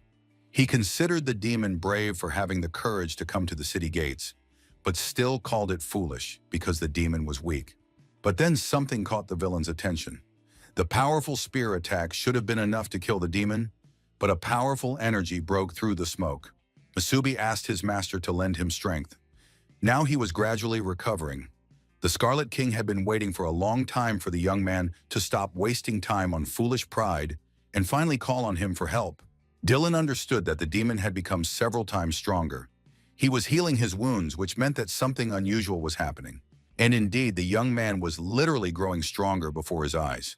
His wounds were healing, and his body was becoming stronger. Masubi had fully recovered, and now he needed to arm himself. His sword was nearby. The young man summoned it, and soon the weapon was in his hands. It had been a long time since he had encountered the Crimson Sword of the Tide. The boy needed a few lessons in the art of wielding a blade, but the Scarlet King would take care of that next time. The city's defenders noticed that the demonic core in the demon's chest had changed, and this caused a wave of fear. One of the warriors realized that they were facing a higher demon, which was a very serious problem.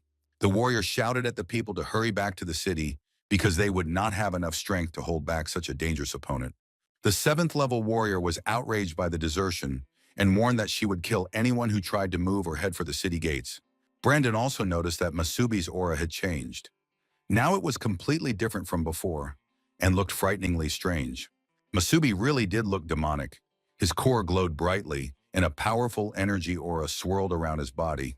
He was extremely serious and made a terrifying impression on people and warriors alike.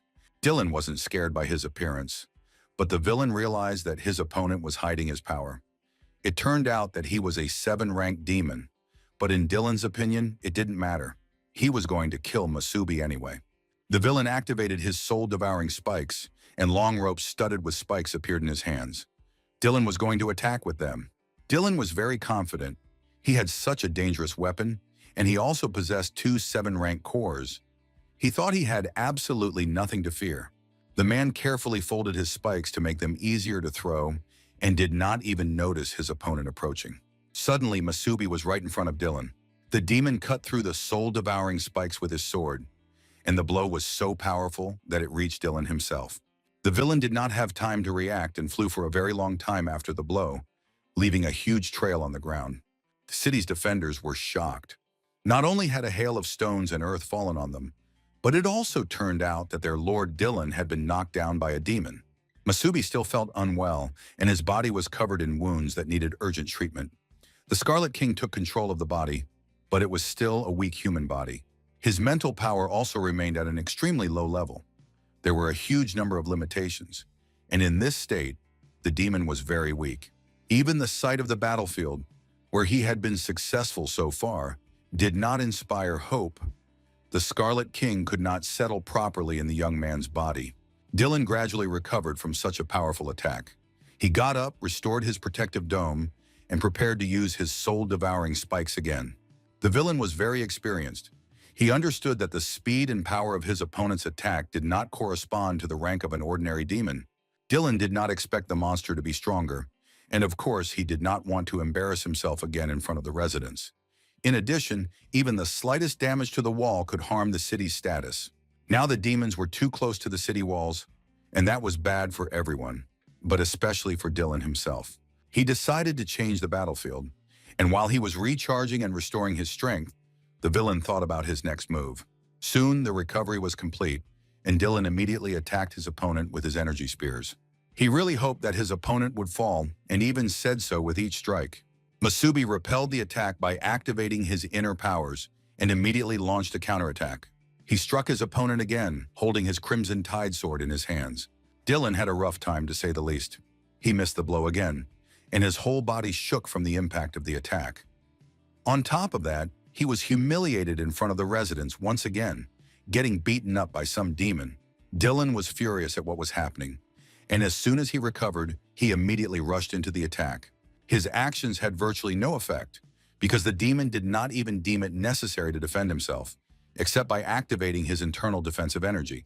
Musabi was very focused and tense, and it was clear that he was having to exert considerable effort.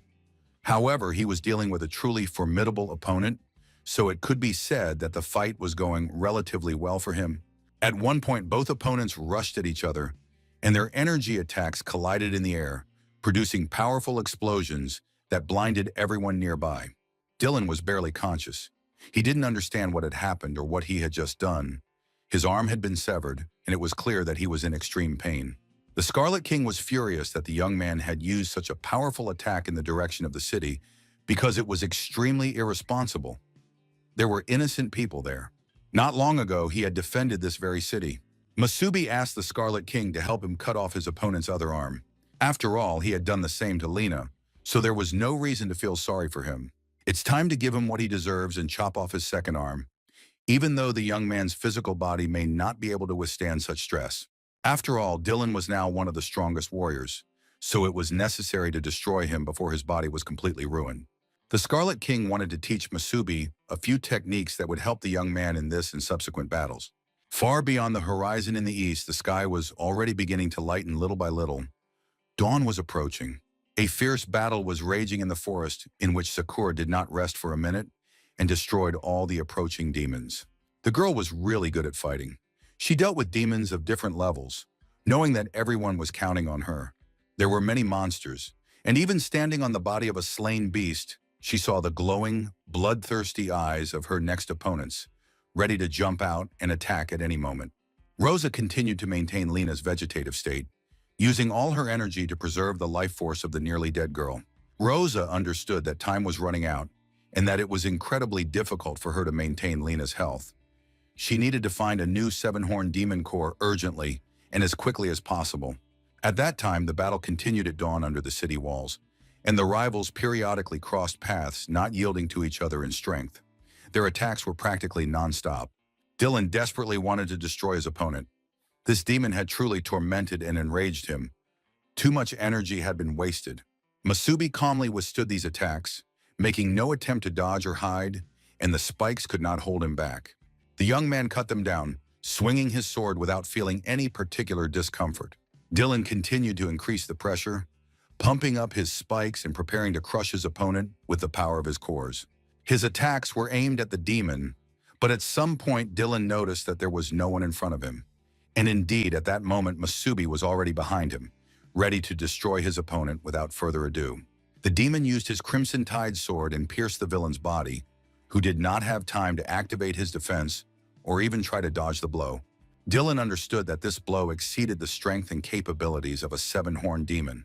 The villain noticed that his opponent had used the energy of the sword to lengthen the blade and reach him from a distance. The city's warriors noticed that their lord was in a losing position. They decided that they had to help him and join the battle.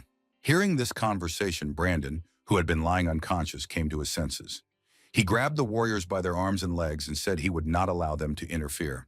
Brandon was defenseless, and one of the warriors simply stabbed him in the back with a spear, even though the young man continued to say that they should not interfere in the fight. But at that moment, intense pain pierced the boy's body. He managed to understand that the warrior had defeated him quickly and with almost no effort. So, the difference between his abilities and the strength of the 7th-rank warriors was enormous. But was this really the limit of Brandon's abilities? The young man remembered his mentor and thought that he had to give it his all. He had to use the power that had been left aside during his transformation. Suddenly, an enormous, incredibly powerful energy flared up so brightly that all the warriors nearby jumped back in fear. Brandon amazed those present with his willpower. It became clear that he had evolved and was now a 5-horned demon. Brandon knew he had to protect what he had sworn to protect, and he planned to do so immediately. At that moment, Dylan was flying at tremendous speed after another blow with his sword, offering absolutely no resistance.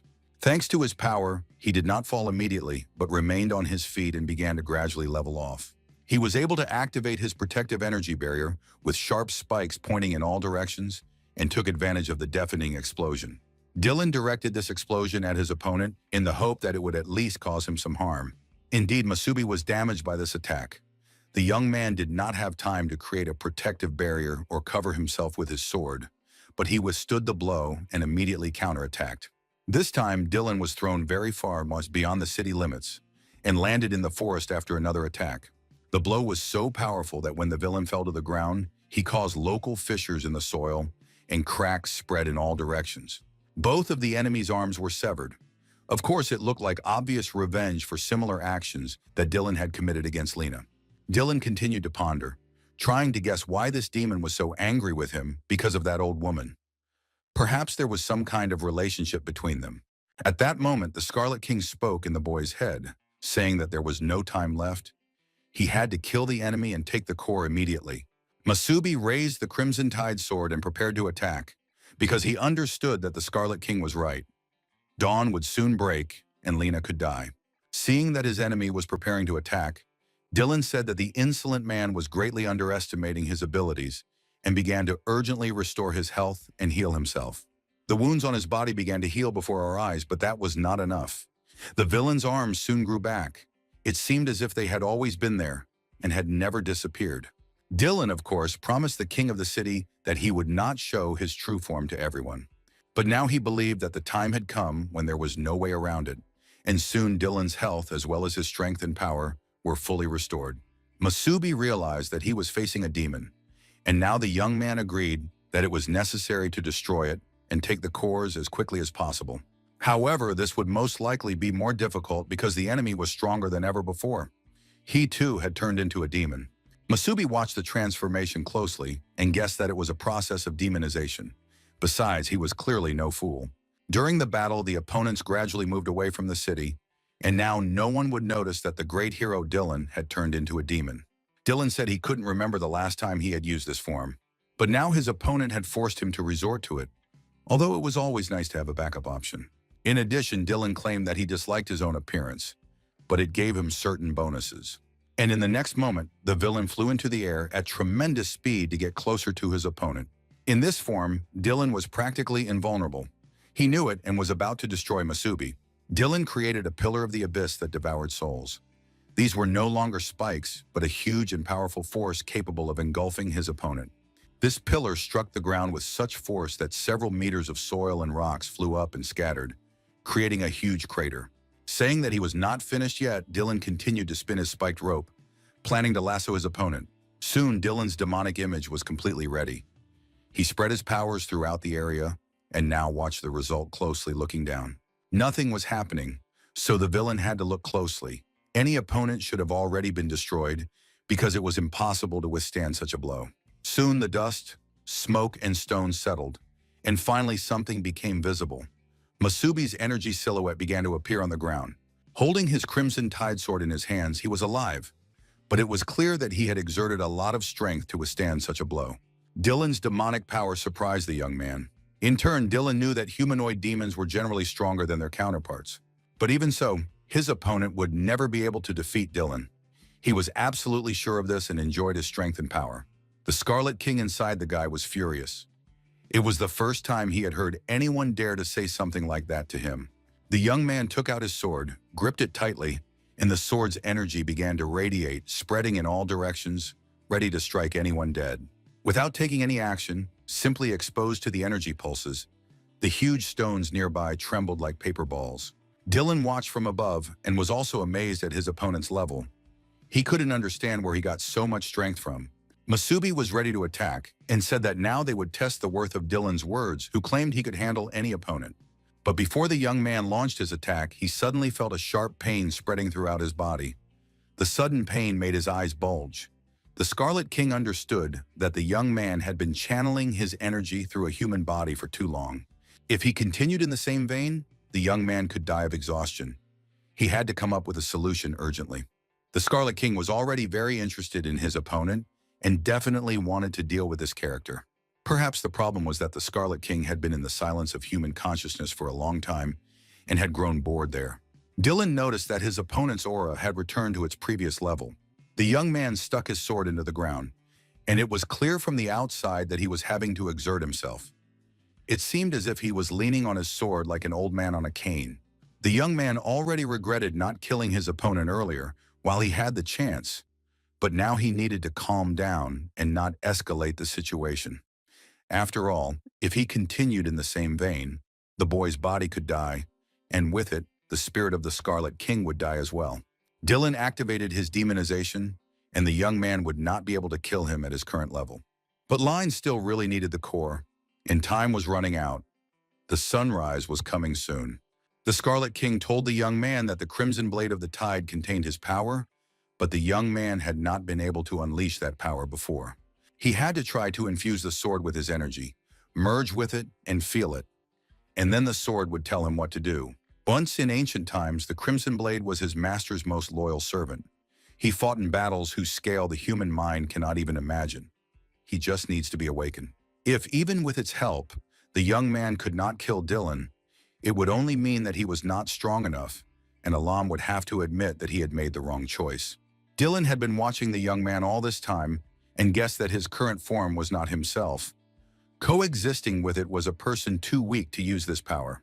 This was excellent news and a pleasant observation. So Dylan was absolutely happy and confident that he would send his opponent to hell right now. The young man pressed himself against the sword and addressed it, asking it to respond if it could hear him. The Crimson Tide blade said nothing, but the stone on it lit up, indicating that contact had been established. Meanwhile, in the forest, Sakura continued to fight off the monster's attacks. Rosa held a protective dome, while Lena remained in a vegetative state. All the demons attacking the girl were weak in terms of level.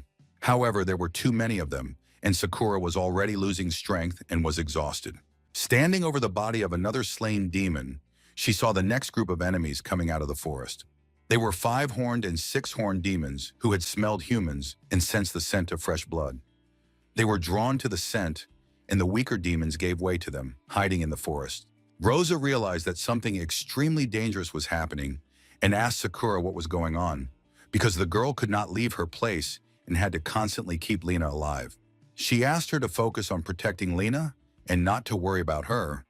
It seemed that the next wave of demons was approaching, which would force the girl to expend even more energy than the previous one. The demons continued to sniff around and realized that they were dealing with a human, but not quite a human. Most likely, it was a demon in human form. It would be better to leave such a creature alive and study it carefully later. Sakura announced that she would kill all these demons and no one else would need to be studied. The girl understood that she couldn't let her opponents take the initiative. She immediately rushed to attack the demons and scattered them, regardless of their ranks and strength. Sakura decided to knock out all these demons one by one and was now ready to launch her attack. Her opponents realized that they were facing a very fast opponent because the girl was jumping from one place to another, not allowing them to catch her. Sakura was in full swing. She struck her opponents, somersaulted in the air, and attacked those demons who did not expect such a quick reaction. One by one, the demons fell, struck by her blows, while Sakura flew between them like a butterfly, managing to deliver dangerous attacks and avoid damage. The demons realized that their opponent had seized the initiative in the battle, trying to put them at a disadvantage and force them to retreat. It was a very interesting technique, which one demon liked, and he decided it was time to show off his abilities. A fireball spun in his hand. However, Sakura was not curious at all. She did not want to know what surprise her opponent had in store for her, and immediately slashed him with her sword, preventing him from attacking. The fireball that the demon did manage to launch missed its target, and the other demons decided not to stick their necks out and interfere in the battle while Sakura was striking, leaning her feet against the hull. Even though everything was going great, Sakura knew that things were actually really bad. Her body was at its limit. The girl saw her opponent getting up. Even though he had suffered severe damage from Sakura, she had to continue her attack. Otherwise, the wounds on the villain's body would heal, and he would become strong again. The villain had indeed healed his wounds. He was glad that he had tricked his opponent, but now he planned to deal with the girl who was sitting near the tree and not moving at all. The demon jumped up sharply and rushed towards Rosa, intending to attack her. Rosa couldn't do anything at all. All her strength was spent on keeping Lena alive. She couldn't even cover herself with her hands and was forced to close her eyes before the blow. But Sakura saw everything that was happening. She managed to catch up with the demon and inflict such damage on him that a huge dent remained in the ground, and his blood spattered in all directions. Rose, shocked by what was happening so close to her, continued to protect Lena. Only her flowing hair showed that something was happening. Suddenly, Rosa saw that her friend was in grave danger and managed to shout to Sakura to be careful. But Sakura did not have time to do anything and avoid the attack. A powerful fiery blow was struck to her back and waist, and the girl was thrown aside. Seeing all this, Rosa screamed so loudly and desperately that the trees shook and ripples ran across the ground. Sakura was beside herself with rage. Although her body could no longer sustain the previous intensity of her attacks, she had no intention of sparing the demons and struck her opponent again. The girl was in a serious rage, and those demons who had not yet been injured were caught in a storm of blades, and the surrounding area was flooded with demonic blood. After this attack, not a single demon remained alive. Sakura turned to the creatures in the forest and told them not to be shy and to come out and fight right now. Such a terrifyingly aggressive attack, wild screams, and instantly killed demons made an indelible impression on their comrades, who discussed it among themselves and came to certain conclusions. The demons decided to retreat and left the clearing completely. Now they knew what a woman looked like when she was angry, and as their mother had once told them, it was better to avoid such women. Rosa was happy. She saw that the demons were leaving, and she really had a chance to hold out until the boys returned. But Sakura did not answer her friend because her body began to disappear into space. It seemed as if the girl was dissolving. In a warlike pose, completely disconnected, she did not react to anything. Most likely, her body was trying to conserve energy after destroying too many demons of various ranks. The Crimson Tide Sword was indignant, saying that the boy was not the Scarlet King, and what right did he have to awaken the sword? The young man was stunned to hear that the Crimson Tide Blade could talk, which meant that it was indeed a living being. Dylan was at a distance. He was still afraid to approach the enemy and could not understand what the guy with the sword was doing there. Dylan was sure that his enemy could not defeat him because he did not feel much power coming from his opponent at that moment. The young man continued his conversation with the blade and asked the Crimson Tide Sword to help him kill the bastard standing opposite him. But the sword categorically and firmly stated that it would not do so. By this point, Dylan was ready to attack and aimed his spears at the young man. Thick ropes with spikes began to bind the boy's body, causing pain and preventing him from responding to the attack. Masubi felt that these vines were sucking the energy out of him, and he needed to get rid of them urgently, but he didn't have enough strength yet. Dylan knew that once caught in his poisonous ivy, any opponent would quickly turn into a pool of blood on the ground. The thorny vines continued to twist around the boy's body, and he felt them sucking out his core, losing energy at a very rapid pace. The boy was almost invisible under the vines, but he asked Crimson Blade why he refused to fight alongside him. Blade was very proud and knew his worth. He said that only the Scarlet King had the right to use his services, and the young man was nobody. The situation continued to worsen. The core on the young man's chest was almost empty, and the number of vines released by Dylan turned him into a ball of knitting thread. But suddenly something happened. As they say, they weren't expecting it, and then it happened. There was a powerful explosion, and the vines flew in different directions, as if bitten through by macaroni. Masubi stood at full height, completely free of the poisonous ivy, and in his hands was the huge crimson sword of the tide. The young man knew that he would most likely lose, but he decided to act with dignity and not let his opponent crush him. Dylan didn't like this at all. Remembering that his opponent had already used a similar lightning bolt at the beginning of the fight, it was unclear where he got such a rare and dangerous element from. Dylan decided that he needed to end the fight as quickly as possible before any more trouble happened. The young man prepared to attack, but then the sword in his hand, as if clearing its throat, spoke. It was struck by the force with which the young man had repelled the poison ivy, and now saw that he was worthy of fighting with such a sword. This was wonderful news, and so he needed to finish off his opponent as quickly as possible. Together with the crimson blade of the tide, the young man let out a victorious cry. Then something strange happened. His hand began to grow protective plates, giving the impression that he had put on a glove. All this was thought out by the Crimson Tide, who wanted to show the young man his true strength, for which he needed to strengthen his hand. And now this wonderful tandem was ready to fight Gillen. The sword treated the young man with respect, considering him worthy, and now they were truly strong. Dylan realized that the further he went, the more he disliked this situation. He couldn't figure out what his opponent was all about. One thing was clear: he had to end this fight as quickly as possible, and the villain directed all his demonic power at the young man. The most powerful and effective skills were used, and huge mouths descended from the sky. No longer plants, but huge snakes. It was the most terrifying demonic formation of a poisonous python, and several snakes attacked their opponent with their huge mouths. Masubi stood completely calm, not moving or showing fear until the last moment, and then suddenly lunged upward toward the huge python. The young man, spurring himself on with a shout and activating the Crimson Tide Sword, attacked. Soon the two opponents met, and it was a truly terrifying sight. Dylan felt disgusting. The thought occurred to him that the enemy had managed to break through the formation, although this was absolutely impossible. Then there was an explosion that lit up the entire area and illuminated the forest as if it were daytime. Continuing the battle, Dylan kept shouting that he was unbeatable and that his opponent could do nothing against him. Masubi did not consider the villain a serious obstacle. He was a pathetic parody of a member of the real Great Six, of which he himself had once been king. The words about the king amused Dylan, who considered it absolute nonsense because the king was dead. He knew that for sure. But sometimes the impossible happens, and Masubi finally delivered one of the decisive blows. Blood and pieces of his opponent flew in all directions, and the enemy could no longer speak or demonstrate his strength and invincibility. The young man pierced his opponent's body with his strengthened hand, destroying the demon once and for all. 2 green magic stones fell out of Dylan, the only thing he left behind. Masubi caught these magic cores in midair, and without delay decided to return immediately.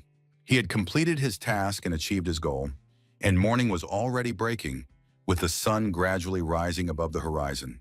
The battle continued beneath the city walls. Brandon was doing very well, repelling the attack of the city's defenders. The warrior was amazed. They attacked the guy with their strongest techniques, but he still got up again and again and continued to fight. Not only was he skilled at defense, but as the battle progressed, it seemed as if his aura was growing stronger, as if he couldn't give up. This behavior was more reminiscent of a containment tactic, as if he was only defending himself and not letting his opponents advance. In fact, that was exactly what was happening. Brandon was not allowing the city's defenders to pass. His opponents had to kill him because he had dragged them into a very long battle, and the ordinary soldiers were already beginning to lose confidence in their commanders. It was decided to launch a combined attack. The city's defenders agreed to deliver a final powerful blow to finish off the enemy. Activating their abilities, they simultaneously leaped high into the air. Then, combining their forces, they directed their attack at the demon. Brandon anxiously awaited the approaching blow, realizing that his energy might not be enough. He only hoped that he had gained enough time for his partner when suddenly a huge, powerful blow struck right between him and the city's defenders. Masubi suddenly found himself at the very epicenter of the fight. He decided to use a double lightning strike. Despite the fact that the city's defenders were 5th-rank warriors, they were instantly blown far away. In addition, their consciousness was knocked out, so there was no need to expect any more trouble from them. He couldn't hide his smile of happiness and relief when he realized that the problem was over. Moreover, his best friend was standing in front of him, who immediately reassured his comrade, saying that the city's defenders were not killed. He had just temporarily knocked them out. Masubi reported that he had obtained the cannonballs, and now the guys needed to leave urgently, because the girls were waiting for them. Once in the forest, the young man immediately smelled blood, which he did not like at all, and he increased his speed even more. The guys ran into a clearing that was literally littered with the corpses of slain demons. They were lying everywhere, but at that moment, before the guys had time to see anything, they felt someone attacking them. They literally felt the attack. The enemy's hand struck Masubi's body with all its might. Fortunately, the guy didn't have time to knock out the attacker, but simply grabbed his arm. The attacker turned out to be Sakura, who asked who they were. Then it became clear that the girl was completely out of it. Masubi asked whose doing it was.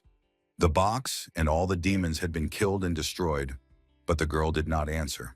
The leader reassured Sakura, saying that she had done a great job.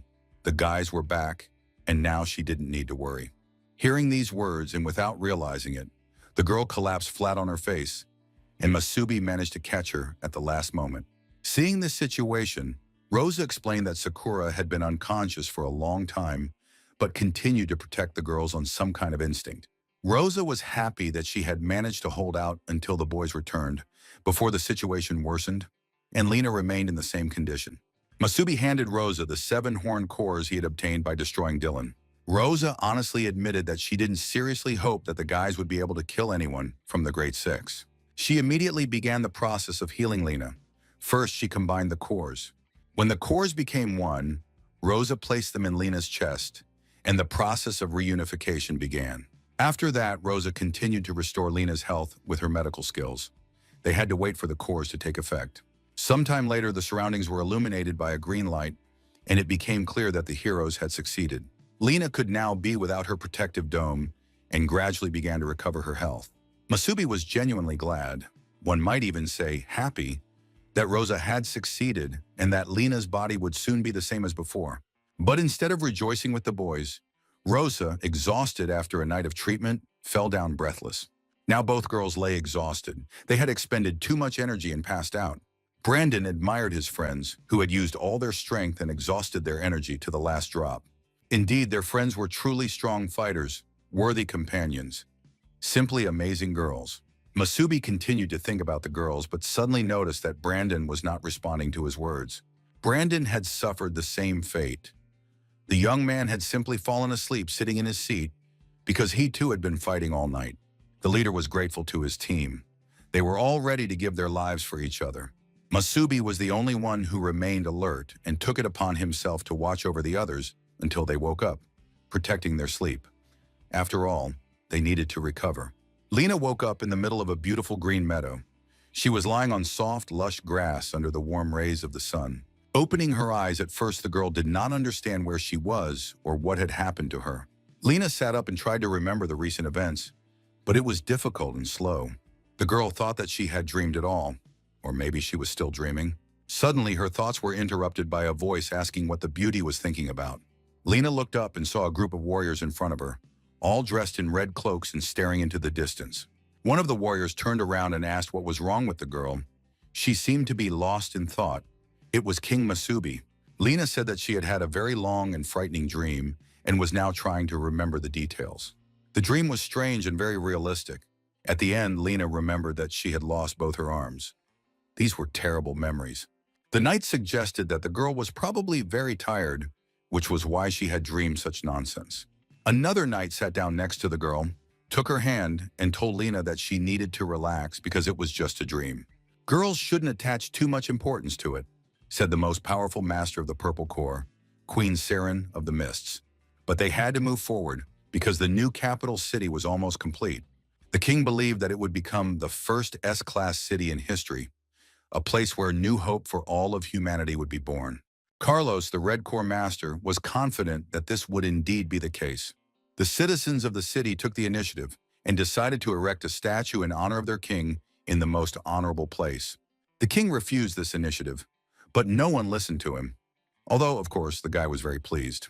Anran, the strongest master of the Yellow Corps, declared that their king gave hope for survival in the future and deserved such an honor. The other knights also considered this to be a well-deserved action. The townspeople were expressing their love and support in this way. After that, all the knights knelt before the king, declaring that they considered him worthy of such treatment and a well-deserved reward. The king was very pleased to hear this, and he was touched by his friend's actions. He simply said that it was time to return to the city, and everyone followed him. Xavier, the strongest Black Corps master, reported that there were rumors of new obelisks, and he decided to send a reconnaissance team to explore the area. The king believed that there was still much to be done in the city. He wanted to complete the underground railway project, which would connect cities for safe travel and resource exchange. In addition, there were rumors that a certain religious cult had been gaining strength recently. This also needed to be dealt with. Lena was still sitting on the grass, listening to her companions. Finally, the memories of the bad dream left the girl, and she became cheerful again. She shouted that she was already running and began to get up. But then a terrible pain pierced her arm, right where her hands had been severed. And so the girl fell back into the nightmare she had been in before, without her arms. Lena shouted to her companions to wait for her and not to leave, because she had no arms and could not climb. Lena woke up with a scream and sat up, still in pain. Masubi carefully laid Rosa on the ground and approached Lena. Lena woke up from her nightmare. and now looked at her hands. She had been living without them for some time now. Powerful energy filled her body, and the beauty felt completely young and healthy. She noticed her core and realized that it was new and consisted of two cores. Her arms had grown back as if nothing had happened. Most likely this was due to the new core. Her arms had regenerated on their own. Masubi was genuinely glad and happy that everything had worked out, and he hugged Lena tightly. The girl finally came to her senses and looked around. She saw a gruesome scene. Her three friends were unconscious, and the entire clearing was littered with the bodies of slain demons. Lena realized that they had done all this for her sake, for her safety. She began to apologize for putting them in danger because they could have died. The young man asked her not to apologize. They had done what they thought was necessary. After all, everyone wanted to help her.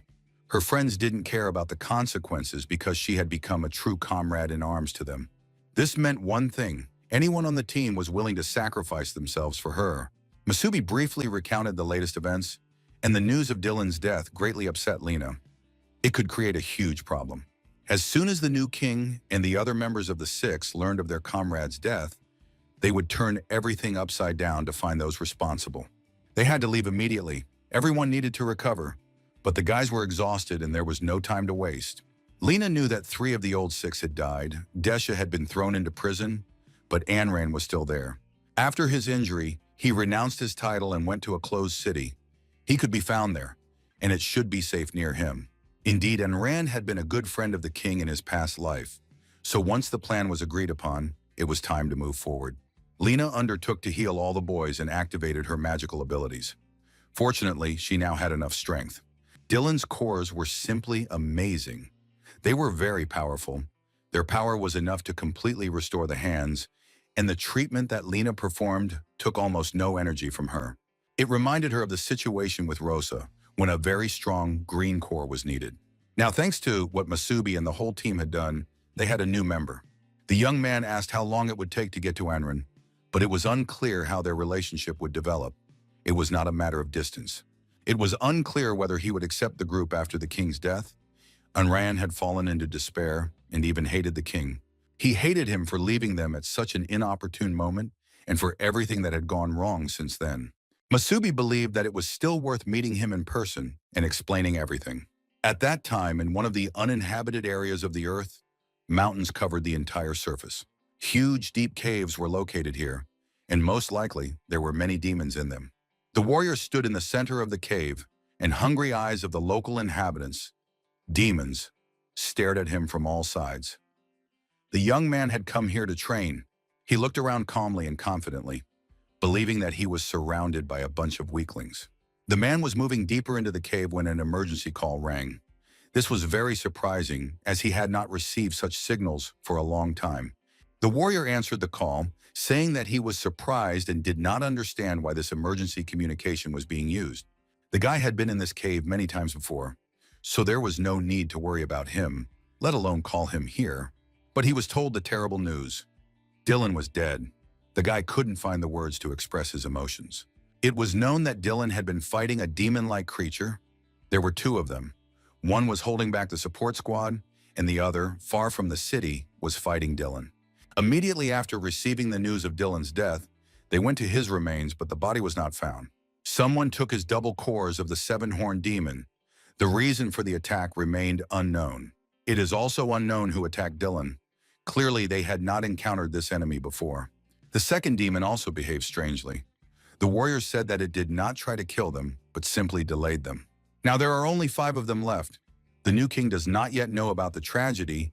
He is in seclusion. The warrior needed to return to the city urgently. He was one of the new 6, the owner of the paired red cores of a 7-horned demon, nicknamed the Crimson Lion. He immediately declared that he wanted to deal with this matter personally as soon as he returned. He was so angry that he did not even ask his boss for permission, but simply stated the fact. He would deal with this matter himself. The person on the other end of the line realized that it was useless to argue, made a decision, and said that he would inform the others and that the results of the investigation would be released later. But now Lai had to calm down and cool off, because everyone knew that he had grown up with Dylan. Everyone was grieving. After that, the call was interrupted, and there was nothing left to discuss. Immense grief overwhelmed Lai. Memories came flooding back of when he was a child, running through the meadow with his best friend. That friend was Dylan, and now the heart of this huge and strong man was torn apart by wild pain. He couldn't understand how Dylan could have left him and left him alone in this world, why he had gone so early. Lay swore that he would avenge him, whatever the cost, and he let out a loud cry of grief. The cry was so powerful that the top of the mountain shattered like a volcano. The energy shot high into the sky, illuminating the entire area with red light. Meanwhile, two powerful forces, red and yellow, rushed across the fields, forests, and rivers. Brandon held both girls, Rose and Sakura, who were still unconscious, in his arms. Masubi held Lena close. The girl had fully recovered, but was still too weak for long journeys. Rose had already come to. She was worried about Brandon, who was dragging both girls. Sakura was still unconscious and unable to move on her own, but Brandon felt fine and didn't want to stop to rest. Lena was sure that something big was happening in the city right now. It was in chaos because of Dylan's murder, and most likely the remaining 5 had already started investigating and searching. The guy was calm and confident, believing that they were in no danger. The girl was worried that they were in great danger and wanted to get to the city where Anran was hiding as soon as possible. Soon the group flew to the city, which was located near the sea and surrounded by water. The town looked very nice, was called Oasis, and really resembled a real oasis. Masubi was delighted with the picturesque location chosen for this town. He had not expected to see anything like it. Indeed, the city looked as if it were in a flower greenhouse. Fragrant plants grew on all sides. The sky was blue and light clouds floated across it. The warriors finally dismounted and began to look around with interest. Lena also did not know that this city was so beautiful, and Ran had told her about it. Rose was curious as to why they had come here. As far as she understood, they were looking for a member of the Old Six named Anran. Masubi confirmed her guess and added that Lena had suggested coming here, considering the possible danger of pursuit. It would be better for them to hide here for a while. Rose understood perfectly well, but she was interested in something else. The girl was pensive. The leader noticed her state of mind and began to ask what was troubling her and what thoughts were keeping her awake. Rosa looked the leader straight in the eye and asked, "Who are you really?" Lena, who was walking slightly ahead, also began to listen to the conversation. Masubi tried to change the subject, pretending not to understand what they were talking about because he was Masubi, but Rosa did not want to back down. She had known him for a long time and remembered his name perfectly well. She was asking about something else. She wanted to know his true identity. A lot had happened since the day they first met. The boy's power had also changed significantly. His strange relationship with the legendary heroes of the past did not make sense to her. As the leader of the group, and also just as a person, Rosa had thought about it a lot, considered various options, and now wanted to hear the truth. The young man said that he was indeed Masubi. He was Masubi, the first king, who had died 50 years ago. The young man decided to no longer keep the secret and to confide in his friends. He was reborn and found himself in this body many years after his own death. This information literally paralyzed everyone present. They were in shock. Brandon couldn't understand what the guy was talking about, how such a thing was even possible. Masubi decided that if they wanted to know the truth, he saw no reason to hide it from his friends any longer. He would tell them what had happened and what secrets he had taken with him to the grave when he was the first king. The young man began his story and his friends listened spellbound, amazed by what they heard. This story had different effects on their faces, minds, and impressions. It was all very confusing, but it couldn't have been just a joke. The story of time travel and rebirth caused great confusion. Masubi himself did not know how it happened, but he really did end up in the present, which was the future for him, and took control of this body. In addition, the Scarlet Demon King lives inside the boy. This is an 8-horned demon, one of the 6 strongest demon kings. This information was the icing on the cake. His friends had never heard of the Scarlet King, the 8-horned demon. They did not know that there were beings stronger than the 7-horned ones. Rosa tried to comprehend what she had heard. The information did not fit in her head. Then Masubi turned to the girl and said that the same power lived inside her. Her ability to manipulate space and time came from the Black Queen. The Black Queen was also an 8-horned demon. The information was truly shocking, especially when you realize that becoming a demon queen meant that no one could harm you. Lena finally came to her senses and began to ask why the king lived inside the boy's body, what his goal was, and what these 8-horned demons were. Masubi didn't really know what to say. The Scarlet King hadn't revealed all of his plans. All that was known was that he was working with several other kings. He had the best relationship with the Black Queen. In a past life, Masubi once entered the tablet of an ancient king and learned about the existence of eight-horned demons there. Their power was so great that humans had no chance of resisting them. That is why the first king died, but now he did not know how it happened. It is unknown why the Scarlet King chose him to achieve his goal, but it is clear that he has his own plans for the fate of humanity. Right now, there are more important tasks at hand. The appearance of the new Six and their self-proclaimed king is very disruptive. And besides, Desh needs to be rescued from prison. The young man wanted to know where the Scarlet King would lead the remnants of surviving humanity. Rosa wanted to understand what the Black Queen's goals were and whether the young man would coexist with the Scarlet King forever. Masubi didn't know how to answer her. He had no idea what would ultimately happen to his body. The Crimson King's power made the young man monstrously effective in battle, but coexisting with him was a double-edged sword. The Scarlet King constantly watched the young man and waited for something. Now the young man had no secrets from his friends, and perhaps it was better that they knew the truth about him. Brendan honestly and openly stated that Masubi's secret truly frightened him. If Sakura hadn't been asleep, she would have gone crazy upon hearing such news. But no matter what kind of king Masubi was in the past, now he is Brendan's true comrade-in-arms and brother, and that is what matters most. Masubi thanked his friends for their support and told them not to worry or change their attitude toward him.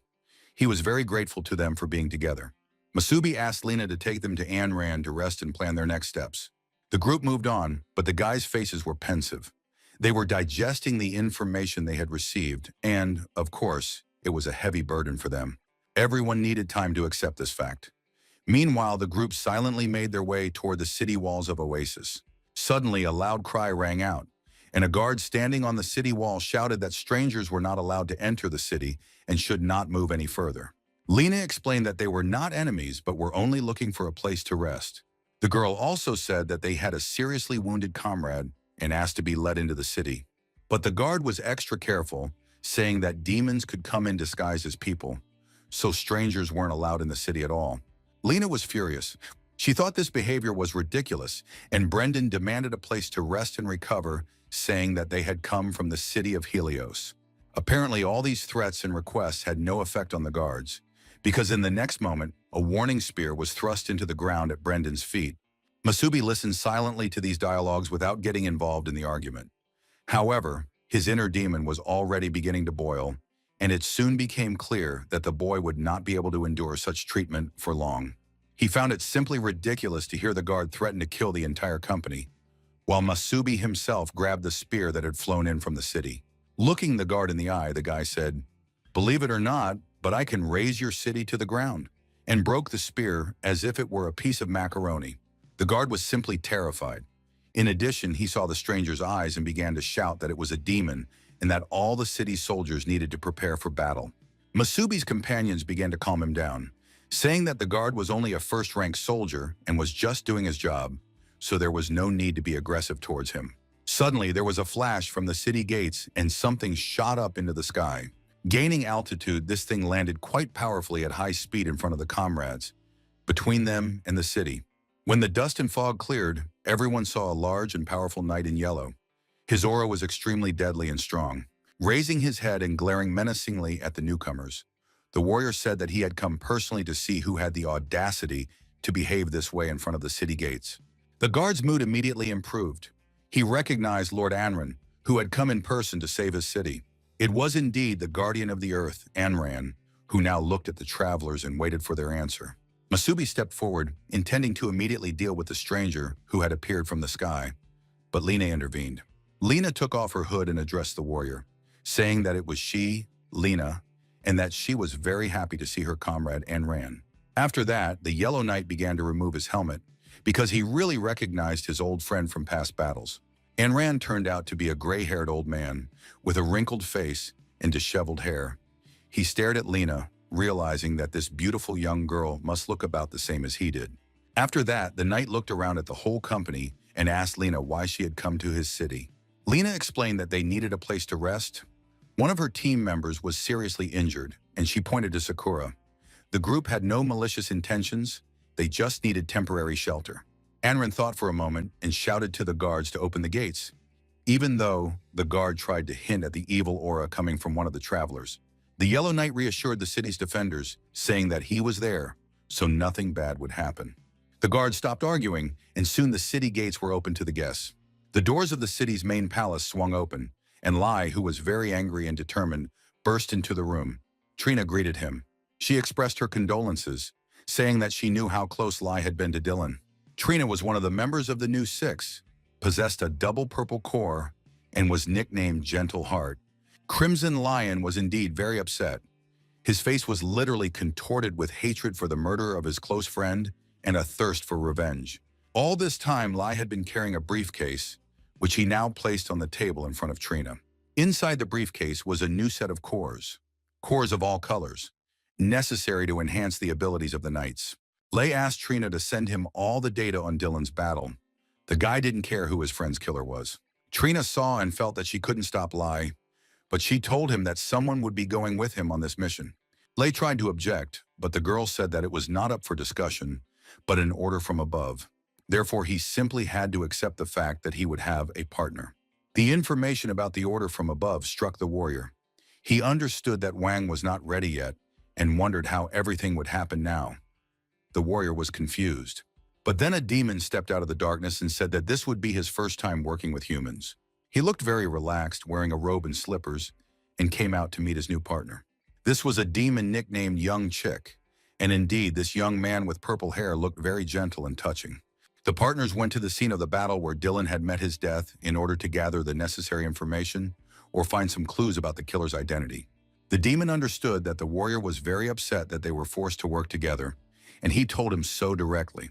Indeed, Lai confirmed that if it weren't for the decree from above, he wouldn't even look at this demon, who is only a five-horned demon and would only be a burden to him.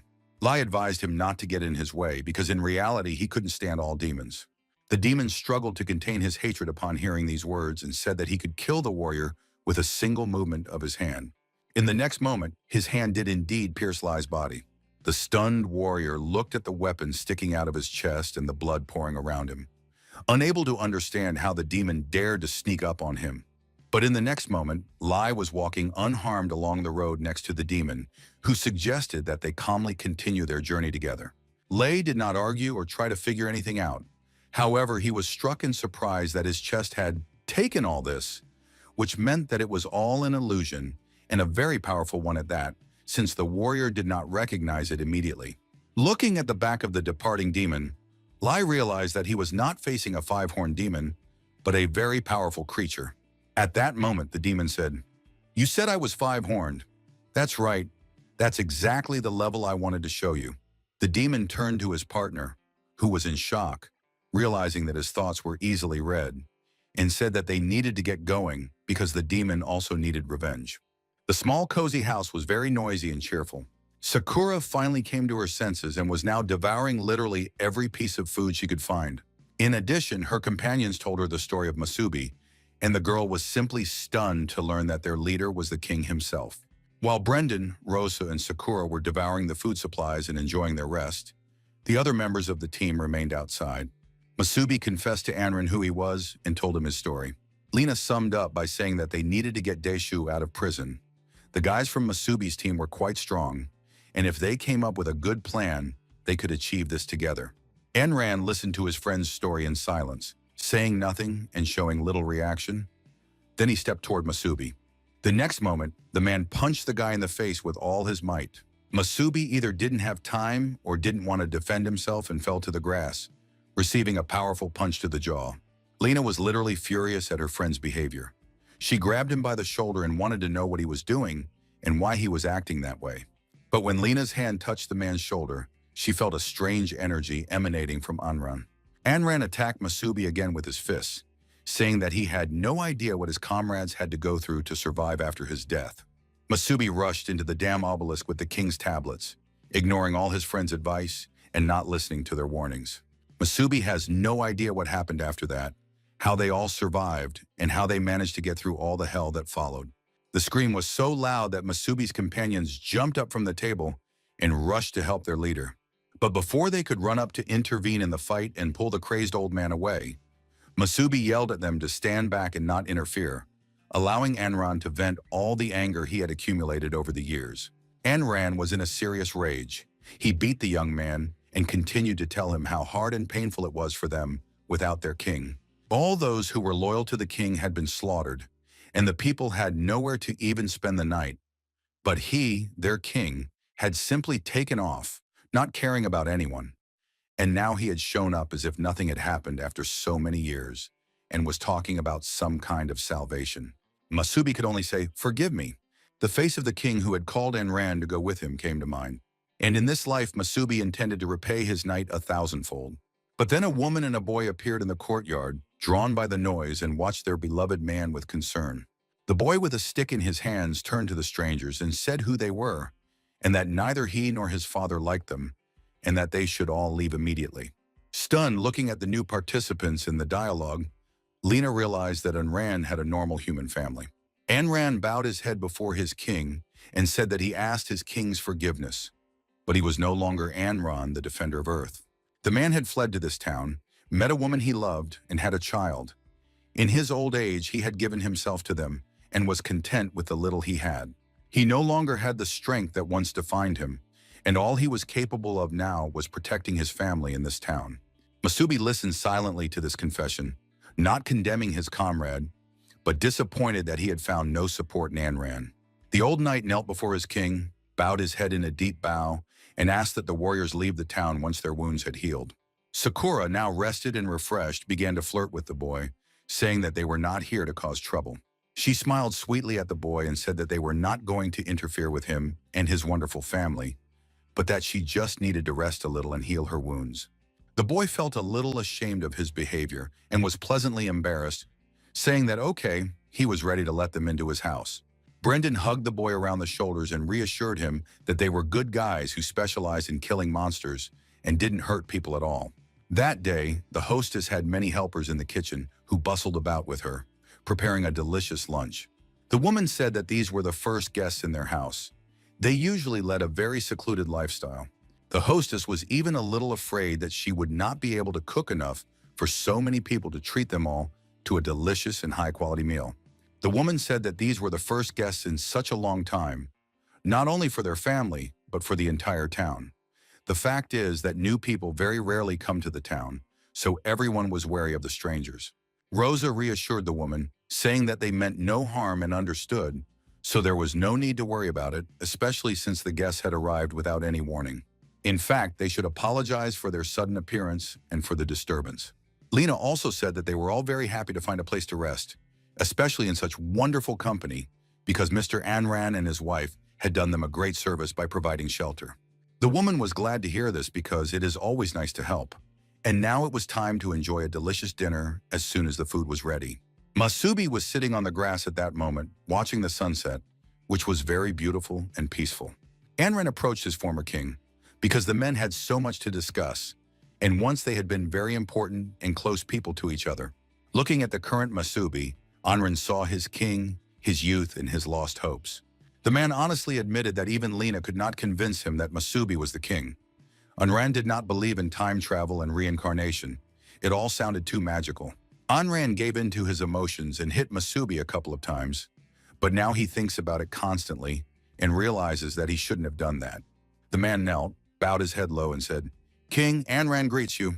Anran began to tell his king about the past years, when he was seriously wounded and had to flee to this small town. The man thought he was going to die. But here one of the local women nursed him back to health after his injury. She took him into her home and later became his wife. The woman never actually asked about her husband's past, but simply followed him quietly. Soon they realized they loved each other, and Anran decided to give up everything. He left the old six in his title. Now he was just the husband and protector of one woman. In addition, he had a city that had accepted him, and the man felt grateful to its inhabitants and wanted to protect them from external enemies. After some time, they had a child. Life became quiet and peaceful, and now this was the most important treasure in Anran's life. Masubi did not condemn the warrior, but said that he was sincerely happy for him and for the fact that he had found a place for which he was willing to do anything. Masubi said with sadness in his eyes that he had never even tried to imagine such a life. It seemed that it did not exist for the young man, Once he was called the strongest warrior, and later, the king. Masubi knew that a peaceful, quiet human life was not in store for him. He was the one who created such a life for other people. That is why Masubi never stopped. Even when Masubi decided to enter the obelisk to try to get to the truth, despite everyone's objections. These obelisks brought disasters upon people's heads, and Masubi believed that he had to find out the reason and ensure safety, because as long as the obelisks existed, death and disaster would not cease. The war against the demons brought temporary victory and even peace and security. The frightened people easily believed it all. Anran realized that they were all very naive at the time and did not believe their king, and that he alone understood the scale of the disaster. Perhaps that was why he was king. Masubi said that now he himself was curious to see where the new king wanted to lead humanity. However, while fighting Dylan, the young man realized that the so-called New Six possessed the art of turning into a demon through pure demonization, and this greatly disturbed him. It is unknown what other secrets the new king hides. Anran was very alarmed. He sincerely advised his king not to meddle in the affairs of the head of the New Six. The man had seen this person's power with his own eyes and believed that he was completely invulnerable and possessed terrifying power. Masubi replied that it didn't matter and that he would meet the new king at any cost. Besides, he did not understand why Anran was so sure that Masubi did not have the strength to oppose him when the young man looked almost like a demon. Anran had already noticed these changes in his king's eyes and decided that it was not worth pursuing the conversation any further. Soon the whole company was sitting at a common table laden with delicious food, and the hostess announced that it was time for dinner. Anran was very touched. It had been so long since his house had been so noisy and cheerful, and it was a very pleasant feeling that he had been deprived of for many years. Dinner was in full swing when suddenly Masubi felt a call from his crimson sword, Tide. Without warning, the blade activated and caused changes in Masubi's hand.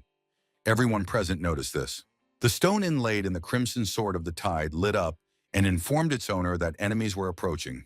The team members immediately realized that the situation was changing and that they needed to act urgently, dropping everything unnecessary and attending to their immediate tasks.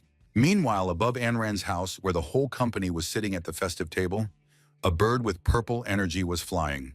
Near this bird were two more demon warriors who were also descending on that part of the city. There was a powerful explosion, and the walls of the house were blown to smithereens.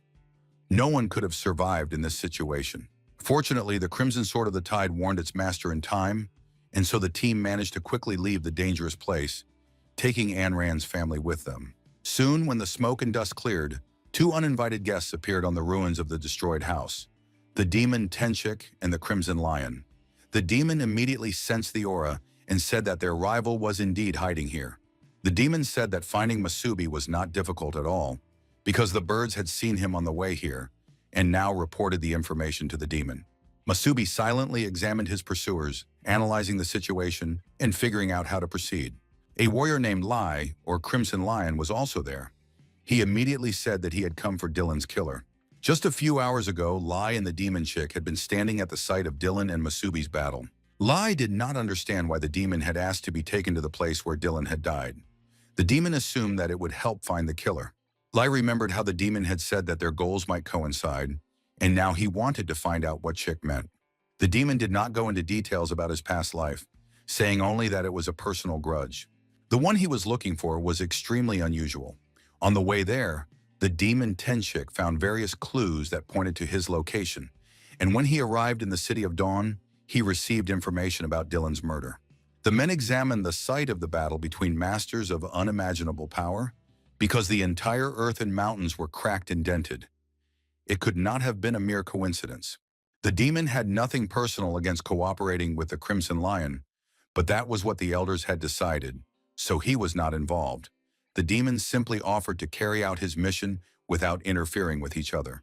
Lai understood everything and agreed with the demon's conclusion, saying that if he could find the killer, there was no point in wasting time. The demon asked not to be frightened and not to frighten others, and one of the birds flew up to him and landed on his hand. Without saying a word, he turned to the bird with the power of his mind and asked if it had seen the battle. The bird said that there were 4 of them. Human warriors who could become demons. They were wounded but managed to avoid defeat. Lai, to put it mildly, was stunned by what he heard and wanted to know where these warriors had gone. The bird told the demon that they had flown off in a certain direction, which was excellent news. After that, the bird set out to show the location of the warriors and flew ahead, while the demon and Lai followed her. And now they were watching Masubi and his company from the top of a cliff. Lai couldn't believe his eyes because this was an ordinary human warrior. It was unclear how he could have killed Dylan. Masubi raised his head at that moment, met the chick's gaze, and immediately realized that it was him. Tenchik noticed the aura of the warrior's right hand. He saw the power of a demon in it. It was unknown how this man had obtained it, but the power contained in his right hand was quite impressive.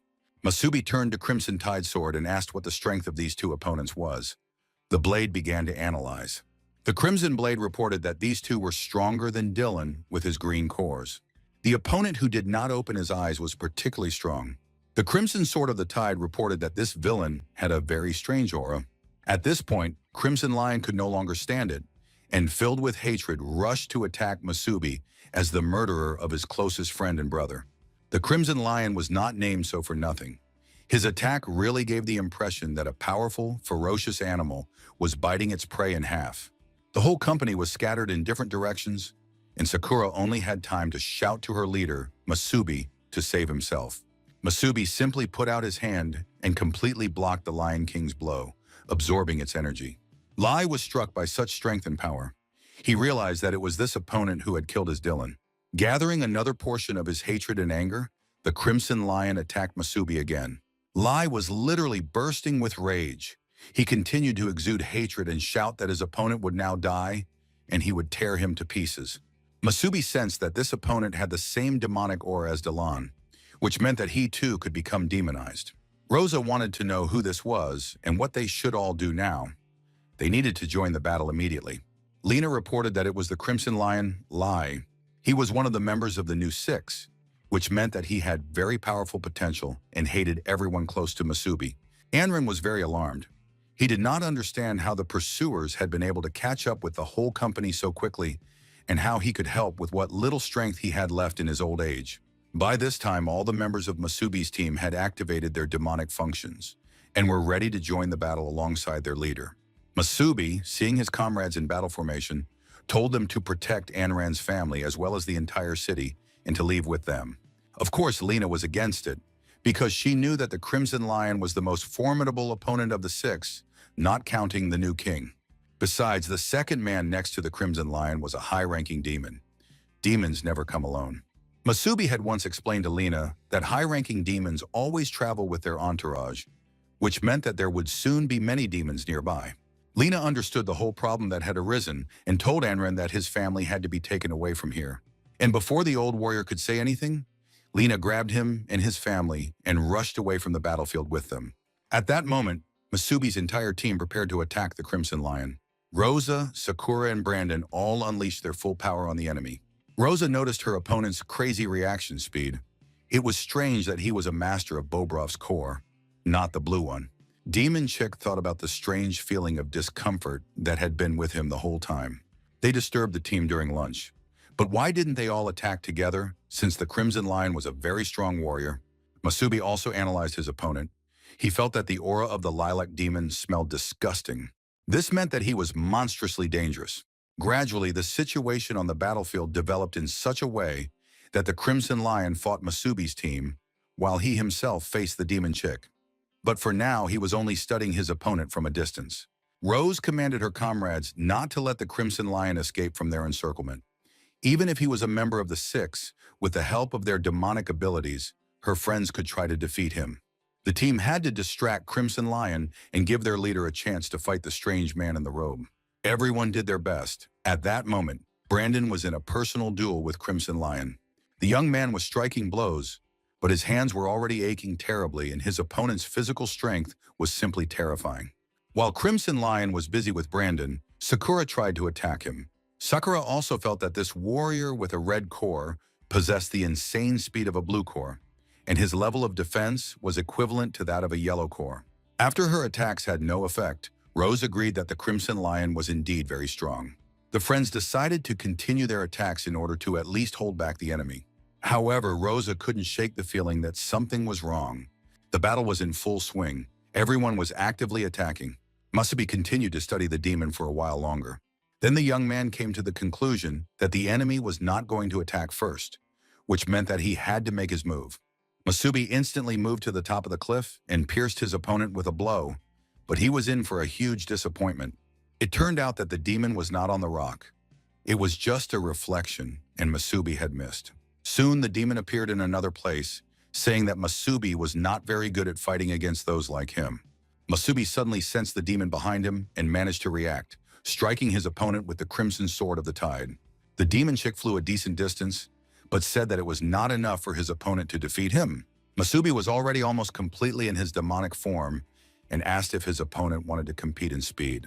It looked like a bolt of lightning, and even the demon Tenchik watched in surprise. In the next moment, Masubi was next to him in all his different forms, using the binding lightning of separation. He struck his opponent, and this time the demon flew even further and suffered even more damage. Masubi grabbed the demon by the collar, brought his face close to it, and said that it was caught. The next blow literally pierced through his opponent, and now Masubi's hand, which was the crimson sword of the tide, pierced through the demon's body. The demon lay on the ground, blood flowing from his wound, and he admitted that he was truly impressed by his opponent's strength. But suddenly Masubi heard a voice behind him saying, "It's a pity you killed the wrong opponent." The spell was broken, and to his horror, Masubi saw Rose, whose body he had pierced with his sword. The girl was barely breathing. Blood was flowing from her mouth, and the only thing she could ask was why he had done this to her. Masubi couldn't believe his eyes. He shouted, "Rose, why?" And hatred filled him. Finally, the Scarlet King, who lived inside the young man, appeared and told Masubi to look closely. It was all just an illusion. The king showed that what was happening was not really real. Masubi had imagined it all. He had bent over an empty space and talked to it. Fortunately, Rosa had not been killed and was not lying on the ground pierced by his sword. At that moment, Rosa, Sakura, and Brandon joined the battle against the Crimson Lion, trying to make him uncomfortable in any way they could, because defeating him was still impossible. But suddenly, in the heat of the battle, the Crimson Lion disappeared, and the whole group of warriors could not understand what was really happening. The demon Tenchik was already openly mocking the warriors, gloating that they had all been fooled. It was very annoying but funny. Rose finally understood why she had been haunted by such a strange feeling that something was wrong. It was all an illusion. Sakura was shocked that they had been fighting in empty space and that the enemy did not exist at all. They had been deceived by an illusion, but it was too realistic. Masubi knew that when the magic of illusion reached a certain level, it became almost indistinguishable from reality. The chick was a master of illusion. The warriors had been too careless, but now Masubi didn't want to let the demon go and didn't understand where he was going. Finally, the demon Tenchik took pity on the guys and told them that the Crimson Lion had gone after the family that had fled from here. Everyone was simply shocked because they understood that Lena and Anran would not be able to cope with the Crimson Lion. The demon told Lei that since they had come to this poor town, no one would leave alive. The demon also said that he remembered Rosa and Masubi's auras and was now certain that they had been in the town that day. Rosa couldn't understand what the demon was talking about, what auras and what day he was referring to. The demon Tenchik replied that on that day, it was these two who killed his baby. The demon, of course, had to wait for the Crimson Lion, but he could no longer hold back. At that moment, something strange began to happen in the city of Oasis. The ground shook beneath their feet, and the residents fled, fearing an earthquake. Among the townspeople were Lena, Anran, and his family, and everyone gradually moved toward shelters. Anran stopped and turned to his wife, telling her that she needed to stay in a safe place with their son, while he would remain outside. The man grabbed Lena by the hand and rushed with her to the city wall. He didn't like the sound he was hearing and wanted to check what was going on. The guards protecting the city of Oasis were frightened. They had never encountered anything like this before, and simply stood there like statues. Soon Anran and Lena landed on the city wall. The old warrior turned to the guard and demanded that he report on the situation. However, there was nothing to report. One could simply look outside the city. Hardly anyone had ever seen anything like this. Thousands of demons were converging on the city walls from all sides. These were monsters of all kinds, breeds, and colors, which were the personal retinue of the demons of Tenchik. Lena looked at this huge number of demons, realizing that this was a real hunt. The scale was impressive and shocking. It was no surprise that the city guards were frightened. Even the weakest demon was equivalent to a third-level demon. The city of Oasis was conveniently located relative to the main points of demon concentration. Given the scale, it can be said with certainty that these demons were summoned specifically. It was immediately clear that this was the work of the Crimson Lion and his demons. At that moment, something flew over the city and landed near the city wall, scattering huge masses of earth and stones. The dust and smoke settled, and it turned out to be one of the warriors of the New Six, the Crimson Lion. Lena and Old Man Anran recognized him and immediately understood that the situation was very serious. Neither of them had the power to deal with him. Lena understood that the new Great Six were collaborating with demons, which meant that their so-called king, the Crimson Lion, had appeared before everyone without hiding. This meant that he had decided to attack and destroy everyone. The Crimson Lion counted on the witnesses not surviving because the dead cannot speak. Today was the day that would decide whether the city of Oasis and all its inhabitants would survive. Rosa turned her head toward the city and immediately realized that a great disaster had struck. This feeling was impossible to mistake. A wave of demons was close. Masubi ordered his companions to immediately go to the city and help Lena and Anran.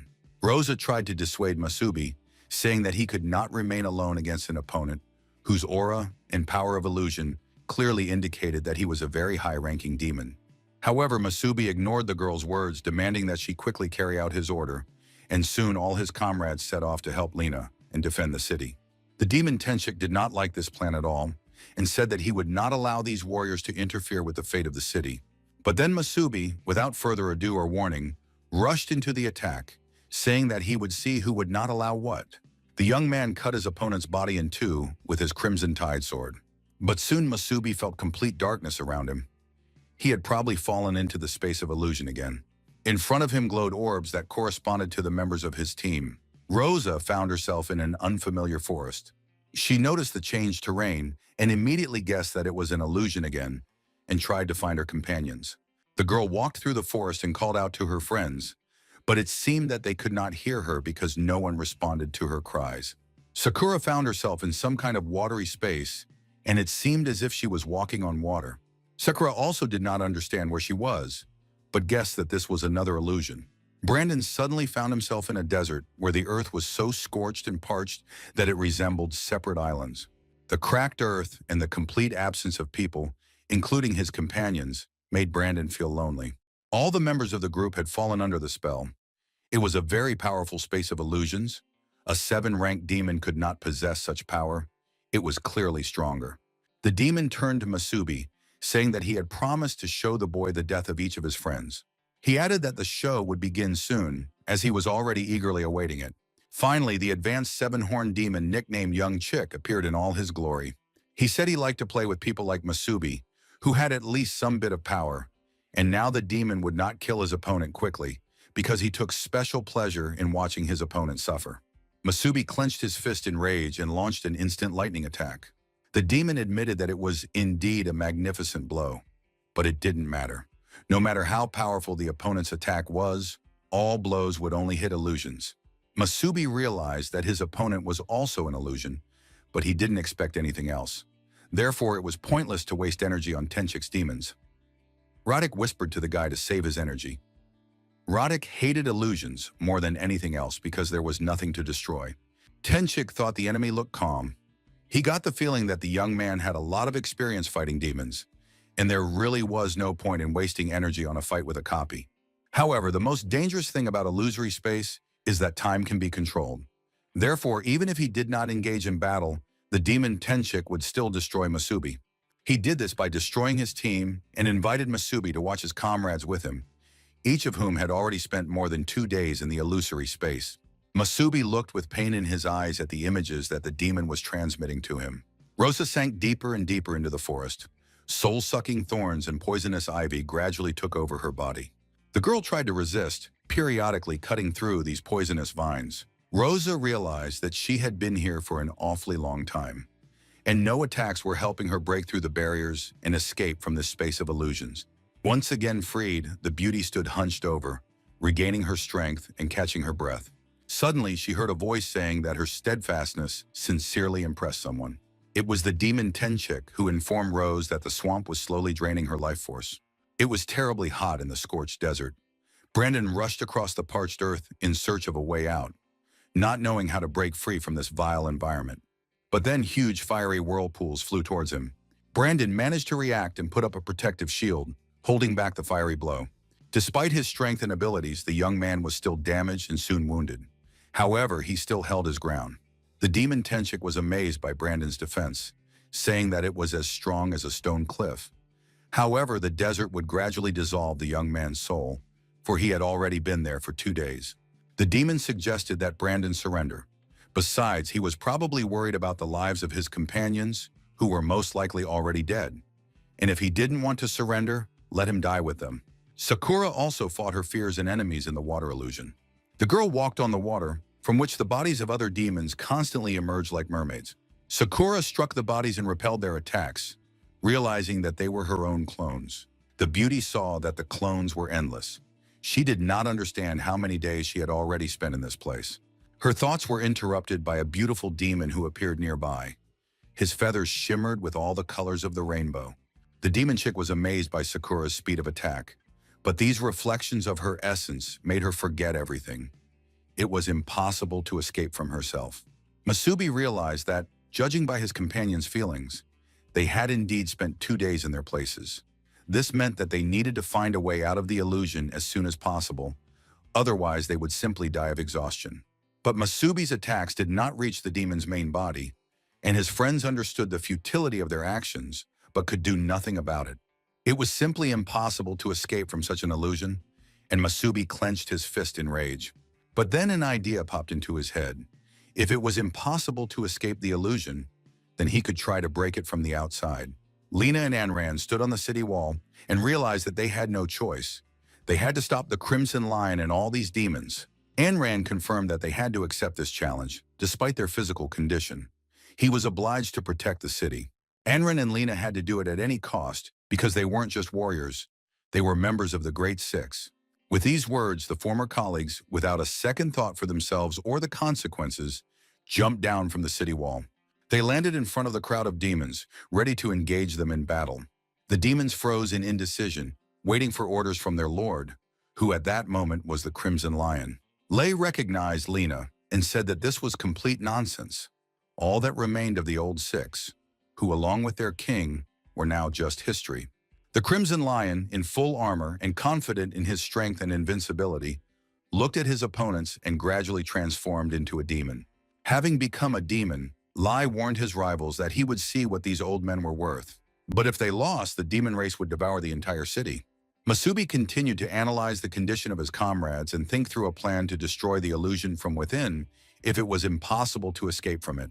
The demon Tenchik continued to provoke him, saying that there were very few comrades left, and that the time had come for Masubi to unleash his anger and show his strength.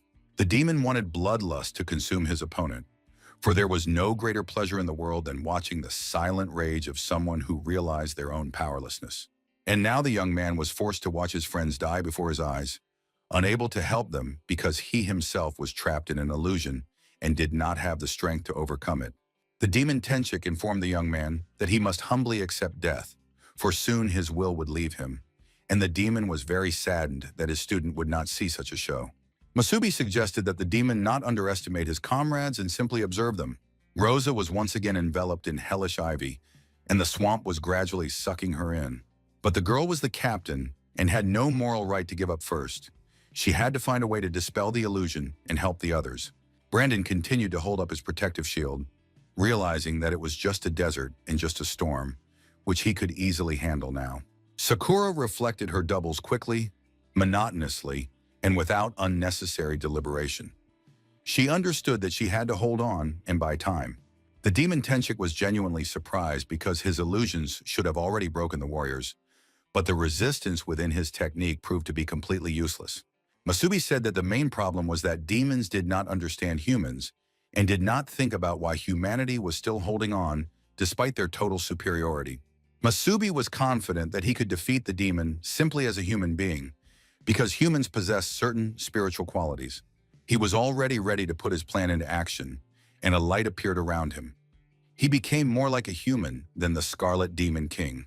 The demon Tenchik, seeing his opponent's aura, began to tremble for some reason. He did not understand what was happening to him and why he was afraid of the appearance of this aura. Masubi raised his hand and proclaimed the main principles on which all of humanity is based: trust, courage, and hope. The demon guessed that his opponent was going to break his illusion from the outside. At that moment, Masubi grabbed the lightning bolt and proclaimed that he would break this illusion and dispel it throughout the area. Indeed, all his comrades felt as if they had been struck on the back of the head, which brought them back to reality, and the guys realized that this was the work of their leader. At that moment, the demon chick tried to restore his illusion, not understanding how this had happened. It seemed impossible, and he could not identify the strange force. The entire sky lit up with lightning bolts that cut through space and attracted everyone's attention. Lena immediately guessed that it was Masubi's doing. Anran noted that the aura was not like the one he exuded in his demonic form. All the demons stared at the sky in horror, their vile bodies trembling with fear. Gradually, they began to retreat, like animals experiencing fear and sensing danger even before it appeared nearby. The Crimson Lion assumed that the demon Tenchik had lost, but that was impossible, because his illusions were very strong and no one could defeat them.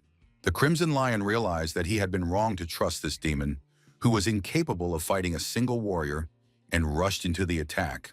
Anran and Lena tried to defend themselves from the attack together. They created an earthen protective shield and held it while the enemy struck with all his might. His fist struck the protective shield held by the two old men again and again, realizing that they had no choice and were obliged to do so. The shield gradually began to crumble. Anran could barely hold it up.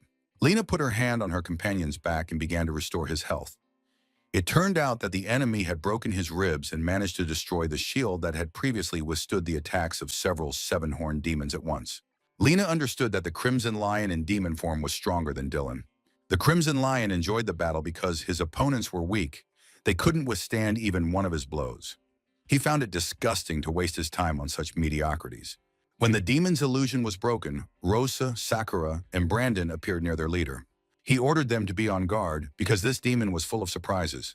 Indeed, the demon, still alive and well, stood on a rock, radiating its aura throughout the area. Rosa noted that the demon's illusions disabled all five senses, making it impossible to distinguish reality from sorcery. The girl immediately gave credit to their leader, who was able to save the team by destroying the illusion. Brandon agreed with her. He felt as if he had experienced everything that had happened there himself. Every time the guy fell, he thought it was the end. However, he knew that Masubi would definitely find a way to escape. Sakura agreed with her friends. She understood that their leader couldn't be stopped just like that. If they thought about it, staying in that illusion, they could live in their nightmares forever. The power of the demon chick was extraordinary. He surpassed all the other seven-horned demons the warriors had ever encountered. The demon was in a foul mood. He noticed the power of the lightning bolts that had destroyed his illusion. It must be some kind of unique magic. The demon aimed his hand at Masubi and activated his attack because the disgusting lightning was his most hated spell. This spell had once killed his apprentice, and now he was terribly angry at his opponent. Masubi charged his hand with the Crimson Sword of the Tide and prepared to attack the demon. Rosa was shocked when she realized that their leader was going to fight the demon one-on-one. Masubi asked them to trust him and follow the plan strictly, to immediately go to the aid of Lena and Enran. After that, there was a huge explosion, a powerful burst of energy in the place where Masubi was standing. The demon Tenchik managed to notice how Masubi's three comrades left the area and headed to help the townspeople. It was unpleasant and annoying, but the demon watched with interest the place where his opponent was supposed to appear. Masubi himself was surprised because it turned out that his lightning powers were extremely effective against the demon. Lightning bolts pierced the young man's entire body, creating a glow and a distinctive crackling sound around him. They literally burst out of the young man's body, and he took the form of the lightning demon. The lightning demon challenged his opponent to attack, but the opponent considered it empty bravado and foolishness. In the end, the demons clashed, and the chicklet began his attack. He used a phantom claw that tore through the heart, but it proved to be practically useless, as the roar of the lightning dragon perfectly parried the attack. Then the demon chick unleashed heart-crushing phantoms on his opponent, which were supposed to tear Masubi to shreds. In response, the young man simply jumped up and prepared to activate his lightning strikes. And indeed, his lightning spear shattered Chick's attack. The spears did not stop after the deflection. They continued moving until everything around them was pierced by powerful, high-voltage discharges, including the enemy. The demon chick's defense failed. He was injured and his body was bleeding and damaged in many places. Masubi announced that he was capable of destroying the enemy's illusions from the outside, that his skills could easily destroy the demon's magic in close combat, and that Tenchik should therefore surrender. The demon tried to use his illusions once more to gain an advantage. He used an absolute illusion in the abyss of suffering. After that, he turned to his opponent and asked if he was ready to face the most painful death the demon had prepared for him, a death full of pain. Masubi's body was engulfed by a new black illusion. The Scarlet King inside him noted that this illusion was somewhat reminiscent of a black hole. It originated directly in the young man's body and completely engulfed him. A new monstrous technique. The demon explained that the high gravity zone was a real miniature black hole that grew out of the enemy's body and concentrated all his pain, bringing it to unimaginable limits. No one could endure such a thing. The Scarlet King noted that the demon chick's technique was truly phenomenal, the highest level of illusion mastery. The Scarlet King tested some of the functions and saw that the illusion affected the ability to work with energy. The demon ordered the young man to plunge into endless despair and pain and to feel it on his own skin. Masubi felt as if he was being sucked into a bottomless black hole. He was completely dissolving into it and could no longer resist. The absorption was complete. It was a special technique that the chick reserved for the end, the black hole of eternal pain, which tortured a person until they went mad or died. No living creature ever emerged from this black hole alive, and Masubi was literally torn apart from within by hellish pain. His body felt as if it had been thrown into space. He was bathed in pain, unable to resist. New demons and fears appeared around him, creating new pain. It seemed as if the boy was swimming in a vast ocean of monsters that were sinking their teeth into him, causing horror and suffering. He could only let the pain pass through him, trying to keep his sanity and not completely shut down. In addition, the young man tried to reconnect with his abilities, awaken his lightning technique, and activate the Crimson Sword of the Tide. At one point, it seemed that he would not be able to endure it, but then he realized that the ghosts were not living beings, but only illusions that concentrated pain. The sharp pain was burning like fire, and sometimes cold like ice, mixed with despair, fear, and regret. All the memories associated with bitter losses seemed to be endlessly reborn, affecting the young man. He felt time passing. First he grew old, then he grew young again. His skin became flabby, his bones brittle, his hair turned gray, and his muscles lost their strength. Then it all repeated itself, and he returned to the body of an infant, retaining the memory of the previous aging process. He grew up again and lived his life. Sometimes it was the life of an ordinary person. He saw himself as a child. In this ordinary life, the young man witnessed with his own eyes how someone killed his loved ones. Sometimes it was the life of a warrior, a fighter against demons, and an ordinary warrior at that, dying in his first encounter with enemies. Sometimes Masubi appeared before his eyes as a lonely king, carrying the heavy burden of regret on his shoulders. He saw his destroyed comrades and friends and grieved again that he could not save them. Each rebirth added a new layer of pain to the palette of his feelings. It was torture through endless rebirths, suffering of spirit and flesh, the collapse of willpower, and torment by the most painful emotions, all of which would break anyone. The demon was sure that his victim was experiencing endless rebirths, and that every second was filled with suffering and pain. The villain noted with satisfaction that even the current king of the New Six would not be able to escape this vicious circle. Suddenly, the demon chick was flooded with personal memories. He felt pity and sadness for the little girl he couldn't save. She was the only creature dear to him. The demon promised his student that he would avenge her, and now the moment had come. Looking at the lifeless body of his opponent, Chick wondered how long ago the young man had died and whether it was time to leave him. But suddenly, Masubi opened his eyes. His entire demonic appearance was filled with hatred, and his body radiated enormous bolts of lightning. It was absolutely impossible. The demon Tenchik could not believe his eyes. After all, no one could survive the hell he had created. No one except the strongest warrior of humanity, who was now Masubi. 5 years ago, on a rainy day, the sky was gray and gloomy, and the destroyed city was a very sad sight. The streets were in ruins, and the bodies of civilians and soldiers lay among the destruction. There was no one left to even bury them. The demon walked among the ruins with great regret, lamenting that it was now impossible to establish even a small base here. He was a kind demon and even asked the soldiers to be more careful, but they still acted brutally. Of course, it was clear why his charges had not evolved. Their rate of development was too slow. The demon continued to wander among the ruined houses when suddenly someone grabbed him by the hem of his robe with a bloody hand. Under the rubble of the house, in a pool of his own blood, lay a man, apparently not yet dead, who managed to make himself known. The demon looked closely and saw that it was a little girl. She was barely breathing, pinned down by a heavy slab, her body covered in cuts and abrasions. The demon crouched down next to the child.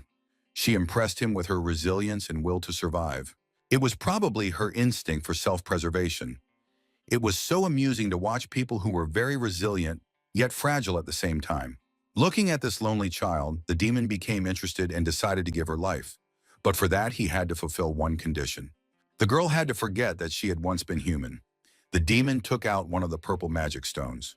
He decided to give the stone to the child and use it to restore her health. The child was given the name Duji. All this was in the past. Now the demon had serious problems, and the most pleasant moments of his life came to mind. Masubi had no intention of sparing his opponent, continuing to destroy him with lightning bolts. The demon's body was already bleeding in many places. Finally, the demon chick itself experienced the pain of physical injury. It understood what its beloved had felt when the last drops of rain fell on her face. Realizing that his last moments were coming, the demon again asked his student for forgiveness for not being able to complete his revenge. After that, the villain fell to the ground, breathed his last breath, and died. Soon his body began to dissolve, as if the illusion had ended and the demon had never existed. In the place where he lay, a huge magical purple stone remained. Masubi, the victor of the battle, took this stone as a trophy. It turned out to be the core of the seven-horned demon, and the young man understood that if it weren't for the power of lightning that destroyed the illusion, he would never have defeated such a strong opponent. Masubi saw glimpses of the battle taking place beneath the city walls and understood the power possessed by the member of the new Great Six. With his current strength, it would be difficult to defeat such an opponent. Later, he would have to face even stronger demons and humans. The new king and his minions were very powerful. To protect those dear to him, Masubi must become even stronger and not hesitate. Only strength can help him find answers to all his questions, and the young man inserted the magic core into his chest. Unbearable pain pierced his entire body to the bone, and he let out a wild cry that echoed throughout the area. This cry, together with the streams of magical energy from the Scarlet King and the demon, combined to form something like a tornado. Masubi was finally able to open his eyes and felt that he was continuing to evolve. He had to do this until his body could withstand the power of the eight-horned demon. The young man soared into the sky, and thunder rumbled across the sky, lightning flashing. Now he was a very powerful warrior, taking the form of a seven-horned demon with eyes that combined the strength and power of two elements, red and purple. One wing appeared behind his back. The second was unnecessary. The pure element of lightning lifted him above the ground. Realizing that the process of evolution was complete, and very successful at that, Masubi rose into the sky and rushed to help his friends. The battlefield outside the city walls looked very grim. Huge hordes of demons were still waiting and watching, hoping to rush in and tear the city of Oasis apart. Rosa, Sakura, and Brandon were already significantly exhausted and needed treatment and recovery. The Crimson Lion had also suffered quite a bit. He noted that one of the warriors was covering the entire city with his shield, while the second was healing 5 people at once, so they were not so weak after all. But even with the reinforcement of 3 assistants, the enemies could not break through his shield. They should be ashamed of their own weakness. Lena tried very hard, but she couldn't understand what kind of defense the enemy had that was impossible to break through. Anran noted that the enemy's blows were very heavy, so the defense would not last long. Rosa tried to figure out the villain's weaknesses because they had to exist. She noticed the strange crimson field protecting the enemy and decided to find out what it was. Rosa crept up behind him and attacked the Crimson Lion from behind. Lai noted that the blow was not bad. The girl even managed to absorb part of his defense. She was doing well, but then a powerful blow struck her right in the chest. Rose flew back from the blow, and the Crimson Lion prepared to pounce on her to tear her in half. However, the girl was quick-witted. She managed to figure out the nature of the protective field and shouted to her comrades that the longer they fought, the more the Crimson Field absorbed the damage from the attacks and made the Crimson Lion only stronger. This allowed its owner to generate additional killing intent in battle, a unique and dangerous skill. Brandon and Sakura tried to attack the Crimson Lion at the same time, Brandon went in for a frontal attack, while Sakura had to break through the shield. Brandon did indeed go in for a frontal attack, but the Crimson Lion blocked it by putting both hands forward. Sakura decided to use a lightning-fast bee sting and approach the villain from behind. But an inner voice warned her, "Don't hit him in the forehead. The shield will absorb the attack again and make the enemy stronger." At that moment, the Crimson Lion blocked the attack and threw Sakura out of sight. Rose managed to catch her friend and partially block the blow, saving her life. She caught Sakura, preventing her from crashing, and now there was no point in distracting herself with her. The Crimson Lion did not want to leave his opponents behind and decided to finish the attack. He called them rushing nobodies and was going to send them to hell before they could do anything. Brandon didn't think twice and launched another attack, using the power of his steel body. But the enemy was much stronger. He easily repelled the attack and began to absorb Brandon's energy. At this time, Lena could only watch from afar, supporting the life force of Anran, who was holding the shield, protecting the city. She expanded the shield and Brandon found himself inside. Lena activated the restoration of the boy's strength from a distance. Lena was happy that she had managed to heal him, but she saw that the enemy was only getting stronger and his attacks more powerful. While she was busy healing, she couldn't move, so the villain could attack her at any moment.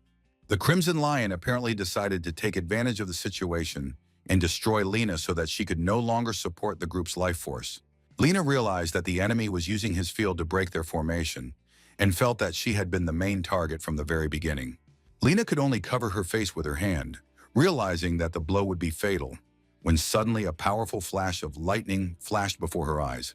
The lightning illuminated everything around and attracted the attention of everyone, including the hordes of demons. The enemies parted because the Crimson Lion appeared among them, thrown out with one light blow. Lei looked at his hand and at the crimson field, not understanding how someone could have broken through the protective shield. When the smoke cleared, everyone saw a demon with one wing, a hand in the form of a crimson tide sword, and a powerful discharge of lightning around its body. He rose and declared that there were no impenetrable shields. Gradually, the lightning disappeared and his wings dissolved. The eyes of his companions expressed admiration, delight, and surprise. Everyone was sure that their leader, Masubi, was standing before them. Smiling slyly, the young man told his friends to let him deal with the enemy. No one argued. The Crimson Lion waited for the enemy to approach, unable to resist. He seemed to be hypnotized. Before the demon could even blink and realize what was happening, Masubi's hand pressed against his forehead. In the next moment, the hand literally knocked the demon flat on his back with such force that stones cracked. After that, Masubi dragged the Crimson Lion across the ground for a long distance, not letting go and raising clouds of dust. The Crimson Lion couldn't do anything. Thoughts of his opponent's strength filled his mind, and the red core prevented him from breaking free. Soon, the whole sky lit up with flashes of lightning as Masubi continued to drag the Crimson Lion around. He beat him again and again, slamming his body against the ground. Finally, the boy soared high into the sky and threw his opponent down with tremendous force. Rosa and Sakura were delighted. They realized that they would not have to die today and asked their leader to punish the villain for them. The Crimson Lion was on all fours, unable to get up or resist. He had time to think that Dylan's killer had evolved again, judging by the power the demon now displayed. The Crimson Lion understood that he needed to put everything he had into this fight, but he still hoped to crush his opponent and tear his body to pieces. With that, the Crimson Lion leaped high into the air, illuminating the surroundings with a crimson light. Lena was struck with horror. She realized that the enemy had simply been toying with them during the battle. And finally, the Crimson Lion appeared before everyone in all his glory. He was a warrior with 2 red cores and took the form of Armor of Rage. Masubi watched these transformations, devising a plan to destroy the enemy. The Crimson Lion finally launched his attack. Masubi activated his lightning bolts and clashed with his opponent, matching him in strength. The battle was truly demonic, so powerful that even ordinary demons watched in horror, feeling the effects without participating in the fight. At one point, the opponents were practically equal, neither giving way, and it seemed that the situation had reached a stalemate. Masubi saw that the paired red cores, reinforced by demonization, gave enormous power, which meant that the young man would have to use the power he had just absorbed and activate the purple core of illusions. The purple core became a phantom devourer, thrown over the Crimson Lion. Terrible nightmares began to appear before the Crimson Lion's eyes, and he relived the death of his beloved Dylan. The emotional connection led to his defenses being absorbed by the illusion. At that moment, Masubi used lightning to strike his opponent. A huge, powerful explosion occurred in the air, after which the action moved to the ground. A shock wave swept through the crowd of monsters. Until the very last moment, it was unclear what was happening. The smoke and debris made it impossible to tell who had won. Soon the smoke cleared, and the Crimson Lion lay on the rocks, wounded and covered in bruises. The demon was still conscious and continued to analyze what was happening. He understood that his opponent possessed a red core, just like him, but he could not understand where the purple power of the core came from. Suddenly, everything was illuminated by a white light, and the silhouette of a boy appeared before the Crimson Lion's eyes. Coming closer, he saw his friend and brother Dylan. Dylan also recognized his friend and threw himself into his arms, hugging the huge demon with his childish hands. Dylan clung tightly to Lei and said that he missed his brother very much, and that it would be best for them to stay together. Lei happily agreed to go with Dylan. As the demon walked away with his brother, life left his body. The final blow was delivered by the Crimson Tide sword, which pierced the Crimson Lion's body, causing blood to gush out. As he died, the Crimson Lion thought that it was all just an illusion, and that was why he had always despised the purple core. The demon died, and 2 red cores fell out of it. They were red cores of the 7th rank. Masubi picked them up and thought for a while about what to do with them. After that, Masubi headed towards his comrades, who rushed to greet him. The leader gave the cores to Rose and asked her to take care of them. The girl held the core in her hands and felt the power emanating from it. These were 7th rank cores containing boundless energy, like 2 hearts. Masubi said that these cores would be useful to them in their next upgrade, and instructed Rose to look after them. Then the leader turned to Anran and Lena, saying that they had done their best today and that he could always rely on these wonderful warriors. But the alarm remained.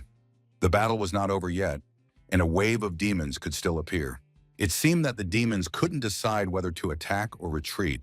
Anran knew that without command, such a large number of demons could get out of control at any moment. Masubi asked him not to worry and went alone to face the enemies. His comrades watched their leader. The huge crowd of demons was truly gigantic, and even despite their weakness, they could overwhelm them with their numbers. They wanted to make a plan and advance with him, but Masubi was calm and asked the guys to just trust him. Demons of various kinds lined up in front of Masubi, not moving. They sensed his power and didn't know how to behave. Perhaps they should bow. Before them stood a real and very powerful demon. Masubi took 2 cores, red and purple, and spun them around him. The energies of the 2 magical cores merged into a huge energy tornado. The demons trembled with fear. The rolls of thunder literally paralyzed them. In the next moment, all the lightning gathered in the form of a huge snake. It was clear that it was extremely powerful. The snake opened its mouth and, turning to the demons, said one word: "Get out." That was enough. The demons were neither deaf nor stupid. They wanted to live, not die in this battle. The speed with which the demons fled amazed everyone. They could have competed for medals in a sprint race. His comrades noted their leader's success. He had done it with just 1 roar. Anran was amazed. Masubi had forced the entire wave of demons to retreat. Only one person could do that, and he was a true king. It was frightening to even imagine how terrifying the power of this guy was. Meanwhile, in the City of Dawn, the situation was not looking good. Trina was in the meeting room, looking anxiously out the window. This girl possessed great power and was a dual-core warrior of the Purple Core, nicknamed Graceful Heart. The ones she was expecting showed up, and she called them to an urgent meeting. They gradually drew closer, and their silhouettes became clearer. Lucian couldn't understand what was happening and why the Crimson Lion had died. Barus, nicknamed the Great Shadow, simply remained silent, unable to find the words. Kekishi, possessing black cores, showed by his appearance that he was ready to immediately begin the tasks assigned to him. Trina immediately announced that the 4 of them would have to go together. Anran hoped to take advantage of the respite to rest for a few days, but they were going to leave the city right away. Masubi believed that his presence was dangerous for the city. He thanked the old warrior for providing transportation, believing that this would be enough. The young man asked Lena once again if the information about Daishu's whereabouts was reliable. Lena said that she had not found the exact coordinates. Everything related to the old 6 had been classified by the new king, but the location itself was known. Lena handed him a sensor that would activate as soon as Masubi was near Daishu. All that was known was that he was being held in a place called the Tower of Sunset. According to the data collected, this place is guarded by some powerful entity. And it is because of this entity that there are no demons for many miles around the Tower of Sunset. It is literally a dead zone that no one dares to approach, not even demons. Sakura and Brandon were amazed to hear about the presence of a creature that even demons fear. Most likely, it is this entity that is holding back someone as strong as Desha, but it is unclear whether it is a friend or foe. Masubi took the censer from Lena's hands and said he understood everything. He was about to take the censer, but Lena decided to say a few words about the situation. The girl noted that warriors with 2 cores and the ability to demonize were much stronger than she had imagined, and she wanted to study the data from the battles with Dylan and the Crimson Lion on the way. Her thoughts were interrupted by Masubi, who announced that Lena would remain in the city of Oasis. Everyone was stunned to hear the leader's decision. Lena tried to object, but Masubi was adamant. He wanted the girl to stay and help Anran defend the city. Knowing that Lena was here, the leader would be at ease. Anran tried to calm Lena down, saying that together they would be of benefit to the people. Lena understood that her age was already taking its toll, and soon it would be difficult for her to resist powerful opponents. Despite her inner regret, she realized that this was the right thing to do and promised to follow Masubi's plan. After that, the friends exchanged advice and wishes for a while. Lena took out the notes she had prepared in advance. The girl understood that she could no longer fight on equal terms with enemies of the new Six's level. Masubi reached out to Lena and sincerely thanked her. Just as many years ago, her king had thanked Lena. History was repeating itself. After the farewells, only Lena and Anran remained outside the city walls. The car with the warriors sped away into the distance. Anran admitted that he was sure Lena would insist and follow the king, no matter what it took. He wasn't sure if the girl had made the right decision because her feelings for the king were strong and well known to everyone. Moreover, the king carried a burden that none of them could even imagine. With pain in her eyes, Lena acknowledged that this era no longer belonged to the older generation of warriors, and her feelings for the king meant only one thing. She would help him as much as she could. Lena would always love her king, but she would never become a burden to him. Rosa said that the journey would be quite long. They would pass through 3 A-class cities along the way, and in one of them, they would be able to stop and rest. Rosa was happy to hear this. She had never been to an A-class city before. The girl was looking forward to the trip and dreamed of being able to visit a normal service center where her camera could be repaired.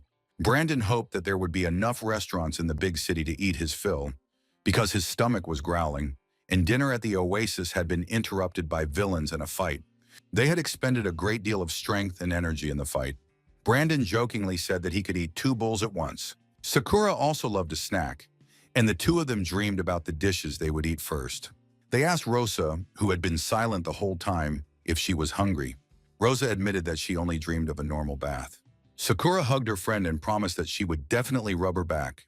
Masubi drove the car pensively the whole time, thinking about the future and realizing that it was time to take his team's strength to a new level. Soon, the friends arrived in the A-class city and stopped near a hotel they found along the way. The manager standing behind the reception desk noted that sales for the day had been quite good. The day before, 4 guests had arrived who turned out to be warriors from another city. They looked mediocre. They were covered in dust and very tired. It was difficult to assess their strength, but among them was a very generous girl who paid for the 2 most expensive rooms on the roof of the hotel. It seemed that this rich lady was traveling with friends. A hotel employee informed the manager that the commander of the city's defense force was resting at the hotel today with several comrades. It would be good if there were no problems with the new guests if the 2 groups crossed paths. The captain was, of course, very strong, with an honest 5th rank. But he had a terrible temper and never missed a chance to hit on women, and among the newcomers were 2 very pretty girls. The manager hoped that the young people would be able to look at things sensibly. They are adults and should understand that it is better not to argue with some people in order to avoid future problems. At this time, Bran was busy improving his level thanks to the stone he received from Masubi. The rest of the group was also present, and they were all improving their skills as well. Soon, the mandatory program was over, and Masubi asked how his comrades were feeling. Sakura had just finished absorbing the red core, and now the girl was supposed to become stronger and more resilient. In the previous battle, they had acquired 3 7-horned demon cores, 2 red and 1 purple. Masubi helped the energy in their bodies reach the level necessary for fusion. Of course, the foundation for absorbing the cores was not yet very stable, but soon the guys would quickly adapt and cope with it. The leader announced that technically all of his friends were now considered 7th-rank warriors. They were very pleased and excited to hear this news. Bran was pleasantly surprised and amazed that he had jumped several levels so quickly in such a short period of time and become a 7th rank warrior. Masubi said that all the guys were the most important members of the team and true comrades in arms. And although using this method had increased their strength, it did not mean that the road ahead would be easy. They all had a long journey ahead of them, on which suffering and difficult choices awaited each of them. Masubi believed that this was the least he could do for his comrades to make their thorny path ahead a little easier. Rose asked him not to say that, because after all, they were warriors. The stronger they became, the easier it was to fulfill their main function, to protect humanity. And if it weren't for this method, no one would be able to reach such heights so quickly. Brandon also began to express his gratitude. Although it was difficult for him to find the right words, the young man's dream had been to become a 2nd-rank warrior, and now they had assembled such a powerful team. Sakura suggested that they stop being sad and take a photo to mark the moment of their triumph and the attainment of their new ranks. Despite the general merriment, Rosa was very pensive. She sat next to Masubi for the photo, her cheeks flushed with girlish shyness and modesty. After that, the girls went to their private room, and soon the beauty's screams began to echo from there. Sakura pulled back the collar of her jacket and was horrified by the smell of sweat she had produced. Rosa also smelled it and said that they had been fighting for several days and then spent a long time on the road without a chance to take a bath. But the manager said that this hotel had a hot spring for warriors. Rosa suggested they bathe there and then change into something beautiful. The information about the hot spring, which Sakura had only seen in pictures and magazines, had a wow effect. The girl could not even imagine that one day she would be able to bathe in such a spring. Soon the girls got ready, and before going to the spa area, they decided to invite the boys to bathe with them. The beauties just wanted to remind the young men that there was such a convenient feature at the hotel. Masubi and Brandon were discussing some male business at that moment when suddenly there was a knock at the door. Brandon went to open it, intending to send the uninvited guests away, but the sight of 2 lovely and charming beauties literally paralyzed him. Even the thoughtful Masubi couldn't hide his expression and was literally blown away by what he saw. He immediately realized that it was time to finish his business and asked the girls where they were going, since it was already quite late. Rosa and Sakura told them about the hot spring at the hotel and came to invite the guys to spend some time there too. The guys were stunned by the offer, and of course, they couldn't and didn't want to refuse, promising to join their friends right away. The girls were the first to reach the hot springs, but Sakura was genuinely disappointed because it turned out that the facility had separate areas for boys and girls. Rosa suggested not to be upset because a hotel spa is not a place to flirt with guys. And if she wants to have fun with someone, it's better to go to other places for that. The beauties decided not to stand in the middle of the corridor, but to go straight into the spa area because the guys would soon be coming down too. The girls had almost entered the room when a group of warriors came out of the men's spa area. One of them was literally knocked off his feet when he saw the beauties passing by him. It turned out to be the amorous captain of the guards that the hotel staff had been talking about, and he immediately realized that these gorgeous girls would be his. The other guys also noticed the beauties and immediately began to flirt with them and chat them up. Rosa didn't want to start talking to these men and immediately asked what was going on. Sakura was more trusting and naive, and she suggested that these strangers had mistaken them for someone else. One of the men introduced himself. He said he was the captain of the city's 2nd Guard unit. His name was Back, and he was sure he had not mistaken anyone. Seeing the beautiful women, he offered to spend the evening in their company.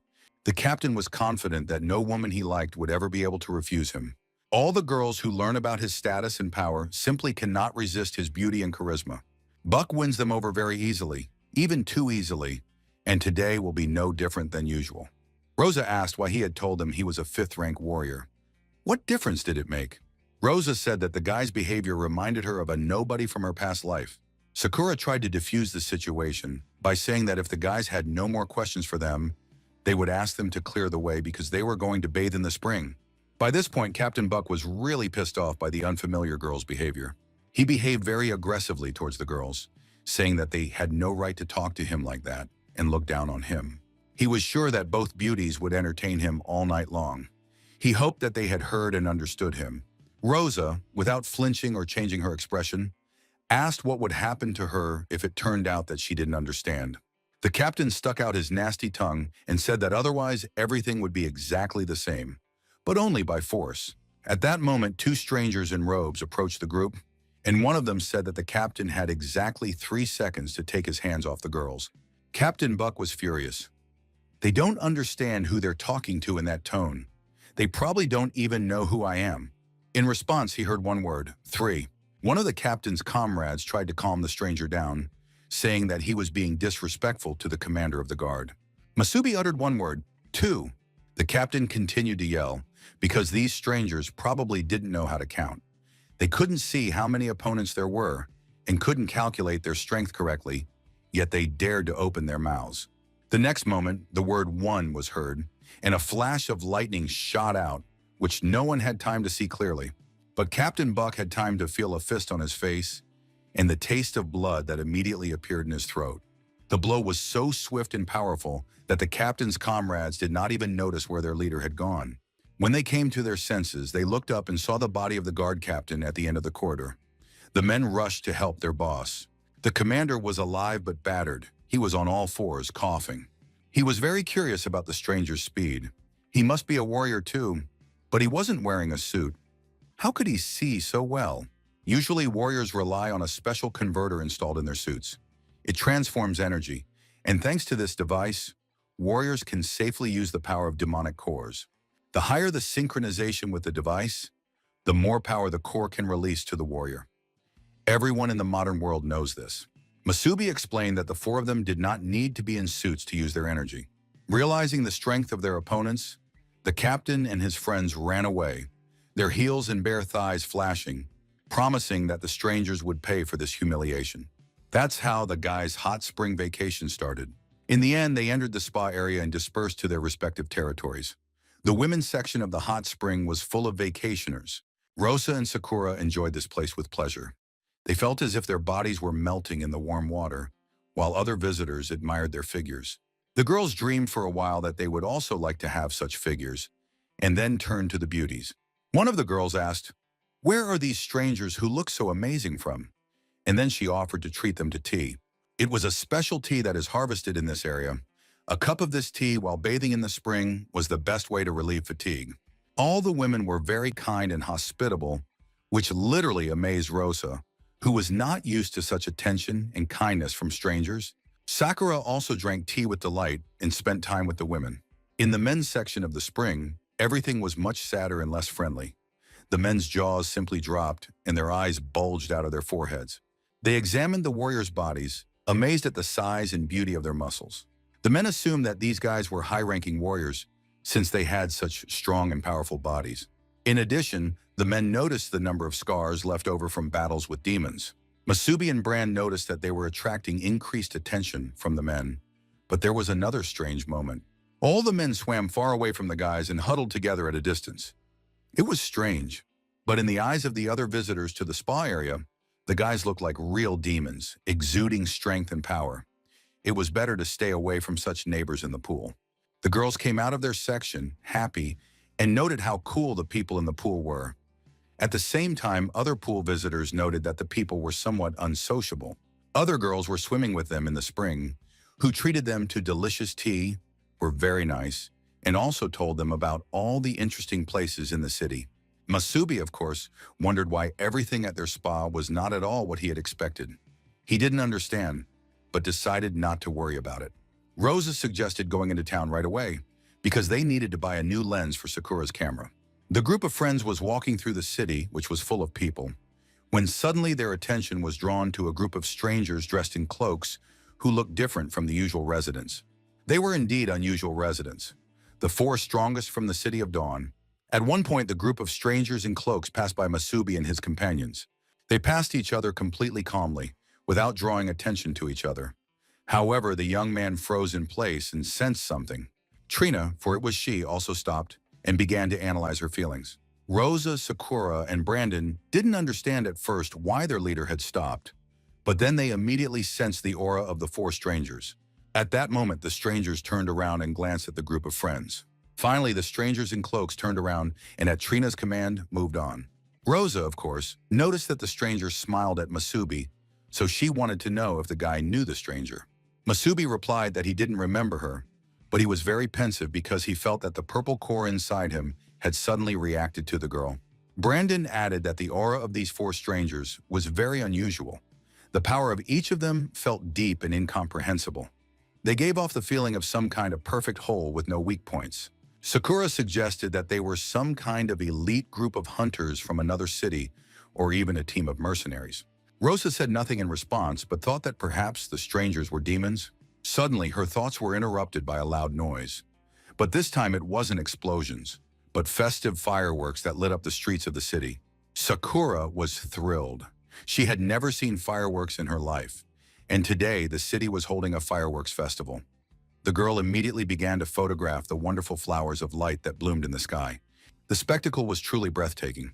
The kids didn't know that fireworks could be so beautiful. They had heard stories from their elders about such wonders. Rosa was a very sensitive and alert girl, and at some point she was distracted from the fireworks, wanting to watch the strangers again. But they had literally vanished into thin air. They were gone. The demons, taking advantage of the fact that the townspeople were watching the fireworks, flew to the top of the skyscraper and now watched what was happening from above. One of the demons asked Trina about the four strangers they had met on the street. He suggested that these were the people they were looking for. The girl wasn't sure yet, but she could say one thing: they were very strong warriors. She responded in particular to the brunette who was walking in front. This handsome man aroused Trina's great interest. The blue core demon suggested that if they weren't completely sure, it would be better to strike first. Simply kill the strangers and be done with it. Trina believed that men were always impatient because the company was following a trail based on information gathered earlier, and the fact that Dylan's killers had to pass through this city was only a guess. Therefore, it was impossible to say with complete certainty that it was them. Nor could they start a massacre in a Class A city without ironclad evidence. After all, they were warriors of humanity, the Great Six, not some crazy mob of demons. They couldn't ruin their reputation. The Black Core demon suggested that in that case, Trina might be planning to use the art of marionette. The girl confirmed that this was her plan. It was not for nothing that she possessed a purple core. That night, she would try to seize the right moment and turn the handsome stranger into her best puppet. Once she did that, she would be able to confirm whether the strangers were indeed the ones they were hunting.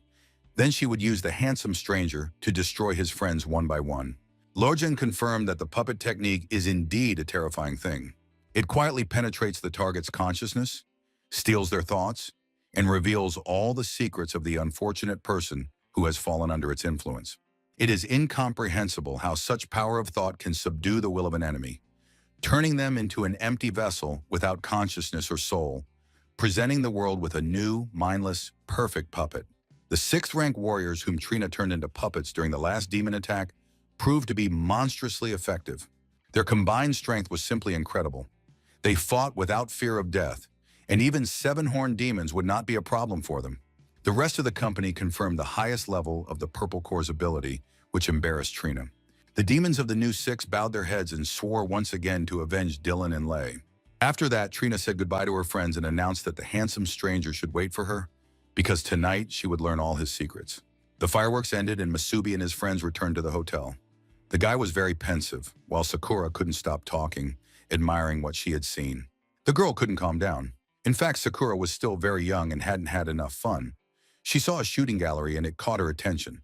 She grabbed Brandon's hand and dragged him there to earn herself a toy, because the girl had never been to such places in her life. No one could refuse her. At that moment, magical lightning flashed from one of the skyscrapers, because the demons on the roof were studying the situation. Trina, who was watching the group, noted the good relations within the team. Everyone was very friendly and respectful towards each other. But that was even better, because the stronger the warriors were among themselves, the easier it would be to destroy them with their own hands. After observing the strangers for a while, Trina realized that the pretty blonde named Rosa was their captain. But in fact, the main member of the team was a handsome man named Masubi. His name was the same as that of the former king. I wonder if that has any significance or if it's just a coincidence. Soon, Trina finished her analysis and decided it was time to take action. Brandon was holding a large pile of toys that Sakura had earned at the shooting gallery. The girl was in high spirits, her nose turned up above her head. Suddenly, Masubi's attention was drawn to a girl sitting on a bench, but she was emitting a purple glow and was most likely an illusion. The beauty didn't say a word, but simply looked intently at the young man and spread her magical influence over him. Masubi suddenly stopped, and Rosa immediately asked what had happened. The leader said directly that he had seen the girl from the group of 4 strangers they had encountered earlier. This girl was sitting right here, under a tree. The guys began to carefully examine the surrounding area, trying to see the stranger. However, the bench under the tree was completely empty, and the warriors did not notice anything suspicious. Masubi suggested that he might have been mistaken, and the group moved on. Trina soon found herself behind the young man and reached out her hand to him. She took Masubi's hand. The boy turned to the girl and looked into her eyes. At that moment, the activation process took place, and the marionette soldier's technique was launched. Now for Masubi, no one and nothing else in the world existed. He saw only one person. Soon everything disappeared, and the boy fell into an illusion. He was standing in the center of a magic circle, and his body was bound by strong chains on all sides. At that moment in the real world, Masubi simply stood still, or rather, looked as if he was thinking about something very important. Trina had created this technique through the dark side of the spiritual world, and here there were only her and her victim. There was a symbolic keyhole on the boy's chest. Trina warned that from this moment on, he would have no secrets left. Masubi himself would tell her everything, but it was already clear that the young man was clearly worth this technique. The beauty saw such a giant spiritual key appear in her hand for the first time. It meant that the victim was hiding a lot. Trina clenched the illusory key in her hands and threw it at the guy. The key flew toward Masubi at tremendous speed and was supposed to stick into the keyhole to reveal the inner world of the person. Trina said that her Morok could not be removed. If she managed to unlock the mental lock of her victim's consciousness, she would then be able to completely merge with his spirit and consciousness and achieve absolute control over the guy.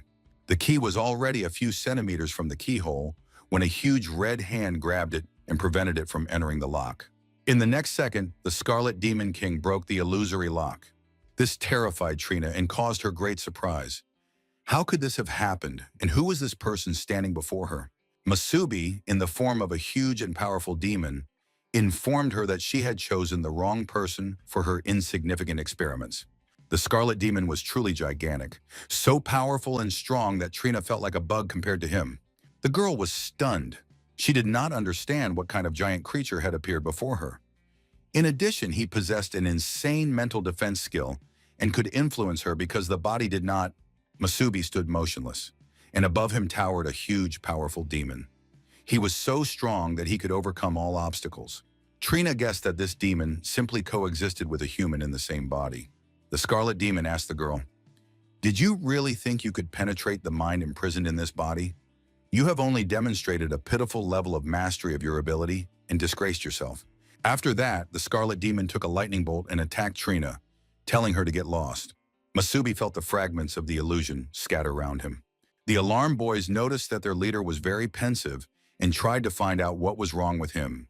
Masubi looked once more at where Trina had been standing just a moment ago and thought again that perhaps he had imagined it, even though he couldn't have been mistaken. The young man was sure he had seen the girl who had taken his hand. Oh well, it didn't matter now. Masubi reassured his friends and they continued their walk through the city together. Masubi decided that it was a residual effect of the skill, but now he was sure that no outside influence was affecting his core of illusion. However, they needed to be careful. After that, the whole group moved on, continuing their local walk around the city. Nearby, behind the counter of a kiosk, sat Trina, exhausted and weakened. The girl was in shock. She didn't understand what had happened to her and what she had seen, but it was some kind of terrifying creature.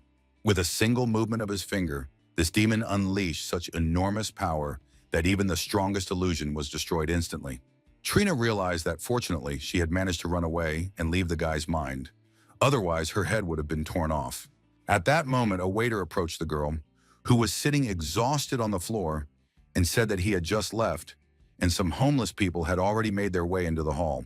Trina was barely holding on to keep from passing out, and her breathing was still uneven, but she was strong enough to order the waiter to ignore her presence. The man under the influence of hypnotic powers turned around and left the place. Trina was knocked out. She was so knocked out that even her passive stealth skill didn't work. This indicates a complete disruption of energy circulation. It was all because of the creature that lived in the stranger's mind. But that was simply impossible. It was the first time Trina had encountered a situation where her puppet art had failed. Having fully regained her strength, the beauty stood up and was in a very serious mood. She understood that she couldn't make the same mistake twice.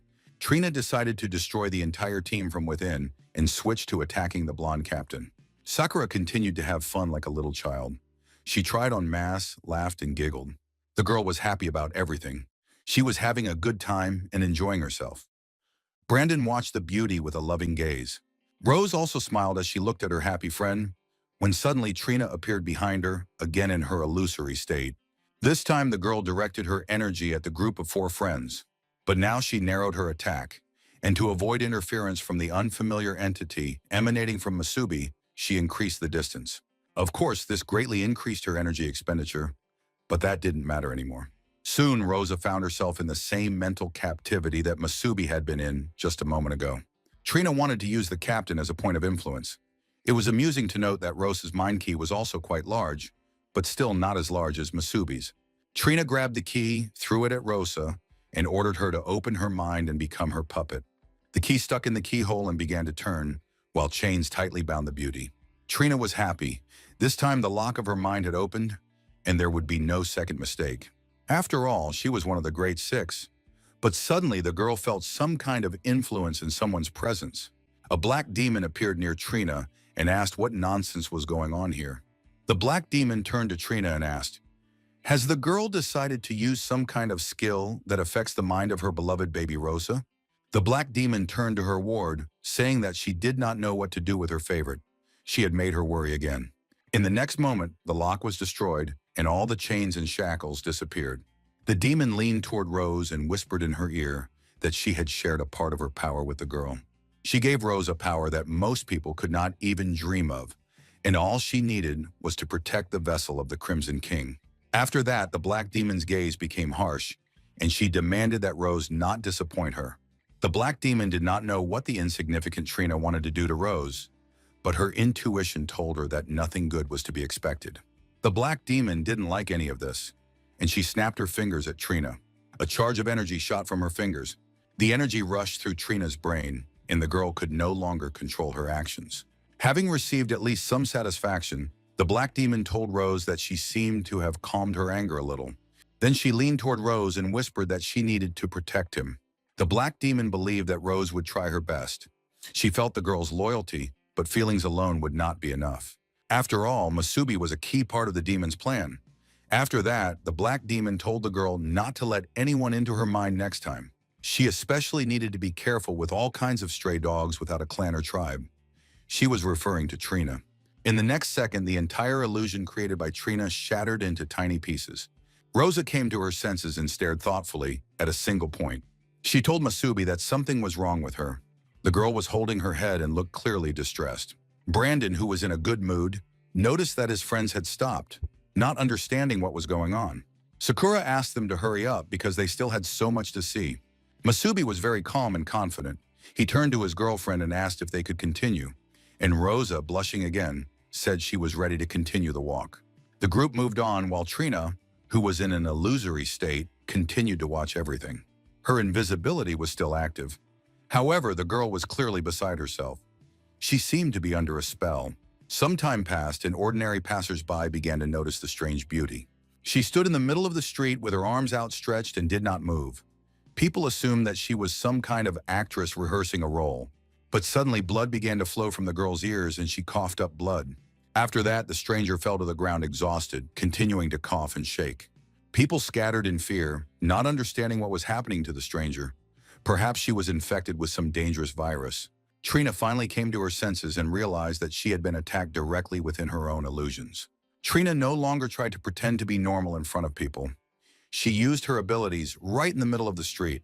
The next second, the place where she had been just a moment ago was empty.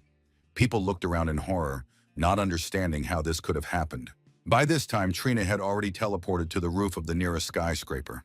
She used spatial displacement and was now among her friends. The guys realized that something strange had happened to their leader because she was completely exhausted and couldn't even stand up. The girl said that she had been hit by a powerful mental attack and her core was severely damaged. Her head was splitting, and she needed to immediately begin restoring her mental abilities. Trina realized that Rosa and Masubi had something in common. They both had divine or demonic protectors. At this stage, Trina couldn't even analyze what it was exactly, and she didn't understand what had happened.